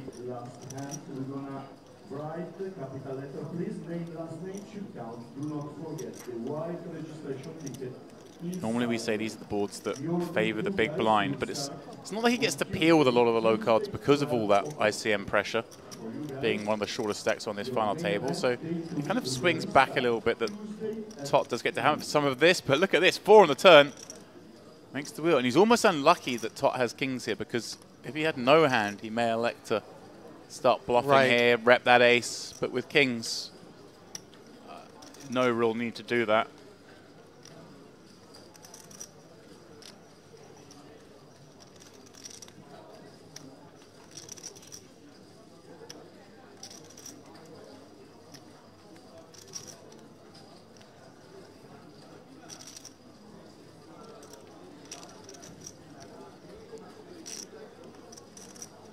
Checks through, now Kirichenko still with an option, whether to lead himself or check it over. Never worried about the 6, James, but you know, obviously this is one of those spots where he senses that maybe he would be able to induce a bet out of Tot. Right. That's the thing, if he checks here, Kirichenko, it looks like he may have like a weak 1 pair hand, a 5x, something like that. May allow Tot to bluff. As it is, he's going to come out with a bet himself. Around 60% pot this looks to be. A little over half. And Tot now in a tough spot. Of course, Ali, the flop clubs have missed. A lot of the 1-pair hands might want to bluff here at some frequency. His opponent doesn't have a whole lot of straights. You see, you'd imagine like the ace-jack plus would be jamming pre. I mean, there are some ace-X's that will play as a flat and, you know, check peel. Wow. Great fold. That is a great fold. As played, obviously, with some frequency, he is getting bluffed by worse, but just decides his man had it and does so correctly. Maybe just thinking his man isn't going to turn all of the 1-pair hands into a bluff. Yeah, it feels like showdown value. Let's just check and get there if we can. So when he does bet, course of action. It's now polarized to maybe some missed clubs, and then, of course, those ace-x hands. And some 6x as well, of course. He peeled from the big. Kind of like 5-6.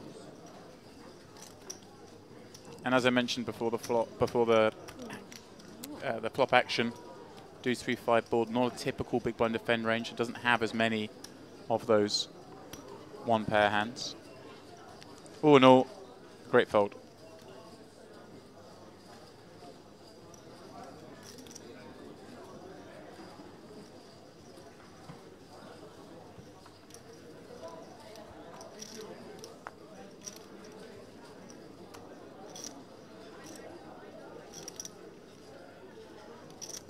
ace now for Todd. Right on the back end of the 2 kings, which didn't work out for him, but he kept his losses to a minimum once he was beat. Checking back and then folding. Oh, well, Nikitin feeling it now that he's got a few chips. I'm not sure he realized he was on camera in that given moment there. I've heard of chirping chips, but never jiving chips. Ace-3 suited for Kirichenko. Yeah, 30 bigs now. Again, a candidate that you could 3-bet with. This time a non-all-in sizing would, of course, be preferable. And I think that's where we'll probably see this one go. We know Tot's super active. Obviously, another premium here. He's going for a very healthy-looking sizing here. It's like 700K. 750, wow. He doesn't need to go as big as this, Ali, but it does basically eliminate the chance of getting peeled. And this is just a delight for Tot to see, as some of his chips were freshly passed over to Kirichenko, and they look like... I'll have those back, please. Yeah, and then some, by the way. Stay ready to be headed home. We await Tot's decision. It's just got to be a jam. I love this demeanor. Just not really give anything else. How much the bet is? Didn't really give anything away there. There's no hands to the face, any kind of accidental information being passed off. He just rechecks the cards and moves all in.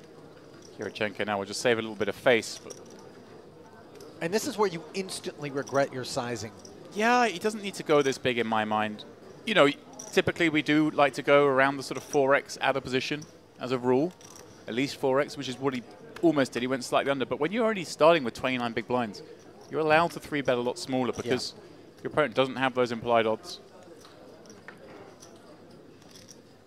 And also, if we are going to, like, you kind of want your opponent to sometimes call with hands pre-flop that might jam on you. And then you get to realize a little bit of equity with the ace-3.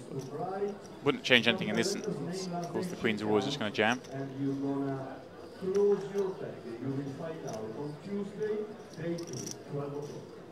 Very nice pickup there for Tot, and a chunky blow.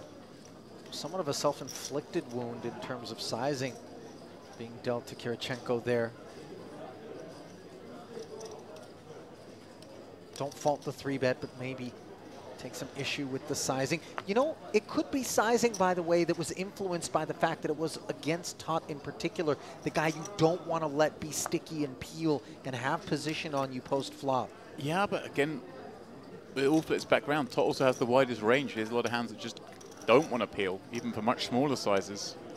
But yeah, I hear the argument. Yeah, he is the one who has the tools at hand to perhaps peel more than the others.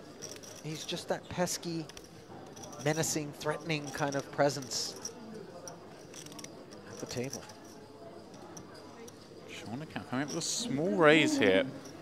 2.75x from the small blind against Tot. Oh, who's got the ace-5 here, James? Yeah, I think the ace-5 is going to play nicely as a call. You have 5 million close? 4, 5? 4. 4? 4.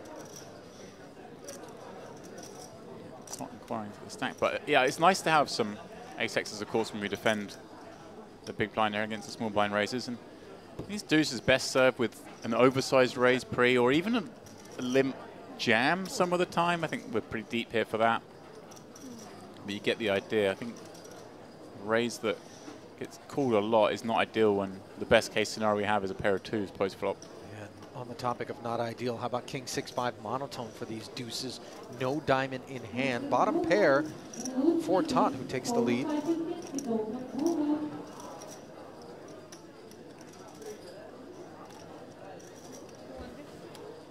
Yeah, this is a one-and-done stab. Just hope your opponent's got no diamond. Probably win this pot, albeit with the best hand those times.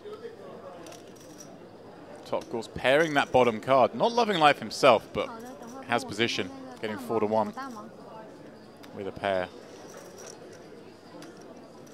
Whoa!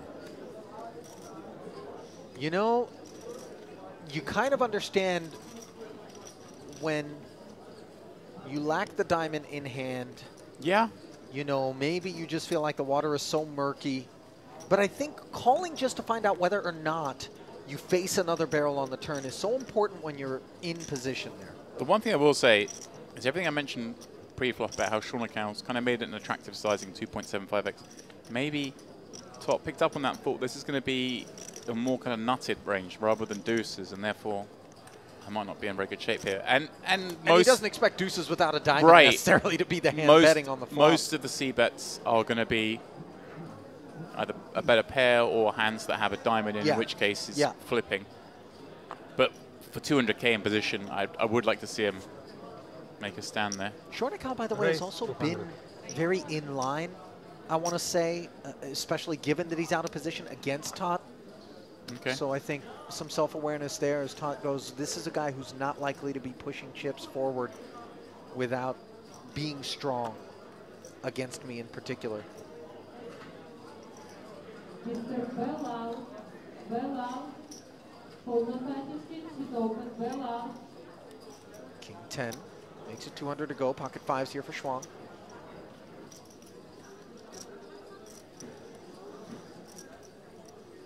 Yeah, the way she's been playing, I'm going to assume she's going to want to rip this one. Oh no, she's just going to defend, all right. I think Nikitin's going to have a lot of raised folds, and jamming here certainly is attractive. Instead, Schwang plays it as a flat. This is where it gets difficult now, though. So you see these flops against an undefined range of the opener. 150. Look at this C-bet, 150 into 550. The price being laid better than 4 to 1. Obviously, yeah, like a very good flop for the 2-5s. Also, she's got a heart as well. Yeah, and a lot of the cards give her straight draws as well. So it's one of the rare times that 5s becomes very playable post-flop. And glad to see she just calls here. Take another card. And there we go, double gut shot. Yeah, the double gutter. Obviously, the 8 no good for her in this instance, but as turns go, that looks pretty good to her. And for Nikitin being cool on this flop, he hates to see a hand that fills in the middle there like a 7. The opponent's going to perhaps have some flopped pairs that now have at least a gut shot with them. So wisely checking that back, knowing he doesn't have much fold equity, and repairing 9. Great news for Shang. Yeah, this feels like one of the best sort of rivers, any board pairing card. Yeah, especially to the 9, because Nikitin, I think, is going to be betting 9x on the turn still.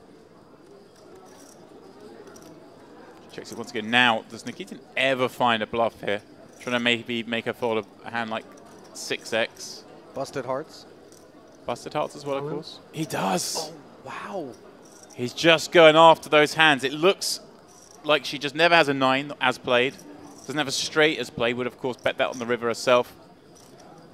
Thinks she has a hand like a 6. And he's not wrong. She has a hand like a 6.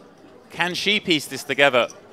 What hand would bet flop, check back, turn, and then shove river for more than pot?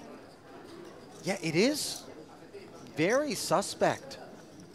And certainly worthy of some time bank usage. The overpairs are just going to be happy to bet the turn and get it in against the pair plus straight draw. I think Nikitin needs to recognize that maybe this sizing is more likely to get called than something smaller and milkier. Yeah.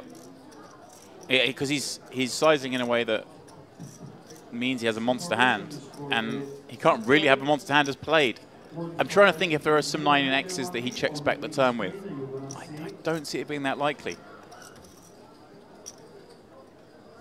Well, he's in there with maybe a hand like 9-8. He was happy just to check and realize, not wanting to face a check raise. That does make sense, a 9-8, maybe 9-10 kind of hand, the hands that picked up a draw to go with the pair.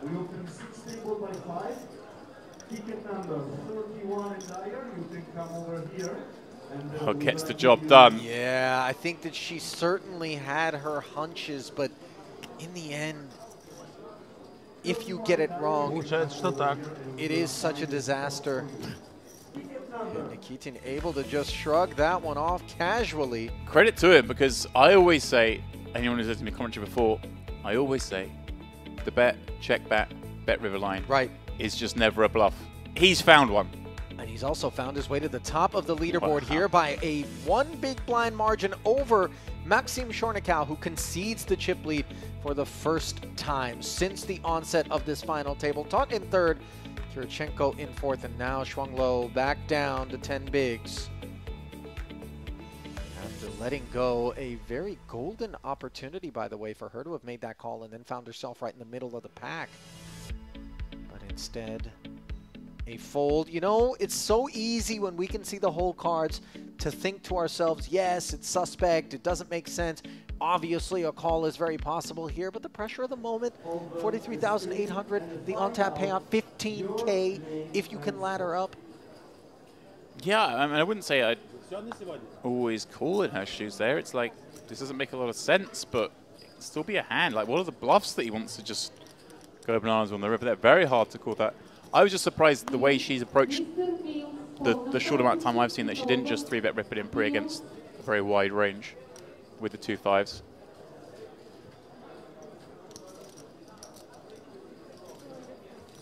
You know, I wonder whether or not, given the kind of amazing pace at which Nikitin finds himself way up as one of the big stacks, Oh, sorry.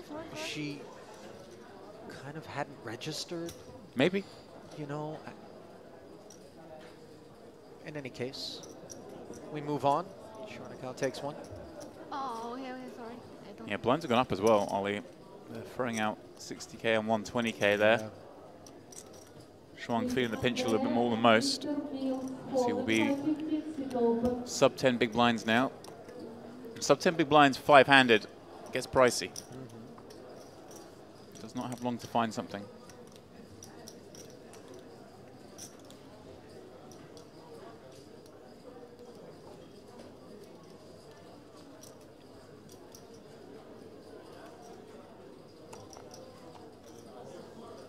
Ollie. Here she goes. 7.5 blinds, 8-9 suited, certainly enough from the button. And she's up against the same hand, the big blind, which she just can't call.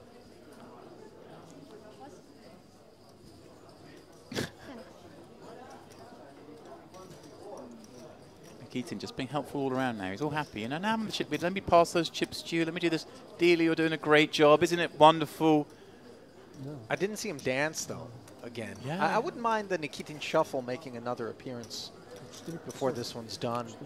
Well, Ollie, I know you may have to go about your other duties here in the tournament and find yourself out there doing a winner's interview. Oh, if he wins this thing, it's absolutely coming up. Okay, that's what I want to see. I want to see if you and he can do a little synchronized number. Also something that needs to come up, James, is the presence of these granules on your side of the booth. Nothing to do with me. I think that was one of the other two boys. Eating rock candies? Did you sprinkle sugar on something? I don't know which one of the two of them takes sugar in drinks, because I don't. Whoever it is must have spilt some here on day one. That might be Headley, if I had to guess. Yeah. I want to say it. No guessing here, though. Jack 10 suited, cut off. 1.2 goes straight in. 10 bigs, and again. Yeah, 7.5 bigs suddenly becomes what? 13 bigs after a couple of jams, picking up five blinds worth from the last two hands. Almost a double up.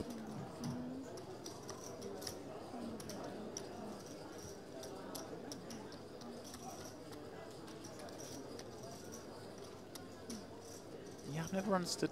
Not understood, but I've never sweetened my drinks. Noted. But then, I would quite happily consume a Van Schoen right now, which is a very sweet drink in itself. Is that an alcoholic beverage, James? It is. Give it time. You know? Perhaps a nightcap after this one's done. But I need you here. Clear-minded. That's one thing I don't think you can get here.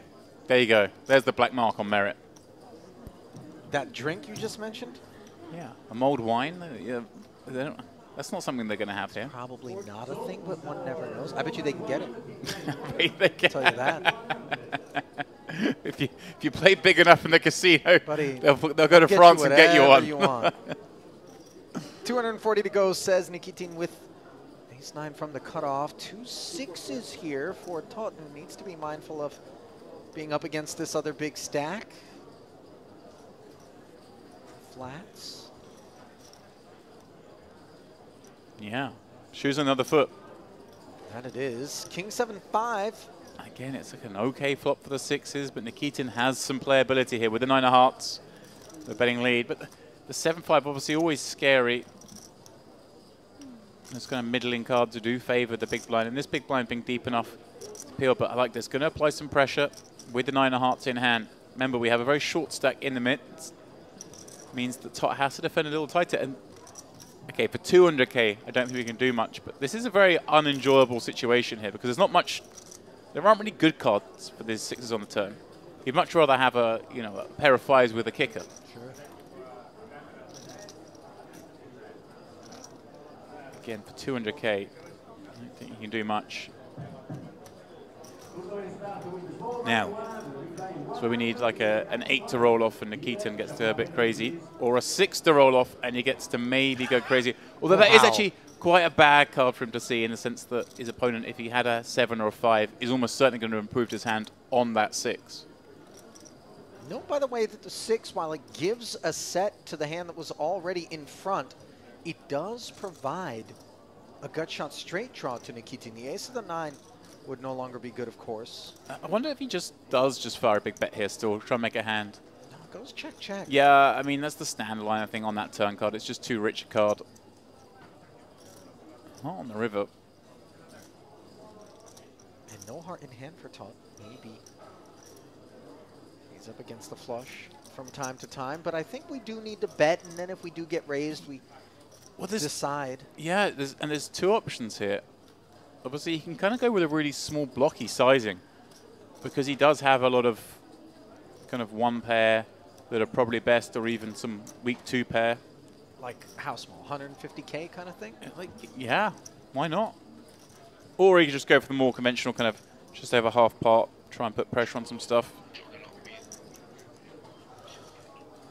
But the thing is, when you bet the small number, you've just got to be ready to call the big raise when it comes in. That's not always easy. Yeah, he's just gone for the more conventional line. Bet around half pot. Hope Nikitin's got a king or a jack. Gets curious. It also makes things easier if you do get raised here. You can just believe your opponent a lot more because Tot can still have flushes. Nikitin does have a pretty good bluff candidate in the sense that he's got a 9 blocking the primary straight and, of course, blocking a flush. You'd much rather have the ace of hearts 9, but... Half pot bet. Return to sender along with the full pot there. Yeah, I wonder if he ever just finds a check there and try to rep he's got a hand like, like a 9-7 or something like that is just wanting to get the showdown. We just saw Nikitin obviously pull that big river bluff a moment ago. Certainly is a player capable of pulling those moves against the kind of capped ranges. And deep enough to be doing it at this point, unlike just a couple of orbits ago, which is when he found himself on the short stack. It happened very quickly. Inspiring, of course, for the likes of Shuang Lo, who bore witness with a front row seat and now sits on a short stack herself.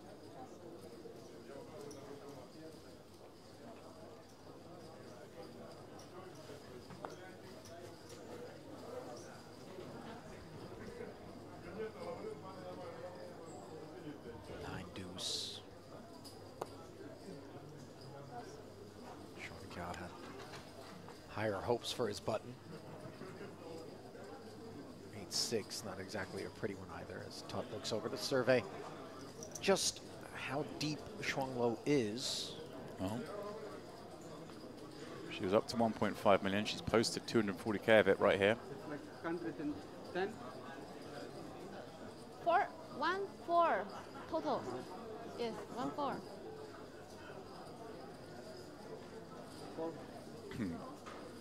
It's not going to elect to limp in against that stack size. She just swiftly announces all in. Why not with King Queen? When he was asking the count, she was praying to hear the word all in. I promise you, she was ready to snap it off. Instead, she smacks Tot's wrist with the jam after the limp.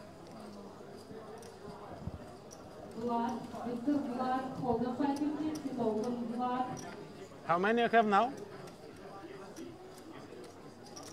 3-6.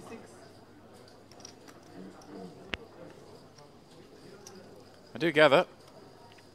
Oh man, out in the field, bagged 400K in the main event, day 1A. Yeah, talking about Andrew Headley, of course, who is taking his day off from the booth to hop into the 1A of the main event. And will be making his way to day 2. Obviously, normal players would have a couple of days off after bagging. He has a couple more days back in the booth. That's a good way to spend those days off. Coming in with 4 starting stacks for day 2. That's nice. Charted a course properly. Yeah. Did Andrew. By the way, did he offer you a piece? I got a little 5-ball. Oh, now you see, you bringing that up in the booth, I had to know there was I'm cheery. Sort of motivation there. You know me. If I Red didn't have a Jack. piece, I wouldn't care. Something to cheer about. It's not cake. Ooh. James. Ace Jack, by the way, not quite as cheerful, but still worthy of consideration out of the big blind. We know he's never folding. Yeah, I think the small blind we'd feel compelled to 3-bet this, but I like this from the big blind. Again, you've got a super short stack there. Both of you don't want to be busting. It's very easy for you to realize your equity here if you just call. You keep in weaker, and you save yourself when you're up against these big hands. Of course, a lot of flops you can still get in trouble on. 退不死一把，因为我知道他没有七本绿了，我就跟进去想基础。 964 doesn't rate to be one of them, though, as Nikitin does take the conservative approach and now checks with the flow of play. Todd's had some big pairs this frame. Yeah, it was kings, which didn't work out, then queens, which did, and now jacks. Yeah, jack's no spade. Obviously, like I just said, it's weird because it kind of has to bet, has to start building up pot and try and get some value, but gone half pot. I like it on these kind of textures where there are a lot of draws. He's also wary about getting this in. It would be really bad to bust out in 5th, but he's got a lot of hand. Nikitin to that size just has to respect that, hey, look, my opponent's c-betting a board that I'm going to have much more of, and they've sized up.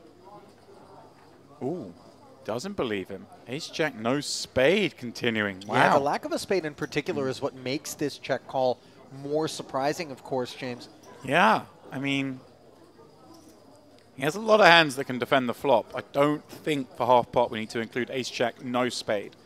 I think if you give me ace-jack with the ace of spades, I can get on board a little bit. And this is, you know, one of those calls that's earned perhaps by Todd's reputation with the high VPIP. I mean, yeah, just the frequency since I've been in the booth on the final table is high. I mean, we've seen he's had a lot of good hands. Yeah. But the players won't necessarily know that. Nope. And you said he was the one doing the front running in the first frame of the final table as well, so. But that is the problem. You just get so many turn cards. Where what are you going to do now when you face a bet? There was no good turn card for ace-jack, no spade here. Unless he was hoping it sort of paired up and he gets the lead out, something like that.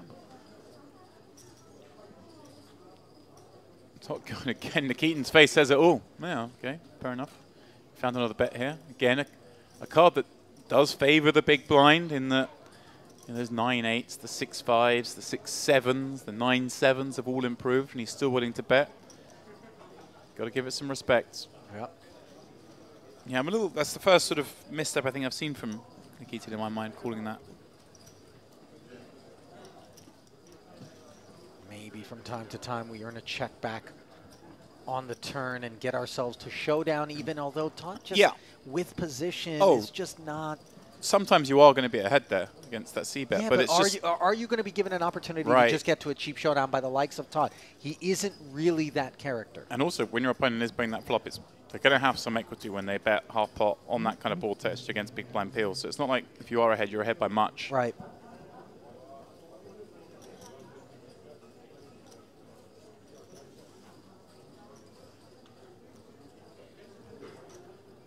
Maybe he's hoping his opponent has a hand like ace-8 with the ace of spades that he's ahead of. But then, again, a lot of turn cards. Yeah.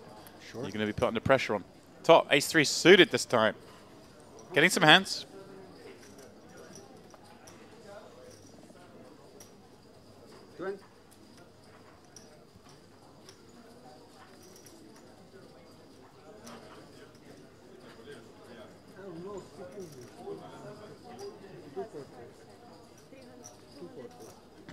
Min raise announced, 240,000.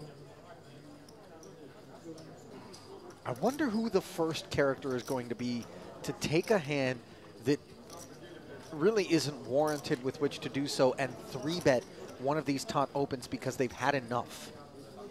Yeah. Kirichenko in the big blind, 9-10. Certainly a hand you want to defend, but he does have to be careful because he's playing a game within a game here against Shuang. The two short stacks, just over sort of 10 blinds each. And that game is a race to a pay jump. 反正5个人了，现在。 With 5 left. King 8-5 board. No pair anywhere. Again, kind of broken board. This time, no flush draw. Top. I think you can bet really small here, like 120.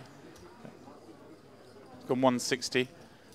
Like a min bet against that 10 big blind stack. Oh, sorry. 14 big blind stack. Because there are some turns you can fire again on. You also, there's just so many hands like this that don't want to continue.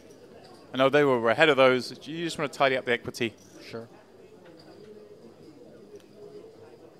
He was up against a 5 or an 8 here, and the turn came, the jack of clubs. He just gets to win the pot. A decent pay jump coming up, right? We're at 43.8, 58.5 the next. 15K. Otherwise known as the Ali Najad day rate. 3 buy-ins, let's call it here. Okay, fine, we'll call it that.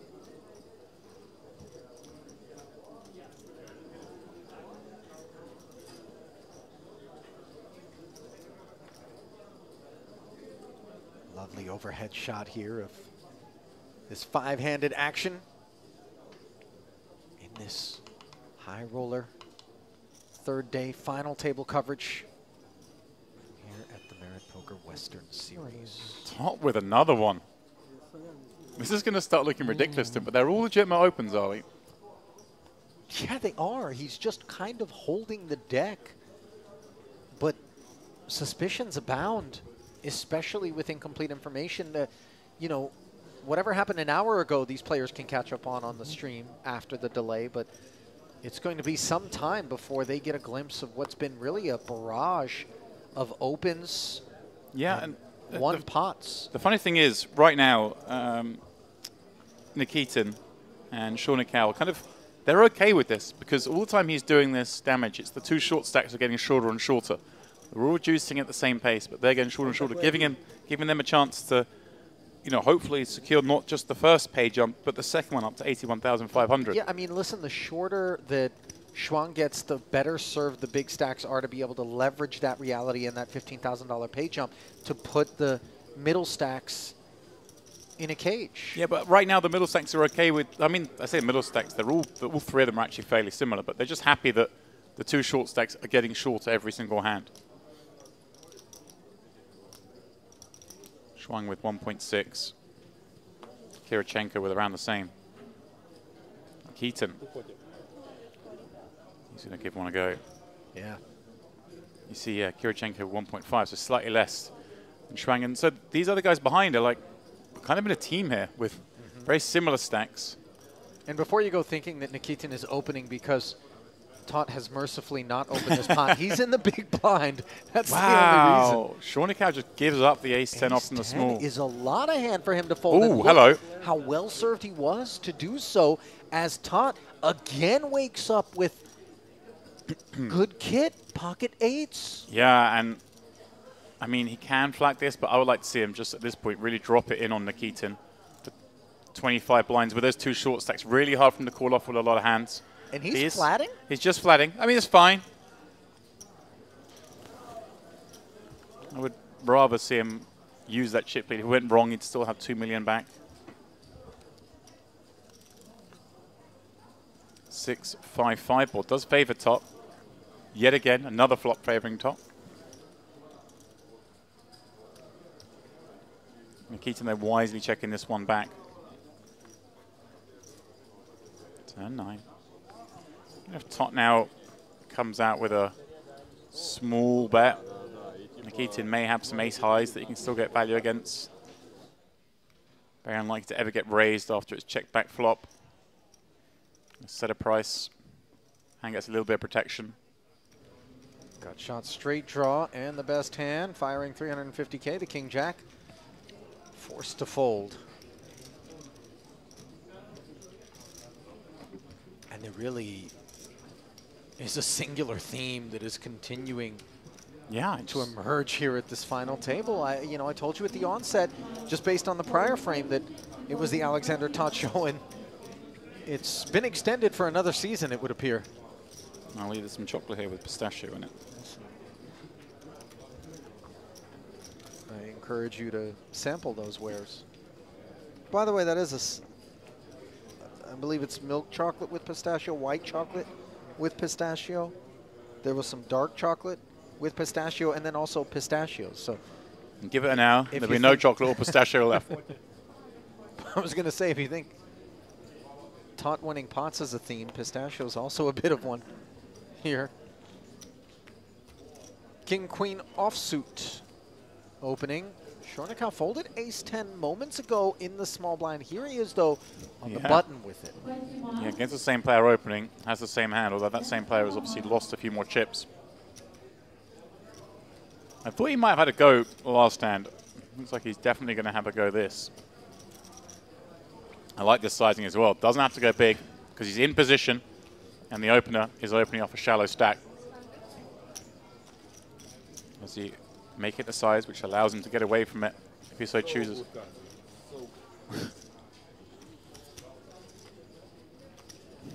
He'll flash the ace. I had it, buddy.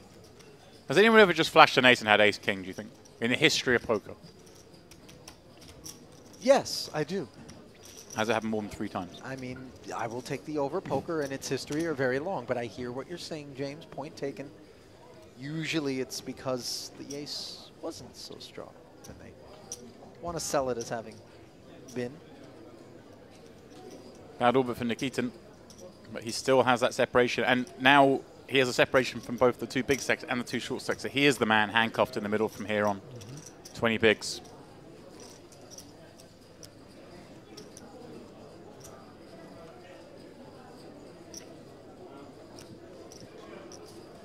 Kirichenko second place, last time out in the high roller. Can he start 2024 with that 1 pip better?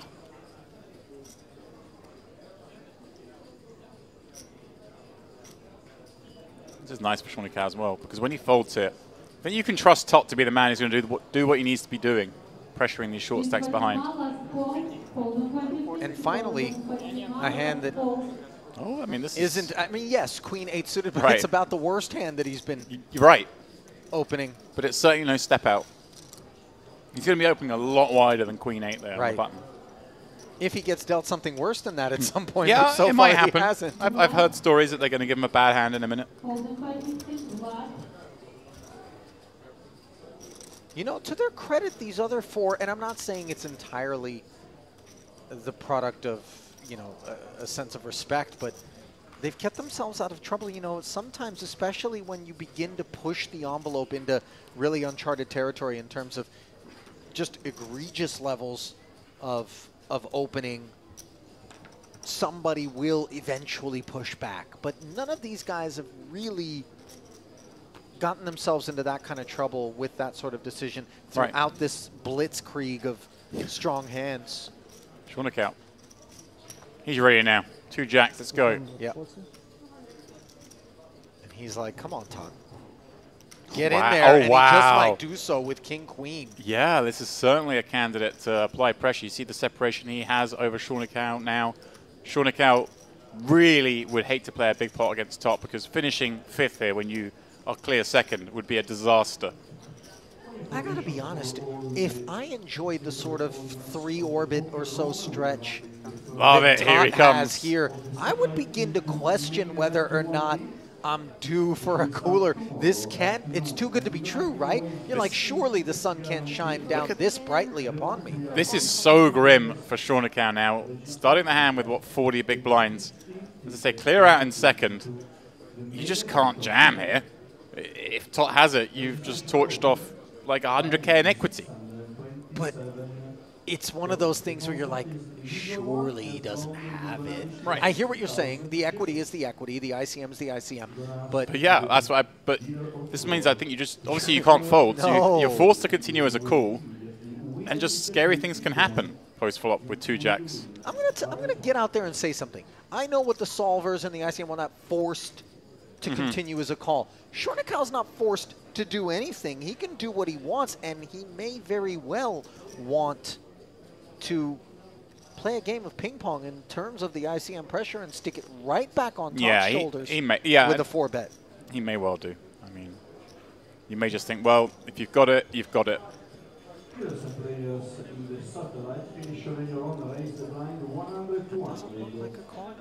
Is he cutting out a non-all-in 4-bet?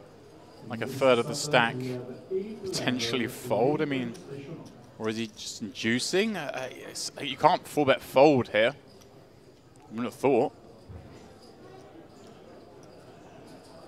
Yeah, he is. He's going for a clicky. Wow. This is actually kind of fun. He's deciding, well, I've got a 4-bet, get this in, but I may as well do it in a way that allows my opponent to potentially blast it off. And I mean, Tots had free roll over this table. Now he finally meets a lot of resistance. I think it's okay for him to perhaps let one go. And he does just that. So and that's a good. The thing I didn't mention was that's so good for Shornikau in the sense of it's like, right, who's the real daddy here? You come at me. I've got this move back at you. He doesn't know it was an actual hand. Yeah, I mean, that's exactly what I was there's going to say. It's some a bit dangerous because the assumption now is going to be that, okay, he has been up to no good. He is out of line. We just haven't had the right sort of hands to play back at him. But, you know, I don't necessarily need jacks to win a pot as a 3-better here. Yeah, and this is the thing. If he just called, taken a flop, wins a pot at showdown, say the 2 jacks, Tot's like, oh, okay, he only won that pot against because he had 2 jacks. But now for the next hour, he's wondering, wow, did the guy just have like ace-3 and run a play? Do I have to be more careful against this player? I don't think Tot's worried about being careful. What would he have done to the jammer? That would have been so sick if he's suddenly playing a 10 million chip pot with 15 million chips in play. 5-bet jam? I'm just saying, if he's got jacks there, he's obviously 4-betting. He can't really fold to 5-bet. What if he's up against ace-king there? The ace-king jams, and so those two are playing a 10 million chip pot with 5 players left, and the 3 short stacks just sit there going, thank you. Well, in the meantime, the Speaking of gratitude is going to be directed at this ace-king suited for Shuang. She will jam, and this is just what the doctor ordered. Will she get a customer? No, she won't.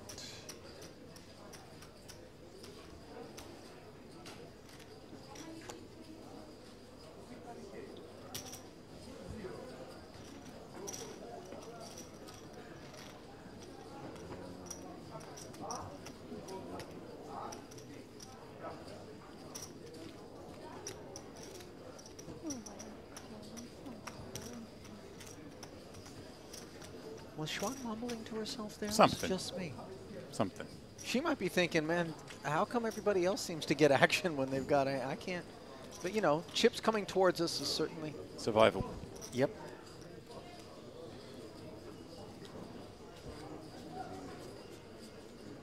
We don't want to just survive. At some point, we want to thrive. We want to enjoy... you are corny, aren't you? Some of the... Yeah, the answer is yes. But we want to enjoy some of which we've observed being bestowed upon everybody else here at this final table at some point. We saw Nikitin, a big spin up. Yeah. We've seen Tot just savage and unrelenting. We've even seen Shornikau, of course, maintaining his domination. Kirichenko maybe is the only other player that would be similarly envious, and yet here he is with a couple of 7s on the button, able to jam for 1.2. Yeah, nice timing of him to find this 10 big blinds on the button. Sean O'Carroll in the small, not really a hand he gets to play here. There'd been some consideration with a hand like Queen Jack suited in the big, but this situation isn't so bad for him. Now obviously covering Tots slightly.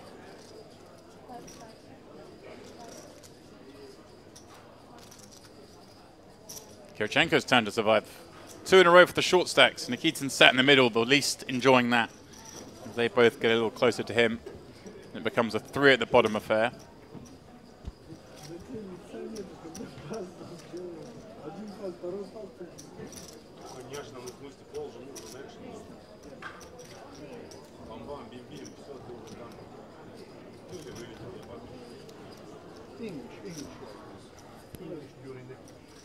Even if you don't have the cast, if you are under camera. Not English only. Yeah. Is there any language accepted at the tables here at Merit? It's interesting, though, because not everybody speaks it. Right, but it is the most commonly Yeah. spoken language in the room. Of course, we have people from, well, all over the world, but particularly a lot of players in sort of Central Asia, Middle East, Europe. Yeah. Obviously, a lot of Turkish players as well. Yeah, I think the majority, you know, the big bases hail from Lebanon, Israel, Turkey, being kind of the closest countries.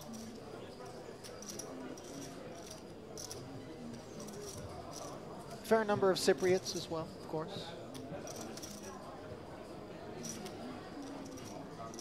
Yeah, I think the Russians are one of them. Must be the biggest international group of players, I would imagine, right? Russians? Yeah.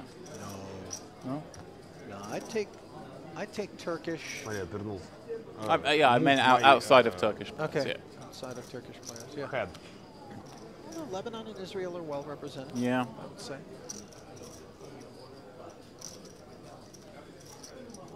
Note, by the way, the abusive jam here was 7-5 offsuit by Yeah. Todd. Just looking up at that 1.3 and thinking it would be a flesh wound. Schwang? Yeah, she knows the King 4 suited for chips is a call, but it's our old friend. Yeah. The 3 letters. It's funny because I always thought it was IBM. I'm making a joke. IBM, ICM. It was too lowbrow for you to get it. I'm embarrassed. Just forget that happened. This coming from the man who called me corny just moments ago, James? What has gotten in? I mean, deeply unqualified to make these sorts of... Or maybe I know. Yeah, Well, actually, maybe the perhaps better opposite. qualified than anyone else. Yeah, that was bad. That was truly on the cob. Levels of corniness.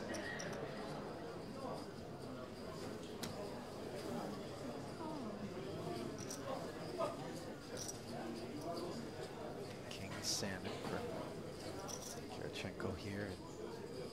Don't think he knew it was on him. Probably falling asleep looking at these hands is Kirichenko at this point. Just not been given a lot of opportunity to get himself involved. Do you reckon Tot's going to fold this one? The answer is no. I don't need a magic 8-ball. Ah, here we go. Schwang, this one surely is a hand that she'll run, and she already has. No, by the way, that last time around in the small, he simply jammed into Schwang with the 7-5 offsuit. Here, he min-raise open, given that he had the big blind of Nikitin to worry about. Yeah, Nikitin's got around 2 million, a little bit more, perhaps, so quite a lot deeper. If Nikitin had a sort of smaller stack, he may have just still open jammed that one from the button. Schwang, ducking and diving. Timing it all right. Still 5-handed, incredibly so.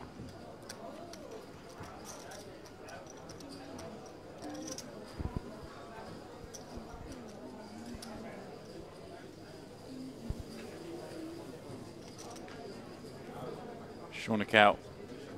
Let's see if he wants to have a go at this one himself as the chip leader. Just to open these kind of hands from the seat if he so chooses.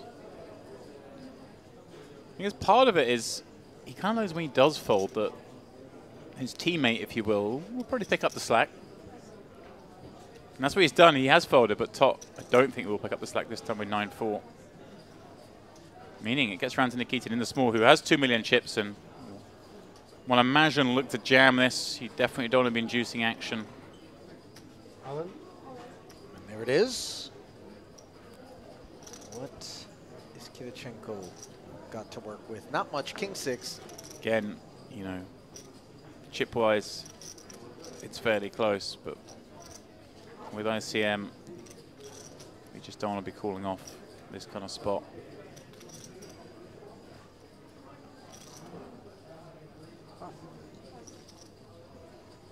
And Nikitin's doing the show the ace. it's the game. This is. Are we in 2008? We back there? I mean, it's a cheap opportunity to maintain your table image and keep things credible. No harm in it.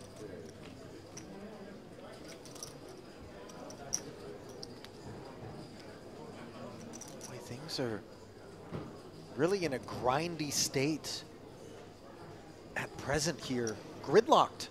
That's a good way to describe it. Just gridlock.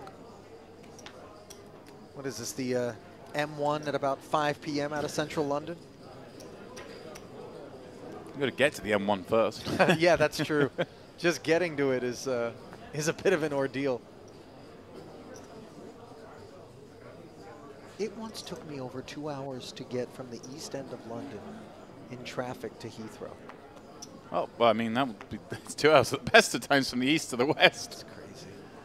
Luckily, we have this thing called public transport. Whips you along there in no time. You'll have to tell me more about it. It really was one of those moments where I lamented my choice to go with a car service, thinking, okay, this is riding in style. Yeah. And then I realized, no. That's a long way. Should have got myself to Paddington and onto the Heathrow Express. Oh, these days, if you're the East End, you just jump on the Elizabeth line. Straight out there. Oh, that's right. It'll take you straight over. But you got to stop at all the stops. You don't have to get off and push or anything. It just stops. I understand. It's quicker. In fact, you're upset. Why don't you take the tube? You could probably make 4 changes on the way. That's the kind of way you like to travel. I think this is circuitous. Do you think that maybe I can bribe the train operator on the tube to skip a few stations? No, I don't think so. Okay, just a fair question. You know what?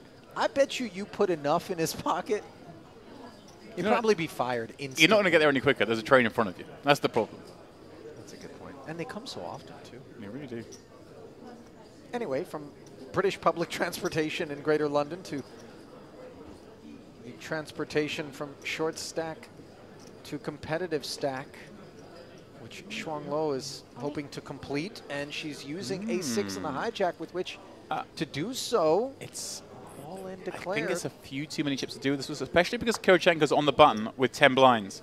He's going to jam a lot of hands with 10 blinds from the button and may get looked up by 1 or 2 players behind him, potentially bust out.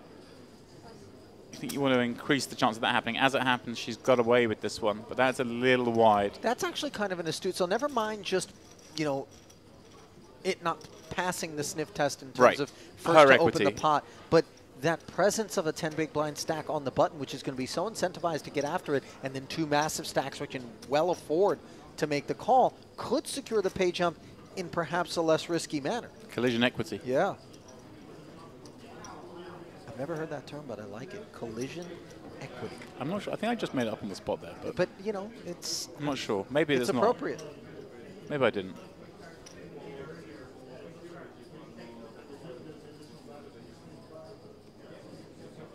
It was a very different descriptor when I first received my driver's license back as a teenager. I had a lot of collision equity. Maybe you should have lived in a city with public transport. You know, actually, think of all the trading you can do whilst you're... Well, fair. I wasn't trading at 16, though, James. I waited until later for that level of degeneracy. No waiting, though, on the button with ace-5 for Schornikau. Shuang's giving him the look. Boy, the offsuit King X is a real thing here in the big blind against these opens. So far, no one's decided to dig in with it, but let's see whether or not Shuang will be the first. Nope. I like her instincts, thinking this is a hand that we could do something with, come up with a really clicky 3-bet from the big blind or something, but it's just not what you need to. Kirichenko's getting shorter and shorter. Yep. The hatchet continues to chop away at his stack with each successive orbit. Ah. So trip through the blinds is about to get even more expensive. Yeah.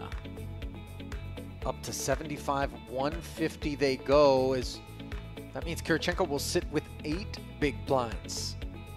1.2 million in front of him. And stack depth's being diluted across the board as well. Just 37 for Schroenikau. Again, the boss stack in front of Tot. Nikitin in front of Schwang. But of course, all eyes on Kirichenko here with that $15,000 pay jump on tap, and then a much bigger one behind it of $23,000 when we get up from 4th to the podium.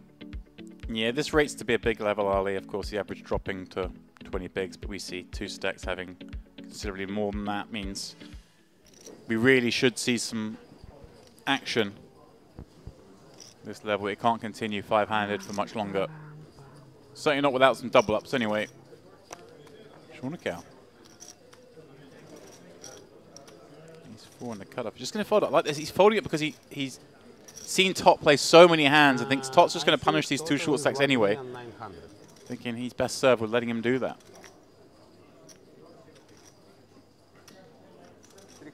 And he's right. Look at this. King 7. Reasonable.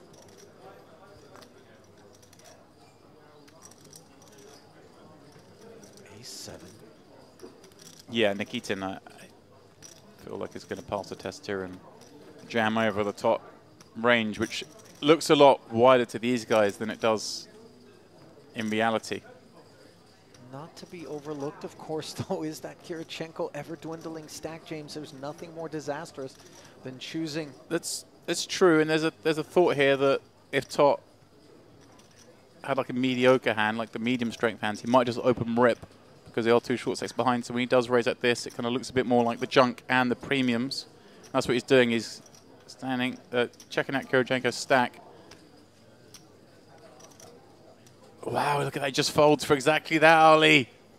You know, these are the sorts of scenarios which, if you didn't know the situation that was upon us, namely pay jumps, ICM, final table, big up top money, they would feel peculiar. But in this vacuum, I'd have to check that one out.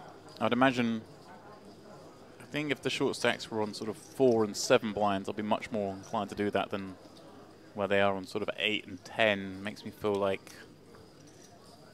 Yeah, you're right. It's not like elimination is imminent. Right. But it's certainly close, and I understand it. You know, they can chisel for a little while as spectators, these short stacks, potentially. All right, I think Tot might fold this one. It's a rarity. It does indeed. Yeah, I suppose Nikitin does get to take this position as well when he wishes. King 8, certainly a qualifier. Does jam it. Will Kirichenko wake up with something? Cool. Yes, he will. Yeah, this time an ace high. And he makes the call and will be relieved to see that he's up against King high. So taking the best of it. Король 8 против туз 6. A 3-2 favorite. Кого давай-то? Is Kirichenko looking for the much-needed double? 2.24 million in the middle. He's going for the stand-up. Смотря про что ты, конечно. The man at risk. As we head to the flop. Ooh. 8-5 tray, top pair for Nikitin. Проигрывать all-in туз. Deeply demoralizing development for Kirichenko. Can he pick up a straight draw? Oh! No, instead he hits the ace. Wow. And now jumps into the lead.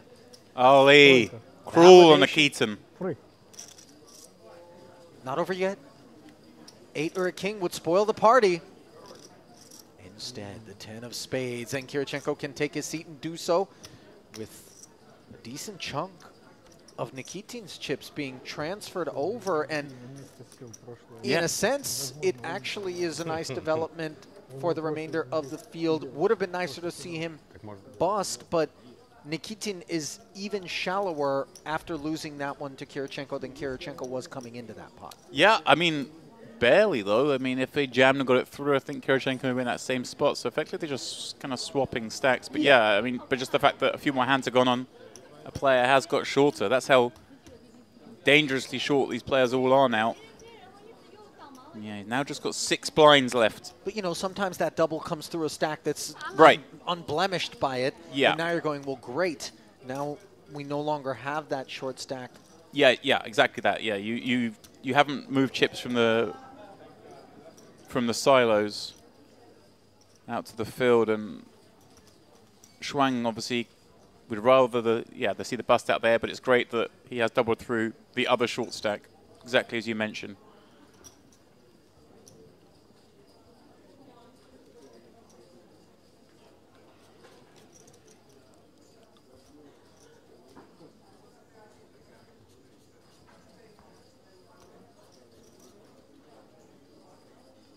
So table dynamics remain intact as the flip-flop between Kirichenko and Nikitin is completed.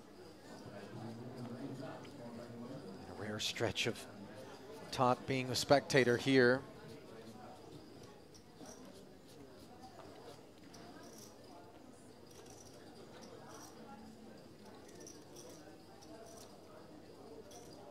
Freshly minted 2.2 in the small blind. Not going to limp with the 8-5. Suited king awaited him. If he did, Chernakov taking a walk. Kirichenko must feel rich right now. I mean, yeah, sure. Understandable.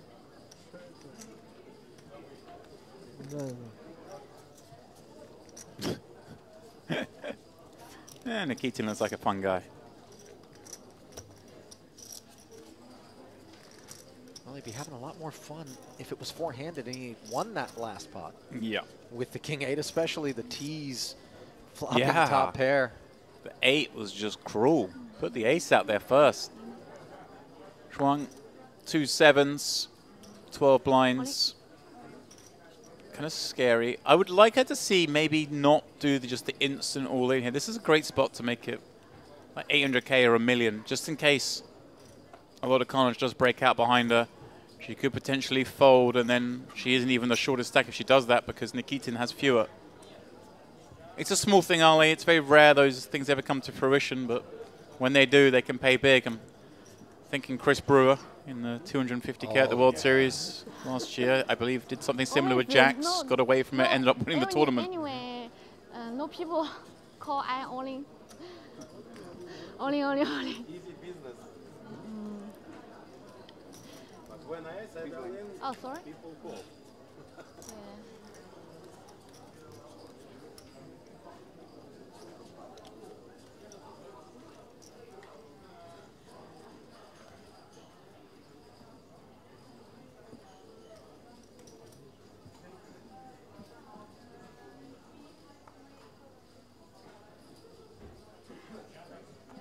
Queen 8 suited for Nikitin in the hijack. And he is going to raise. This looks like he's doing that. He's doing committing sizing, committing sizing, but if say Kirichenko jammed behind and got a cooler behind that as well, he would just give up the equity in the pot, take his 375K and hope for a ladder. Chernakov, maybe best serve just calling this. Well. No need to ISO.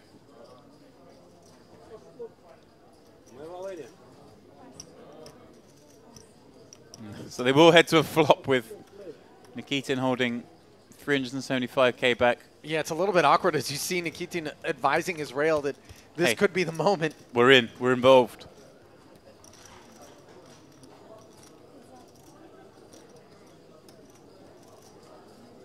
And a terrible looking flop for him. 6 deuce. No diamond on board, no pair, no real equity to speak of. As his check snap draws Chornakov's Wow, this is grim. 375 into 1.4. He's got to work. What he's got to work out here, Ollie, is what can he be ahead of? Not a lot with the king on board. Ace highs beat him. Even the other queen highs that would play have got him beat here. He can be in okay shape against a lot of those hands in terms of drawing live, but he has to factor in that if he folds here, he still might get ladder up next hand. You know, I don't want to make a big deal of this, but Shornikau only bet 300 of the 375. I'm just saying. I don't think Queen 8 wants to peel for 300 and then muck, but yeah, I just think this is a fold anyway, but he still has a shot at the ladder up if he folds.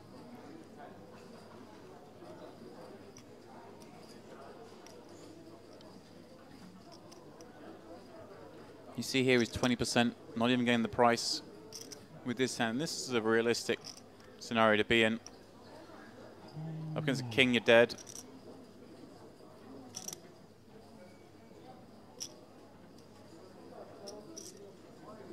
No, he's just gonna slide them across. Yeah. Там просто не до пуш был. You know, he hates it, Два блайнда хватает. but the numbers are the numbers, James. It's really not a lot to operate with moving forward if he preserves the 375K. А какая разница? У меня полтора блайнда. Well, does have 2 clean cards with 2 to come as he wrings his hands. And now he draws dead. An ace on the turn, leaving him with no sweat whatsoever as he will be eliminated in 5th place. Did end up hitting an 8 on the river, so if the ace hadn't rolled off, he would have gotten there. But instead, he's left to bump fists with Shornikau. Does make a point of shaking hands and wishing the others well, but he will not be the winner here in this high roller, as his 5th place finish will deliver a 15K pay jump to the rest of the field and a visit to the pay desk where he will collect $43,800.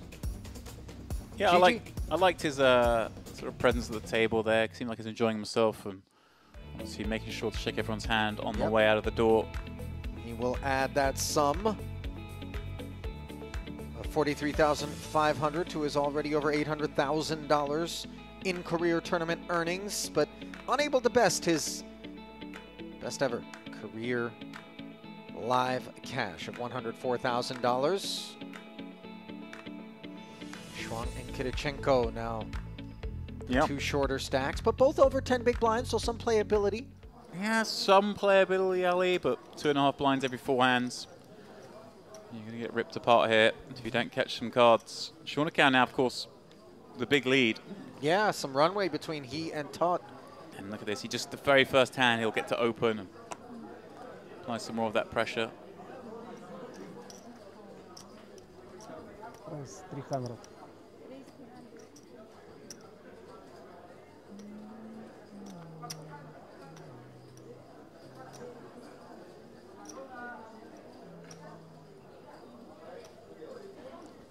Schwang, Jack 9 suited in the small.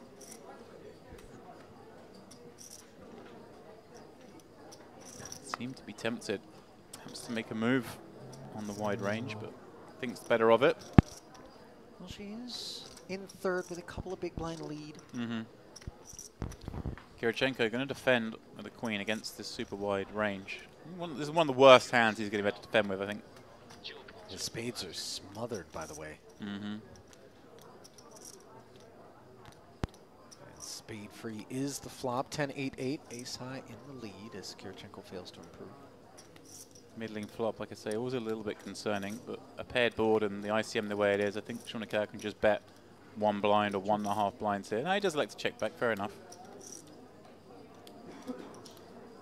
It's the more standard line, but just weird the situation on the farm the way it is. I might have seen him fire 1 bet for 1 blind. Now he's going to be very happy just to get it to showdown with the board pairing up.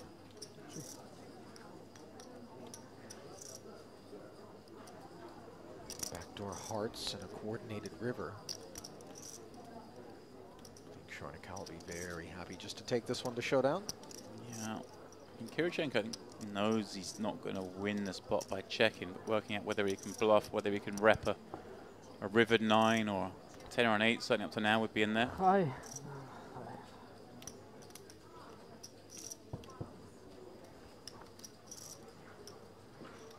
It's close, I think, between just having a micro bet on the flop or doing as he did.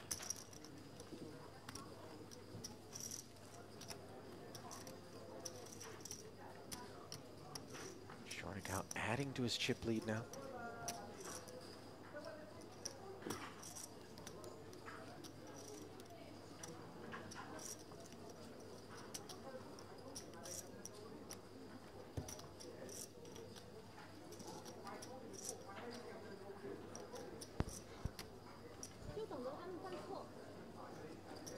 Schwab wearing a smile there as she gives some updates to her rail who are looking on.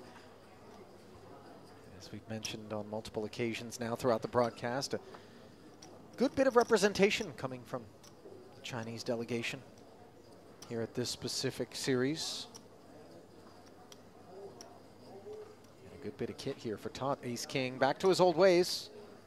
Upper crust. Yep. Min raise open. Queen 8 suited for Shuang into the bin.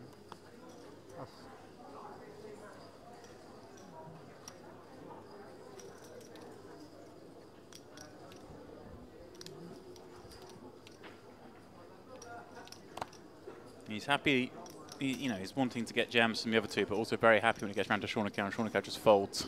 Like it means he didn't get rid of one of the other two, but also he doesn't have to play a big part against the guy who covers him. But Shornacao has been, you know, tidy is the word that I like to apply.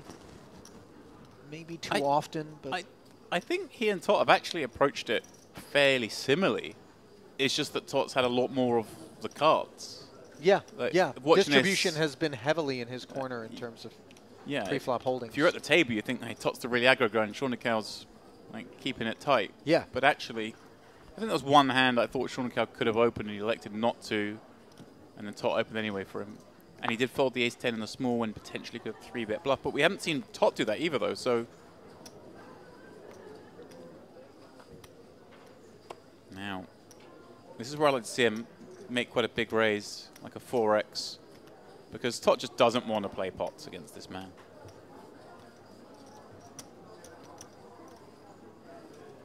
That's a limp in, the next best move. 7-8 off. Dominated by Tot's 9-7 suited, by the way. As the two big stacks are tiptoeing around one another right at this juncture. Some interest for both. Yeah. You've got the gut shot straight draw to the 9 for Tot backdoor diamonds, but he is beaten by the top pair and gutter of Shornacao, which checks over James. Yeah, just trying to maybe induce a little bit of a bluff. I'm not a huge fan of this just because Tot is actually supposed to check back a lot because Shornacao is the covering stack and ICM dictates keep the pot small against the guy who covers you when there are two short stacks left in. But it will elicit a bluff because hey, Tot has enough of a hand to bet with.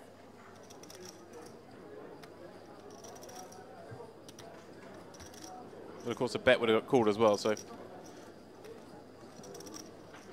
no real change other than who has the betting lead here. That's a little concerning for Tot to see because some of the hands Shornacao's going to limp in with from the small and check call the flop are going to be some of those ace highs.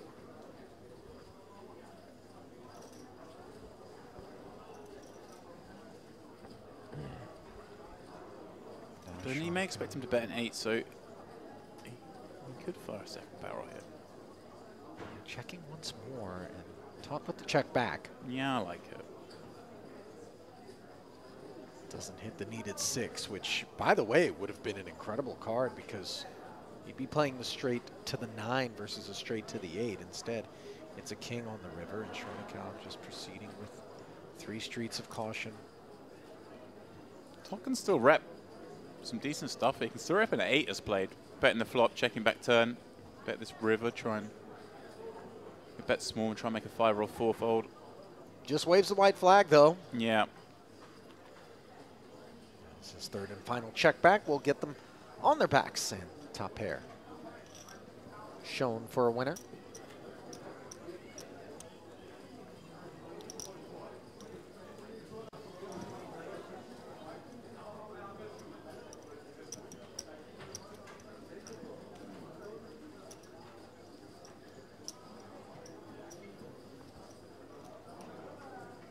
Lovely setup here for the Western Series. Winding road through the desert. Well, this road's taken a few turns. Yeah. It's final. Well, this road has wound its way past midnight local time, and considering that this is the third full day of play that these lot have had to endure, stamina does become perhaps a bit of an issue. We've seen all of a sudden people turn a corner and appear to be experiencing mental fatigue. I'm not alleging that that's what's going on over here, but things to keep our eyes on as we get deeper and deeper into the evening. Right, but especially as we get into the main event as well, because players have played the warm-up, they've played this, and they'll be playing the main event. It takes a lot of toll. poker, yeah. Raise and take for the ace-jack. Yeah, up to 8 million, over half the chips in play there.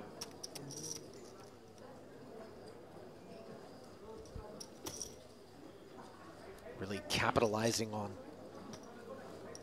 what now is the clear big stack is Shornikau, especially courtesy of the shorter ones in the field, namely Shuang Luo at present.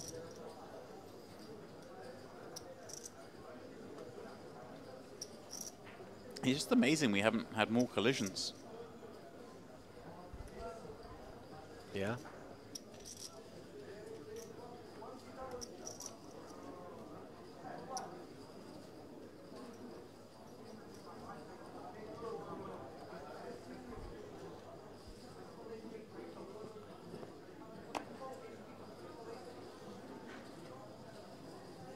Top. Not sure exactly the chips behind, but I think this is good enough to jam into those two ranges. I believe they're both around 10 blinds. And you're in a sort of waiting game against each other. Oh, he's just going to fold. Okay, let's just check how much it is exactly. Yeah, Shuang Luo with 10 blinds and Kirichenko with just more. Yeah, he could have just jammed that from the button. These two have to play really tight against him. But again, perhaps envisioning some of that collision equity I mentioned. Shuang's going to jam a lot from the small. Yeah. With, say, 30% of the hands, and then 20% of the time she gets cool. Going back to my early years as a licensed driver and my collision equity, on the very first day that I received my driver's license, I ripped the oil pan out of my mother's Mercedes attempting to clear landscape rocks after having guided the vehicle off of my chemistry teacher's private driveway after picking her daughter up to take her to the winter ball. Needless to say, it didn't work out well, as I was forced to put the car in park and walk right back up to the front door. And we ended up getting a ride to the prom. I feel like there were a lot of things to digest in that story. I straight away was like, how are you going over landscape rocks? And then the next thing you know, you were at your chemistry teacher's house, and then naturally there was a daughter involved. And yeah, well, you know, story checks out. What really rated to be an assist en route to an A is we see Kirichenko with ace-7. Shornikau, again for chips, knows this is going to be a reasonably wide jam, but he's kind of okay with the situation the way it is. Though he is going to give it a go. So a spin with king-6 being granted to Kirichenko. I think he might be a touch surprised. Yeah, he doesn't want to be called by king-6, but it is a shot to double up. I'm a little surprised. Shornikau is doing well in this environment. Yeah, it's kind of a rare moment. Well, for chips, he's going to make money. Right, with king-6, the jam from the small is going to be a very wide range. King-6 is ahead against that range, but well, king in the window. 3-4 behind. Oh, we saw this before, though. Yeah. King-8 against the ace-6. And ace fell on the turn. Kirichenko. It's a tough parlay, though, to do it twice, and this time the turn is ace-free. But still one more pull at the deck here for Kirichenko. Unfortunately, no ace available for his purposes, and his time here at the final table of this high roller has come to an end with an fourth place finish one that will see him add $58,500 to his $800K in earn over the course of his career. Yep, second last time out Ali in this tournament. Backs it up with a 4th place. Impressive for sure. Main event time for Kirichenko. Yeah. All right, 3 left. Disappointed not to make the podium, of course, but for all of his disappointment, there is elation for the remaining 3 as they have secured a $23,000 plus pay jump. By the way, earlier upon the elimination of Anatoly Nikitin, I had incorrectly stated that it was he who had 800,000 in career live earnings. He actually has 360,000 and change in career live earnings. It is, of course, Kirichenko, who I just mentioned, with the 800K plus. As both of the Russians have been dispatched now, leaving behind Chornokow and Shuang Lo. This looks a little fishy, but it's quite funny because obviously the dynamic has now shifted. Chuang somehow found her way down to the last 3 here, where I don't think she's got over 2 million chips at any point. Now finds 2 jacks in the first hand of 3-handed play. Goes to the min, but obviously normally we'd be jamming sub 10 stacks, but just desperate to try and get some action. Yeah. What a spot this is now for Chornokow with 2/3 of the chips in play.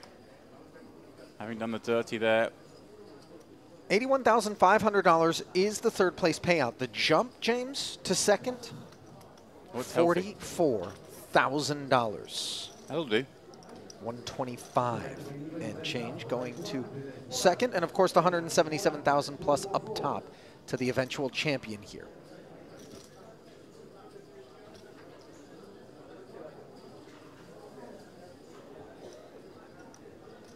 It's funny because when I focus in on this, it reminds me of Squid Game.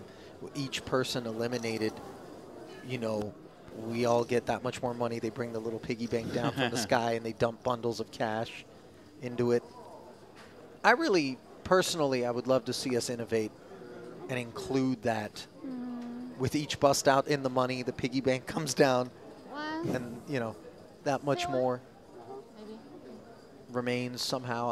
It doesn't work that way, of course. But this is the problem you've got with your poker commentary and now your newfound fame as a game show host. You're just trying to merge the two more and more. I would love to be a game show host, James. Were you not recently? I know the Mystery Bounty is. I was thinking game more the Game of Gold. But oh well, that more reality TV. That to me was a bit of reality TV. I didn't really feel the game show vibe. Yeah, that's fair. As much. I have to confess, I still haven't watched them. I've just was having a few weeks off from you. I can't then get home and put you on my TV. Be a bit too much. That I actually am proud of you because I think for your own sanity, that's the right play. I heard they got some good views of the old patch there, though. Some wide shots from behind. Yeah, it wasn't great. Shine a spotlight down on any 40-something-year-old scalp, and typically you'll find the sparsely populated areas. James, thank you. Well, but I'll have you know that I'm taking a supplement now. I was going to say, I mean, it's about time. Turkey is famous for hair transplants. Maybe just pop into Istanbul on the way home. Yeah, eventually that could be the play, but I think for now we're going to stick with the supplements as Shuang Lo sticks with the newly formed theme of her collecting chips instead of spectating after the departure. And she's in a really free situation now. Obviously, she's still far adrift, but has got those ladders up to 3rd. Can now just play almost like a cash game. She doesn't have much ladder equity. And she can use that well on top as well because he now knows that she doesn't really fear busting anymore. So it almost switches around that she can almost apply pressure to him in that situation. He can't take as many spots against her somewhat because of she an will awkward, just call. Yeah, role reversal, right? Yeah.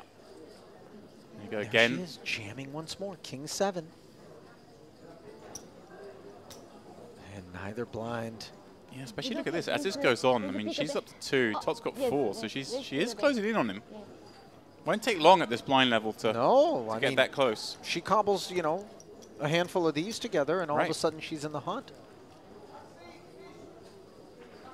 especially given that it is the 2 stacks ahead of her exclusively that she's going to be able to accumulate chips from, which narrows the gap in both directions.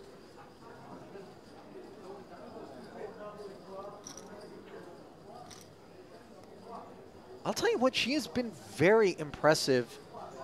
David Lappin described her presence at this final table as having been flawless at one point, and I tend to agree. I'm just trying to comb my brain for any moment that caused us to question even a street, and I can't come up with one.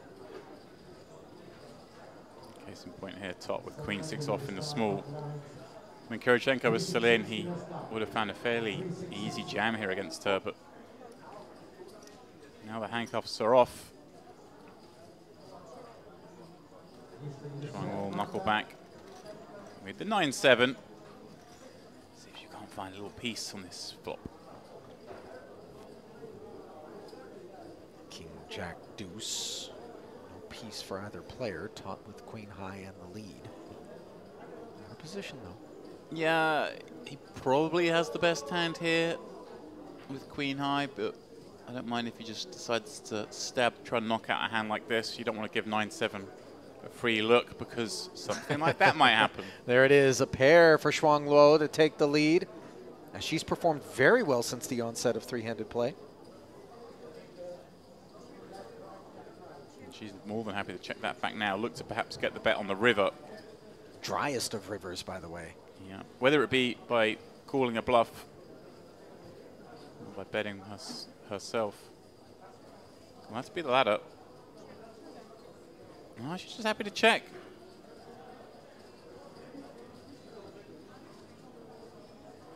I think she would have been well served to just try and squeeze a little bit out there. I think we would have heard from King High or Jack High that turned into a bigger pair, at least as of the turn. Yeah, I mean, there is the merit of, you know, not wanting to get check raised on rivers, but just the way that hand played out, it never felt like a check raise was incoming.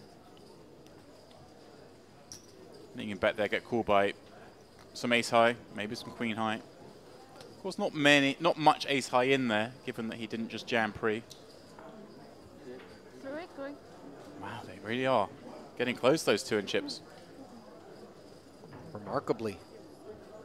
It hasn't taken much. Shuang Luo has made the most of things, though. And that's working out very nicely for the chip leader. Schornekow. As long as those 2 level their stacks up, gives him, reignites that ICM spot against both players potentially.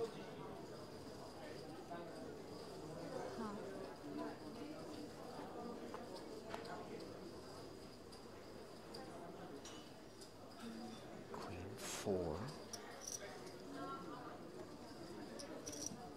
She wants to take a peek. Let's see if she'll be allowed to do so by Schornekow. Ace in the big. And he will jam. I was wondering if he was going to go for a smaller size into kind of induce, like an ace faulted limp jam or, you know, a queen jack. But again, maybe he's just happy keeping those guys short. What a mountain of chips. Over 9 million. Need a color up. See, I like them like that. James, just psychologically, I want a big mountain. I just want to see if the high value. I just want to see if the high value chips are black, since everyone's wearing black. I just want you to abandon once and for all. Orphan, put it out to pasture. Color theory optimal, James. It's not a thing. It's just not. I know you want it to be a thing, desperately, and I honestly sympathize with that, because eventually you should come up with a concept here in the booth that is correct. But give another 10 years, I might get one right.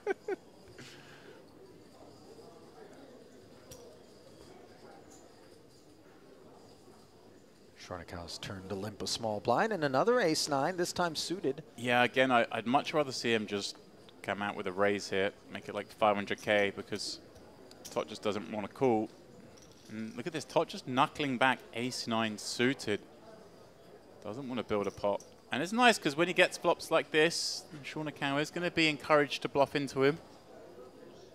Yeah, unfortunately, of course, for Shonikau, he has run in to the underrepresented ace. 6 of clubs works nicely with his hand for the time being, but clubs are smothered.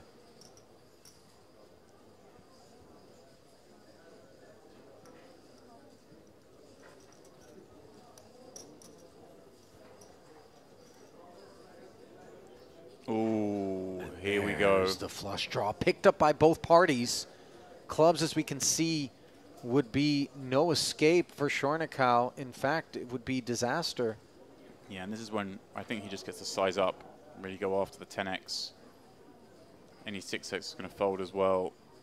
Like he is picking up, it's like 675, is that 575? By the way, this scenario here for Tot, which is playing out beautifully, is the product of his decision not to raise it up with the ace-9 suited in the big. Yeah, just looking to keep pot small 575 against the man who covers him. I like it. And now, obviously, you're not thrilled that the second big barrel's come in, but you've got the ace and you've got clubs. You're obviously going nowhere, but it's going to be scary if you put to the test the third time. You've also got a 9, which you know gets rid of some of that 8-9, which might have been out of line. And gives you, of course, a potentially great river card in the 8. Yeah, this is just delightful for Tot. I mean, we know it's delightful. He's going to be a little nervous because he's playing a 2 million chip pot with 2.8 behind. And for Shonikau, he is just absolutely adrift at this point. 2.8 million. Yeah, this is, he went with the big barrel on the turn, which means you don't have to go for the big barrel on the river, I think, because, oh, hello. Oh, what's going on here? He is going for it, Ali. Oh, my. Wow. 1.275 million, the payload here on this river. And what was a gorgeous hand, by the way, on the flop and the turn, even more so, suddenly begins to grow concerned about whether or not it's any good. I think what's happening here is Shonikau is just confident his opponent doesn't have that much ace-x because he is going to raise with quite a lot of it pre-flop. Might expect ace-9 to be one of those hands. So it has weighed him towards that 10x and the 6x. Barrel big on the turn, but there are still some 10s he's thinking that stick around, like the 10, 10-8, 10-9 that had draws, can't continue. The weakest of aces, the ones that most likely to check back, will hate this spot. It's kind of bad to have a club in our clubs in our hand when we barrel the turn and barrel the river because you want your opponent to miss those clubs. But that's not too relevant here. There's enough stuff they could have missed. Yeah. And he is now just making it really hard for any ace. Any ace that didn't raise pre-flop is a pretty weak one. We'll see Top blocking 8-9, as you mentioned. Makes it an ideal candidate to call with, but also himself having that 9 of club. You kind of want your opponent to have a hand like, you know, the 5-9 of clubs when they go barreling here. 1.2, yeah? Huge test for him here. Massive moment in this tournament. Hard to overstate it, Ali, just because the stacks are so shallowed by the fact that Shonikau has so much of it. I don't know what he's going to do. 3 barrels, and he is measuring out the call here, but it isn't a foregone conclusion that he's going to click it. No, and Shonikau hasn't really shown much of this unchecked aggression up to now. That's a great point. This stands alone as an example of just way out of line. You know, and I say that, yet obviously he picked up the equity on the turn, so there's method to the mayhem, but this is not the sort of hyper-aggressive, show up at the river with nothing sort of man thus far here at the final table in Shonikau, but does find the call, and you see Shonikau. Shouldn't I? No? Shouldn't he show? No? No, he doesn't need to show. Does fold it, and folds it face down, Tot within his right to question whether or not he has obviously the all luxury. in hands must be shown, but if his opponent wants to mark, he can mark it. It means he doesn't have to show his hand either, of course. Yeah. Not a one-way affair. Well, well, well. That is a big part. It's hard to, like I say, overstate how important that is. Really does sort of balance that out. Look at that Top with 6 million. Shonikau with 7. Zhang. short. Was enjoying watching that one. It would have been nice for her if it went the other way, if it was a call and a muck. What she's not enjoying, though, is that sense that no matter how hard she works, no matter how many chips she accumulates, she's stuck around 10 big blinds, as those blinds will be going up to 100 and 200,000 when we come back from the break. But first, a visit back to the desk here, Ali alongside James. And, you know, finally the gridlock was broken there as we worked our way from 5 to 4, eventually 3. 2 Russians eliminated in 5th and 4th, respectively, in Nikitin, and behind him it was Kirichenko. But Shuanglo, been impressive, been resilient, been tenacious. Will she be able to fade, though, these unrelenting 40-minute levels and spin her way into a double up or compile enough to kind of loosen her collar, so to speak, and give these guys a run for the trophy? It's tough. We saw she got to that last 3, it was amazing. Started closing the gap, but now after that pot, it's gone the other way, and it's going to be very hard for her once again. She's 3-1 dog to both players, or 3-1 dog to one, and nearly 4-1 to the other. She's going to need a little run good. Yeah, with that said, she has been impressive, and obviously with a little bit of run good, we know she's going to make the most of it and potentially earn the title here in this high roller. But for the time being, a quick break, just about 10 minutes time. We will be back with continuing coverage from here at the Merritt Crystal Cove, part of this Western Series, its 3rd and final day of the high roller. Keep it close. We'll see you in a few.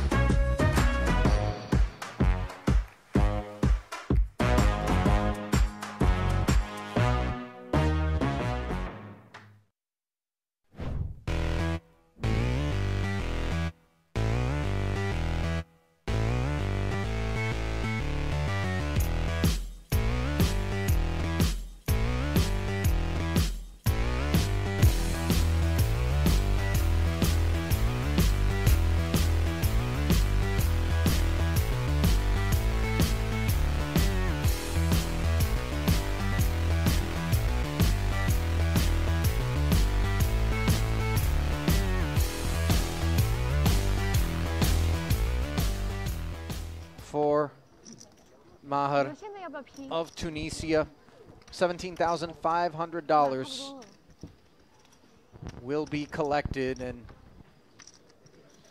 we will be left 8-handed with a pay jump of $6,000 going to the rest of the field. So a short-lived stint here for Maher, but one that was obviously fruitful in the end. We certainly assume $17,500 is good enough to make this a profitable outing, as obviously go a long way, not quite as equipped as Shuang is to really give us a taste of post-flop navigation given his stack depth. Well, the Chinese doing very well at this festival so far. I think we had 3 at the final table yesterday. Certainly 2. And to start the day, by the way, I think there were no less than 4 in the top 5 or 6 in chips, which was good representation. Ace-Jack now representing the small blind of Kirichenko. Yeah, and he's shoving into the shorter stack, the only shorter stack at the table here, so a doubly good spot for Kirichenko. He can steal this one, get it through, which is always nice to just line your pocket once more, but also A hand that can Correct, get called correct. by way worse. Normal. Oh, and Wei is going to call. He has an easy decision, and he's going to be gutted to see a real hand here. Yeah, ace-9 rates to perform well against the small blind jam, but not on this occasion, and you can see these are facts not lost on Wei as he mumbles to himself, perhaps trying to summon a 9 out of the deck.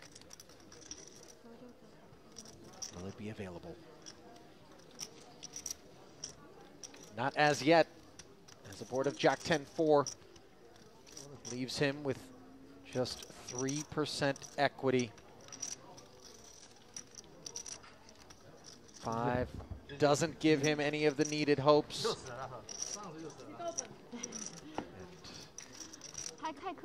He draws dead. Inconsequential river card and yet another casualty. Back-to-back eliminations, David. Much to the delight, of course, of all but Guolang Wei. As he gives way and leaves us 7-handed, but not before collecting his share of the prize pool, a total of $23,400 for his 8th place finish. Add that his career live earnings of $2.3 million plus, David, and someone is very short stacked. Ooh. Was that a successful winged insect eradication effort there? I mean, you know, perhaps a career in pest control if the poker thing doesn't work out. I'm flashing back to that Obama interview. Do you remember he did that I on live TV? Successfully? The fly landed on his hand and he got it. Oh, that's fantastic. Yeah. Did they get a shot of the dead smashed fly? They did. Oh, that's gross. And I think that was the moment America elected him. That was the moment they were just They like, were he's a our man guy. of the He's people. our guy. You're like, I've done that. Or I at haven't, least or I've I tried, can't do right, that. Yeah. Oh. I remember smashing one that was ready to deliver her payload up against the window, and that was maggots is what I'm talking about. Just really vile. Oh gosh. Yeah, that was an uncomfortable moment in my. Oh, Tamil might have to call it off here. King 5 suited, too much hand, I feel, blind v blind. He's going to face a Kirichenko shove from a very wide range. King high, just too much. Yeah, suited king no less, but super live. Unfortunately for him, he is behind by a good margin, but 43% equity. It could be worse, as he'll get to C5. 50-50. It's basically a coin flip. It's a kind of a queen's ace king sort of equity situation.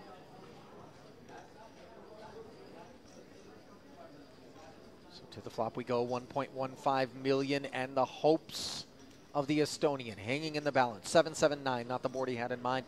One spade working. Board double pairs. The 5 is no longer a winner. Any king for the win. A 9 or a 7 for the chop. That's what Tamil needs to stay alive, and instead it's a 4. And with that, Tamil is eliminated, and his first thought, by the way, is, did you bluff me, David? As Alexander Todd came over for a knuckle bump. But a 7th place finish for Tamil. $29,200 richer, leaving the field with $35,000 declined. It is very nice. The golf course is a little too far away. Maybe they can move that 10 minutes closer. Or just build one on property. You know, it is an expanse that certainly 9 holes feel like they could be assembled somewhere. Putt-putt. That's what we need. Mini golf in the car park. 2 million total. Can you imagine the gambling going on there? I certainly can, James. With Ante. True story, I once shot, I believe it was 10 hole-in-ones on an 18-hole mini golf course in Northern California. Wow. And I did have money on that match, and my opponent was boiling. I assume there were bounties for hole-in-ones as well? No, we didn't have any. No, Just you a weren't. straight-up match. I didn't think about it. I didn't even know what a bounty was. This was like first year of college, maybe last year of high school. Okay. The 80s were a wild time. Ace-9, nothing wild about it. Big stack, cut off. Raising. Uh-oh. King-Queen suited in the small for Munteanu. Yeah, decision here because, you know, he could rip this hand, but also the hand just plays so well. He might...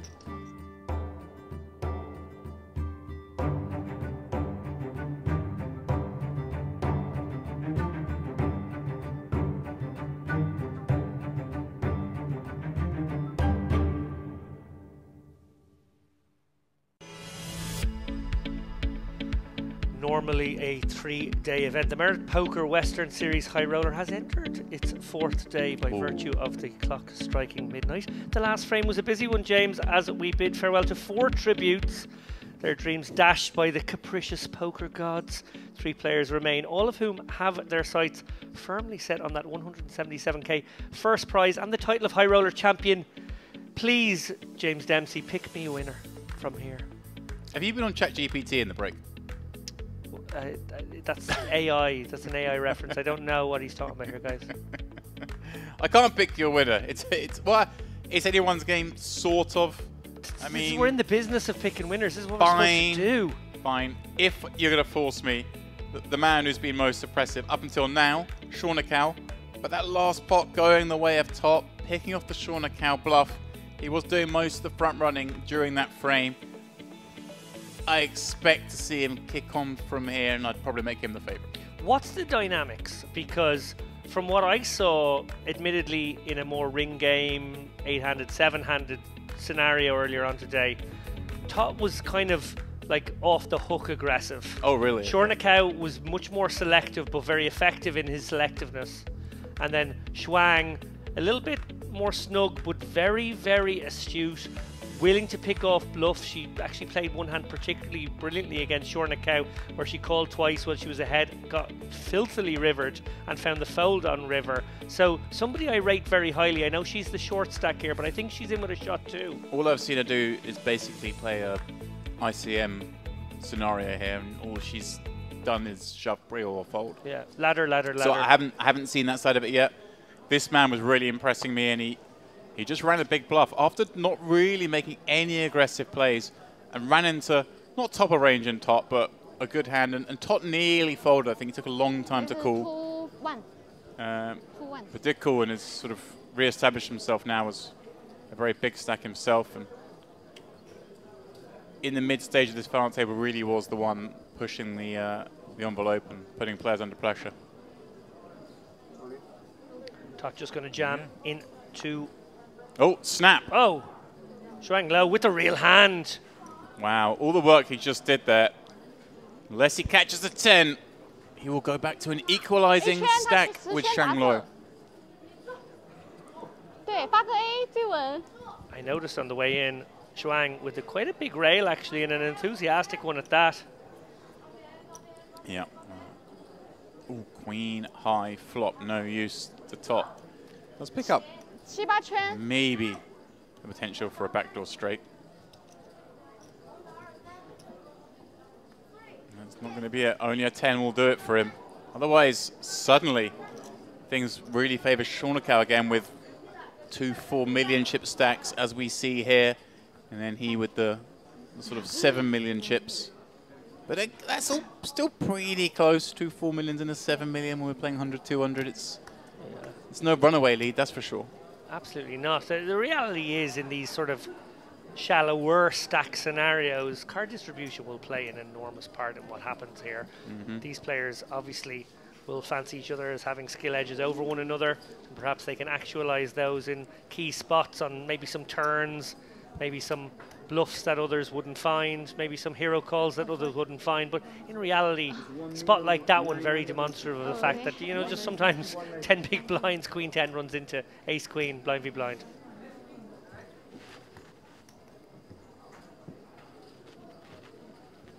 Here we go then.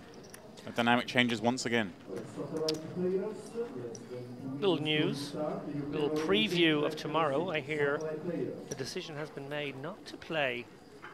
Sorry, they will be playing it, not to stream. They will be playing day 1 here. Tay1B or C or, I don't know, one of those letters. But we won't be watching them play. We'll be keeping tabs on them. We'll be watching some high-stakes PLO action. PLO is it we're going to get to play? All right. Do we know exactly anything else over on the lineup other than that? Any clues of who's playing or exactly how high we're playing? I've seen the lineup, but I don't know. Am I allowed to leak? No, I think the we'll keep it under wraps. If it's not been some familiar faces. If it's embargoed, it's embargoed. Yeah. I'm gonna go. I will leak this. Okay. At least 2 people we've seen on this stream this weekend, or this week since the live streams began. Mustafov. I mean, this is an audio game, so you've got to say yes rather than just not. That's your guess. You might be right. I saw him out there playing some PLO earlier, and I thought he's got to be in the mix. All right, that'll do me. I'm in already. Faradin Mustafov, good enough. Chuang. He's going to raise this one up 3x blind versus blind against Shornikau, who does have that nice little cushion here. Big chip lead. Looks like he fancies himself to outplay Chuang with this suited king. Yeah, I mean, it's a lot of hand. Suited king, isn't it? It's quite nice. In position. We'll see how he navigates the ace-jack 5 flop, though, because surely if she were to make any action at this, he would be long gone. Yeah, and she simply must fire out a sort of 25 to 30%er here. Lovely bet size. 350, love that. Absolutely love that size. Yeah, just makes hands like this impossible to continue. All those kind of 9-10s and 7-8 suitors of the world as well. Chuang is a very, very good poker player. She's sort of been under the radar here, never had a big stack, really did sort of ladder her way just to even make this final table. I remember an all-in scenario, I think when there was like 10 or 11 left and she got the double up. We had a little look at that one on the outer table. She's been one of the shorter stacks, maybe not the shortest stack all the time throughout this final table, but always one of the bottom maybe 2 or 3, but has navigated her way into 3-handed play. And now, with some maybe run good, I feel like the tide might be turning here. And about time we had a female winner, I think, in the Merit Poker Room. I don't recall one over the year of poker I've presided over. And there are a fair number of female players who've made it to the final tables as well. Yes, we've been well represented, but just not in the winner's circle. Yeah. 5. Shornikau now going for the play that I've been calling for earlier, which is to apply some pressure in these spots from the small blind against top. He was sort of limping a little bit in these spots when top was very much the middle stack. Chuang was very low, and he could have just further increased his stack, and that's what led to the big misstep. In fact, was him limping in with deuce 5 of clubs or 3 5 of clubs and barreling off on an ace high board when Tot had sneakily checked back ace 9 of clubs himself. Found that top pair, passed the test.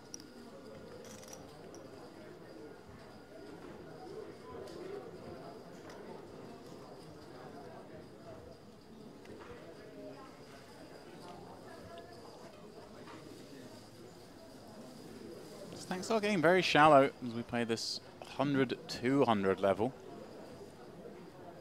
Look at 75 blinds in play. 5. Again, going for this larger sizing, 2.5x.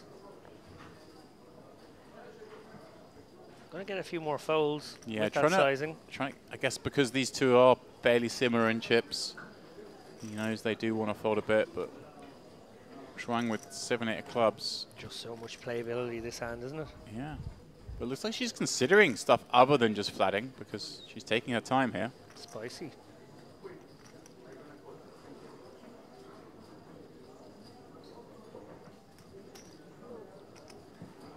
Maybe just trying to make a mental note of the 2.5x, trying to work out what that might mean.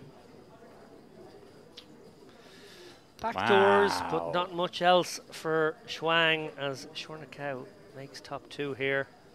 Likely to range bet a board such as this one to a very small sizing, hoping she has some piece. I like this 300k. He's sort of unfortunate, if you will, that he's got Aces and sixes, aces and threes would almost be a better hand in that you free up some of the 6x for your opponent. I think he'll take it, top two. It's reasonable. Yeah, and with the double backdoors there, Shuang not interested even for that great price. I'm not sure about that one, to be honest. I'd say it's pretty close. Obviously with ICM, you start actually giving up on some of these kinds of spots. And, you know, you're going to reshove all your good aces pre, so it's a tricky board to navigate.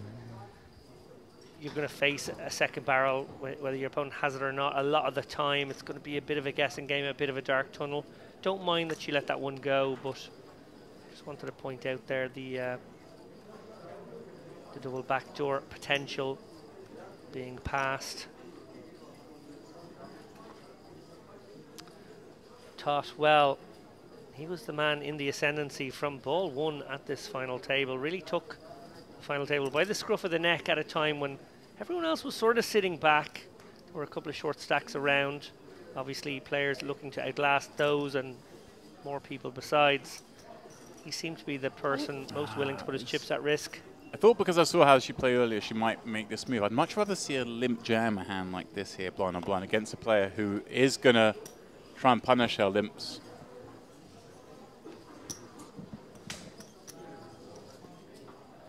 But she certainly seems to be a fan of the open jam as a default play.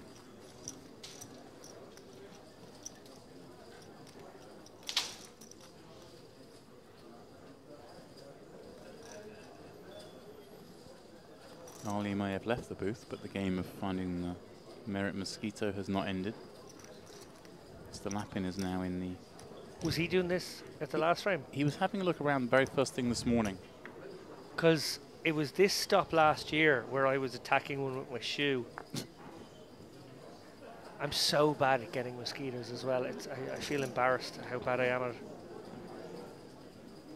I live in a country where they are all over the place. Should be acclimatized. Should have down at ace-5 of clubs now on the button.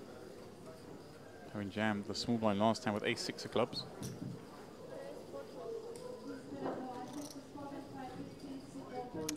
Ooh. Interesting one here for Shorny Cow. Yeah, could certainly come out with a 3-bet here holding ace-8. Yeah, quite like the idea of a small 3-bet here to something like $1 million. So you just going to drop the hammer on it? How about just all of it? So deciding that he wants to maximize fold equity here rather than give himself room to 3-bet fold. Not sure I like that over the alternative. Yeah, I would like just a 1.2, something like that. You suggested a milli even.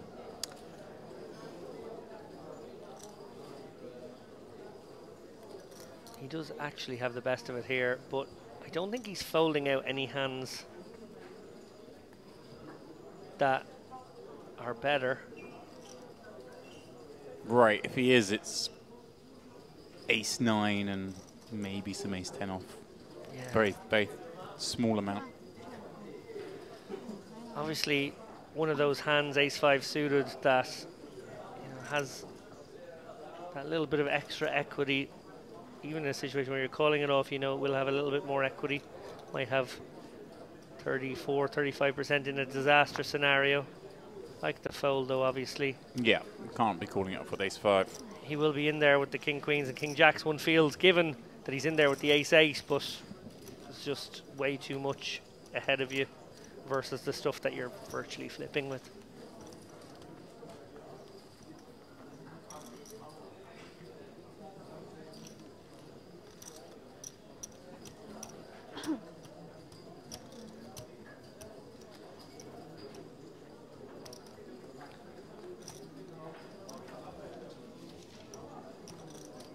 Cow box seat right now.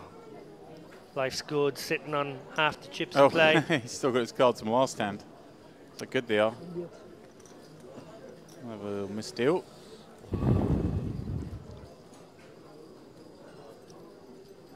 Whilst I do the misdeal, I was disappointed to see the level at which you consume the buffet this evening. We had a little bite to eat. You were disappointed by how little of the buffet I had? Yeah. You gave it a little It's all relative, James. You do eat a lot of food. I mean, I know you have been to the buffet more times than I have today. Also not true. I brought my kids to the buffet once. I didn't eat with them the other time. I don't know. That's I think you implied earlier you did, but now you're just coming up with alternative facts to suit yourself. I might have had a boiled egg. Oh. Yeah, really pushing the boat out. You also didn't spot the fact that I took 4 meringues in a bit of tissue paper and ran out the door with them at the end. Oh wow. Quite a sweet day, haven't you? Yeah. As the good lady put it, you had a splash of dessert. You're very judgmental about my dessert intake at lunch. You guys all getting a feed of ice cream. Lactose intolerant Dave over here, you know, gets a few strawberries. You went for a trio of desserts. They all had strawberries on them though. Okay. Top limping in.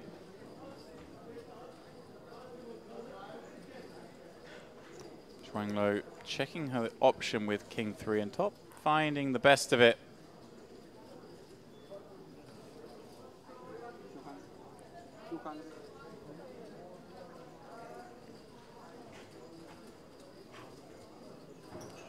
Here we go. Let's play some poker. Yeah, King High, we got some playability with a 3 and of course ouch, hearts. Jin card for top. He wasn't sure he was good. He is now. And now, I'm blocking that ace now, so juicy. You know, the 4x is probably not going to continue to another bet anyway. You block the 7x, so it's more likely that your opponent has an ace than really anything else. Yeah, ace or 5-6.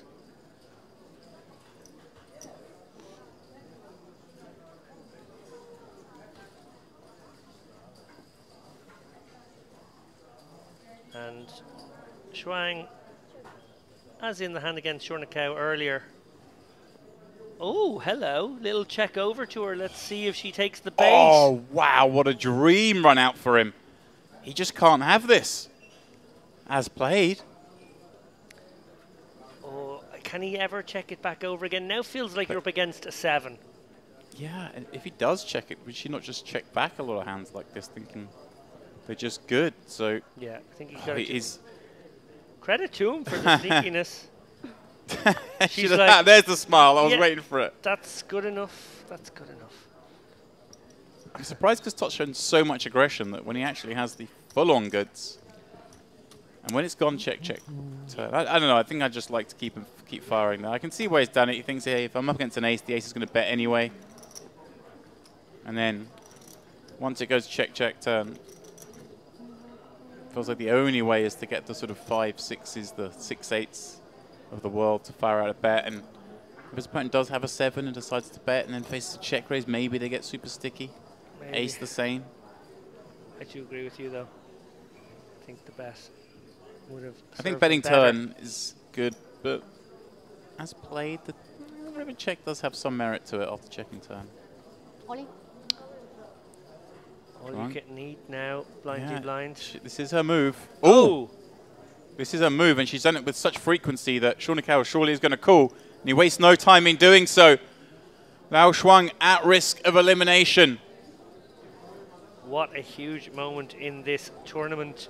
Yeah. Shuang has 38%. If she wins this one, she basically takes Shornikau's position. Yeah, she'll have half the chips. As top of the pops.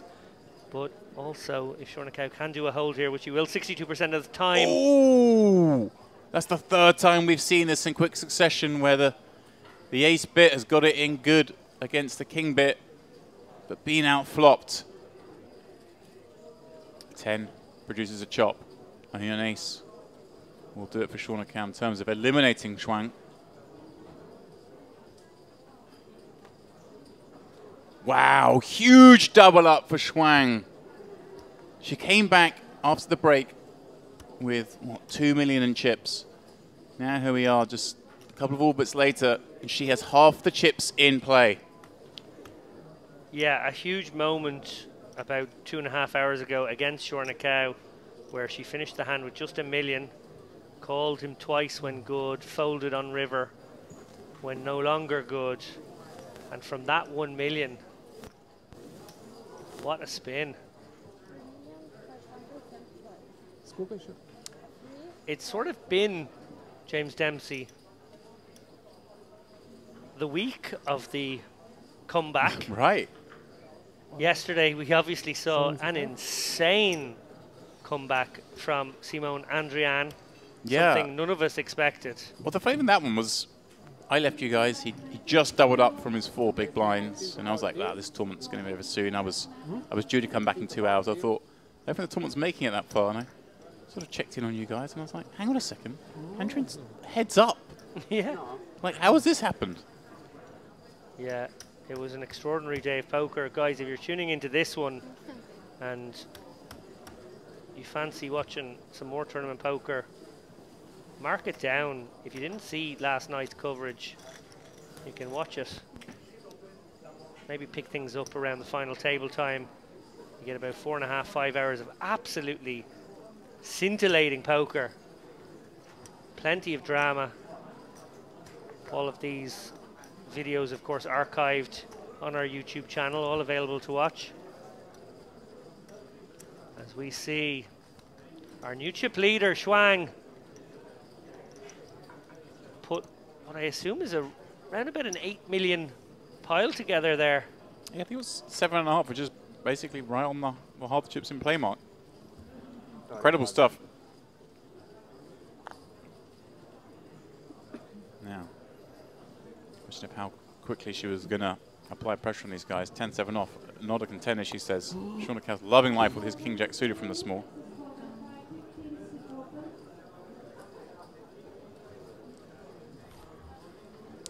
Thinking about whether he wants to limp jam this hand, whether he wants to come out with a raise. Obviously, he's done a bit of both. Oh. Okay, there's also that option. Yeah, they're quite big jams, these.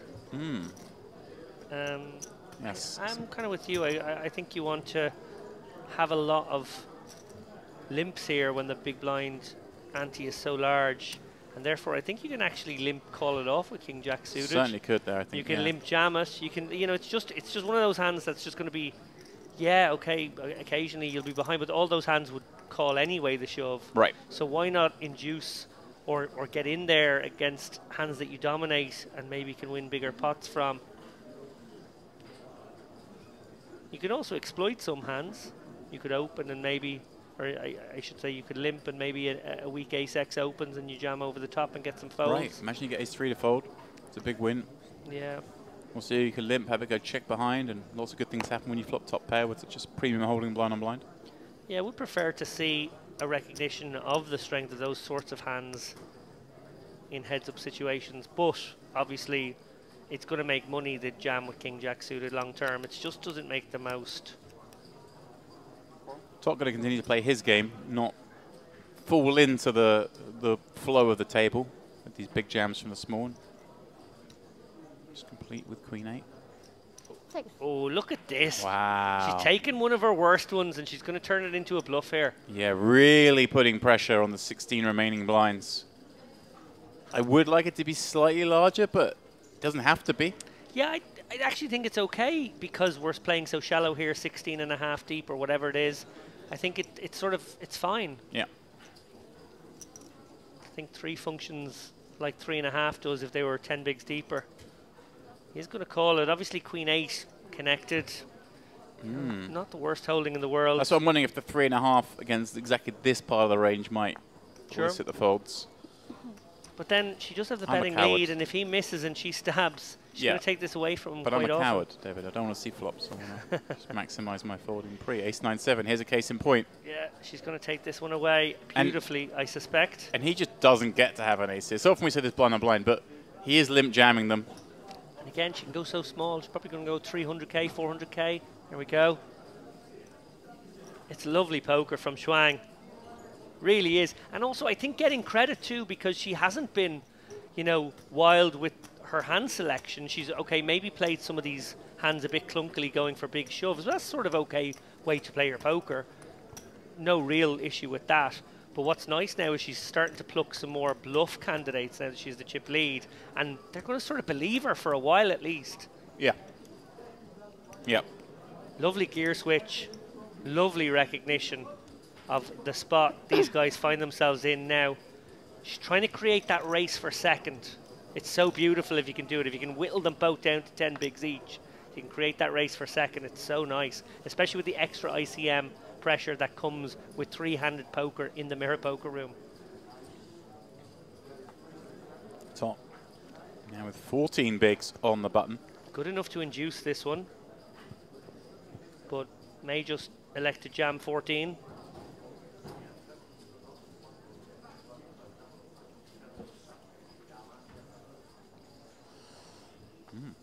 Double checking at the hand. Keeping things simple, as all three of these players are at the moment. Yeah, I'm with you. I think I like the raise and juice, especially when you are adrift in third.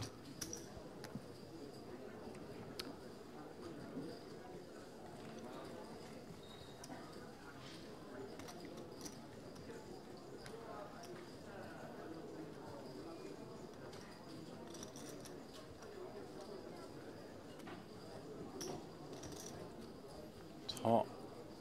Doing so much of the heavy lifting on this final table. Now finds himself in bottom place, bottom stacked. Bottom of the counts.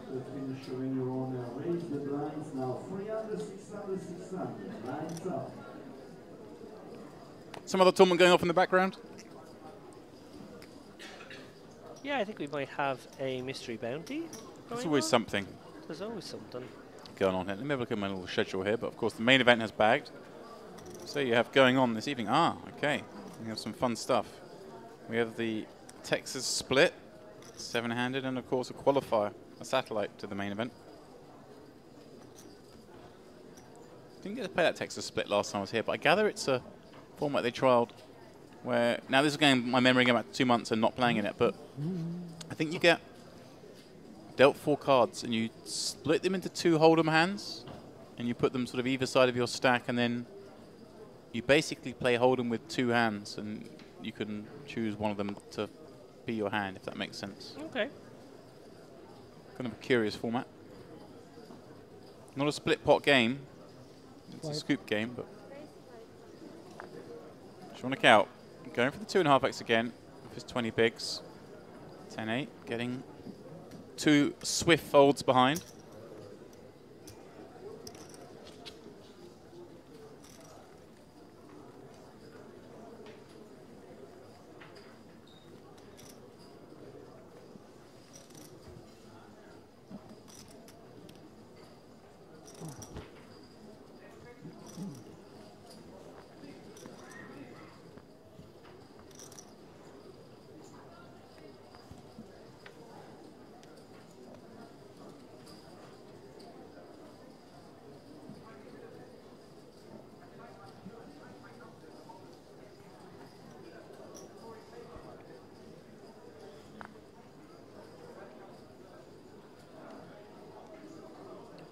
Problem Shuang has here is with so many jams from the small blind, it's very hard to be balanced. Yeah. When she starts limping from the small blind. Agreed. She's doing here with 7-3. Obviously slightly different here now they're over 20 big blinds deep, but when she jammed that King 8, it was like 16 or 17 blinds, I think. 6. There we go, look at that. Shauna out with a hand that, against a balanced range, I think you'd expect to see him check back. King 6 off, but against one that is unbalanced, she gets to punish. Which now makes it harder for her to limp at all with these bad hands. So does she then just have to fold those from the small blind? Does she come up with a different raise size? Or does she have to jam fewer hands now? It's very difficult.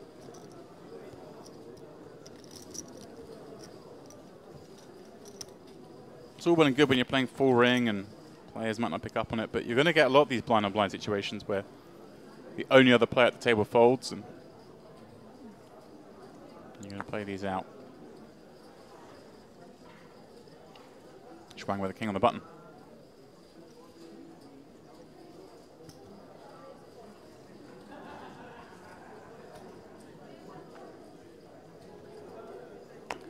She does raise once more, up to 400,000. Top. Computer hand. In the big blind.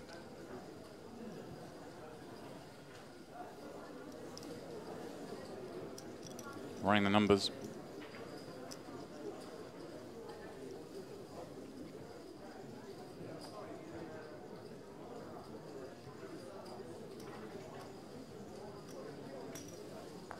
Does defend in the form of appeal. Schwang getting out flop this time, 10-7 deuce. So we'll check it over to her. She does keep up the aggression. She has a very, very high c-bet frequency, which I do like, especially when you're playing these kind of three-handed spots and you've got that big chip stack. It's a lot harder for these guys to play back against you without it. I do like her airing on the over c-betting rather than under c-betting. I wonder if he just sticks this in. Tempting. Would be just over pot jam. With the overcard, maybe thinking, hey, this hand's got decent playability. If you had a 7 with undercard, maybe more tempted to do that. With the flat, we have a stacked pot ratio of 1-to-1 here. Schwang very much airballing now. Yeah, and a coordinated card against her opponent's continue range as well. Very hard for her to fire again. And Wisey checks back. She will have some 9x in her range that overtook the Queen 7. I wonder if he decides to go for a block or decides to go for a check. Spades coming in as well, of course, some concern. Yeah. Joanne, of course, rivering some showdown. Yeah, nice situation. I wonder if she would have taken a stab in other worlds. It's difficult, isn't it? It looks like it's hard to imagine what no pair hands he has that have elected not to bluff. Or the weakest pairs may even still bluff.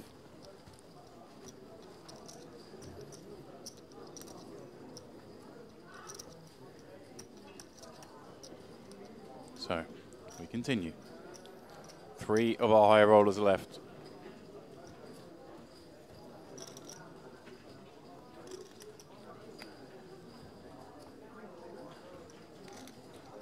Schwang the one in the ascendancy despite losing that small one.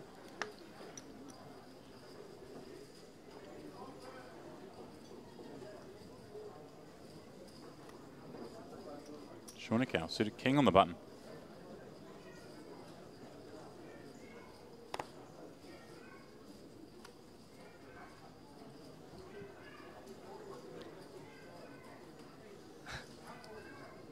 A rather loud feline making some noise outside our booth. The cat's a factor of merit.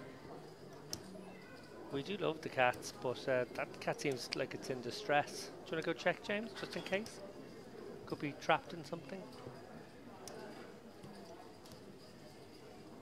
While James checks on our feline friend, who has been evicted, it looks like.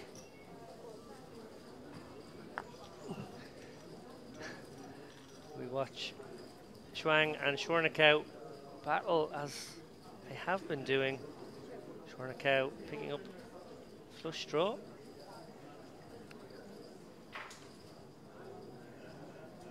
Pretty nice candidate to bet small. Happy to report our feline friend is just fine. Excellent. Bet super small here. Don't think we'll see Schwang make a play at this. Backdoors to bad hands, backdoors to bad flush, backdoors to bad ends of straights. It's not a great one.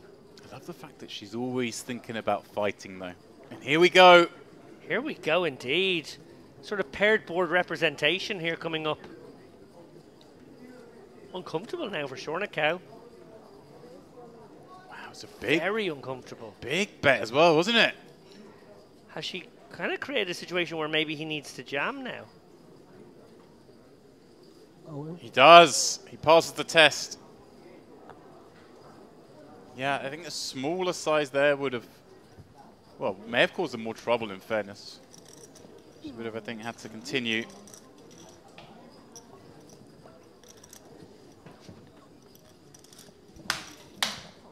Okay, the cat survived. The mosquito may not. Sorry guys. James got it. No. No. Just behind you now, waiting to strike. I'm gonna put my collar up. I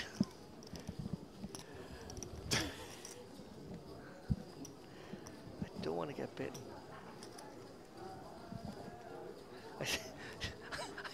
I gestured to poor James here. Stamp on, stamp. And the moment he did, I think it sent a shockwave under his injured back. It did. Oh, I'm sorry, dude. Stairs are very difficult for me at the moment. There's a first aid at the top of the poker room. They think of everything here.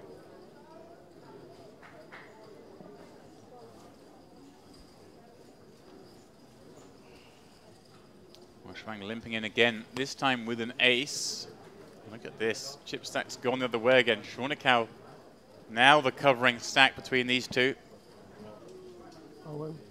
And look at that, he just drops it on her. And what a type. Look. Oh, is she just... She's thinking about it. She's thinking about it. She was certainly going to limp jam this hand, is my read of the situation. Oh, she calls! Wow. She's limp trapped with ace-5. Schornikau feeling a little bit sick that he's been caught at it here with Jack-10, although it's 45% to win this pot. There are 2/3 of the chips in play in this pot. Tot loving life as a bystander. Dreamy for Tot. She is showing that she's just willing to play for it all at this point. And an ace in the window, all but sealing things. She just came out with a check raise bluff, didn't work. Very next hand. Comes out trapping with ace-5 offsuit, inducing a jam behind, picking up the full double up. And now she is at her peak chip count by a margin, 9.6 million. Schornikau down to just 8 big blinds.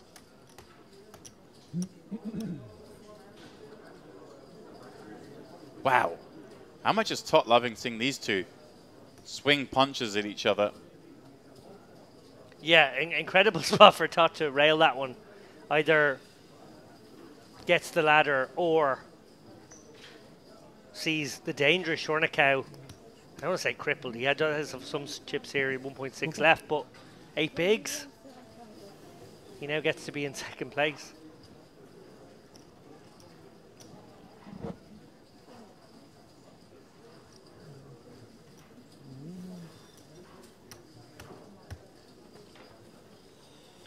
Well, 700. While it's all coming up Schwang at the moment, it can change again. We've seen it swing a few times.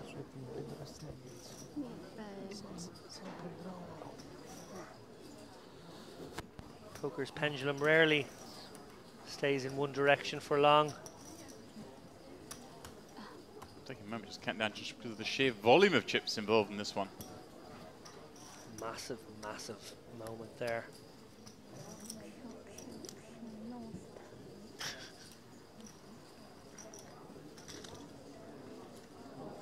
The baby-faced assassin Schwang. Schornikau just replaying that one back in his mind. Just wondering if he put his foot in it there, doesn't he? Yeah, obviously came out with an ISO raise the previous orbit when she limped to the small. This time he just dropped the whole lot in. Yeah. Dynamically, she just got the better of him there. She'd almost set up that idea that I'm jamming everything here. She was limping to limp jam and then faced the jam, but I think then deduced, well, if you had a really strong hand, wouldn't you have just induced me to limp jam? Precisely. She worked it out pretty nicely there. Obviously, there would have been a few weak aces she was behind, but pretty much thought, yeah, that's exactly what it is.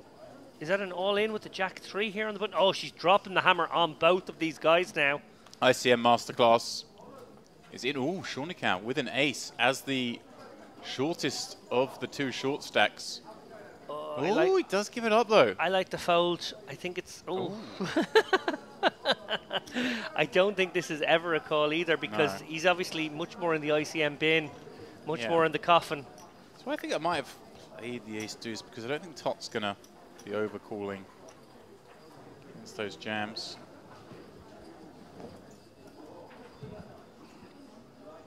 Got to get yourself off the bottom. But, saying all that, there's still plenty of hands Tot would have called with, and Shonekow could have got the double up.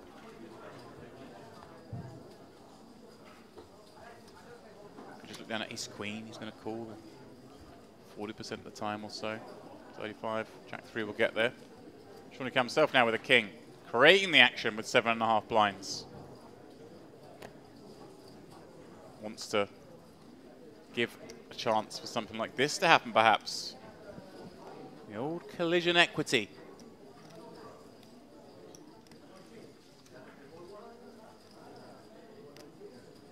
Tot want to limp this in. Will he get punished if he does so? Does he really want to risk jamming just to pick up 400k out there? It seems a bit foolhardy, so he does go for the limp. I like it. Shuang wise to the fact that there could be a number of limp jams here. He's pushed every edge, checking back with jack 6. Does have position. Check to a 9-4 deuce. She will stab. She is relentless. Tot though surely will have enough to continue. Holding that gut shot, holding the ace high, and of course the backdoor nut clubs. Bet size though worth noting. Slightly over the half. And she's thinking perhaps my opponent doesn't really get to have any of this deuce or 4, David, given that he's limped in, given the ICM the way it is. Yeah. And she may well take another stab here. No, shuts it down.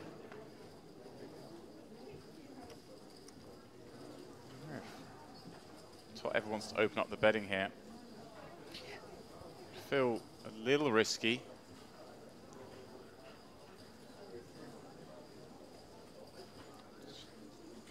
Chips, of course, we'd like to bet these rivers, but in this situation, I like it. He does check.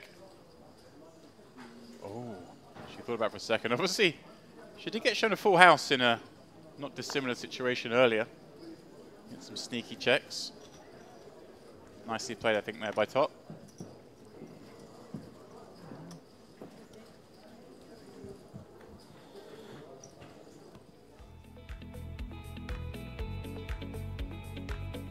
That music means one thing and one thing only.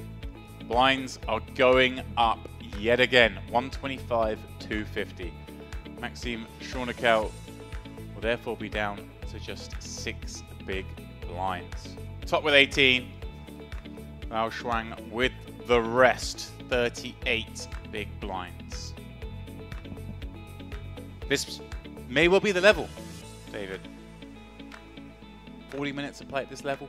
This stack depths. I don't know. It feels like one of those topsy-turvy endgames that we think could happen. It could end at any moment, but then sometimes they go on. Sometimes they do. I don't know. At the moment, yes, it's all one-way traffic, and it does feel as though Shuang has created a nice little race for second. If she can manipulate these guys, we saw that big shove with the jack 3, exploiting 2 ace-x hands. I think if she keeps the pressure on like that, they're both eyeing up a really big 40k jump here. And she goes again, this time with an ace, and this time she will just drop it in, given it is against that 6 big blind stack in the big. And Shonekow, I think, has to defend with this king, and he does. It is he now at risk and behind. Tot once again, the interested bystander, hoping the ace high holds. Shuang Lu, of course, hoping the same. Shonekow, the man who had it all, had over half the chips with 3 left. This is now all but dead. Ace on the flop. Backdoor hearts, his only real hope. Or the runner on a straight. He could do it at the top or the bottom. Needs a 3 to survive. Surely not. It's a 3! Goodness me. He finds the 3. Lao Shuang's face says it all. Like, really? Have I lost this pot somehow? Wow, after that flop, he is drawing so thin. Shonekow I think hasn't really registered yet that he managed to do that. Todd just looked off to his interested rail, like, really? What have I got to do to get the top 2? She's on the phone. She's Little lodging voice a note. complaint. She's lodging a complaint. Todd has seen these two and multiple other players just all in a lot. He's been just out of the way of it, but just desperate for these ladders. Oh my goodness me. Yeah, if you're Tot, you're just as good as Shuang now. Perhaps more so. Perhaps more so. Shuang, you know, she's contacting customer service there. I'm not sure she's going to I don't be think met with. I mean, just found herself the right side of some all-ins. I think just customer services just explain that these things happen. Yeah. Sort of 65-35s for a reason. Take a breath now, Shuang. Over half the Compose yourself. I know these moments Ooh. are cruel in poker. Now look at this, Sean account with a real one. 10 blinds still with 2 7s. Is he going to try and trap?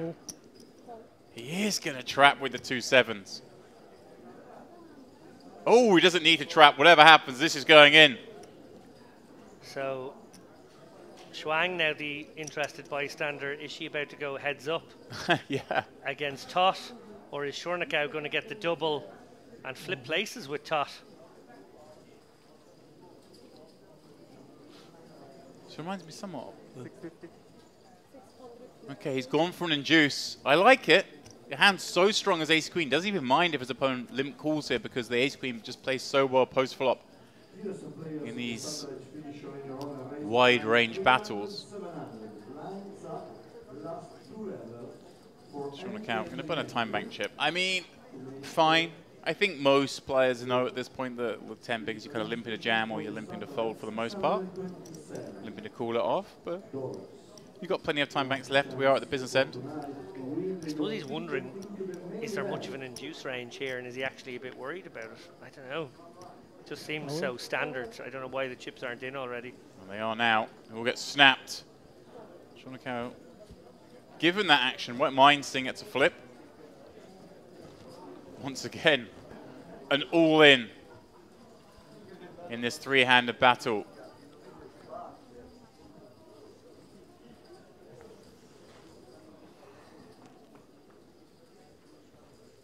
Ace 7-8. Wow. A set for Shornikau. First card off for the deck. And ace to needle top. Does have the faintest of backdoor equity. Not to beat. And David, is this somewhat reminiscent of the never-ending story? Do you want me to start singing? Yeah. Actually have... Sometimes in this life you don't get what you want. That's what that tells me. I say a beautiful singing voice. Oh. Just not sure I could hit the notes anymore. Oh, what a tournament for Shornikau then. Double. Double. He was down to just 6 blinds a moment ago. Sebastian, isn't it? Sebastian, yeah. Falcor. Falcor. My son's middle name is Sebastian. I wonder if that was in my... Subliminal? Subliminals. Or whether it was named after your favourite Merit tournament director. Who knows? Alex Tot now, the one with just 6 blinds. Shornikau back to above average. Oh, game on now between Shornikau and Luau. Obviously, Tot still in the mix here. We saw Shornikau with 6 or 7 bigs just a moment ago. Yeah. It can all swing around really quickly here. They are all very shallow. 60 big blinds in play, remember. Like, we're not playing deep stack poker anymore at any point in this tournament. Kirichenko, of course, out in 4th, backing up that 2nd place finish in the same event during the Gangster Series. And, of course, his fellow Russian, Nikitin, bowed out in 5th. That was a long 5-handed battle and a pretty short 4-handed battle. But this 3-handed battle is going and going. Yeah, and Tot has to get jiggy almost immediately here. He's got an M of 2. Ooh, talk to me about M's. It's exciting. That's the sort of term that disappeared from poker. I feel like the M, the small blind plus the big blind plus the antes and working out how many laps you have at a table. It was all the rage with the whole Harrington book. But I thought in the spirit of the backgammon tournament that's coming up here. See what I'm doing here? McGreal. M is named after Paul McGreal. Ah. Backgammon I didn't realise it was named after Paul McGreal. King 9. Here we go. Snapped off just like this frame started. Shuang waking up with ace queen in the big, facing it all in from top. She doesn't dominate this time, but she certainly has far more chips. Tot got caught. Tot has been caught, but the deck's done a lot of delivering today. Jack 8-5, solitary club. Is it his turn to run hot? He does have a shot. Perhaps not. Maybe popping off for a kip in his cop. We dealt with these earlier. One card to come. King or 9? Not to be. And at about the 8th time of asking, we have got ourselves to a heads-up match. Tart, all smiles. It could have easily gone his way today. I thought he was very impressive. All the farm table play I saw. And he was my pick when you put it on me free-handed because of that impressive play he'd exhibited. Yeah, and he was my pick at the start of the final table as well. I think he played tremendously well. I think he played well 2 tables out, took this tournament by the scruff of the neck, decided that if someone wants to win it, they have to go after it. He was the man who went after it. It could have been him. This three-handed contest could have gone any which way. Credit to him. Great performance. I like their little thumbs up and a smile on the way off the tournament floor. So as we begin to set this stage, that's how things look. It'll be 9.5 versus 5.5. 38 bigs, play 23. So a smidge under a 2-1 chip lead. And, well, given how they've played out the last few orbits, kind of a good heads-up match for us to see because there is a dynamic here. There's a dynamic, but there's also now deeper stacks. Not much deeper stacks, don't get me wrong here. We're still dealing with a relatively shallow game, but we were in that sort of 15 big blind effective stack range. She was able to play that big ball style, pressurize them. We obviously saw that very deft trap with the ace-5, so that was very clever as well. But yeah, I wonder if we're actually going to go back and forth a little bit. If we're going to see some flops, if we're going to see some maybe limp pots as well. I think that's what we should see. But both these players have shown that willingness to just get it in pre. So who knows how this one plays out? All we do know is it will be taking place right here in a few moments. It looks like it's about 8 minutes until we start this heads-up match, guys. So go ahead, go make yourself. Can we talk for 8 minutes? Cup of coffee. You can. I'm going to go get a cup of coffee or a cup of tea, as I'm suggesting those at home do. I'm going to stay. I'm going to be here. I'm going to be here for 7 of those 8 minutes. All right, Dave's going to stay here for 7 minutes. You can look at his face, but for now, I'll be gone, and we'll see you guys in about 8.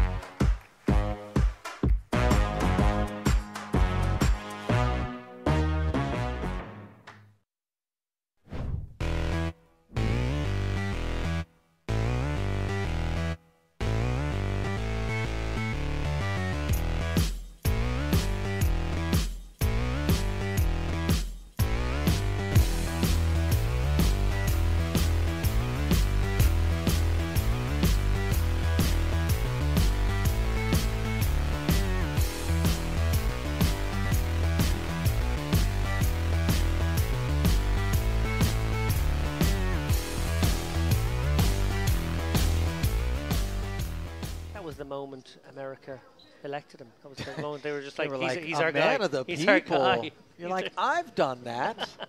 or I at haven't, least I've or I tried, can't do right, that. Yeah. Oh. I remember smashing one that was ready to deliver her payload up against the window, and that was maggots is what I'm talking about. Just really vile. Oh gosh. Yeah, that was an uncomfortable moment in my. Oh, Tamil might have to call it off here. King 5 suited, too much hand, I feel, blind v blind. He's going to face a Kirichenko shove from a very wide range. King high, just too much. Yeah, suited king no less, but super live. Unfortunately for him, he is behind by a good margin, but 43% equity. It could be worse, as he'll get to C5.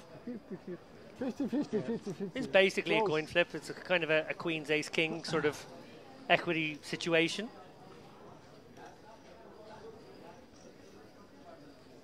So to the flop we go, 1.15 million, and the hopes of the Estonian hanging in the balance. 7-7-9, not the board he had in mind. One spade working. Board double pairs. The 5 is no longer a winner. Any king for the win. A 9 or a 7 for the chop.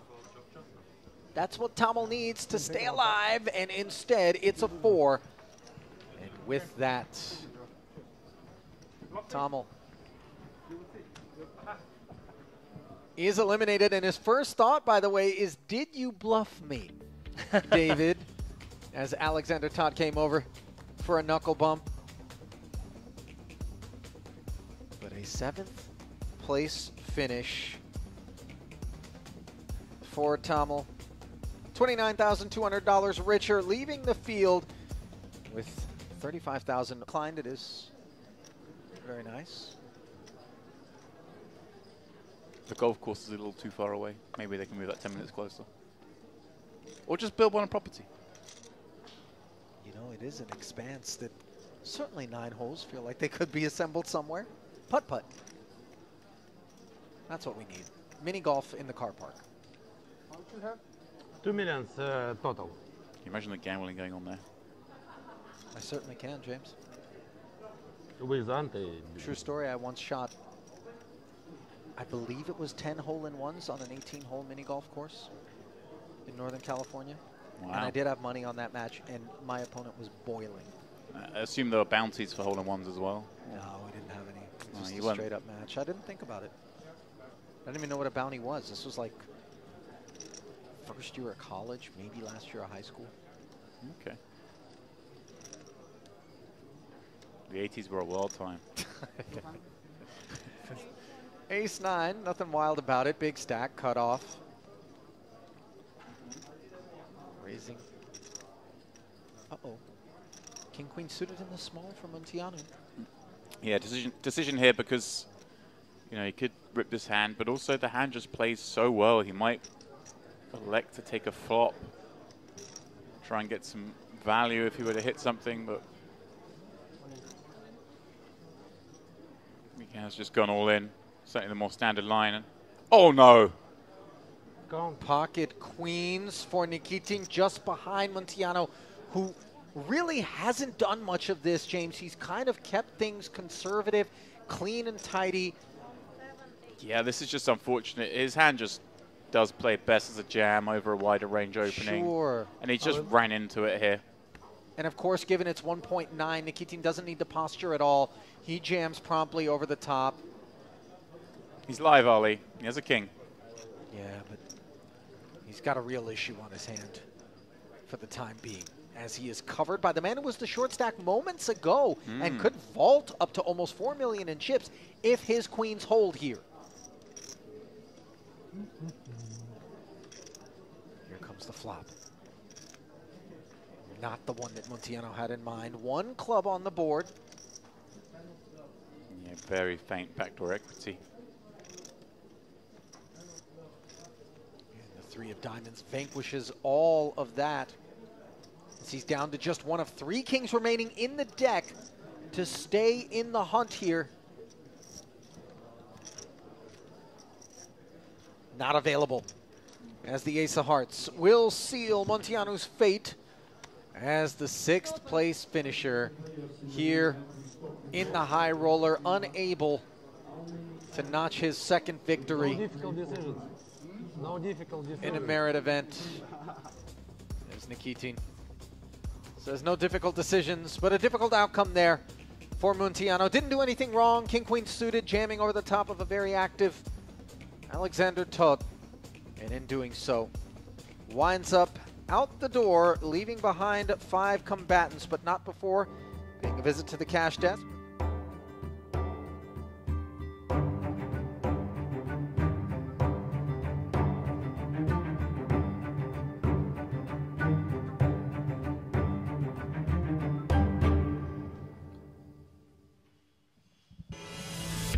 A warm welcome back. And then there were two commentators in the commentary booth, 2 players at the felt. James, I know you fancy the chances of Shornikau here, but I'm going with what has become the theme of the week. It's comeback week here, the Merit Western Series. Yesterday we saw the comeback king, Simone Andrian. Today I am predicting we are going to see the coronation of the comeback queen, Liu Shuang. Well, I'm going to go and say this, that whoever wins is a comeback. Shornikau was down to 1.5 million a moment ago. It's kind of an easy one. It's been so seesaw this match from the final 3 that they've all had, well, 2 feet out the door. Are you saying I get to do the comeback speech either way? Yeah. I like it. I knew you'd buy into that. So we are just moments away from getting this heads up underway. As you mentioned just before we went on break, a little bit deeper than we've been seeing them play over the last hour or so. But the 2 players involved, they do look like they like to get it in free, and they certainly favour that part of their game, it seems more. Although Zhao has impressed a lot post-flop during the last sort of 30 minutes or so. Yeah, well, I just think she got the dynamics just sort of perfect. She set up an image where she was only shoving pretty good hands. That weakened her perceived limping range. She got pounced on once, and then she just laid the trap the second time. Yeah, passed the test with ace-5 offsuit, which is it's a ballsy one, because it's not going to be miles ahead. No, it certainly isn't. And if you get it wrong, it can make you look silly, but she correctly deduced the way the ranges were falling. Here we go then.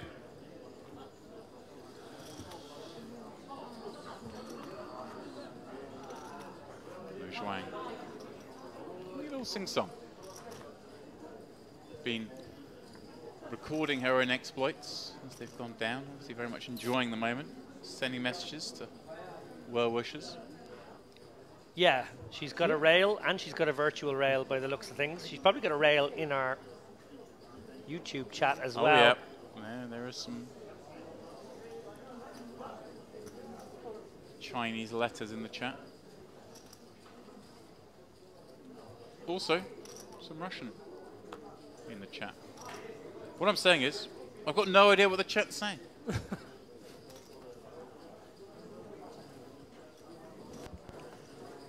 Limpot here. 4 deuce 8-5 for Shornikau. No diamonds in anyone's hand here. King 6-3. Have you picked up competency in any other language? I barely picked up competency in English, as you can tell by me asking the question there. Yeah, competency. That's probably the word for it. French, German, Irish. You can say the food words in Spanish. Well, I'd say Spanish then as well. Not much though. I really would struggle these days. Studied them all as a kid. But no Chinese, no Mandarin, I should say, no Russian. So I'm of no help to you as you try to decipher the chat. So I'm going to focus on the poker. Pretty wise. Oh, hello. Straight away, the way these 2 play, exactly what I was referencing. Yeah, he could certainly go for the limp jam here, and she would have a callable one. He may even just go raise call. Yes, 600. He's going to go raise, and it is a big sizing here. I don't really see the 600 sizing being deployed too often off 20, but here we go. Does she ever go for an inducing size? Ollie? No being the answer. Is this it? Like I say, it really could, just the way that they both set up their stalls. Pursing his lips like this is a fold. And it should be a fold, really, but against this player, I could see why he might want to call. Here we and go! He does! Would you believe it? First hand of heads up. Sorry, second hand of heads up. Carried I'm not surprised though. 我七七台二。 21 blinds. He calls it off with ace-2 suited against a player who's capable of shoving a lot worse. Yeah, not a huge fan of how Shornikau's gone about his business here. Oh, he spiked the ace. Shornikau finds an ace on the flop. 七七台二。 Oh, it's Liu Shuang needs to find a 7 or a backdoor straight. Otherwise, the stacks will swap around. Only a walking stick will do it. 他真的是个鱼，他这个还跟我都 all in 了。 You wouldn't know she's only got 2 outs heading to the river. And that smile on her face, she doesn't find it. Shornikau, wow, a little sigh, a little breath of relief there. Super from lucky. him, knowing how lucky he's just got there, and also knowing what situation he now finds himself in. Over 2-1 lead against Liu Shuang. Wow. 哎，顶住就拿下了，就很快单。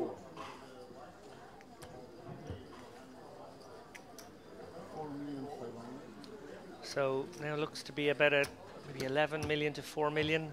Yeah, 10.75 was the pot, so she'll have a little under 5. 70-30 lead. Wow. The thing is, I think for both these players, I don't think they either can really complain, if you know what I mean, in the sense that they've both made those comebacks you referenced before the start of the match, and they've both been behind and all in and have survived. Yeah, it's been one of those final table end games where everyone's been all in with the worst of it and the best of it, and everyone's survived and backbeated and everyone's held, and it is one of those ones where there were just so many moments where it could have gone another way. I guess, yeah, the way to say it, I don't think either of them deserve to win. As in, there's no justice winner. There's no sure. Oh, they battle back and. And in fact, I would include third place in that. I think Top would have been a fine winner. Yep. These 3 players have been real gladiators. Chips going back and forth all day. Well, that was on the line, along with the whopping prize money difference, that being 52k. It is the Merit Trophy.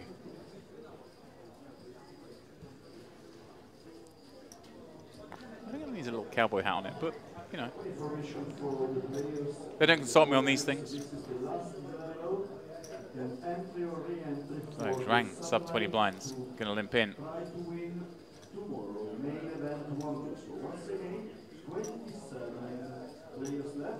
8-5, Shornikau. 7-3 suited in the big. He's happy to see a flop. And a rare small pot between these two. As the dealer fans out the King 6-6 flop. This will be a first one to bet. Will be awarded the chips.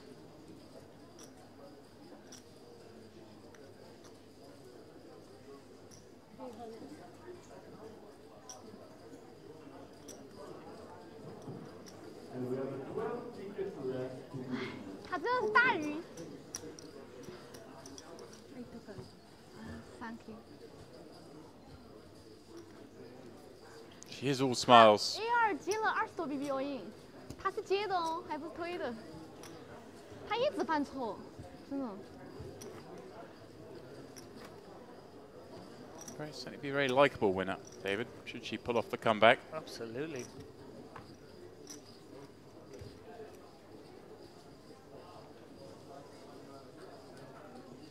Oh, Shornikau. He's going to look down at the boots on the button. Shuang with a suited combination in the big. Must surely trap this one. I wonder if he just goes for the raise. He's just the min. Induce the jam from a player who is certainly keen to do so. Goes for that 600 size again. Putting enough in there to send a lot of reshoves his way. Mm-hmm.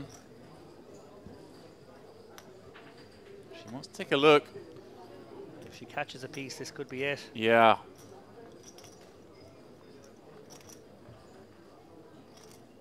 Well, thankfully for her, the Queen 9-5 flop. I'll see her go no further.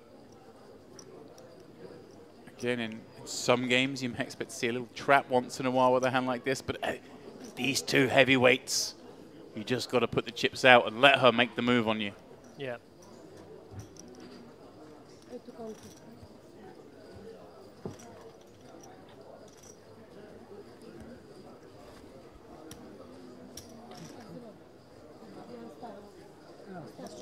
Mhm. 17 blinds.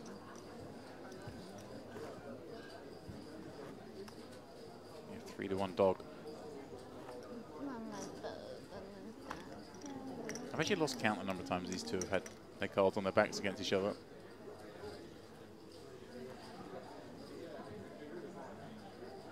It's probably one you can fold here. You can't fold much with the big ante in play, but yeah, it's that's so probably one of garbage, the isn't it? Yeah.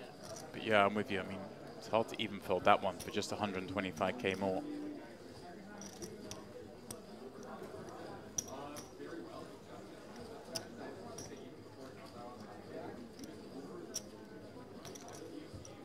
Second of our 3 events we'll be covering here from the Western Series. It's the High Roll, of course, the warm-up wrapping up yesterday. The main event, final table, of course, not until Friday.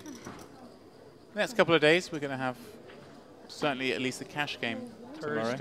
Thursday, you're quite right. Sorry, I leave on Friday, and that's why I'm just putting my travel in my mind. Yeah, we're going to be covering Tuesday, Wednesday, Thursday, days 2, 3, and of course the final day. But potentially some day 1 coverage in a couple of days' time. But tomorrow will be a cash game. Just want to count. He's getting to drop the hammer here. Yeah. And Shuang Lo going a bit card dead at a bad time.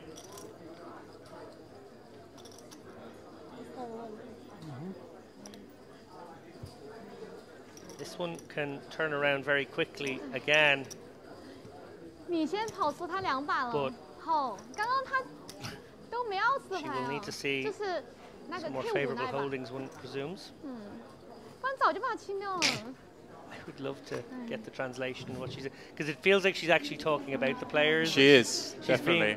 I heard the word cool because, like I said the other day, all poker terms seem to just be in English, regardless of the language. She's going to limp in here with the 10-9, one presumes. That's what she does. And once bitten, twice shy, Shornikau maybe won't pounce upon this limp. Yeah, and yeah, Jack 9 plays nicely enough, doesn't it? 2 high cards. See here, dominating his opponent in this instance. Not anymore. No, she'll probably take a stab here with second pair. Feels fairly nutty.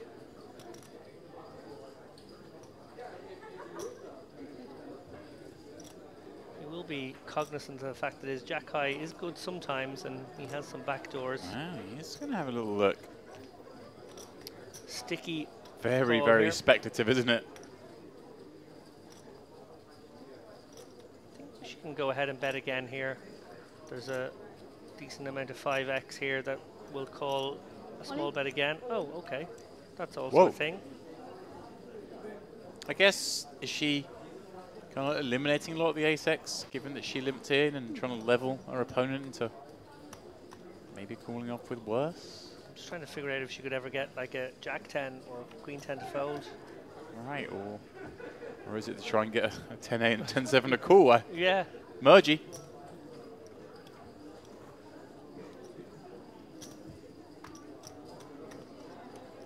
Yeah, these two are certainly unpredictable. 不知道多虎是这样的。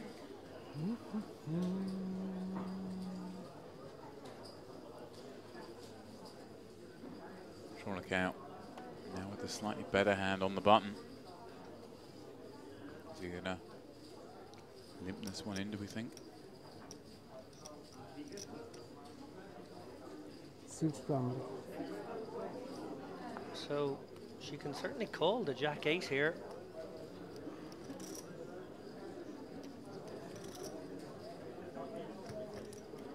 So big pot now, 1.5 million in the middle, only 3.5 behind. Excellent flop for Wow. Shuang Lao. Huge flop. Top 2. Fortunately for her, Shornikau having no piece of it. Oh, hello. Wow. What a dream turn that is for her. Little did she know, and she checks it on over to him. What a check. Surely now he's going to pursue his value with what feels like a super strong hand. And 2 flush draws on board, plenty of straight draws on board. There's reason to have all sorts of bluffs. Does she now spring the trap? Yeah, if past is present, she's going to jam it in here. And then he surely has to snap. I mean, there are all those draws. Looks like she's carving out a smaller raise. Yeah, there was no smaller raise. She does jam. And he does snap. Can't fault him for it. We're all in again, and this will basically level the stacks. Shauna Kell needing a lot of help here. Queen 5 or 3 on the river. Otherwise, Lao Shuang will once again take the lead in this heads-up match.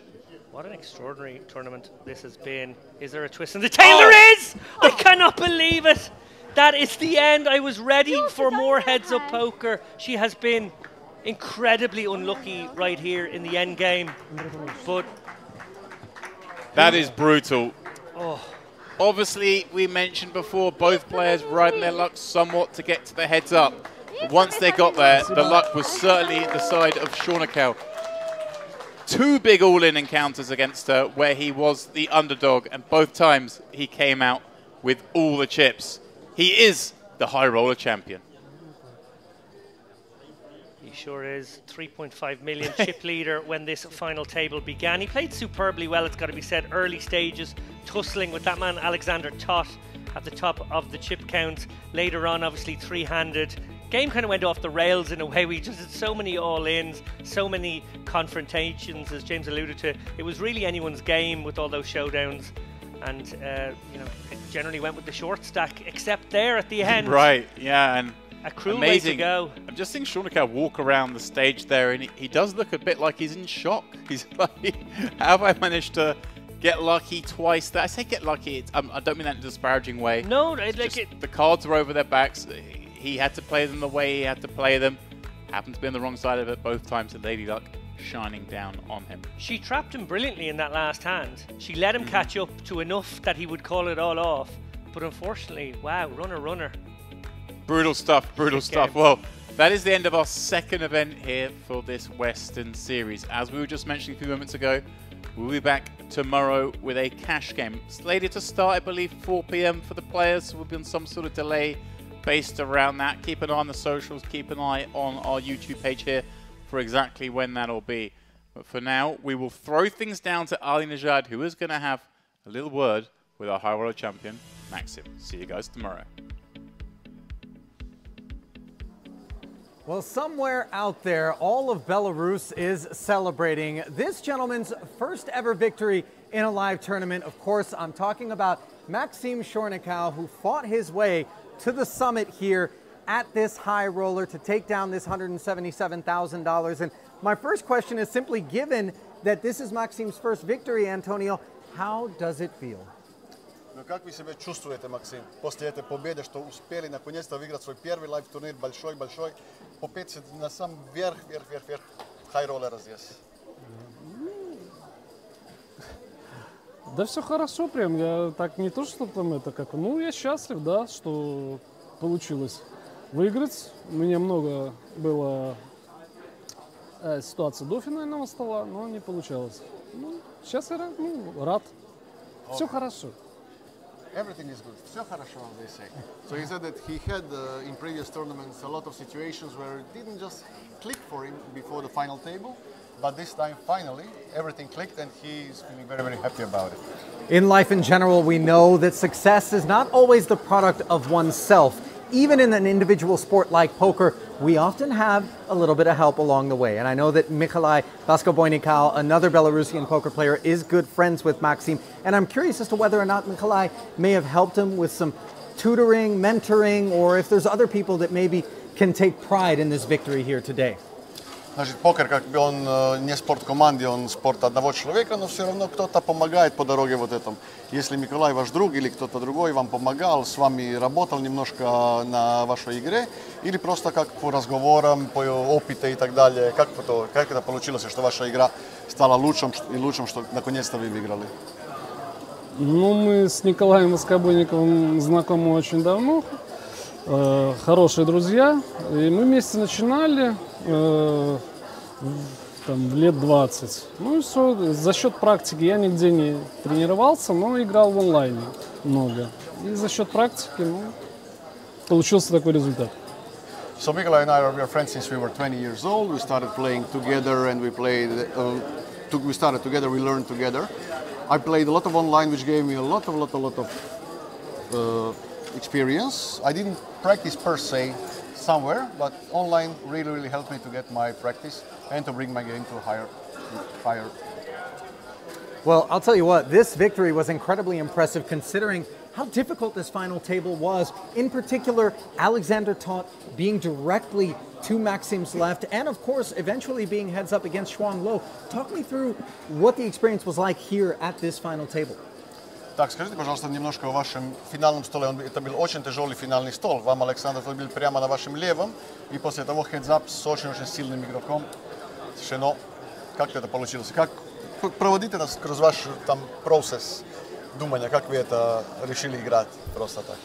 Ну, финальный стол был достаточно сложный. Ну, я зашел чип-лидером, у меня были вариации какие-то. Ну, а хедзап, я раньше, кстати, вот мы вместе начинали с Николаем Воскобойниковым играть в хедзап. Вот, я много тоже играл в хедзап. Ну, все хорошо. Okay, so in the final table I had the privilege to enter the final table as a chip leader, and therefore I was able to bully a little bit the table. I had a little bit of variations up and down and up and down, but when we came to heads up, I actually started playing heads up with Mikhail Voskobonnikov, and I have a lot of experience heads up, so this one came in handy since we started primarily to play heads up. Also, the queen and the 5 on the turn in the river came in handy as well. My very last question, of course, one that I ask everyone, is what keeps Maxim coming back to Merit to play each and every one of these series? And obviously we're proud to have him, but I'm curious what it's been like for him and why he keeps coming back. Okay. Насчет Merit Poker, очень рад, что вы возвращаетесь и все. Но вы расскажите, почему вы так любите Merit Poker, почему вы всегда возвращаетесь, что вы на каждой серии здесь играете? Ну, мне нравится Merit Poker, как для меня это здесь самые лучшие условия созданы для игроков и вообще, ну, чем, например, везде. Ну, мне здесь нравится, я поэтому возвращаюсь и играю каждый раз. I like it here very much. The conditions that they made for the players, both tournament and cash players, are very good, and I can't find them anywhere else, and that's why I keep coming back. I know I can keep coming back.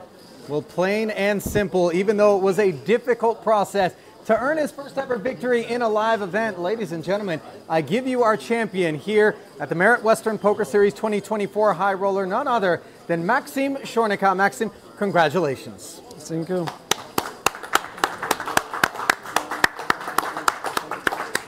Mm-hmm.